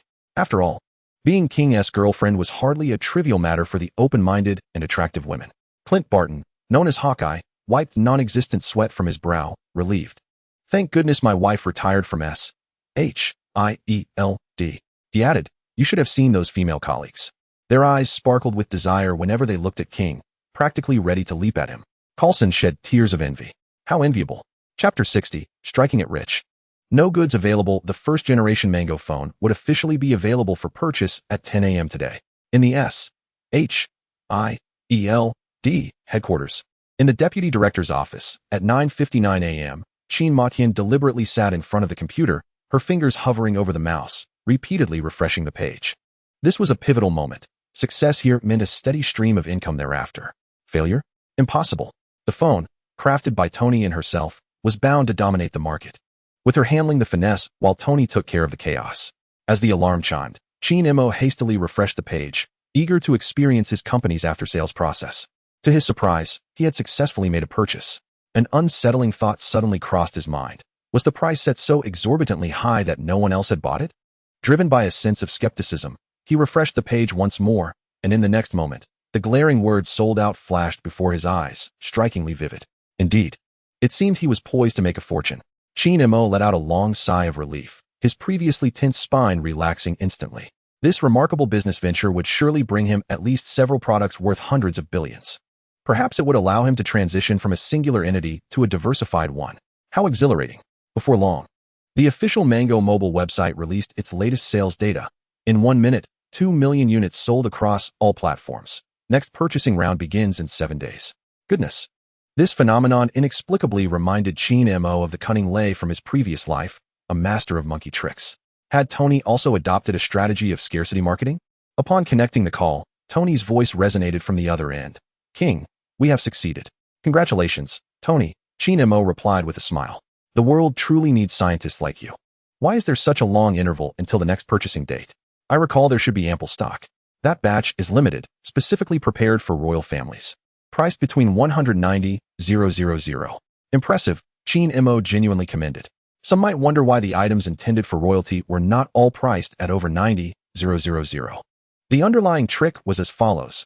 Members of the royal family would use the 90,000 version, while their servants would utilize the 10,000 version. See, my servants are even better than you. Providing excessive emotional value for high-end clients is the service philosophy behind the special edition Mango phone. After a brief conversation, Tony suddenly remarked, I will advance you the net profit from the first batch. Be sure to save it before the end of the year. The fact that billionaire Tony Stark advised Chine Mo to be frugal speaks volumes about the terrifying speed at which the funds associated with his premium account were being depleted. In just half a year, nearly $23 billion had been spent, making it nothing short of a financial pit. Thank you, Tony, Chine Mo expressed his gratitude. No problem. We're friends. Let's catch up later. I have an interview for a manager position. All right, see you. With the first batch of 2 million Mango phones entirely sold out and a net profit of $2.5 billion, Tony had advanced $12.5 billion, sufficient to purchase the vibranium version of Kara. However, this was S.H.I.E.L.D. He would discuss it when he returned home. With some free time at work, Chine Mo continued to examine the third item in the marketplace.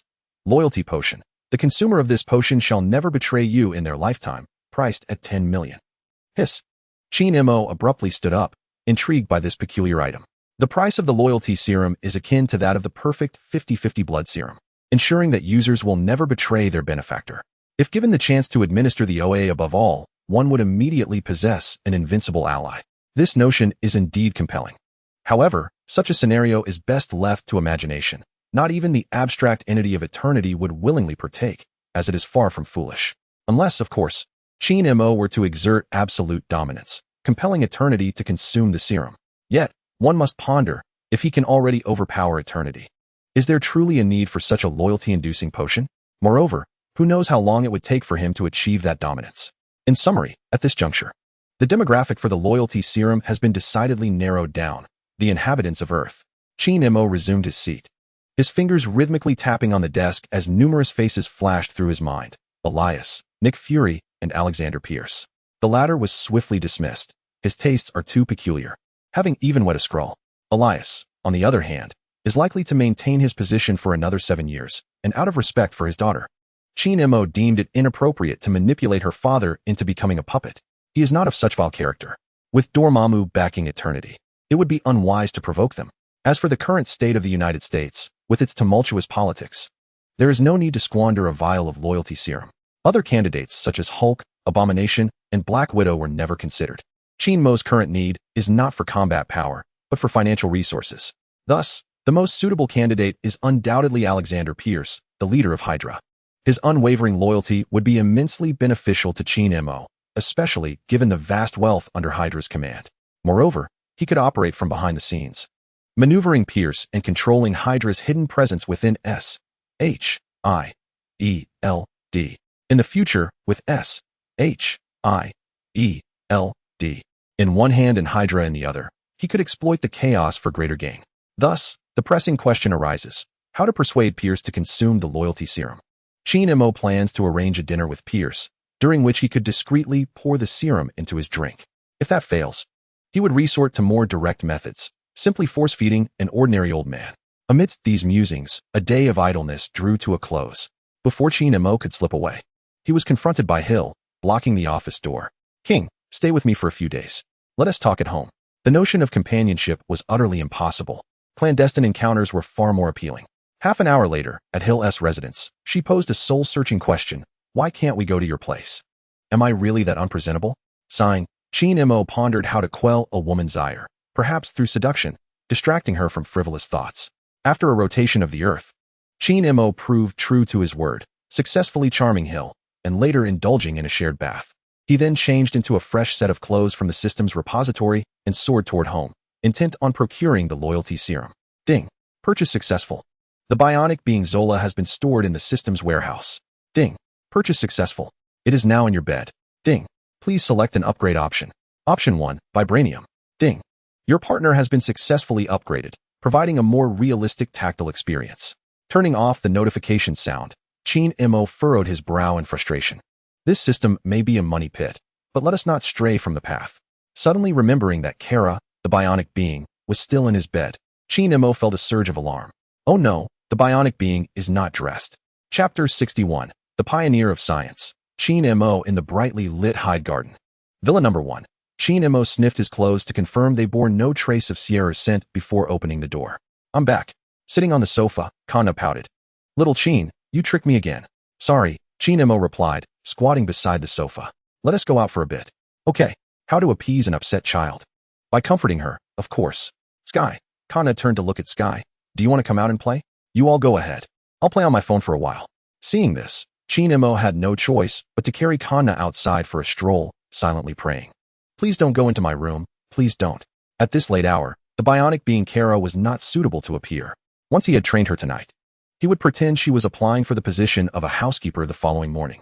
As a rogue, it was essential to plan time wisely, ensuring the right individuals appeared at the right moments. After flying around for an hour, Kanna, transformed into a thunder dragon, was starting to feel drowsy. "Kanna, let us head home." "All right." Due to low battery, the thunder dragon instantly reverted to her girl form, which Qin quickly embraced. It was these small moments of companionship that kept him from feeling weary. A loving wife and child, a warm home, a position of power, strength akin to that of deities, and a divine perspective. What more could one desire? Let us go home and recharge. In her human form, Kanna's tail could transform into a plug, allowing her to recharge by connecting to a power strip, consuming only a fraction of energy, roughly equivalent to what it takes to charge a mobile phone. Why is it like this? Qin couldn't comprehend. Returning to the living room, Sky was still sprawled on the sofa, engrossed in her Mango phone. "Are you still on your phone?" Stretching lazily, Sky replied, "Bro, I'm almost dying of boredom at home. Besides gaming, I don't know what else to do. I used to cook, but now with Meiji around, Kanna won't eat my cooking anymore. Get some rest. I'll hire someone to entertain Kanna tomorrow and free up your time." "That sounds great." Sky then asked, "Is the office still open?" She was not accustomed to being idle at home, feeling like a canary trapped in a cage, despite mentally preparing herself for certain realities. Previously, when Shinemo had her transfer the office's business online, no one had reached out. Once I find the time to locate a shop near home, you may assume the role of the office manager. Rest well. I shall embrace Kanna for a while to recharge. Good night. Inserting Kanna's fluffy purple tail into the charging dock, Shinemo settled on the sofa and unlocked his phone. The headlines read, "Who is the true superhero? You are the true superheroes. Both King and I are superheroes. I am King." As he clicked on each title, the content primarily consisted of adulations directed towards Iron Man and Shinemo, some overtly flattering while others were more subtly appreciative. After discreetly liking a post with an alternate account, Shinemo mused, "Indeed, the powerful capitalists who control the media are formidable. It rings true that everything you see is crafted by those who wish for you to see it." The impact of the Mango phone launch is destined to endure for an extended period. On one hand, the Mango phone itself stands as a technological benchmark, transcending its era and warranting a place in history. Its reverberations throughout the industry are both profound and lasting. On the other hand, Shinmo's assertion that regardless of your profession, those who contribute to society are the true superheroes, though seemingly grandiose, resonates precisely with the sentiments of the local populace. It strikes a chord deep within the hearts of the common folk. At this juncture, while the community remains at its zenith, societal tensions have intensified, and the living space of the common folk is increasingly encroached upon by immigrants. The question of right and wrong holds little significance for Shinemo. His concern lies solely in whether he can secure benefits for himself. Presently, an increasing number of internet users are petitioning for either Iron Man or Shinemo to run for the position of spokesperson. Born in 1970, Tony fits the age criteria perfectly, yet he must await 3 more years, as the current spokesperson just assumed office earlier this year. All of this was meticulously orchestrated by the two. It is indeed ironic. Finally, detecting signs of Kanna stirring awake, Shinemo hastily unplugged the device, if fully charged. The little one would likely not settle down for the night. After returning Kanna to the bedroom, he stealthily made his way back to his own room, drawing the curtains and soundproofing the walls. Tonight, he aspires to be a pioneer, personally exploring the distinctions between androids and living beings, marking a farewell to his youthful past. Lying bare under the covers, Kara, with her azure eyes, gazed affectionately at Shinemo master. "Ah, Kara, please call me boss." A 10,000-word VIP chapter.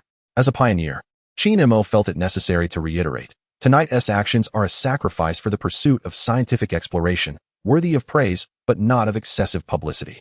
The resemblance to a living being is merely diminutive. The next morning, Shinemo was awakened on time by Kanna. Such an exemplary android is an absolute essential for any homebody. For the sake of the happiness of many, he resolved to purchase another upon the next refresh of androids. Given the capacity to establish a mobile phone company, the prospect of launching a bionic company to harvest global wealth seems equally promising. Naturally, the intricacies of replicating bionic beings would be best entrusted to Tony, as partnership in business is prudent. Alternatively, one might adopt a godlike perspective to recruit eminent scientists, such as Dr. Helen Zhao, an expert in nanotechnology, and the trio of astrophysicists, Jane Foster, the voluptuous Max, and Eric Selvig. This plan appears feasible. Approximately 30 minutes later, Shinemo encountered a significant dilemma. There were no suitable garments for Kara at home. For the time being, she could don my attire. "I shall venture to the mall during the day to procure some clothing for you." "All right, boss," she replied. Indeed, this sentiment resonates well, embodying a certain charm of a warm invitation for the boss to return. As for the matter of clothing sizes, Shinemo had personally taken measurements the previous night and remembered them distinctly. At home, there were also 2 younger sisters. "Kara, your primary task will be to entertain Connor. I shall lead you to her room." Thus, Shinmo's household welcomed another unique member, the Vibranium Bionic, Kara. After introducing them, Shinemo activated his Lamborghini, transformed by his powers, and drove towards S.H.I.E.L.D. The routine of work can indeed be quite tedious. In pursuit of a future free from such monotony, he resolved to ascend to the pinnacle of success. Just moments after Shinemo settled into his office, Langlois, wearing a broad smile, knocked on the door. "Boss, we have a mission. Come in." While pouring himself a drink, Langlois slipped a note into Shinmo's hand, hastily scribbled with the words, "Tonight at 8, same place." Recognizing Pierce's handwriting, Shinmo smiled subtly. How delightful. An opportunity presented itself. "Langlois, please make the necessary preparations." "Yes, boss." Chapter 62. A change of plans, a direct rebellion. S.H.I.E.L.D. headquarters, top floor. In the deputy director's office, an unexpected visitor abruptly disrupted the itinerary that Chin-mo had meticulously crafted for the day. "Why didn't you call me? I was busy." Chin-mo raised his hands in a gesture of innocence. "You know all the multitude of tasks I undertake daily, extinguishing fires, apprehending criminals, and occasionally, even bearing aircraft in the skies." In truth, he had significantly curtailed unnecessary public appearances lately, justifying it as a means to avoid encroaching upon the responsibilities of relevant agencies. If he were to handle everything, what purpose would the NYPD serve? What need would there be for the FBI? They might as well be eliminated altogether. After some idle chatter, Chin-mo hastily shifted the conversation, inquiring, "What brings you here?" "I missed you," she replied. Lilith Ellis suddenly leaned closer. "I heard that being your girlfriend can enhance one's beauty. Why hasn't my figure changed? We've done everything we should and shouldn't have." Upon hearing the rumor, she had stormed from the White House straight to S.H.I.E.L.D. to confront him. It reached the White House. Chin-mo's eyes widened. "Oh dear, this is a complete disaster." The individual known as Hill is rather inept, unable even to engage in casual banter. Tonight, she must be thoroughly encouraged to articulate herself more adeptly. "Please, do express your thoughts." After feigning contemplation for a moment, Chin-mo remarked, "Is it possible that our interactions have been too infrequent? Too infrequent? Is there a stipulated number of encounters?" "Just a guess," he replied. Lily Ellis nodded thoughtfully before directly beginning to unbutton her blouse, prompting Chin-mo to swiftly grasp her hand in alarm. "Have you lost your mind? There are cameras everywhere." "Ah, I almost forgot." Observing that the other party had no intention of continuing, Chin-mo exhaled a sigh of relief, albeit tinged with a hint of disappointment. He had yet to experience such moments in the office. "How have you been lately? Are you tired?" Lily Ellis plopped down onto Chin-mo's lap, wrapping her arms around his neck. "The same as ever, either jet-setting across states with Daddy or sitting idly in the White House. I have yet to experience the sensation of flying." She licked her crimson lips. "Could you take me soaring into the skies tonight?" A sudden inspiration struck Chin-mo, and he nodded.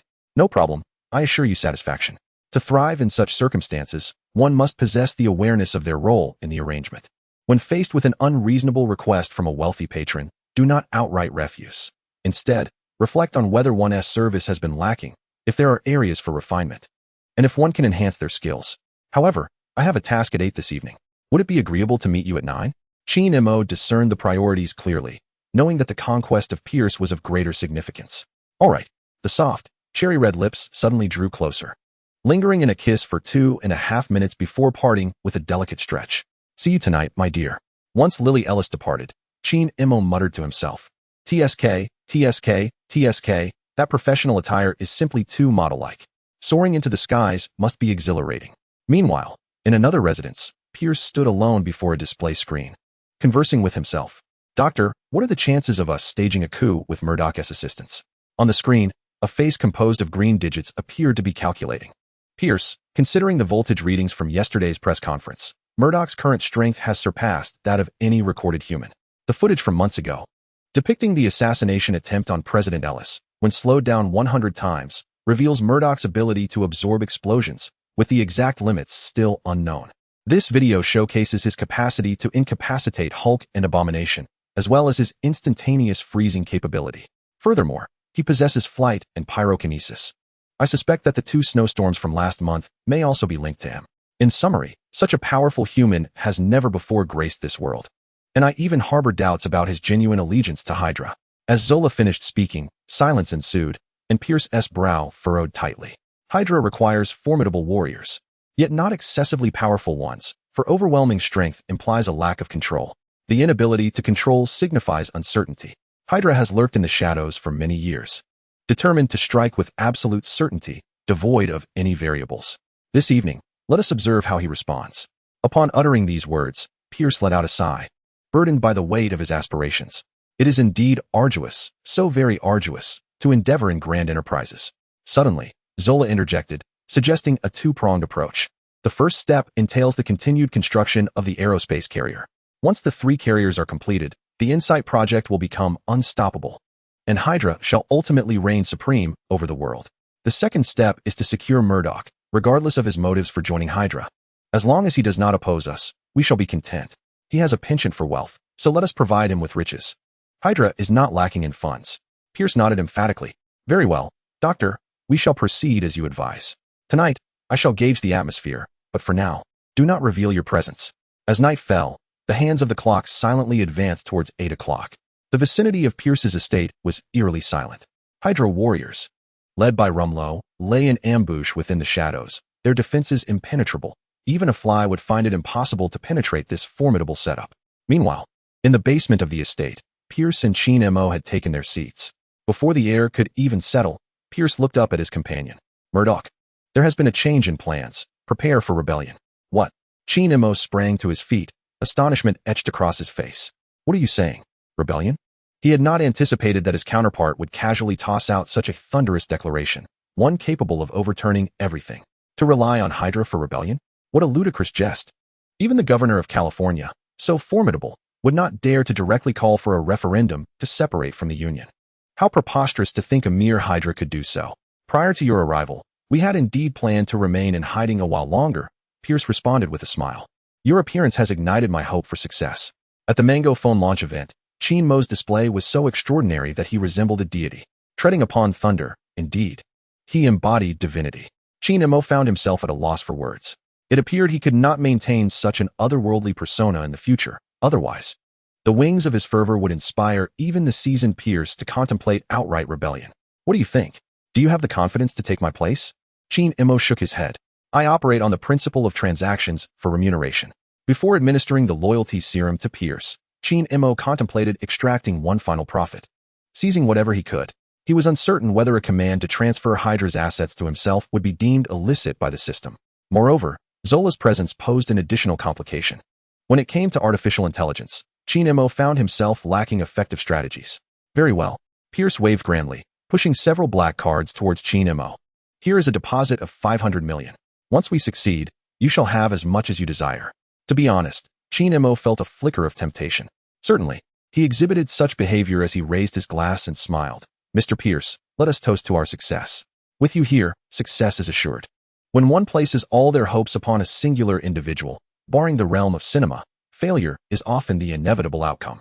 After clinking glasses, H.I.E.L.D poured another drink for Pierce. I have heard that you share a good rapport with Nick Fury. I possess something you might find intriguing. In the midst of Pierce's slightly perplexed gaze, H.I.E.L.D, as if performing a magic trick, produced the boiled egg diary. Here, take your time, there are surprises within. Over the years, despite their differing aspirations, Pierce had consistently held a degree of respect for Nick Fury. Primarily due to Fury's past act of valor in rescuing his daughter from terrorists. It was this sense of trust and gratitude that propelled Pierce to continually promote him, eventually leading to Fury becoming the director of S.H.I.E.L.D. Otherwise, it would have been inconceivable for Fury to ascend to such a position in an agency already infiltrated by HYDRA. As Pierce accepted the diary, he began to leaf through its pages. Oh, this is Fury's diary? Nick Fury. Those familiar with him typically referred to him by his full name or simply as Fury. Rarely as Nick. Initially, Pierce found amusement in it. That fellow, with his perpetual serious demeanor, surprisingly referred to the white aristocrat in such a manner. A sudden urge to give him a lash arose within him. However, when Pierce read about Nick Fury's orchestrated rescue of his daughter alongside the Skrulls, an overwhelming fury surged within him. Damn. Pierce's eyes reddened, akin to a volcano on the verge of eruption, as he felt the sting of betrayal from an old friend. No, at this moment, they were no longer friends, they were adversaries. King, is this true? How could his diary be in your possession? Seizing the opportunity while Pierce was consumed by rage, H.I.E.L.D discreetly poured a loyalty potion into the glass. Mr. Pierce, have a drink to calm your temper. Pierce accepted the goblet and drank deeply, his chest heaving with barely contained fury. Observing this, H.I.E.L.D felt a wave of relief wash over him. Whether the truth or a fabrication mattered little now. Did it, Pierce? As the liquor coursed through his veins, the potion began to take effect. Pierce clutched his head, veins bulging at his temples, as a torrent of unfamiliar memories surged into his mind. Scenes he had never personally experienced, unfamiliar titles imprinted into his very essence, and a commanding obedience began to violently tear through the barriers of his existing memories. When his unfocused gaze finally refocused upon H.I.E.L.D, his back involuntarily arched slightly, and even his tone bore an instinctive reverence. Master. Indeed, H.I.E.L.D replied with great satisfaction. As expected from a product of the system. Little Pie, I must admit, I preferred your former self. Do restore that for me. Very well, Murdock. Upon entering the basement, H.I.D.RA had already utilized radar sensing to ascertain that there were no surveillance cameras or electronic devices present, not even his own Mango phone, which was powered off. At present, Pierce had become his most loyal subordinate, while the artificial intelligence Zola posed a significant threat. Fortunately, he possessed a divine perspective. First, he needed to locate all the servers housing Zola's consciousness, and then he could sit down for a discussion with that little man. It was a matter of kneeling or facing death. Murdock, I had not informed you about the Insight project that I had devised in conjunction with Zola. I am aware of this. Should we continue with it? The plan has changed. H.I.D.RA smiled slightly. Mr. Pierce, do you wish to take the reins? In H.I.D.RA's view, Pierce leading HYDRA, with the intention of eliminating all potential threats through the Insight project to realize his ambition of world domination, was far too aggressive. As the ancients wisely said, excessive rigidity leads to breakage. It would be far more prudent to adopt a gentler approach, securing the position of leader through an electoral process and thereby usurping power. If one term was insufficient, a second term could compensate for H.I.D.RA's ineligibility due to his age. Even after 8 years, Pierce would merely be 70, a prime age for endeavor. Once Pierce completed his term, H.I.D.RA would be perfectly positioned to run for election. By then, with Ellis and Pierce's previous leaders providing support, along with H.I.D.RA restoring the missing population, the slogan of making America whole again would resonate. Unless a prodigious contender like the King of Kings emerged, he could hardly fathom a loss. Leader? Pierce paused. I will heed your command. Excellent. You are more adept at this than I, H.I.D.RA replied, rising and patting Pierce on the shoulder with satisfaction, whispering, write down the address of Zola's server. Do you have any funds available? I could use some more. Even if it might not fall within the realm of rechargeable funds, regular spending should suffice. At worst, he could save his daily expenses for recharging. After years of dealing with the system, he had acquired a few tricks. Please wait, Pierce said as he turned to leave. Moments later, he returned carrying a package. These cards contain approximately 500 million, and the server addresses are noted in this little notebook. Taking the bank cards, H.I.D.RA quickly tested them. Ding. Recharge successful. Current account balance. Splendid. At this moment, H.I.D.RA felt immense relief that his choice for the loyalty potion target had been Pierce. From this moment forth, all the wealth under HYDRA would bear the surname H.I.D. or Murdock. Of course, until he completely resolved the threat posed by Zola, he must refrain from any excessive actions. Now, the path to greatness lay before him. Brother Tontian, be sensible, casually refresh some teleportation functions. I desperately need these two abilities of telepathy and transportation. Pierce, find a way to gather more money. You are destined to become the leader, and some things must be sacrificed.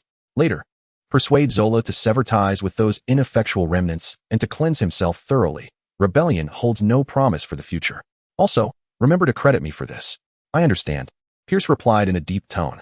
Having navigated the political landscape for many years, Pierce naturally possessed a greater understanding of its intricacies than H.I.D.RA. The previous reluctance to sever ties stemmed from HYDRA's choice to dominate the world through violence.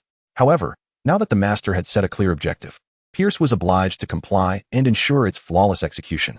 Murdock, my physical state may pose an unstable factor, Pierce suddenly remarked, hinting at a sense of entrusting future matters. Fear not, leave it to me. For others, enhancing longevity and physical vitality might be a daunting task, but for H.I.D.RA, a perfect serum would easily suffice. Another individual in need of serum injections. Thus, he had to impose upon Ramlo for the time being. I have matters to attend to. I shall take my leave. Should anything arise, have Ramlo notify me. Ramlo? Pierce began to speak, but paused as he noticed H.I.D.RA smiling. He is one of us. Indeed, you are remarkable, master. As H.I.D.RA departed from Pierce's residence, he hummed a little tune, his spirits soaring. Aside from Mango Mobile Company, he had uncovered yet another reliable source of income. The only issue at hand was the scarcity of capable personnel. Tony was a collaborator, Blade was a standard subordinate, and apart from Ramlo, he had nearly no one to rely on. The servers housing Zola's consciousness were scattered across numerous regions worldwide, with 2 even located within the Winter Territory.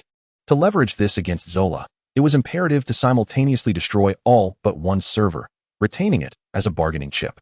Achieving this demanded a greater number of loyal assassins. While soaring through the air at high speed, H.I.D.RA inexplicably felt a headache, nearly plummeting from the sky. What was happening? Chapter 64. The conflict of hardware and software stabilizing himself at high altitude. H.I.D.RA's expression turned grave. This should not be. He possessed the body of the Celestial Group. How could he suddenly feel unwell? Could the Celestial Group fall ill? Certainly not. Could it be the result of his extensive duels with H.I.L.D over the past few nights, leading to excessive energy expenditure? No, Qin shook his head. His current physique, aside from lacking the corresponding celestial group laws, was extraordinarily robust. He could push stars without issue. So how could a couple of nights of indulgence cause him a headache? What could it possibly be? Just as Qin pondered the cause of his sudden discomfort, his phone rang. A wealthy woman extending an invitation for a sparring session. Darling, where are you? Clean yourself up. I'll be there shortly. Such overtly suggestive words were undoubtedly inappropriate for younger audiences. However, both Qin and Lily Ellis, the parties involved, were of age, simply engaging in a mutually beneficial arrangement. Lily desired to enhance her physique, while Qin sought to experience a different height. 10 minutes later, 15,000 meters above the skies of New York, amid Lily Ellis's startled exclamations, Qin held her securely as they floated in the lofty heights. Perhaps due to this being her inaugural experience at such an altitude, her body trembled incessantly. It's too high. I can hardly catch my breath, she gasped. Shall we descend? Lily shook her head. Let us fly a little longer. Who knows when we might get the chance again? The two, intimately entwined, embraced each other as Qin manipulated the winds, soaring freely through the air for a solid 2.5 hours. Darling, let us head back, Lily suggested. All right. Qin nodded in agreement. Suddenly, a wave of intense discomfort washed over him, causing his vision to darken as he collapsed against the shoulder of his bespectacled companion, unconscious. In an instant, they plummeted like a powerless aircraft, the rushing air around them erupting into a sharp, piercing wail, prompting Lily to instinctively clutch Qin tighter. Hey, don't scare me like that. King, I beg you. This isn't fun at all. Daddy, please. It seemed that her desperate plea had an effect. For Qin opened his weary eyes, stabilizing their position midair. He realized that something was indeed amiss with his body. Lily Ellis, tears streaming down her face, exclaimed, You scared me to death. Do you really want me to call you Daddy? Qin deflected with a jest. Just kidding. However, the bespectacled girl gazed at him with hopeful anticipation. Can we do it again? I was too nervous to truly enjoy it. Next time, Qin replied curtly. Please. Just once more. Sensing the fatigue etched on his face, Lily teased. Are you feeling a bit weak? Wouldn't you know if I was? He retorted. Reflecting on their prolonged time in the sky, a flicker of regret crossed her features. Fine, I'll come see you again next week. No problem. I'll take you back to the hotel, he replied. Under normal circumstances, Qin would not restrain himself as he had now. He typically indulged in an all-night escapade. Today, however, his condition felt exceedingly peculiar. He yearned to return home swiftly to investigate the underlying issues with his body. 10 minutes later, at Hyde Garden No. 1. In the master bedroom on the second floor, he lay in a bathtub filled with ice, meticulously examining every part of his body, yet found nothing amiss. Due to the subpar intelligence of his system, he had no choice but to consult the consciousness within the fragments of the Phoenix power. Little Tsundere, what is wrong with my body? Seemingly having learned from past experiences, little Tsundere quickly replied with her consciousness. Your condition is rather complicated. Please, simplify it. Qin instructed. It's a conflict between hardware and software. Hardware? Software? What does that mean? In response to his series of inquiries, little Tsundere pondered briefly before articulating her thoughts. Your body possesses an infinite capacity for energy absorption and transformation, with an exceptionally high basal metabolic rate and energy demands.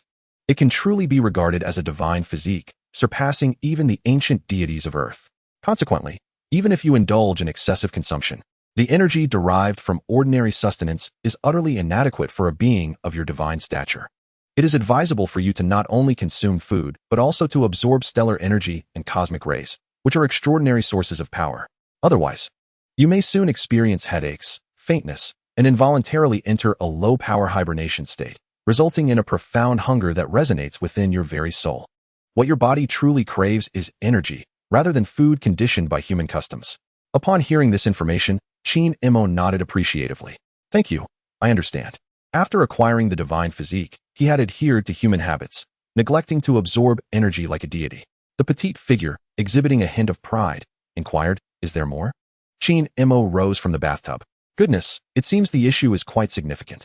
Indeed, the divine physique possesses superdimensional senses. If you calm your mind, you can perceive the vibrations of microscopic particles, hear the pulsations of planets, and sense multidimensional spaces, instantly processing vast streams of information. In essence, your neurological processing capacity is godlike. However, the consciousness of your human soul, along with its cognitive speed and information processing abilities, is inherently limited. It cannot comprehend, filter, or integrate such a colossal and intricate deluge of information. much like one cannot employ an abacus to process real-time data from a large particle collider. Should your soul become overloaded, it will trigger self-protective mechanisms, leading to sensory confusion, vivid hallucinations, cognitive impairments, an inability to think clearly, severe headaches, and potentially mental collapse. Or your consciousness may instinctively shut down for self-preservation. Simply put, your current predicament lies in the extreme mismatch between the vessel and its contents. The divine body resembles a super engine that requires a special fuel, energy, a compatible operating system, soul, and a suitable operational environment, laws. Shinemo took a few deep breaths. Is there a remedy? Yes, it is recommended that you promptly enhance the strength of your soul, enabling the fragile human essence to endure within this overwhelmingly powerful divine body and to discover a path toward balance or fusion. Simultaneously, elevate the laws you have already mastered to a height that aligns with the divine physique. After a brief moment, Shinemo expressed his heartfelt gratitude. Little proud one. Should we encounter shards of the Phoenix Force in the future, I will entrust you with leadership. Truly, the Phoenix Force, born from the cosmic egg's great explosion, possesses profound understanding. As for discovering the path to balance, it is rather simple. It requires expenditure, for you are indeed operating a pay-to-win model. To neglect the aid available would be the mark of folly. Just as the timing aligns with a refresh in the marketplace, recalling the billion acquired from Pierce that evening, Shinemo hastily accessed the system's store. 9 Transformation Elixir. Infinite Soul Affinity Elixir. After a moment of stunned silence, Shinemo exclaimed, "What in the world? Were you two in cahoots?" Chapter 65. Nuclear-Powered Minions. The Shadow Legion. Transcendent Elixir. The Boundless Soul Convergence Pill, ensuring a perfect integration of your soul and body. Priced at 500 million ding. Based on your physical prowess, consuming just 9 pills will achieve a state of perfect convergence. Shinemo rolled his eyes and reclined once more in the ice-filled bathtub, seeking a moment of tranquility. It dawned on him that the system not only drained his resources, but had also learned to seek external assistance. During the period when the fragments of the Phoenix's power were stored in the system's repository, it must have been brainwashed by the system. Yet, even with this understanding, what could he do? The dogged system refreshes its offerings with such cunning. When it previously refreshed the divine body, it had already dug a pit, waiting for Shinemo to leap in willingly. The divine body, priced at 8 billion, initially appeared to be an irresistible bargain. Who would have guessed that there were still 9 soul convergence pills, each priced at 500 million? Consuming 9 would require an additional 5 billion to attain perfect soul integration. What of the divine body after achieving soul convergence? Would it not necessitate the laws? The divine body possesses a plethora of laws, spatial, power, reality, and time laws. This implies that to thoroughly resolve the inherent risks associated with the divine body, subsequent expenses would be akin to an endless abyss. Originally, Shinemo had felt fortunate for his crafty maneuver, successfully subduing Pierce, and was on the verge of taking down the entire HYDRA. Now, it seemed premature to celebrate with champagne. Alas, he merely expressed his grievances. In truth, he secretly hoped the system would ensnare him more often. For each time he was ensnared, his strength correspondingly increased.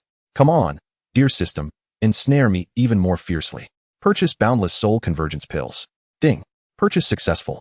The items have been stored in your system repository. With a mere thought, Shinemo retrieved the Transcendent Elixir, not sparing it a glance before swallowing it whole. As the pill entered his stomach, a refreshing medicinal force surged from his abdomen, radiating through his meridians to every limb and sinew. In that instant, his entire soul was enveloped by this coolness, resonating with delightful vibrations, banishing any prior discomfort. 1 down, 8 to go. Refreshing. Once the effects subsided, Shinemo lay back down to continue browsing. Little U's Shadow Legion. 100 shadow ninjas that can be summoned under the sun, priced at 100 million. What the? The nuclear-powered minions have arrived. It is well known that the Shadow Legion comprises 2 types, those summoned by the Sovereign and those summoned by Little U. The Sovereign's shadow troops are formidable, while Little U's shadow ninjas are equally impressive. They can even handle breakfast, laundry, package delivery, and work duties, a veritable Swiss Army knife of shadow ninjas. They can only be described as the Queen's elite guard, truly the quintessential choice for nuclear-powered minions. Not only does this resolve the predicament of insufficient manpower under Shinmo's command, but it also allows for future employment within the agency at an affordable price, comparable to the famed Sword of Thousand Blades. Reflecting on it now, the 100 million price tag for the Sword of Thousand Blades is undoubtedly a scheme orchestrated by the system. In essence, all of Shinmo's interests and points of excitement have been meticulously understood by the system, which is acutely aware of his inability to resist such a splendid weapon. Thus, the price is deliberately set high, yet not excessively so. This grudge shall be noted for the future. Purchasing the Shadow Ninja Core. Ding. Purchase successful. You may summon them at any time. Fortunately, there are only 100 of them. Otherwise, Qin-Mo would feel somewhat guilty if he had bought them all. How could there be anyone left to serve under Xiaoyu? Rising from the bathtub, Qin-Mo donned a bathrobe and ascended to the rooftop on the 3rd floor. Then, under the cover of night, he summoned all 100 shadow ninjas, instantly transforming the once spacious rooftop into a crowded assembly. Form teams of 5 and proceed to the designated locations below, awaiting my instructions. Now that he was fully aware of the Zora server's locations and had sufficient manpower, Qin-Mo had no reason to delay further.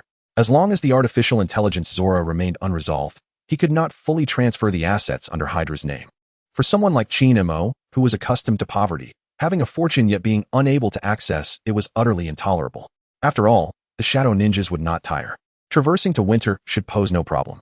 Yes, master. Off you go. With a wave of his hand, Qin-Mo dismissed them. In an instant, he found himself alone on the rooftop, centering his thoughts as he listened intently to the heartbeat of another celestial being amidst a symphony of countless notes. Thump thump. He could sense the heartbeat of the celestial entity Tiamat deep within the earth. Conversely, she might also sense his presence. Moreover, the other celestial beings in the universe had likely already detected him. This was concerning, given the uncertainty surrounding the celestial being's stance towards his existence. Qin-Mo felt a twinge of anxiety. What if the celestial beings felt offended? That could spell disaster. Even the diminutive Thanos, when faced with the collective might of Earth's superheroes, could not prevail against the godlike celestial beings, which would undoubtedly herald an apocalyptic catastrophe for Earth. The existence of pay-to-win mechanics tethered Qin-Mo and Earth inextricably. Their fates intertwined, they would rise or fall together. If anyone were to dread calamity befalling Earth, it would undoubtedly be Qin-Mo, for to date, he had yet to discover any other currency available for recharge. This was due to his never having left Earth. Of course, he had no intention of departing. Instead of squandering time elsewhere, it was far more prudent to contemplate ways to earn money swiftly and ascend the ranks expeditiously. Unless a day came when the system inflated prices to a point that could potentially collapse the very economic fabric of human society, forcing him to leave. At that juncture, Qin-Mo might venture to other planets, continuing his path of acquiring wealth and indulging in pay-to-win pursuits. The night breeze gently caressed his slightly restless heart. Returning to his bedroom, Qin-Mo was taken aback to find the android Kara once again nestled in his bed. Could it be that Kara had undergone a divine transformation, entering a mode of super-evolution? Little Kara, how absurd it is that you test your master in such a manner. An hour later, as he indulged in a post-encounter cigarette, Qin-Mo suddenly recalled that there was still an item available for refresh. Item: The Life of Howard Stark, a detailed biography. Priced at 100,000. Qin-Mo felt a hint of exasperation. He was not Howard Stark's adopted son. Had it been the life of King Murdock, he would have purchased it without a second thought. However, considering that his top patron would undoubtedly find it intriguing, he resolutely decided to make the purchase. Given the substantial support from his top patron, it was high time to present him with a gift. Purchasing the Life of Howard Stark. Ding. Purchase successful. The item has been securely stored in the system's warehouse. Chapter 66. Regarding Howard Stark. As dawn illuminated the earth, a new day arrived as expected. After savoring the meticulously prepared breakfast by the charming chef May Park, Qin-Mo proceeded to the underground garage as usual. Yet, unlike his typical routine, he discovered the mechanical dog, Mirage, and the trio known as the Confinement, huddled together, conspiring about something. Upon noticing their master's arrival, the mechanical dog wagged its tail and approached Qin-Mo. Master, could you find us a job? A job? Qin-Mo's eyes widened in disbelief. You wish to work? How absurd. He had aspired to attain invincibility as swiftly as possible to avoid the drudgery of employment. Yet these three were eager to take on the role of diligent workers. The mechanical dog, sensing the gravity of the situation, fell silent. The loquacious Mirage also refrained from speaking, while the typically calm and composed Confinement finally interjected, Master, we are exceedingly bored. In the past, we lived a life of interstellar bounty hunting, relentlessly pursuing Autobots and Decepticons, engaging in battles with whoever crossed our path. Upon arriving in this world and evolving into the galactic glaze mode, we have been relegated to mere transportation. The restless genes within us can no longer be contained. Were it not for our unwavering loyalty to you, inscribed in the very essence of our being, Confinement would likely have ventured out to unleash havoc. It is not that serving as transportation is inherently bad, Finding a job would indeed expand our horizons. Master, our expectations are modest. Your current job suits us quite well. Mirage chimed in. Indeed, boss, those agents from S.H.I.E.L.D. are utterly incompetent. We could outperform them with a mere finger. Noticing H.Y.D.RA lost in thought, the mechanical dog, his longest-serving companion, employed its trump card. Master, we shall dedicate our entire wages to you. Upon hearing this, H.Y.D.RA's eyes sparkled with excitement. Now that sounds promising. Even the tiniest legs of a mosquito are still flesh. He cannot afford to slacken his vigilance simply because he has managed to control Pierce and is on the verge of inheriting a portion of HYDRA's assets. As a distinguished public servant, every little advantage counts, and if he does not seize it, others certainly will. Very well, let the mechanical dog first venture to S.H.I.E.L.D. If all goes well, I shall arrange for all of you to become agents. The mechanical dog will also partake in the royal bounty, thus rivaling Chi Wonkai from Director Chi's household. Upon hearing this, the mechanical dog exuded an air of dignity. Long live the master. H.Y.D.RA rolled his eyes. Long live. He thought disdainfully. Who does he look down upon? His lifelong pursuit is to achieve immortality. Even if the galaxies were to fade and the universe were to collapse, he intends to live fully, experiencing everything he missed in his previous life. Let us go. It's time to head to work. The mechanical dog hopped into the back seat of the Lamborghini, and after H.Y.D.RA entered, it activated autonomous driving towards S.H.I.E.L.D. First, let us make a brief stop at the home of the top brother, he recalled, almost forgetting to deliver the life of Howard Stark to Tony Stark. Last night, after training the android Kara, he skimmed through the book, which was replete with details, even elucidating the truth behind Howard's demise. According to public reports, Howard Stark and his wife Maria perished in a car accident on December 16, 1991. In truth, it was the Winter Soldier, manipulated by HYDRA, who executed the assassination under brainwashing. The real orders must have come either from Pierce or the artificial intelligence Zola. And both of these individuals, one is under H.Y.D.RA's control, while the other is soon to be coerced. It was somewhat vexing. For years, H.Y.D.RA harbored a deep disdain for those who proclaim, I am withholding the truth for your own good. After much contemplation last night, he resolved to gift this book to Tony, but now he felt the urge to delay, until he had thoroughly drained HYDRA's assets and rendered Pierce and Zola useless. Return to S.H.I.E.L.D. Ultimately, one becomes that which they loathe the most. About 10 minutes later, they arrived at the S.H.I.E.L.D. headquarters. The mechanical dog followed H.Y.D.RA into the Special Forces Rapid Response Unit's floor, instantly attracting the curious gazes of the soldiers. Captain, is this your dog? Deputy Director, did Stark create this? In this world, whenever it pertains to armored suits, mechas, or intelligent robots, the first name that springs to mind is invariably Iron Man, Tony Stark's latest creation. Much like how everyone would believe that as long as Lord Duan publicly acknowledged you as his son, it wouldn't matter if your biological parents came forward to explain. Such is the power of reputation. Indeed, it is Tony's, H.Y.D.RA affirmed readily. In this way, it alleviated the need for him to concoct an excuse. However, he ultimately underestimated the impact that the mechanical dog's presence would have. Director Nick Fury of S.H.I.E.L.D. promptly called to request additional allocations for the agency's agents. As subtly indicated by Liu Dan, the cost of mechanical dogs was evidently far more economical compared to the compensation provided for the agent's sacrifices. Economical, my foot, H.Y.D.RA muttered. This upgrade costs a staggering $1 billion. These mechanical dogs, crafted from galaxy glaze material, are nearly equivalent to half of a silver shadow, capable of outclassing the entire Avengers team. Seriously, they still wish to cut costs? Once the replication is successful, I shall ensure you regret it. Fury. This is merely a prototype. I am assisting Tony with the evaluation. We shall discuss mass production in due course.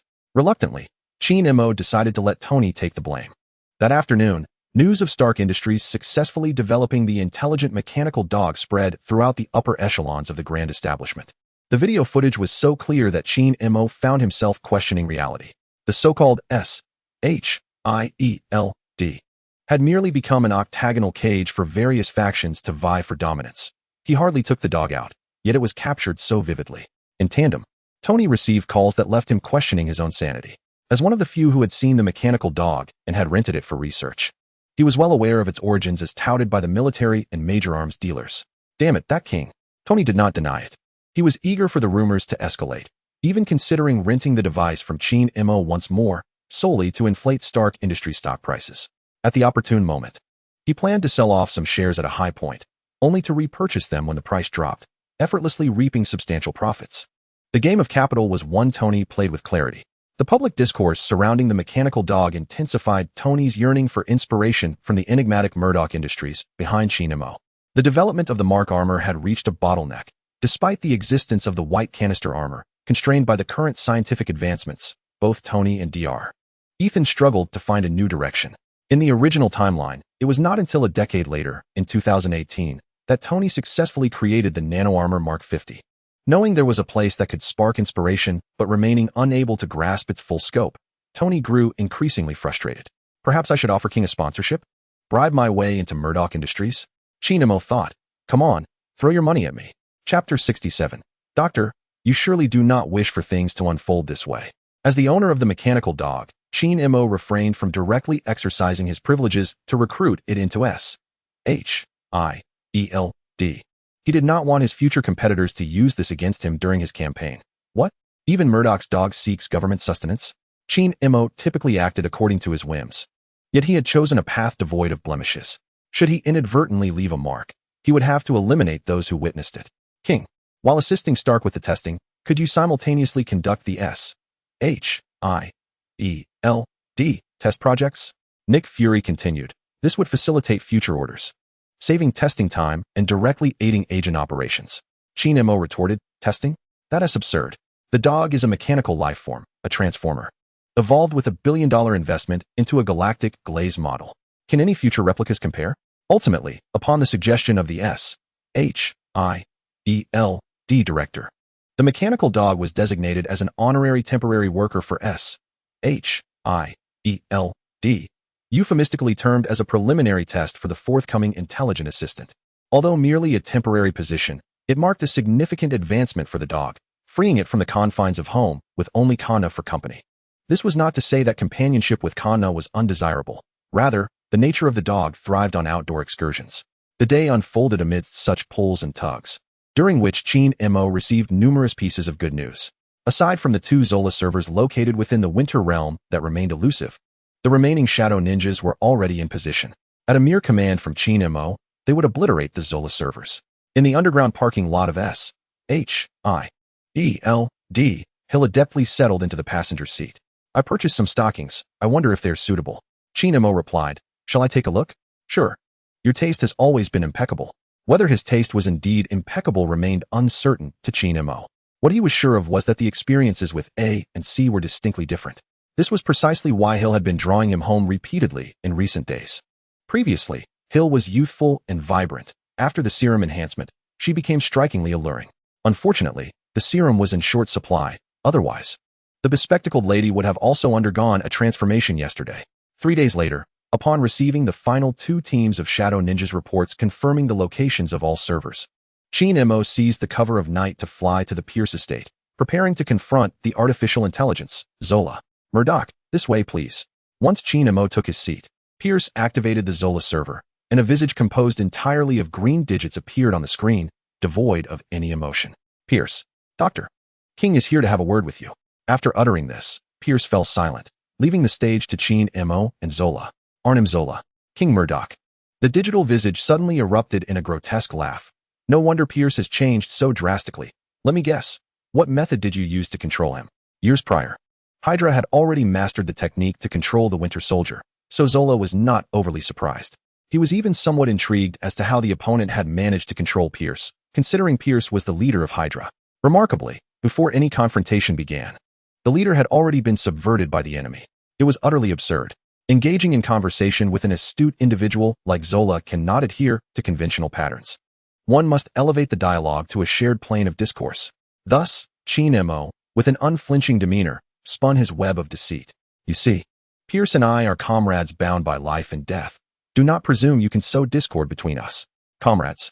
His nonsensical ramblings only served to murk the waters further, as the digital visage flickered incessantly, reminiscent of a lie detector in operation. Zola paused, inquiring, who are you truly? H.I.E.L.D. deftly spread his hands, responding, my identity is of little consequence. What matters is yours. I am Zola, Arnim Zola. Ah, indeed, H.I.E.L.D. mused.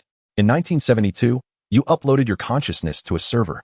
pioneering the digitalization of awareness, a feat unparalleled in history. Dr. Zola, while I may not grasp the intricacies of technology, I hold in high regard those who do. You now face two choices: join us, or I shall obliterate all servers. A flicker of concern crossed Zola's countenance as he glanced at Pierce. The entirely digital face began to flash erratically, calculating the odds of survival tonight. Noticing Zola's indecision, H.I.E.L.D. issued a direct command: destroy it.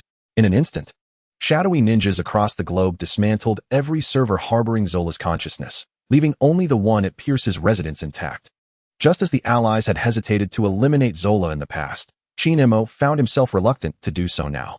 After Red Skull's defeat, HYDRA's swift resurrection was largely attributed to Zola's pivotal role. Without him, HYDRA would have long since perished. In 1945, following the Allies' victory, Zola was recruited into S.H.I.E.L.D. Subsequently, right under their noses, he expanded HYDRA and executed a textbook-level counterintelligence operation against S.H.I.E.L.D., transforming former adversaries into mere facades and stepping stones for HYDRA. Such extraordinary talent would be a tragedy to extinguish. However, if he could not be won over, complete destruction would be the only option left. H.I.E.L.D. smiled faintly. Once a life is extinguished, nothing remains. Surely, you wouldn't desire that, Doctor? Sighing, the digital face acquiesced. You have triumphed. Welcome to our ranks. H.I.E.L.D. gestured, and 5 shadowy ninjas emerged from the darkness. Doctor, they shall safeguard your last remaining physical form. The digital visage paused for a protracted moment, then expressed, I thank you. Thank you very much, Zola thought, wishing he could vent his frustrations. Yet, he found himself at the mercy of his adversaries. On some level, Zola did not consider himself a traitor to HYDRA. He merely adopted a different identity while continuing to follow Pierce. After all, we are friends. H.I.E.L.D.'s tone shifted. Now, Doctor, it is time to relinquish the funds. Zola hesitated before responding. You still have an affinity for wealth, I see. Who does not cherish riches? Especially for someone like H.I.E.L.D., who indulges in extravagant spending.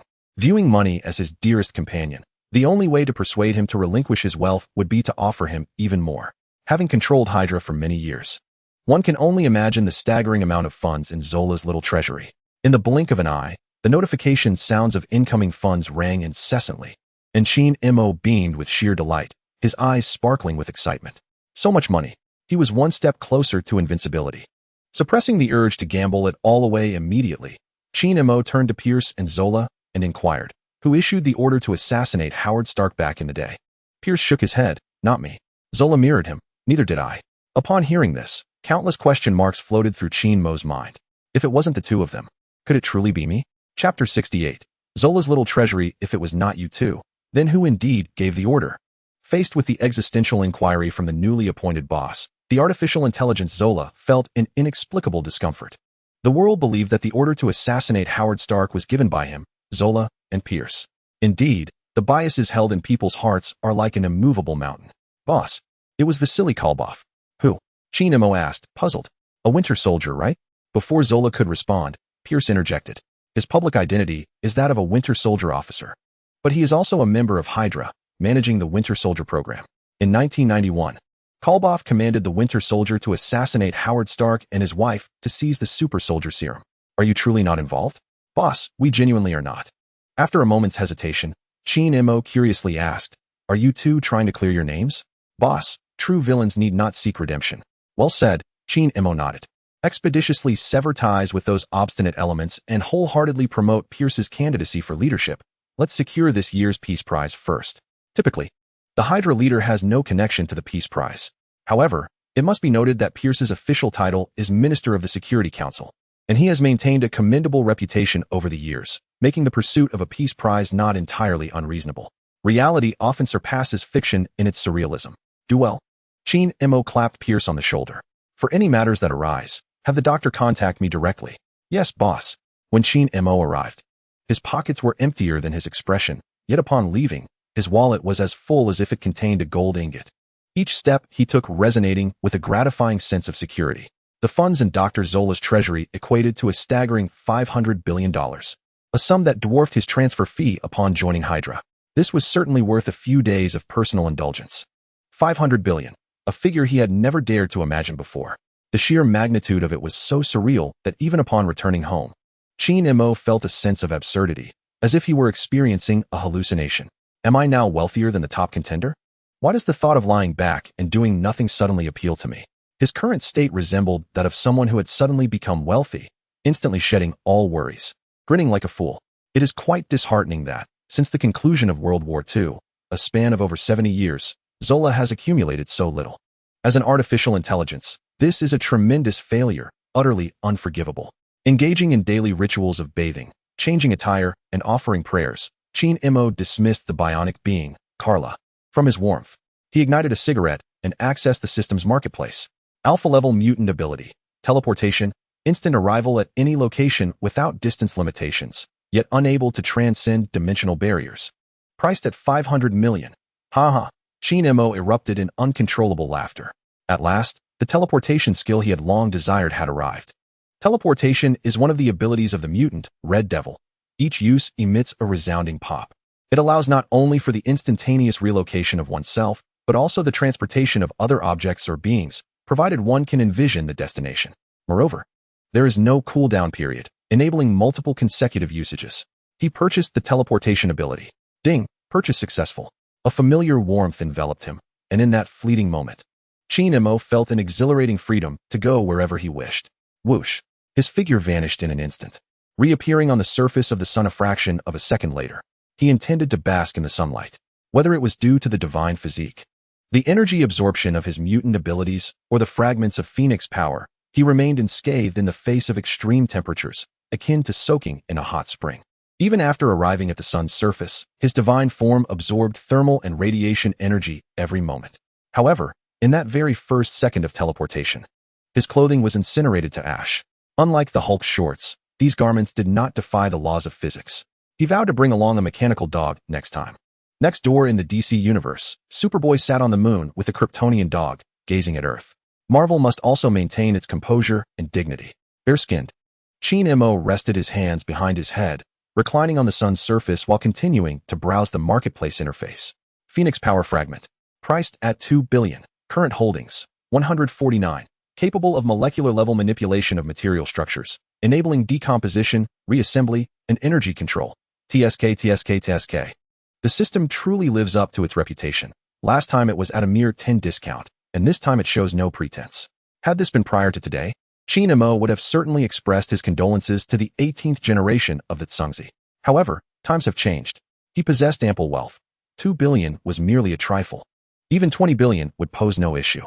He purchased the Phoenix Power Fragment. Ding, purchase successful. It has been stored in your system warehouse. Drawing from his previous experience, he refrained from attempting to integrate the Phoenix Power Fragment into his being immediately, deciding to let it rest for a few days. A Sigma man must remain sufficiently aloof toward the proud anomaly. HYDRA swore never to be a sycophant. Some claimed he treated Tony too well. My dear fellow, he is the top benefactor. Without providing substantial emotional value, what right does he have to expect financial support? They are neither relatives nor close friends. What reason do they have to contribute? He is not Howard's adopted son, nor do some claim he is merely a caretaker. Is it fair to call someone a caretaker for merely encouraging his partner to enhance her physique? If he can deftly recruit the blade, and if Rumble is also deemed a caretaker, then he has little ground to stand on. He is not merely a striking enchantress, wherever she positions herself. Individuals weep and plead, "My lord, we beseech you, we long to be with you." If he truly wished to be a caretaker, he would immediately rescue Wanda, eliminate Ivan Vanko and Killian, and vanquish Thanos as well, thus achieving a flawless conclusion. From the outset until now, aside from the minor leaders of the Ten Rings gang, who has HYDRA ever slain? All his actions are driven by the pursuit of wealth. No money? Then depart. Omega-level mutant ability, telepathy.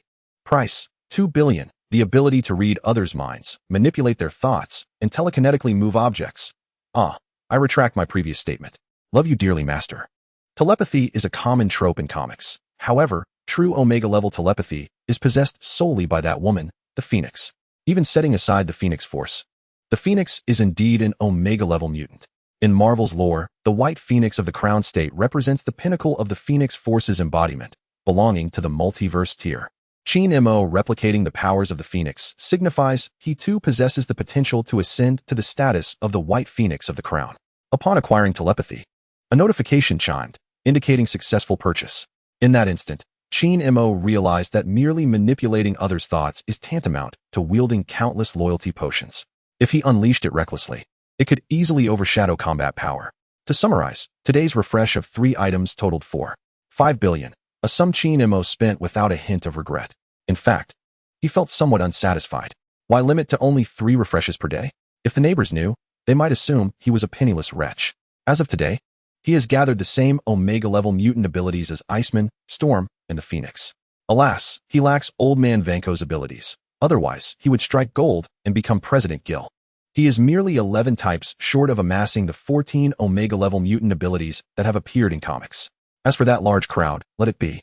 Chi-Mo does not wish to find himself one day burdened with hundreds of personalities, a clear case of severe dissociative identity disorder. Chapter 69. You are quite perceptive. When he had no money, the system store refreshed only 3 items daily, leaving Chi-Mo to gaze longingly. Affording them was simply out of reach. Now that his wallet is finally full, he suddenly realizes that 3 items a day seems scant. The stark contrast in his mindset brings him to a realization. It is not the system that is at fault, but rather his lack of funds. Initially, he intended to treat himself to a well-deserved break. Recognizing this predicament, Chi-Mo wasted no time and drove straight to S.H.I.E.L.D. Emotional intelligence. Continue working. Low emotional intelligence. Strive to make money. Despite the system mall's balance still standing at 45.9 billion, Chi-Mo, with his understanding of the incompetent system, knew that within 3 days, the balance would undoubtedly be depleted. He even anticipated what might refresh, most likely items related to the Divine Assembly rules. In essence, a complete Divine Assembly had been dismantled by the incompetent system into various modules, released in batches to extract money. In reality, merging the second fragment of the Phoenix Force should suffice to elevate him to the multiverse level, akin to the White Phoenix of the Crown State of the Phoenix. However, should he wish to ascend to even greater heights, there might be only one method: to gather all the fragments of the Phoenix Force. Currently, he had 249, leaving 47 fragments still needed. Naturally, the multiverse level merely allowed one to wield power within the cinematic universe. In the comic universe, omnipotence was commonplace, and the multiverse was trivial, resembling a chaotic dance of demons. The strongest was determined solely by whose personal publication one belonged to. Deadpool, within his own publication, could slay throughout Marvel, shattering the fourth wall and silencing Marvel's editors. Thanos, in his own publication, wielded the reality controller, boasting unmatched power, even absorbing the living tribunal. The most astonishing feat was Thanos replacing the One Above All. However, Marvel officially does not recognize Thanos' infinite conflict as part of the canon, deeming the reality controller as apocryphal, indeed quite wild. S.H.I.E.L.D. Headquarters. Office of the Captain of the Rapid Response Special Forces. Gently pushing open the office door, Rumlow revealed a loyal smile. "Boss, did you call for me? Have a seat."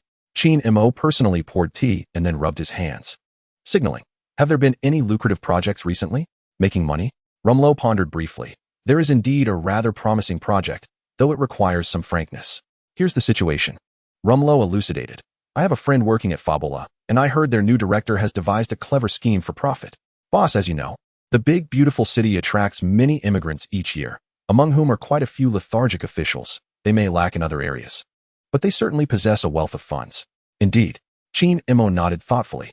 It was indeed a fine plan. Since Fabola could execute it, so could they. In that case, contact a few well-connected S.H.I.E.L.D. agents on suspicion of espionage, apprehend a few for interrogation, and you know what to do next. Rumlow stood and saluted. "Understood, boss. What shall be our fee for this endeavor?" Chi-Mo smiled slightly, extending a single finger. "Only 10%? Rumlow murmured. "That hardly seems sufficient for the effort." "What a jest," Chi-Mo retorted coldly. "Not a single cent shall be spared. Once they're detained, we split the money entirely. Remember to manage both ends well and avoid attracting media attention." At this particular juncture, the Association of People of Color had already incited a wave of protests in the big, beautiful city, causing widespread disdain, yet they remained untouchable. "No problem, rest assured. My friend, I am quite familiar with this. It would be of no consequence even if I were to eliminate them. Boldly proceed." Chi-Mo intensified his offensives. "Stay alert. Do not lose face. Should any issues arise, I shall bear the responsibility. I assure you that the task will be accomplished. Get to work."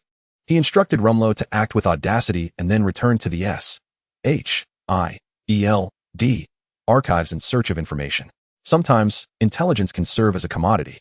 After all, he harbored no moral qualms about trading information possessed by S.H.I.E.L.D. It would be even more advantageous if he could uncover details regarding the Tesseract, also known as the Space Stone. The body of the Celestial requires energy, and the finest source of energy is none other than the 6 Infinity Stones. They are aptly named Infinity Stones. Surely, absorbing a modicum of energy would pose no problem. However, Egyi, a rather cautious individual, had yet to disclose any information about the Tesseract. In the vast archives, upon seeing the obelisk once more, Chinimo suddenly recalled, Sky's birthday is approaching. Recently, engrossed in sparring with Hill, he had scarcely spent time with Sky. What kind of gift would be appropriate? An umbrella? How vulgar. Over the years, due to the existence of pay-to-win mechanics, he often found himself financially destitute, even relying on his former girlfriends to provide umbrellas during their escapades, let alone gifting others. Ultimately, he was impoverished. Now, he possessed wealth but lacked experience. Just as Chinimo pondered what gift to bestow, someone else was equally troubled by the missing page's content. In response to Ancient One's inquiry, Agatha shrugged. I purchased it just as it is. Just as it is? Indeed. Agatha scoffed disdainfully. As the Sorcerer Supreme, why do you concern yourself with a missing page from the Darkhold? Could it be that you have not guessed correctly? Ancient One did not conceal her truth. I have indeed studied dark magic. You are quite candid. Agatha paused. I surmise, merely a guess, that the missing page may still be in the seller's possession. Murdock? Ancient One raised an eyebrow. Her study of dark magic was fundamentally aimed at fulfilling her duties as Sorcerer Supreme. Otherwise, the Triune Entity would not spare her. Thus, she held no particular aversion to the Darkhold, having flipped through its pages out of boredom. And then, she was awestruck. Ancient One did not practice dark magic in the manner recorded by the Darkhold. Rather, she approached it from the opposite of white magic, validating her thoughts regarding white magic. This period had proven to be remarkably fruitful. Ancient One felt that she was now threefold stronger than she had been previously. It was for this reason that she was eager to discern the secrets contained within the torn page. How so? Agatha attempted to stoke the flames. Are you afraid of him? Afraid of him? Ancient One shook her head. The last encounter was merely a prelude. She has indeed transformed beyond recognition. Even without the Time Stone, she is confident in her ability to subdue King Murdock within 3 minutes. However, she is bound by her principles. As the Supreme Sorceress, her duty is to safeguard the security of the Earth dimension, and she refrains from meddling in mundane affairs. It would be uncharacteristic of her to act against Murdock simply out of curiosity about what that page recorded. Failing to incite a reaction, Agatha devised another plan. Perhaps she could suggest, young man, you cannot handle the remnants of the Dark Grimoire. It is better to entrust them to me for safekeeping. At these words, a spark ignited in the eyes of Ancient One. Agatha, you possess great insight. Chapter 70. The Phoenix's Call, the White Phoenix King. In the S.H.I.E.L.D. interrogation room, Rumlow personally took charge. After a thorough memory restoration procedure, it was confirmed that they had indeed apprehended the right individuals. Boss, they confessed. They are all spies. Excellent. Take the brothers and collect the money. King Murdock held no particular animosity towards these treacherous individuals. He was merely focused on the wealth in their pockets. Once he had drained these scoundrels, he would hand them over to the Mexican cartel, allowing them to deal with the miscreants. Surely, they would relish such a life.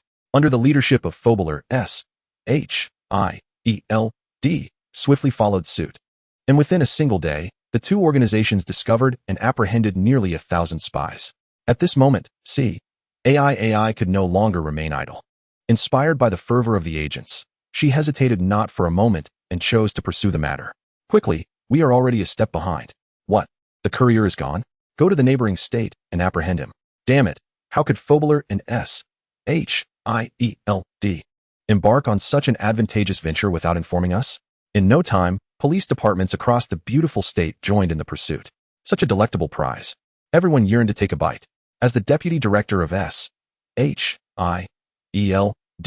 and concurrently the commander of the Rapid Response Special Forces, King Murdock did not need to take action personally. Rumlow was managing this lucrative endeavor quite adeptly. Furthermore, among those involved in this operation, Nick Fury was prominently included, along with Senator Stern, the mayor of New York, and others, all of whom received a substantial sponsorship. In any project, it is essential to cultivate numerous friendships, fostering a community of shared interests. A lone wolf cannot venture far. In Manhattan, at Hyde Gardens, Villa No. 1, in a third-floor suite, Chinimo was fixated on the pleading fragment of Phoenix Force in his palm. The complete Phoenix Force had never manifested, resulting in each fragment possessing self-awareness and a common goal, to consume the remaining fragments. Only by devouring all other fragments could the Phoenix Force return to its complete state. This fragment in his palm was no different. However, it must be said that the sequence of events was awry. Previously, Shin-Mo had promised the little Tsundere that she would lead all subsequent fragments until the complete essence of the Phoenix power was attained. Apologies, but I have already chosen the little Tsundere. Amidst the reluctant shrieks of the second fragment of the Phoenix power, Shin-Mo gradually absorbed it into his being. In an instant, the dormant flames of the Phoenix erupted behind him, their might surpassing all that came before. A torrent of unbridled energy surged within him, far exceeding imagination. Crashing and colliding. It was no longer a mere flow. It resembled the infinite divine flames of a cosmic forge, wielding the power to incinerate all, fervently tempering and forging his very body. Every inch of muscle and every strand of essence endured a baptism akin to a supernova explosion, transforming towards a dimension beyond comprehension. A pristine crown slowly materialized. The White Phoenix King had arrived. Simultaneously, under the nurturing of the two fragments, his soul radiated a sacred brilliance that transcended both past and future, its intensity and perception soaring at an unprecedented pace, reaching the shores of the multiverse. A piercing cry, capable of tearing through dimensional barriers and making the stars tremble, resonated throughout the multiverse. The sound waves reverberated, causing time and space to shudder, as if heralding the birth of a new multiversal entity. Thus, Shin-Mo successfully stepped into the multiverse. Almost in the same breath, he finally perceived the existence of other parallel universes, akin to vast glass orbs encircling the cinematic universe. Yet beyond the countless glass spheres loomed a massive membrane, obstructing Shin-Mo's view. Surely, this was the multiverse. The Marvel multiverse, centered around the 616 main universe, is a collection of innumerable parallel universes, alternate realities, and pocket dimensions, all sharing the same cosmic tier. The cinematic universe is designated as 199999. Above the multiverse lies the hyperuniverse, and above the hyperuniverse exists the omniversal universe. However, there is but a single omniversal universe. The concept of the Marvel omniversal universe encompasses not only Marvel, but also all worlds constructed by companies such as DC, Pokemon, and others across comics, animations, films, and novels. Everything you can imagine, and everything you cannot, resides within this omniversal universe. Successfully activating the state of the White Phoenix King, Shin-Mo felt as though he had been reborn. After nearly 24 years of enduring the crushing weight of fate and reversing his second life, he finally possessed a means of self-preservation through his own efforts. The system? The system is merely a merchant, utterly oblivious to the true worth of hard work and perseverance. He reached this point solely through his own endeavors. In his youth, while others played games, he earned pocket money by assisting with homework. While others trailed after young girls as sycophants, he delivered takeout for the neighbor. While others indulge in delightful vacations, he toils in the countryside, mending pipes, repairing computers, and delivering Viagra and umbrellas. As his peers frolic carelessly in university, he seeks wealthy women outside campus to support him, impoverished to the point of being unable to purchase an umbrella. After finally graduating, while others sit in air-conditioned offices, he opens an agency in Chinatown, tirelessly searching for lost kittens and puppies, accumulating coins one by one. He has driven a second-hand Mazda for 5 long years. 5 years. Can you fathom how he has endured this span of time? It was only upon encountering Happy and Tony that he began to ascend, effortlessly navigating through life. Let us extol Happy, Tony, HYDRA, and Zola's little treasure trove. From this moment forth, he need not fret over perishing beneath Thanos' snap. For the Infinity Gauntlet can only affect a singular universe at most. He, however, belongs to the multiverse, although not the most powerful of the multiverse, and certainly overshadowed by the Ultra Universe and Omnipotent Universe. He has certainly earned a respite. With a sigh of relief, Shin-Mo resolved to take a proper break. At the very least, to utilize his paid leave. Nearly 24 years have passed since he entered this world, and he has scarcely taken the time to truly observe it. Upon stepping into the multiverse, the taut strings of Shin-Mo's heart finally relaxed, and he radiated a newfound, carefree aura. Conan, Sky, gather your things. We are going out to play. Shin-Mo intended to bring along his 1.5 younger sister to enjoy some familial bonding time. 1.5, because Sky was nearing 18. Kamartaj. After much inner turmoil, the Ancient One chose to compromise with herself. Agatha was correct. The remnants of the Darkhold were far too perilous. Although Murdock possessed some abilities, he likely could not control such danger. It would be wiser to retrieve the remnants. Such hazardous artifacts must never be left unattended. With a flick of her wrist, she conjured a crackling portal of shimmering light. Would it not be effortless for her to take matters into her own hands? Chapter 71. How can one be so impressive? Manhattan. Hyde Gardens, Villa Number 1. In the living room, Mo and his family were packing their bags when the mechanical dog hurriedly approached. Master, take me with you. You? Mo shook his head. Little Black, you and the others stay home to guard the house. The dog stared up with innocent eyes. Since its upgrade to a galactic glaze material, the mechanical dog, along with the others, had acquired sleek, silver bodies, resembling a different incarnation of a silver shadow. They had become increasingly anthropomorphized. At times, Mo suspected that the dog could single-handedly take on the Hulk. The properties of the galactic glaze were indeed extraordinary. Just think, this material is unaffected even by extreme environments like black holes and solar storms, making it truly formidable. Meanwhile, the larger companions, such as the others, could easily take on the entire Avengers, excluding Mo, unless the troublemaker Doctor Strange decided to intervene. Otherwise, the current Avengers would indeed find themselves in a predicament, as the two mutants, Cloak and Dagger, are impervious to physical attacks and absorb all energy assaults. Master, I beseech you, the dog implores with great earnestness. Very well. Remember to transform into a cassette later, so I can tuck you away in my bag. Yes, of course. As Sky continues to tidy up, Mo feels compelled to intervene. There's no need to carry so much luggage. We can return at any time.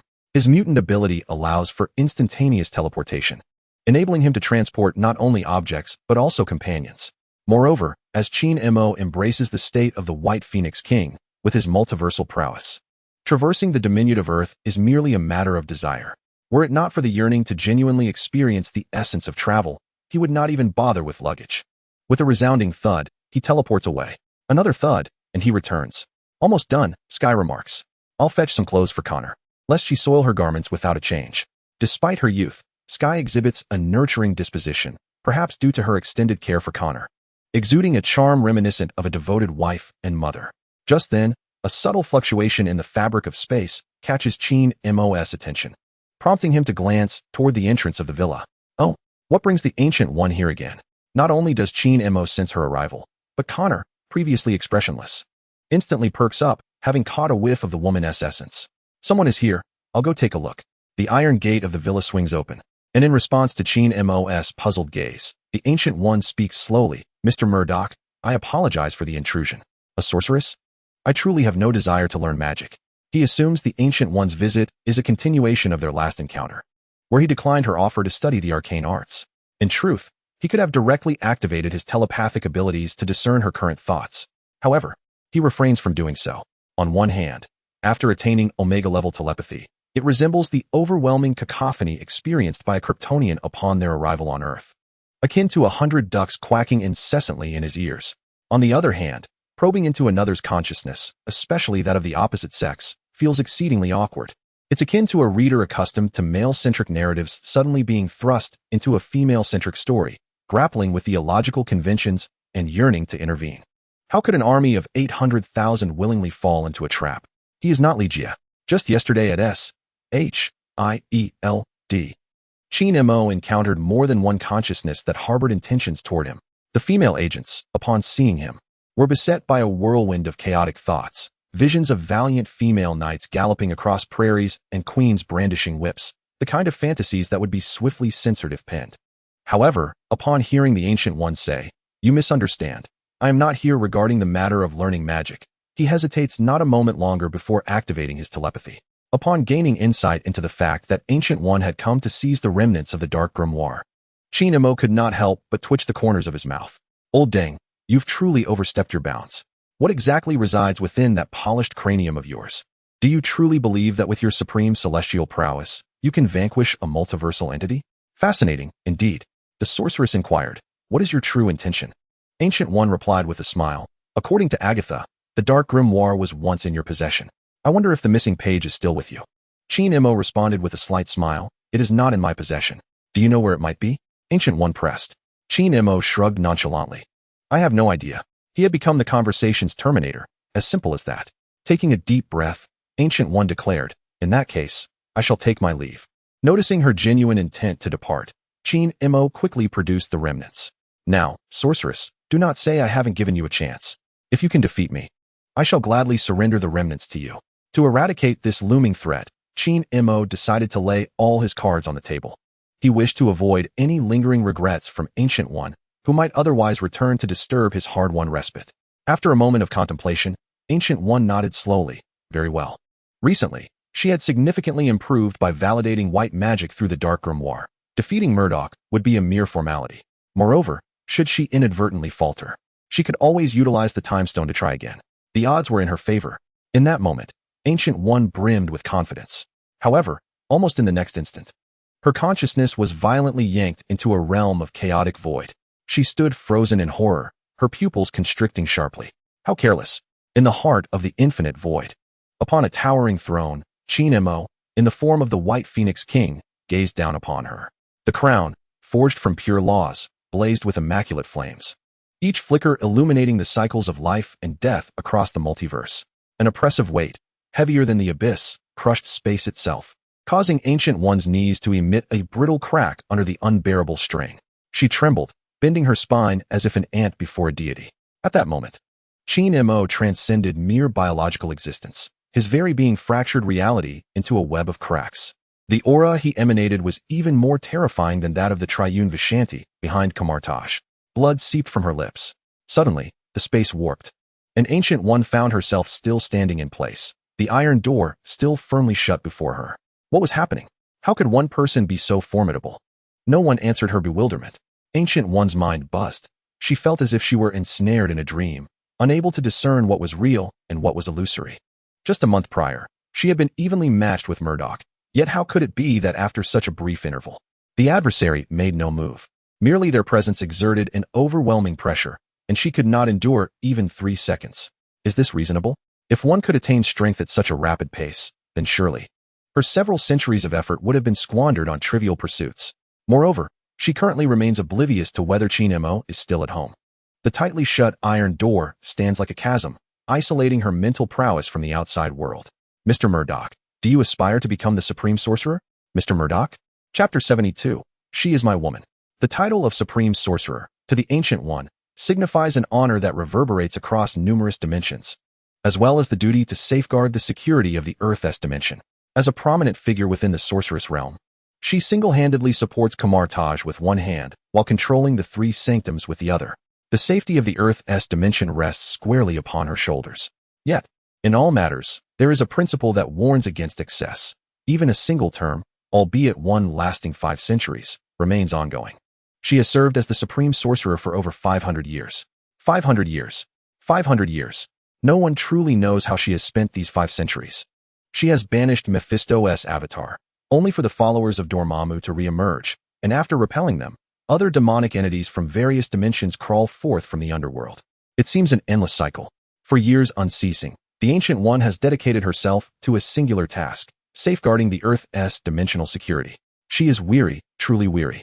It is this exhaustion that drives her to incessantly utilize the time stone to peer into the future, all in search of her successor.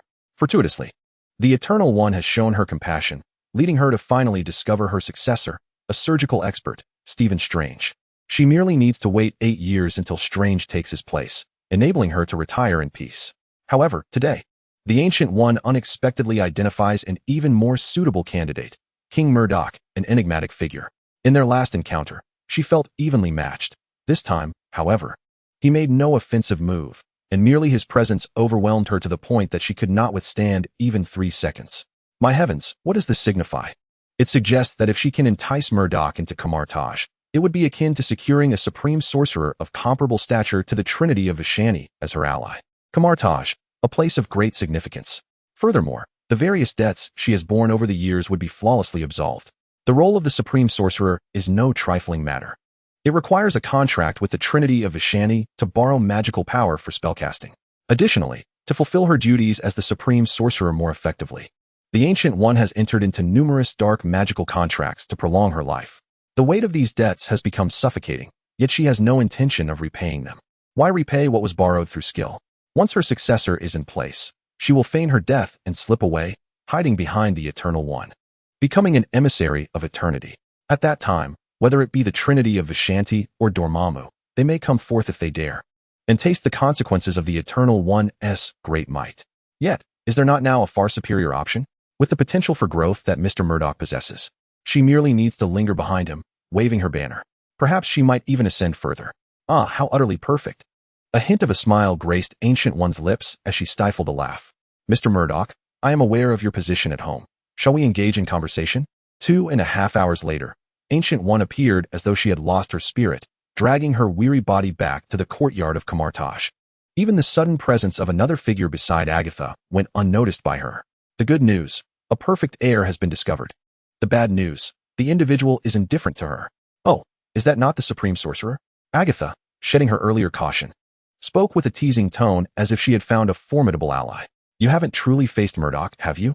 It was then that Ancient One noticed the woman cloaked in black beside Agatha, exuding an aura that, while not as domineering as Murdock's, possessed an unfathomable depth. Good heavens, another being not of this world? Who are you? The woman slowly removed her hood, revealing a cascade of black hair and a countenance that oscillated between flesh and bone. At the sight, Ancient One swallowed hard. The goddess of death. She had never fathomed that the enigmatic figure standing beside Agatha could be none other than Death herself, a being of divine creation, standing vividly before her. Today was truly surreal. First, she grasped the terrifying power of Murdock, and now she encountered a deity of creation. Earth was far too perilous.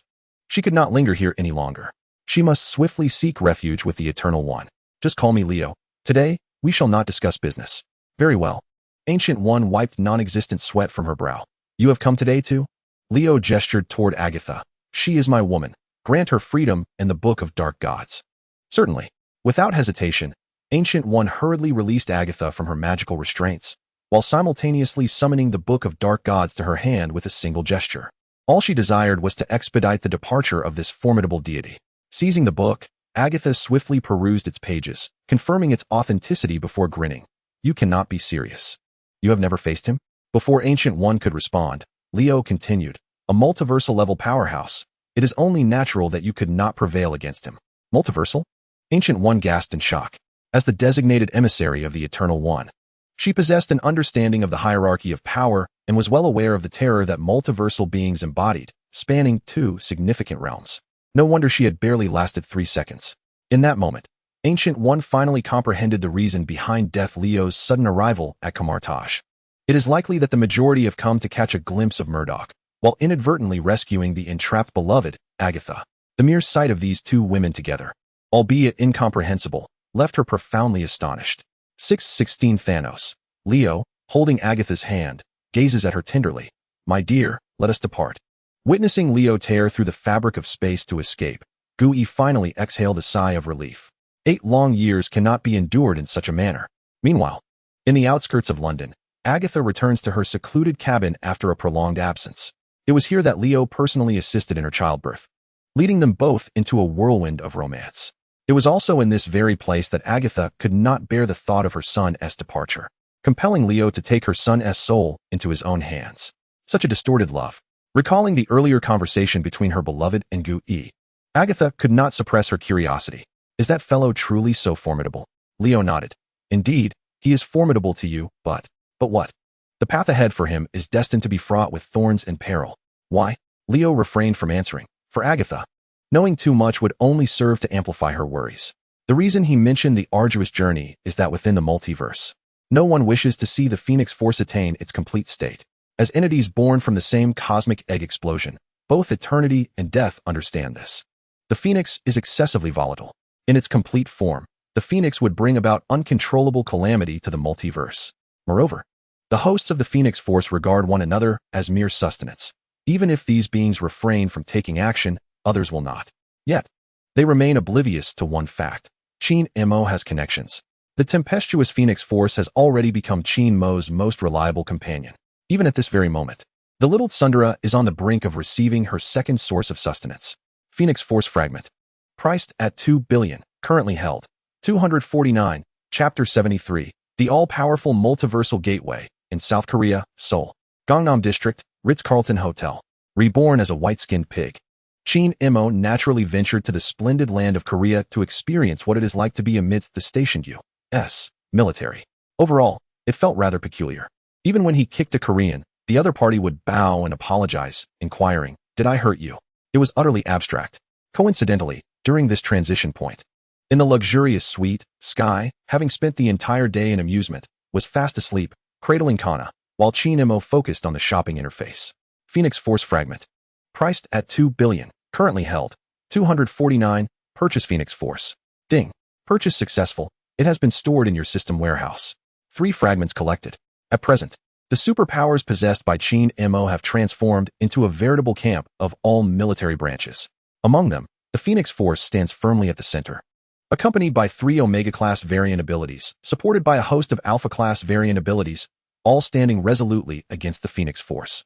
The body of the Celestial Group, transformed by various abilities, serves as the camp that accommodates all types of soldiers. In truth, HYDRA harbored little hope of acquiring the fragments of Phoenix power from the system's marketplace. It was not due to a lack of funds. After purchasing the 3rd fragment, he still had a chilling balance of 439 major objectives remaining. The additional 46 fragments amounted to merely 920 major objectives, and once he assumed the role of decision-maker, he would easily have sufficient resources at his disposal. His lack of optimism stemmed from the existence of other hosts of Phoenix power in the multiverse. For instance, there was the Phoenix Woman, Jean Grey, whose abilities he had completely replicated, or the Omega-level mutant, Hope. Most of these individuals resided in the mutant universe, the very one that was destined to collide with the cinematic universe in the future. Once he gathered 6 or even 10 fragments, he could find the time to venture there. 3 fragments were hardly a reliable safeguard. He was, after all, a distinguished wallflower, and without absolute certainty, there was no need to gamble with his life. The second life was a matter of luck, but the 3rd was uncertain. And in the unfortunate event of being reborn as a certain affluent individual, weeping would be futile. Clearing the chaotic thoughts from his mind, HYDRA shifted his gaze downward to continue browsing the second item. Omnidimensional Gateway. A random portal to any other multiverse, priced at $10 billion. HYDRA, dear brother, have you exhausted all your tricks and resorted to such absurd money-making schemes? A mere broken door, and you dare to price it at 100 major objectives? Have you lost your mind? At the same price, he could procure 5 fragments of Phoenix power, or acquire a celestial body along with an Omega-level mutant ability. The allure of venturing into other multiverses held little appeal for HYDRA, primarily because his current strength did not render him invincible within the omnidimensional universe, thus making such risks unnecessary. Perhaps he would consider it when he grew weary of the Marvel realm. Thus, HYDRA chose to ignore it and continued his gaze downward. Dragon Maid, Toru, the Chaos Dragon, full-time maid, from the D family, dowry, 5. 8 billion. After a prolonged silence, HYDRA let out a deep sigh. This was akin to a one-man heist involving Kobayashi. First there was Kanna, and now Toru, effectively altering the title of the series. Nevertheless, considering Kobayashi's arduous work, supporting 2 dragons could be seen as alleviating her burdens. As for the reason it was labeled a dowry, HYDRA speculated it might relate to the system's prior warnings about the legal ramifications of robbery, kidnapping, and extortion, indicating that human trafficking was also illegal. Brother was quite cautious. During Kanna's time, the price was that of a dragon egg. The mechanical dog was a pet, fitting within the realm of trade. The Phantom and the confinement belonged to extraterrestrial vehicles, which were beyond the jurisdiction of the community rules governing earthly matters. As for the android Kara, the very purpose of creating androids was to serve as commodities. The Shadow Legion? The Shadow Ninjas were not human, they were mere summoned entities. It has come to my attention that recent inspections have been rather stringent, prompting the author to exercise caution. However, the price of 58 significant goals made HYDRA hesitate momentarily, as it equated to the cost of 2 dragon eggs. Yet, the thought of an all-purpose maid, the chaotic dragon, and the D-clan stirred certain impulses that overtook his rationality. Engaging the dragon maid, Toller. The contract had been established. An identification had been processed. Your dragon maid is on her way. A series of knocks echoed at the door.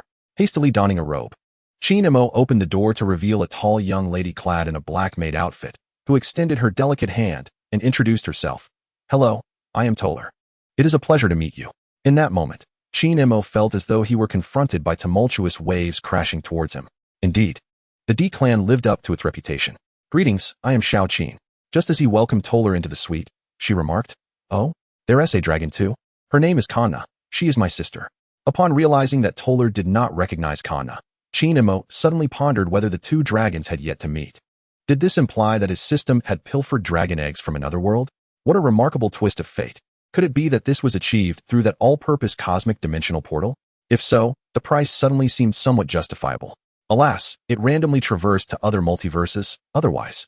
He could have captured a few Pokemon, or perhaps even deceived a couple of Ultramen from the Land of Light, or even the king of the Daughter Kingdom. The more HYDRA contemplated, the more exhilarated he became. He simply had to acquire it. After all, the journey to other multiverses was random, as long as it did not lead to the Cthulhu world. As Toller surveyed the suite, her eyes brightened. Xiao-Qin, I would like to take a shower first. I worked up quite a sweat on my way here. Go ahead. There's an empty room over there. Qin Imo hesitated to allow Toller to bathe in his bedroom, for that could very likely escalate into an encounter. The D clan posed a significant threat to him. After all, it had been quite some time since he had experienced such sensations.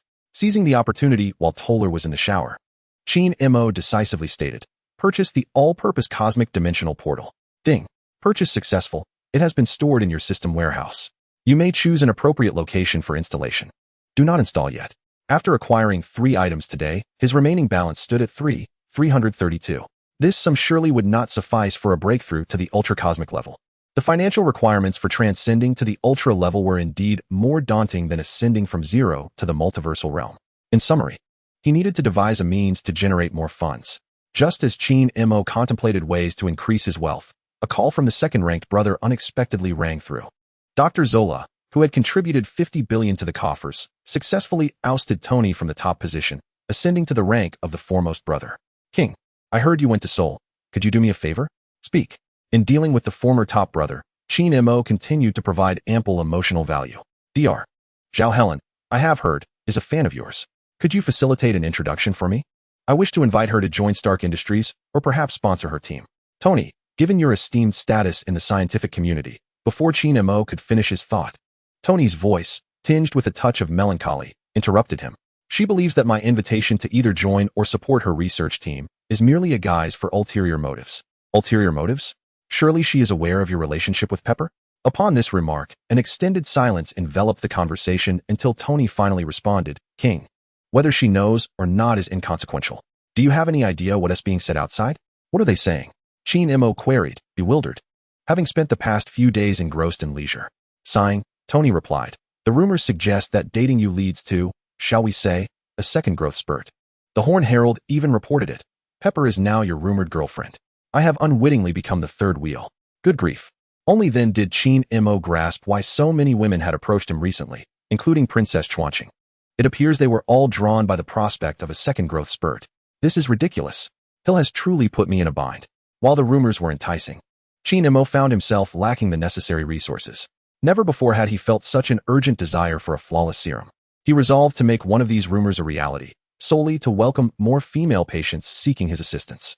Coughing lightly, he added, "Primarily for the sake of the Ramlo brothers. They must mature into competent subordinates to help manage certain lucrative projects that require discretion." "King, yes, I'm here." Qin Imo stifled a laugh. "Tony, this news is rather alarming." Tony's tone dripped with sarcasm, even across the phone line. "Indeed, 1 or 2 might be manageable. Even 10 or 8 could be tolerated. But now it seems every woman in the world wishes to throw themselves at you." Enough of that. Qin Imo shifted the topic. "Please send me Dr. Zhao's contact information. I shall reach out in the morning." "All right. Thanks, brother." The following midday, following the address Tony provided, Qin Imo arrived at Dr. Zhao Helen's laboratory in a vehicle supplied by the hotel. Possessing Omega-level telepathy, he could influence the perceptions of those around him, rendering himself invisible or merely ordinary in their eyes. This was precisely why he had been so eager to acquire telepathy. Being a superhero is challenging. Being a globally recognized one is even more so. A mere brick thrown in the street could easily strike several of Qin Mo's admirers. However, telepathy would grant him the personal space he so desperately craved. If being a superhero represents the bear's paw, then the unencumbered personal space is the fish. He desires both the fish and the bear's paw. Dr. Zhao Helen made her debut in the Age of Ultron. She is an old acquaintance of Tony Stark, possessing scientific acumen and intellect that rivals his, specializing in nanobiotechnology. Additionally, Ms. Zhao has a preference for muscular men. Though not of the type that appears slender in clothing, yet reveals a robust physique when undressed, but rather the yet-to-be-introduced muscle-bound hero, Thor. Coincidentally, Qin Imo also has a Thor in his household, perhaps alerted by Tony, or perhaps due to her genuine admiration. Zhao Hailuan caught sight of him as soon as she stepped out of the vehicle. "Hello, Dr. Zhao." "Hello, Mr. Murdock." After a brief handshake, Qin Imo followed Zhao Hailuan into her office. Not far away, 3 shadowy figures were watching intently. Sky, Little Qin, and that woman have gone in. "I know." Sky was somewhat exasperated. She trusted Qin Imo would not misbehave, yet Kanna had been incessantly claiming, "Brother smells of another woman." "Kanna, let us head back." It wouldn't be good if brother found out.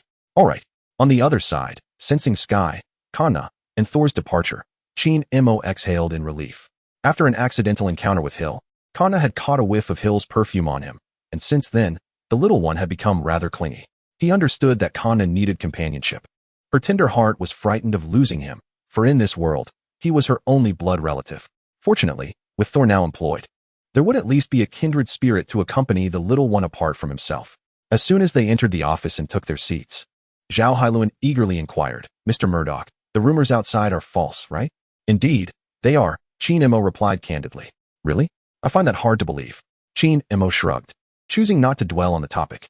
"Dr. Zhao, regarding Tony's invitation to you, I accept, but I have a small request." "Go ahead. That guy will certainly fulfill any of your conditions." "It has nothing to do with Tony," Zhao Hailuan clarified. "It actually pertains to you." "Me?" H.I.E.L.D pointed to himself, bewildered as to why he was suddenly implicated. "Yes, I wish to work alongside you, but I am not a researcher. I mean, I want to see you every day." At that moment, H.I.E.L.D had no doubt. Zhao Hailuan was indeed a fan, though her intentions seemed somewhat ulterior. Did she wish to be a fan of her idol? No problem, he thought, as long as she was happy. After all, having traversed into the Marvel Universe, he intended to embrace the experience fully. It would be a shame to not enjoy the journey. Upon hearing his response, Zhao Hailuan excitedly clenched her fist. She only believed half of the external rumors. The notion of a second development was undoubtedly linked to Murdock, but whether it was connected to becoming his girlfriend remained uncertain. After testing the waters, answers would surely emerge. Perhaps becoming his girlfriend would bestow upon her a mysterious potion capable of triggering a second development. Perhaps the other party is indeed exceptionally gifted. Regardless of the circumstance, Zhao Hailuan perceives considerable research value, whether in the study of potions or the examination of Murdock's physique. Scientists, after all, are often considered mad, and Zhao Hailuan is no exception. She is willing to immerse herself in experimental endeavors for the sake of scientific inquiry. Splendid. When shall we embark? H.I.E.L.D pondered for a moment. In a few days, perhaps. I am still on vacation and plan to visit the Foot Basin Chicken soon. I have already experienced the girl group. The Foot Basin Chicken performers are worth witnessing. In my previous life, I never had such an opportunity. As I said, one must explore and indulge. I cannot let this trip be in vain. Let me gather my things and join you. It has been quite some time since I took a leisurely outing. Sounds good. After exchanging contact information, H.I.E.L.D stood to take his leave. Until we meet again, Dr. Zhao. Until then, King. In general, compared to scenic spots, the fame of girl groups is evidently more widespread in Korea. However, mere observation suffices. To campaign for leadership indeed requires many allies. In other respects, fewer companions are necessary, unless the girl group is willing to invest financially. H.I.E.L.D, however, does not mind displaying his skills akin to Kato, the Wheel King. Chapter 75, The American Wheel King. It is well known that H.I.E.L.D adheres to a principle in dating. He exclusively seeks beautiful women under the age of 25. Once they surpass this age, he bids them farewell. Yet, exceptions do exist, often dictated by specific individuals capable of creating such exceptions. Should an ex-girlfriend, well acquainted with him, offer a sum irresistible, he may occasionally relax his standards. After all, principles are initially established to facilitate future loopholes. Nevertheless, engaging intimately with an ex-girlfriend, embracing and entangling in playful banter, is strictly reserved for those under 30. This is his utmost stubbornness. In Gangnam District, Seoul, within a lavish mansion, a woman in her 30s lay languidly upon the bed. Devoid of garments, her speech fragmented as if the result of excessive exertion. "King, I never imagined a man like you would still possess such a fondness for wealth." H.I.E.L.D ignited a post-coital cigarette. "No, Ophelia, you are far more irresistible than money." "Is that so?" The woman wrapped her arms around H.I.E.L.D from behind. "Then why did you break up with me?" Before he could respond, she unleashed a torrent of words as if a long-blocked pipe had finally found release. "Breaking up with me is one thing. Why pursue Hill? Did you not claim to dislike agents? Furthermore, when I offered you a position in S.H.I.E.L.D, what did you say? Not even a dog would enter. And now look at you, deputy director, At this juncture, explanation seemed futile. H.I.E.L.D could only turn to soothe her, employing the prowess of the Wheel King to keep his ex-girlfriend occupied with thoughts. An hour later, she finally settled into tranquility. Ophelia, one of H.I.E.L.D's numerous former lovers, was initially perceived by him merely as a wealthy woman who generously dispensed funds without any subsequent entanglements. However, after subduing Pierce and Dr. Zola, H.I.E.L.D was astounded to discover that this affluent ex-girlfriend was, in fact, a high-ranking member of HYDRA, Madame Hydra herself. It was quite astonishing that during his days of laboring to make ends meet by fixing pipes, he had unwittingly worked in the residence of Madame Hydra. This woman was far from virtuous. Her cold-bloodedness was so profound that mere words could not adequately convey her ruthlessness. One must ponder the sheer cruelty required for a woman to ascend to such a position within HYDRA. HYDRA felt a surge of relief, reflecting on how he had performed satisfactorily enough to leave Ophelia thoroughly pleased. Otherwise, he might have become nothing more than a lifeless husk. Ophelia's status within HYDRA was akin to that of Black Widow within S.H.I.E.L.D. The question lingered, whose seductive prowess was superior? In the comic realm, even the staunchest heroes, including Captain America, had once succumbed to their charms. What brings you here? Are you on a mission? Ophelia inquired with a hint of annoyance. I had no opportunity to approach you in New York, so I decided to take a chance here. To my surprise, luck seems to be on my side. Suddenly, HYDRA delivered a sharp slap to her rear, exclaiming, "Speak the truth. Why strike me? If you wish to talk, just speak," Ophelia replied, her face radiating warmth and charm. I had intended to live my life this way, but your presence has ignited a desire for a child within me. A child? HYDRA shook his head. If it were anything else, perhaps there would be a solution, but for a child, I fear I cannot assist. Why not? Do you have some issue? An issue? Nonsense. HYDRA slapped her again. Consider this a fine. Transfer me 5 million. Typically, one would expect that lovers in the throes of passion would perceive their partner as flawless, dismissing any peculiarities as endearing or special. Yet, Ophelia was different. She possessed sadistic tendencies. A notification chimed, indicating the funds had arrived. In light of your sponsorship, I shall divulge this. My life essence is of such a high caliber that, as a mere mortal, you are incapable of bearing the offspring of a deity. With his divine physique, HYDRA believed that fathering offspring in the future would not pose much of a challenge, if necessary. He could simply seek out a woman of elevated life essence, be it a member of the female pantheon, Death, the Eternal's sister, or the daughter of Galactus. There were plenty of options available. If suitable partners could not be found in the cinematic universe, he could always return to the comic universe and claim his child's mother. With the omniversal dimensional gateway at his disposal, HYDRA was untroubled by the prospect of finding a wife. After all, what a jest it would be for a multiversal powerhouse like him to be unable to secure a spouse. A few attempts might yield success. HYDRA mused. Was this woman planning to leverage a child to command the world? Originally, he intended to enlist Pierce's assistance to arrange a heart-to-heart with Madame Hydra, hoping to sway her. Fortunately, it seems that his identity remained concealed. More daunting than the proud and capricious creature is the unpredictable nature of Madame Hydra, as one can never fathom the irrational actions she might undertake. Alas, a trial is worth undertaking, for there is nothing to lose. After a lavish month and a half of indulgence around the globe, basking in the esteemed reputation of the American Wheel King, HYDRA finally embarked on his journey home. He planned to conduct such global tours every few years for the eager female patients, whose enthusiasm was simply overwhelming. The serum, valued at $10 million, was sold by HYDRA, yielding at least a 20-fold profit, all from high-end clientele. Notable figures included Spanish princesses, tycoon heiresses, and unmarried women from various royal families, all possessing remarkable beauty and grace, who became his elite customers. Despite his exceptional prowess, he became merely an added bonus. Nevertheless, there is no shame in profit. Remarkably, he returned not only unscathed financially, but also with a bountiful gain, so substantial that he scarcely had time to tally it. He simply deposited the entirety into his account balance. Upon learning that his superior was returning, his good brother, Rumlot, specially piloted a Quinjet from S.H.I.E.L.D. to welcome him back, declaring it as an overseas assignment. Boss, why not linger a while longer? Rest well, it's time to get back to work. The reason for not prolonging his stay was clear to HYDRA. It seemed that regardless of the location, the situation remained unchanged. Engaging in endless sparring seemed futile. He preferred to return and amass wealth. For him, money equated to power, and the swifter he accumulated wealth, the quicker his strength would augment. This is the allure of the pay-to-win model. Additionally, reports from the confinement facility indicated that 2 troublesome women had scaled the walls into the courtyard and had yet to depart. Neither the confinement nor the Phantom had engaged in combat. Sensing no malice from the intruders, HYDRA opted against an immediate return, choosing instead to conclude his outing with a flourish. Meanwhile, at Hyde Garden, Villa No. 1, Agatha gazed at the meticulously organized surroundings, resembling a paradise detached from the world, and her anger intensified. She had long forgotten the dark grimoire still in her possession, consumed by thoughts of her centuries-old wealth, now squandered on HYDRA. As a dark witch, her methods had always been ruthless. Before Leo's arrival, she had been subservient, but now that he was present, she resolved to strike back decisively. This is all my money, my wealth. Chapter 76, Life and Silence Manhattan. Hyde Garden, Villa Number 1. Return my money at once. As Chin-Mo stepped through the gate, a cry filled with despair pierced his ears, the tone reminiscent of a dagger thrust into the lower back, profoundly resentful. Upon recognizing the visitor, he was momentarily taken aback, but quickly regained his composure and erupted in indignation.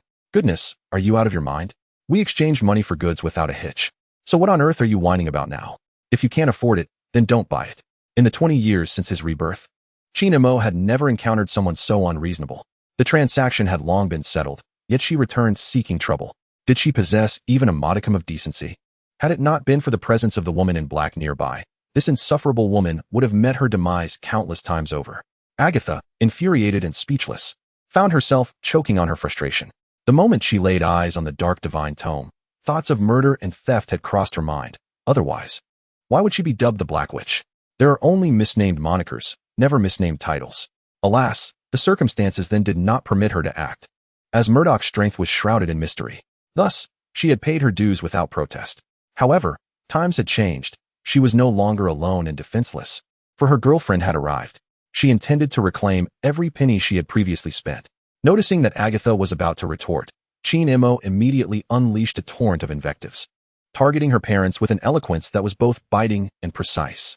How dare you show your face in this world, you despicable wretch?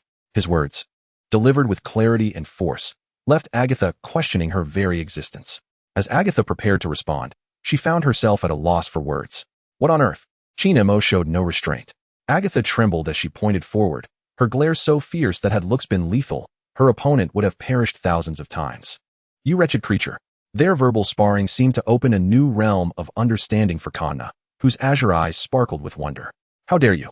Chin-Mo's forehead was adorned with beads of frustration, and he hastily gestured for his companions to enter the house with Kanna and Sky. Parents are the finest teachers for their children. As Kanna's sole blood relative, every action and word of Chin-Mo's profoundly influenced her. In mere seconds, the essence of his scathing remarks had been entirely absorbed by young Kanna. The more Chin-Mo pondered, the angrier he became. Had it not been for Agatha's incessant provocations, his Kanna would still be the adorable little cherub. Old harpy, you are on a path to self-destruction. At this moment, only 3 individuals remained in the courtyard, locked in a standoff. Ignoring Agatha's furious demeanor, Chin-Mo turned to the woman clad in black beside him. Are you the jester she summoned? Me? Leo pointed to himself. Taken aback, she was engrossed in the confrontation, and he hadn't anticipated that the focus would shift to him. No, please, continue. Don't mind me. This is far more entertaining than being in the realm of the dead. However, as he noticed the unwavering gaze fixed upon him, Leo eventually spoke up. I'm her girlfriend. Girlfriend? At this moment, Chin-Mo had come to discern the true identity of the woman in black, for the omniscient perspective is indeed merciless. Such politically correct same-sex lovers, aside from that dark figure from the Eternal Clan, are limited to Agatha and death. What? Come to assist your little paramour? Had it been before the advent of diversity, Chin-Mo might have harbored some reservations. After all, death is one of the 4 primordial deities. Even if this particular manifestation is likely just one of countless avatars. Yet, a god is a god. Marvel's death is not as easily dismissed as the dream of the endless from the neighboring DC universe, who could be stripped of their garments by mere mortal sorcerers and confined for a century. Even within the comics, death has only been slain once by the original Transcendent. Following her demise, chaos erupted throughout the multiverse, and all beings were granted eternal life, unable to die. However, the past is the past, and the present is the present. Now, Chin-Mo stands as a formidable entity within the multiverse. What is there to fear? If worst comes to worst, he could obliterate the multiverse itself. Noticing that the ire of death had shifted towards him, she shrugged in resignation. Youth is often brimming with fervor. Coincidentally, her purpose for this visit was to probe the truth. If the adversary dared to confront the majesty of a deity, how could she, a creator god, fear a challenge? Even if this particular avatar held great significance. Words are futile. Shall we settle this with a duel? Why not say so earlier? Chin-Mo, with a cigarette clasped between his lips, remarked, let us find a secure location. If Earth is destroyed, your little lover will have nowhere to reside. As soon as he spoke, Chin-Mo realized that the space surrounding him was no longer part of the cinematic universe, but rather a pocket universe. seemingly crafted for this very encounter. In the presence of an established multiversal powerhouse, he immediately shifted into his most potent form, the White Phoenix King. The cigarette but quivered slightly between his lips, and the platinum-hued power of the Phoenix enveloped him. In contrast, Death stood at the edge of the void, her form devoid of any turbulence, yet her mere existence caused the space around her to subtly descend. It was a pressure more suffocating than a vacuum, as if even time were reduced to ash at her feet. As she raised her hand, the Phoenix apparition behind Chi-Mo let out a piercing shriek, and 1/3 of its left wing's radiant feathers inexplicably vanished, transforming into drifting particles. This was not an attack, but rather an erasure of existence by some higher dimensional entity. Chi-Mo expelled the cigarette butt, which lingered in the void for half a second before falling. Old Deng, employing this trick? He remained motionless, as platinum energy surged through the expanse, and in its wake, the ashes stilled by death began to burn in reverse.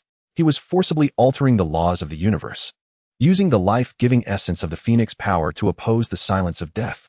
The power of the Phoenix embodies life and spiritual strength in the primordial universe, symbolizing vitality and emotion. Death, conversely, personifies the cessation of life in the universe. Life and death are inherently at odds. At last, Death made her move, stepping forward without any fluctuation of energy. Suddenly, Chi-Mo felt as though his heart was gripped by an invisible hand.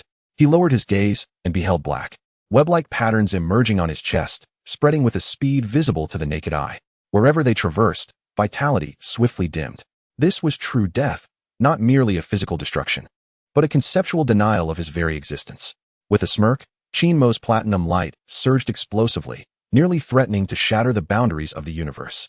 The Phoenix apparition behind him fully materialized, and as its wings unfurled, countless luminous feathers shot forth like meteors towards death, each one imbued with the essence of life's laws.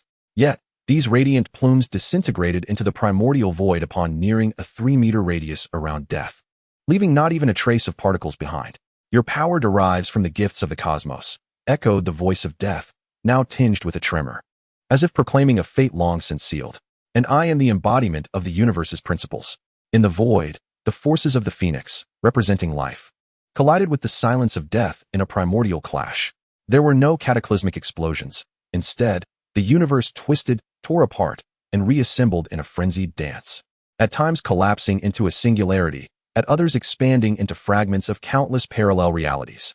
Chi-Mo's figure was rent asunder between light and darkness, only to be instantly reclaimed by the Phoenix's power. The contours of death remained perpetually obscured, yet with each collision, the Phoenix energy emanating from Chi-Mo dimmed further. When his body reformed from the void for the 3rd time, he coughed up blood laced with golden specks, yet smiled as he extended his hand. At last, he confirmed that the death before him was no ordinary manifestation. Wait, let me light a cigarette first. Let us make an appearance, my dear. Chapter 77. The might of the ultimate eraser in the boundless void. Leo remained utterly calm, devoid of any disturbance. She was both the embodiment of death and that of life, two sides of the same coin, governing the rules of existence and oblivion, capable of resurrecting or erasing cosmic entities. With a doppelganger wielding a mere 30% of her power, effortlessly dealing with Chi-Mo, who had just embarked on the multiverse journey, was hardly a challenge. Indeed, she had already discerned the depth of her opponent's capabilities and was preparing to cease hostilities. Yet, she was taken aback when he chose to light a cigarette at such a critical juncture. Seriously, is your craving that intense? Amidst Leo's curious yet perplexed gaze, Chi-Mo retrieved a uniquely designed silver blue lighter from his pocket. Agatha, who had been observing from a distance, scoffed at the absurdity of the moment. What a time to play it cool. Clad in a black trench coat, white shirt, and adorned with a white crown, Chi-Mo certainly exuded a certain charisma, especially when he pressed the lighter, unleashing a flickering azure flame that became the sole illumination in this pocket universe.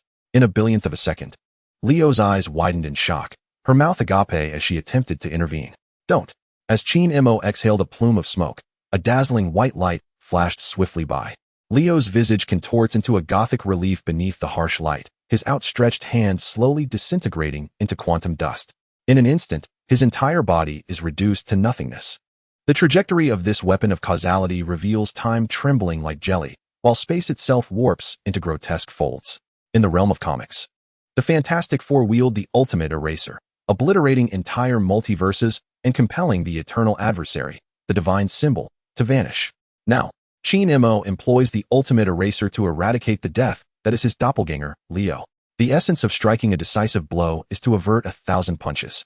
He aims to unequivocally convey to all multiverse-level powers, Earth is under my protection, all of you, be gone. For now, the matter of right and wrong is irrelevant. Leo's demise has become an established reality, an irreversible fate. Unless he resorts to the ultimate eraser once more, which, even if he wished to, he cannot. Almost in the next moment, as a rift tears open in the pocket universe, a wave of unsettling energy descends upon HYDRA, causing his heart to race. Truly, this never seems to end. Once he has dealt with his doppelganger, he must confront his true self, and upon doing so, his remaining siblings may also arrive. Yet, HYDRA understands that a confrontation is not feasible. The incomplete version of the ultimate eraser allows for one use per year, and this year's opportunity has already passed. However, the true essence of death remains oblivious to this fact. Or rather, no multiverse-level power is willing to wager whether HYDRA can continuously erase. Ascending to the multiverse level is no easy feat. Those who achieve such power are indeed seasoned veterans, HYDRA included. Sensing the arrival of the death essence, HYDRA makes a motion to ignite once more without hesitation. Stop! Stop! Stop! The death essence extends its hands, signaling a lack of malice. Attempting to pacify the soon-to-be unleashed HYDRA, Mr. Murdock, let us speak civilly. Overuse of that thing can be detrimental to your health. As a being birthed from the explosion of the 7th era's cosmic egg, death is certainly aware of the ultimate eraser. This artifact is one of the few capable of annihilating the entire multiverse. With the strength of its user, it can obliterate all existence, be it life or inanimate matter. Without exception. Yet, how did this artifact come to be in Murdock's possession, traditionally safeguarded by the Planet Eater? At this juncture, the newly emerged multiversal powerhouse before her has earned her respect. There is no other option. The fate of the divine symbol remains vividly etched in her memory. Who is the divine symbol? The divine symbol and eternity are both abstract deities born from the cosmic egg's cataclysm. Representing two opposing facets of the universe, eternity embodies order and existence, while the divine symbol symbolizes chaos and destruction. Even though she surpasses the divine symbol in strength, she remains within the reach of the ultimate eraser's obliteration.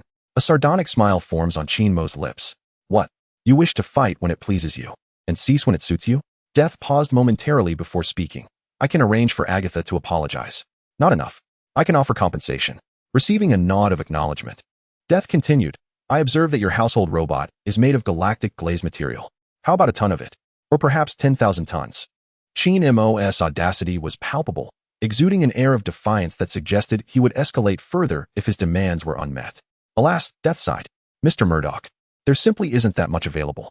You are aware, only the planet devourers possess galactic glaze, and even if we drained one, it wouldn't yield 10,000 tons. What about 100 tons? HYDRA remained silent, instead producing a cigarette and lighting it amidst Death's apprehensive gaze, leisurely exhaling smoke rings. Adhering to the principle of not inhaling the first puff. Deal. After uttering these words, he gestured towards Agatha. Do not let me see her again. For each sighting, I shall strike. Understood. Death exhaled in relief, finally having dealt with this lunatic. Goodness, a clone possessing 30% of her true power was so easily discarded? For so many years, Death had instilled fear across the multiverse, yet never had she faced such humiliation as today. If this grudge remained unavenged, she would be unworthy of her title as a creator deity. With the exchange complete, she retracted the ultimate eraser and the Book of Dark Gods. HYDRA added another demand. Now that the situation had escalated, he was indifferent to the extra request. Only then did Agatha emerge from her shock, her once stiff limbs gaining sensation, albeit accompanied by the pain reminiscent of shattered glass. She stared blankly at the spot where Leo had stood, now vacant. Her beloved Leo was gone, the one who had personally assisted in her birth, who smiled as he tousled her hair, who would slip his hands into her pockets. He was no longer there. No, no, no. Leo, my Leo, return to me. Her anguished wails echoed like a wounded beast, leaving Agatha feeling like a marionette deprived of its soul, drifting into a daze. And what of it? HYDRA felt no burden of conscience regarding this. Today, the victor was solely him. What if he had lost? Would he have faced humiliation or been reduced to servitude? Thus, he could not afford to lose. He must continue to triumph. Regrettably, the ultimate eraser could only be utilized once a year. However, its lingering power should suffice until the following year. With only 2 months until 2009, he, HYDRA, would remain the most formidable entity in the cinematic universe. Unless, of course, a being surpassing the multiverse arrived. But how could that be possible? Death lightly gestured, hypnotizing the nearly collapsing Agatha, and extracted the Book of Dark Gods from her. Here, then, she lifted Agatha and departed without a backward glance, unwilling to linger for even a second. This grudge, I shall remember. Chapter 78. The Hope of Revenge venturing into the multiverse, confronting one of the four creator deities, Death. This battle held immense significance for Chinemo. Before this moment, he had never exerted himself as fervently as he did today, engaging in battle with such exuberance. Truly remarkable, even if he ultimately triumphed with the ultimate eraser. What of it? A divine artifact is merely an extension of one's prowess. It is absurd to demand that one's opponent refrain from wielding weapons during a life-or-death duel. Such notions are nonsensical. In this world, no such rationale exists. To give one's all, to the extent of tearing a piece of flesh from the enemy, is the very essence of combat. Fighting is not child's play. Fortunately, battles of this multiversal caliber are beyond the comprehension of those existing below its layers. Otherwise, what would become of the purple yam spirit? He still hopes for Thanos to snap his fingers, facilitating his ascent as the decision-maker. Just as he never proactively seeks the annihilation of adversaries, in his eyes, they are not villains, but rather accomplishments and renown, a stepping stone to his dominion. Until the stepping stone reveals its destructive potential, he sees no reason to eliminate them. It is akin to performing good deeds without seeking recognition. Of course, Chinemo was once like that, but now he has chosen the path of the decision-maker. A politician cannot thrive with a tainted heart. Finishing his last draw of smoke, Chinemo tore through the fabric of space, preparing to return to the cinematic universe of Earth. Had it not been for this delay, he might have been at home, tallying his gains. During the global tour, after much pleading, the system refreshes yielded nothing but evenly matched serums, which allowed him to amass a fortune. Now, his balance in the marketplace is nearly overflowing. What wonders await tonight as refresh? Fragments of Phoenix power? Chaotic magic? Or perhaps the heart of the universe? In the lowest echelons of the multiverse lies the kingdom of the dead. This realm serves as the final resting place for all souls that have perished throughout the multiverse. It exists beneath layers of hells.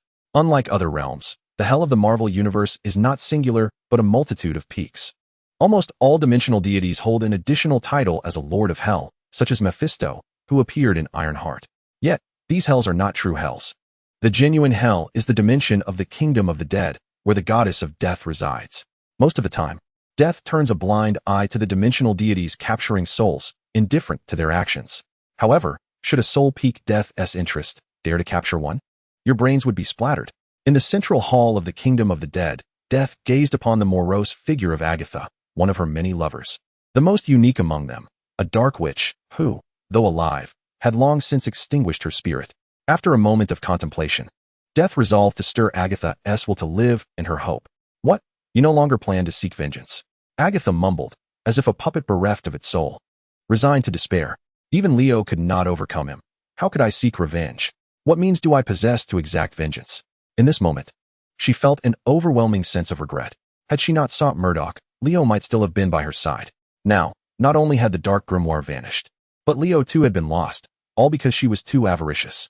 What was mere wealth accumulated over centuries compared to the love of her life? Alas, there exists no remedy for regret in this world. Perhaps having enjoyed the guise of power for too long, she could never have fathomed that this departure would be a final farewell. Even if, in the future, the essence of death chose to recreate a semblance, embedding consciousness within this new form, the reborn Leo would no longer be solely hers. Opportunities had not been lacking, murmured Death. Upon hearing this, a glimmer of brightness returned to Agatha's murky eyes. My dear, tell me what I must do. To seek revenge, one must know both oneself and the adversary. For only then can one achieve victory in every battle. Death paused before continuing. His abilities are derived from the power of the Phoenix, a near-perfect capability. However, two other powers are equally formidable, chaos magic and fairy power. Upon hearing this, Agatha was rejuvenated. Tell me how to acquire these two powers. Patience, my love. Death caressed her silken hair, allowing me to explain. Chaos magic is the progenitor of all magic, an ancient and independent form. The primordial light born from the cosmos' understanding and fortuitous events. In essence, it is immensely powerful, rivaling the full might of the Phoenix. However, only the Scarlet Witch can fully master chaos magic. At this, Agatha's previously bright eyes dimmed once again. Noticing her despair, Death spoke softly. Fear not, my darling. We have ample time. Let us proceed slowly. Beyond chaos magic, the power that the Phoenix fears most is fairy power. Fairy power? Agatha's eyes widened in astonishment. Indeed. Death nodded emphatically. Long ago, fairy power devoured the power of the Phoenix whole. Agatha's dimmed gaze sparkled anew. That is splendid. I desire that power. Ah, but Death continued. Many years ago, fairy power was sealed away in an unknown realm by the Fourth Celestial Group at the cost of their lives. For all these years, there has been no news of fairy power within the multiverse. In a moment of emotional turmoil akin to a roller coaster, Agatha coughed up a mouthful of black blood, her vitality waning, teetering on the brink of death. My dear, I implore you, help me. Do not worry. Death embraced Agatha, infusing her with life energy. I shall avenge this wrong, both for you and for myself. They held each other for an eternity. As she inhaled the fragrant scent of Agatha's hair, a brilliant idea suddenly illuminated her mind. My love, with that faux present, you can no longer remain on Earth. I shall send you to the 616 universe. The 616 universe? Agatha clutched the hem of Death's garment tightly, pleading, do not abandon me. I have lost everything, and now, you are all I possess. She feared that Death might forsake her. Gazing into her beloved's pitiful eyes, Death felt a pang of sorrow and hastily offered an explanation. How could I? In the 616 universe, I have a devoted admirer. Go to him for a while, and in the process, gather information about chaotic magic and the powers of the Fae. I shall also leverage my connections to search for answers. Once we locate a solution, we shall together exact our revenge upon our foes. What should one do when love seems unattainable? Provide her with ample encouragement. Thus, Agatha fully rekindled her fighting spirit, her mind alight with visions of vengeance and the joyful resurrection of Leo. Together, they would have a multitude of children, living blissfully ever after. Leo, await my triumphant return. Chapter 79, Wong Defa. What on earth? Manhattan, Hyde Garden, Villa Number 1. After much effort to curb Kanna's catchphrase, the family of four enjoyed a simple meal before retreating to their respective rooms for rest. Traveling is a bittersweet endeavor. While it is delightful to relax with family, the to and fro can be quite exhausting. Lying in a bathtub filled with ice, Chin-Imo declined Kara's offer to assist him with his bath. Even a celestial being requires proper rest.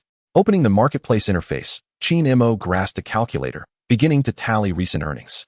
At Mango Mobile Company, Tony was reinvesting profits to expand production lines, with dividends expected by the end of the year or early next.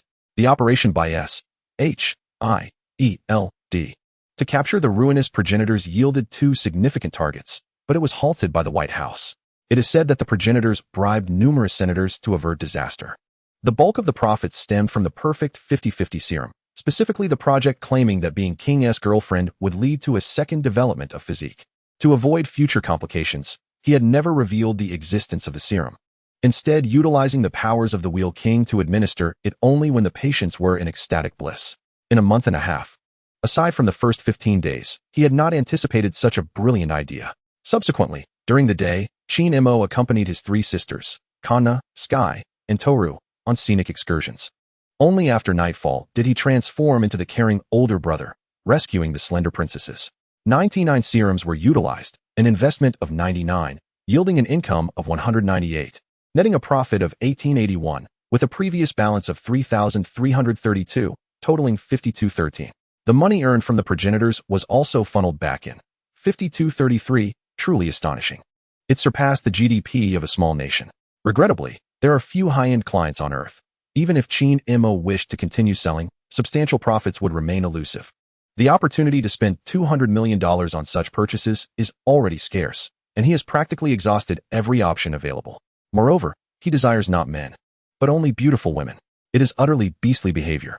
As for negotiating the price downwards, there is no need. It shall depend on future circumstances. After his daily rituals of bathing, changing, and offering prayers, Chin-Imo sat on the edge of his bed, perusing the freshly updated products of the day. Regret pill. Upon consumption, you may select one regrettable decision to reverse, priced at 1 billion. Warning: consumption of the regret pill may alter causality. Please exercise extreme caution. Chin-Imo pondered. Wong Defa? What on earth? A regret pill? Is it possible that such a thing truly exists for sale? The absurdity of it all was beyond comprehension. At this moment, his mind was buzzing, and no words, brush, or code could encapsulate the astonishment within him. This was akin to reversing the future. No, it was reversing the past, thereby altering the present and future shaped by that past. It was more audacious than modifying the timeline itself. Incredible. Since the advent of the regret pill, its utility has become secondary. The paramount concern is the necessity to acquire it. Purchase the regret pill. Ding. Purchase successful. It has been securely stored in your system warehouse. Please manage it with care. H.I.E.L.D exhaled a cold breath. Earlier, to calm himself, he had transformed his entire being into ice. The performance of the regret pill at a critical juncture is undeniably extraordinary, capable of causing unprecedented consequences. It must indeed be safeguarded. After several deep breaths, H.I.E.L.D managed to quell the turmoil stirred by the regret pill and continued to scroll down. Beginner's chaos magic, the progenitor of all magics. Capable of advancement through cultivation and enhancement. Price, 500 billion. What the hell? H.I.E.L.D's pupils constricted, and he leaped up in shock. The good news, it is chaos magic, potent enough to rival the complete state of the Phoenix's power. The bad news, it is merely at the beginner level. Prior to this, any product refreshed by the system, aside from the fragmented state of the Phoenix's power, was merely a corporeal form of the divine body. Other abilities, such as Omega-level mutant powers, the perfect Spider-Man serum, and electromagnetic induction, were all in their fully realized states, maxed out and ready for immediate use. Trembling, he took out his calculator and began to assess whether the initial stage of chaos magic was worth the exorbitant expenditure. It is known that fragmented Phoenix power and Omega-level mutant abilities cost $20 billion each. Assuming he could procure 49 fragments, he would need a total of $98 billion to attain complete Phoenix power. In this light, the price of chaos magic is strikingly balanced. Half the cost of complete Phoenix power for beginner chaos magic? Unbelievable. Deep down, H.I.E.L.D knew he could never acquire all the fragments of Phoenix power from the system marketplace. He understood that the potential of the Phoenix Force and chaos magic was extraordinarily high, likely reaching a universal level of omnipotence. Thus, it would be inappropriate to merely compare prices with the abilities of Omega-level mutants. It was not that Omega-level powers were weak, rather, they could not attain the upper limits of the Phoenix Force or chaos magic. It was indeed a perplexing dilemma. H.I.E.L.D rested his forehead on one hand, wishing fervently for someone with whom he could deliberate. To purchase or not to purchase, that was the question. Suddenly, an idea struck him, and he hurriedly called out, "Little Tsundere, come here, I need your assistance." "What is it?" she replied. However, as he opened his mouth to speak, he hesitated, unsure how to broach the subject. The existence of the system was far too extraordinary for little Tsundere. It was his greatest reliance and secret. Up until now, he had never disclosed this secret to anyone. Nor did anyone know of it. He had no intention of revealing it either. Sigh, the path of the strong was indeed a lonely one. Ultimately, he bore this burden alone. "Never mind, I was just thinking of you." "I was thinking of you too.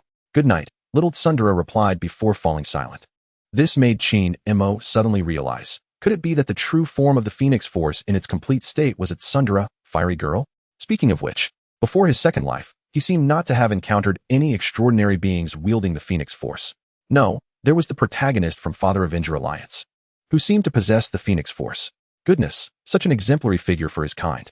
Setting aside his thoughts, H.I.E.L.D continued to examine the prospect of purchasing such a substantial amount of chaos magic, which would nearly deplete his balance in the marketplace. The price was indeed quite burdensome. Nevertheless, it seemed that, aside from the Scarlet Witch, no one else could master chaos magic. From this perspective, purchasing it appeared to be a wise decision. However, he was still uncertain about how to enhance it further to reach its peak state. Sigh. H.I.E.L.D pressed his temples with both hands, attempting to ease his troubled mind. What a torment this was. Chapter 80. Clearly intelligent, yet pretending to be foolish. The night was deep, and all was silent. Only the two little figures in H.I.E.L.D's mind were engaged in a fierce internal debate, hurling accusations at one another. The black figure said, "There's no need to buy it. Later, when the fairy power refreshes, it would be better to swallow the Scarlet Witch without spending a penny." The white figure retorted, "Fairy power? Humph, are you planning to eat yourself too?" The black figure snapped back, "What nonsense. What if, in the future, we acquire a product that can replicate abilities?" The white figure countered, "What if? How long will that take? Even if it does refresh, there's no need to replicate chaos magic. Wouldn't it be more appealing to copy OA?" The black figure exclaimed, "Appealing? Nonsense." The white figure shot back, "Nonsense yourself." As his mind teetered on the brink of fragmentation, H.I.E.L.D slapped his forehead heavily, awakening the doctrine of moderation from his ancestors. "Forget it. I've already swiped, so I might as well buy it." Possessing both the power of the Phoenix and the arcane arts of chaos, it seems unnecessary to continue filling the pit left by the previous system concerning the Divine Assembly's laws. Regardless of how formidable the Divine Assembly's laws may be, they cannot possibly surpass the might of the Phoenix's power and chaos magic. Indeed, if they were truly that powerful, The fourth divine assembly would not have sealed the fairies' power at the cost of their lives. Reflecting on this, it is indeed impressive that they could seal such a formidable force to prevent himself from spiraling into madness, akin to the instability of the likes of Dakin. H.I.E.L.D. impulsively opted to purchase the beginner's level of chaos magic. Ding! Purchase successful. The crimson glow of magic erupted suddenly, swirling around him like a fantastical flame. As the light caressed H.I.E.L.D's silhouette, vividly revealing the madness lurking in his eyes. Almost simultaneously, the platinum power of the Phoenix emerged, swiftly encroaching upon the crimson light that occupied half of his being. In an instant, H.I.E.L.D's body was divided, one half shimmering in platinum, the other in crimson, exuding an inexplicable allure. Regrettably, despite the amalgamation of these powers, he was still unable to ascend to the next stage. Gazing at his remaining balance of 133, H.I.E.L.D. sighed deeply. Earning money is far more challenging than spending it. Were it not for the coercion of Zola, which had relieved the other of a small fortune amassed over 70 years, how long would it take him to gather the requisite 500 for his grand ambition? Indeed, it appears that one cannot amass wealth through conventional employment. A more unconventional path is necessary. Alas, the routes of robbery, kidnapping, and extortion have been categorically dismissed by the system. Otherwise, he would have been invincible in no time. Thus far, H.I.E.L.D. has acquired 3 Omega-level variant abilities, Iceman, Storm Woman, and a counterpart to the Phoenix. Additionally, he possesses 2 Alpha-level variant abilities, Black Emperor and Red Devil, along with 1 Delta-level variant power akin to Fireman. He also holds 3 fragments of the Phoenix S power and the initial level of chaos magic, qualifying him as a true polymath. Furthermore, he is endowed with radar sensing, the complete abilities of a perfect Spider-Man, and the physique of the Divine Assembly, though he scarcely utilizes the white canister battle armor. Regarding chaos magic, H.I.E.L.D's knowledge is limited. He understands it to be the progenitor of all magic, whether dark, light, or witchcraft. It all originates from chaos magic. The power of the Phoenix possesses both immortality and variability, enabling the manipulation of time, space, matter, and energy, even to the extent of severing or regenerating existence itself. Chaos magic embodies both creation and destruction, primarily manifesting in the alteration of reality. Drawing from the tale of Wanda's quest for her family, it is evident that chaos magic can indeed be strengthened through cultivation. At this moment, the dark grimoire rests in H.I.E.L.D's hands, indicating that he now possesses an additional means of enhancing his power through the study of the dark grimoire. Should he encounter Leo again, even without resorting to the ultimate eraser, H.I.E.L.D. should be capable of achieving true parity in their confrontation. In comparison to the seasoned polymaths, he is deficient in on-the-spot combat experience and the accumulation of time. There is no rush. I have yet to unleash my full potential. Once I ascend to the position of authority, the trillions of wealth should propel him to a higher realm. Recently, as long as he does not encounter an unconstrained being of surpassing prowess, the deterrent power of the ultimate eraser will ensure his life is quite prosperous. With his thoughts tucked away, H.I.E.L.D. continued to gaze towards the rear. Trial space. Engage in boxing with your shadow, 100% authentic battlefield simulation. Alleviating concerns over insufficient combat experience, priced at 1 billion. Truly impressive. I admire your ingenuity. Regarding such novel tactics, H.I.E.L.D. is entirely captivated. He may not yield to anything else, but he certainly respects Brother Tongzi. Just a moment ago, he believed he was lacking in combat experience. And now he is refreshing the trial space. The intelligence system seems to feign ignorance. Tomorrow, I shall endeavor to explore 3 in one go. The black and white figures exchanged banter for a while, and H.I.E.L.D. continued to opt for a mediating approach. Garlic bird, none of this is easy. Having already swiped, he decided to make the purchase. Purchase trial space. Ding. Purchase successful. You may enter the trial space at any time and engage in boxing with your shadow. Speaking of striking, let civility reign among us. Observing the remaining balance of 33, H.I.E.L.D. took a deep breath. Enter the trial space. This money cannot be squandered. From this day forth, he vowed to spar with himself every night. Either he would strike his shadow, or the shadow would strike him. In this regard, he seemed to exhibit signs of a split personality. Throughout the night, H.I.E.L.D. finally experienced the sensation of mutual harm akin to that of his elder brother portraying the night demon. It is all but oneself. One cannot dismantle the moves at all. This surpasses even the teachings of a master. In the 616 universe, Titan, the goddess's sudden arrival sent the ultimate sycophant, Thanos, into a frenzy, compelling him to consume 2 additional bowls of rice. Unlike the cinematic universe, which romanticizes Thanos' motivations, The 616 version collects the 6 Infinity Stones to eliminate half of the universe's population solely to appease the goddess of death. Yes, it is that sycophantic, that simple. When Fei Yangyang arrives, respect must be shown to Thanos. Cough, Thanos. Ignoring the fervent gaze of the sycophant, Death gestured towards Agatha, who was nestled in her embrace, saying, "This is my sister, Agatha. Hello, I am Thanos. Hello, I am Agatha." After a brief exchange of pleasantries, Death continued, "Thanos, please take care of Agatha, and additionally, send the Dark Cult to investigate the matters of chaotic magic and fairy power." Chaotic magic? Fairy power? Despite his perplexity, Thanos hesitated not for a moment, placing a hand on his chest in affirmation. "My love, I shall ensure your satisfaction." "Very well." Death nodded with satisfaction. "I have other matters to attend to. You may proceed." Gently ruffling Agatha's hair, Death's figure gradually faded from sight, leaving behind 2 gazes filled with reluctance, lingering in the air. With a swift movement, the death that Thanos and Agatha longed for arrived in the realm of mutants. "Here, she has another beloved. My dear, I have come."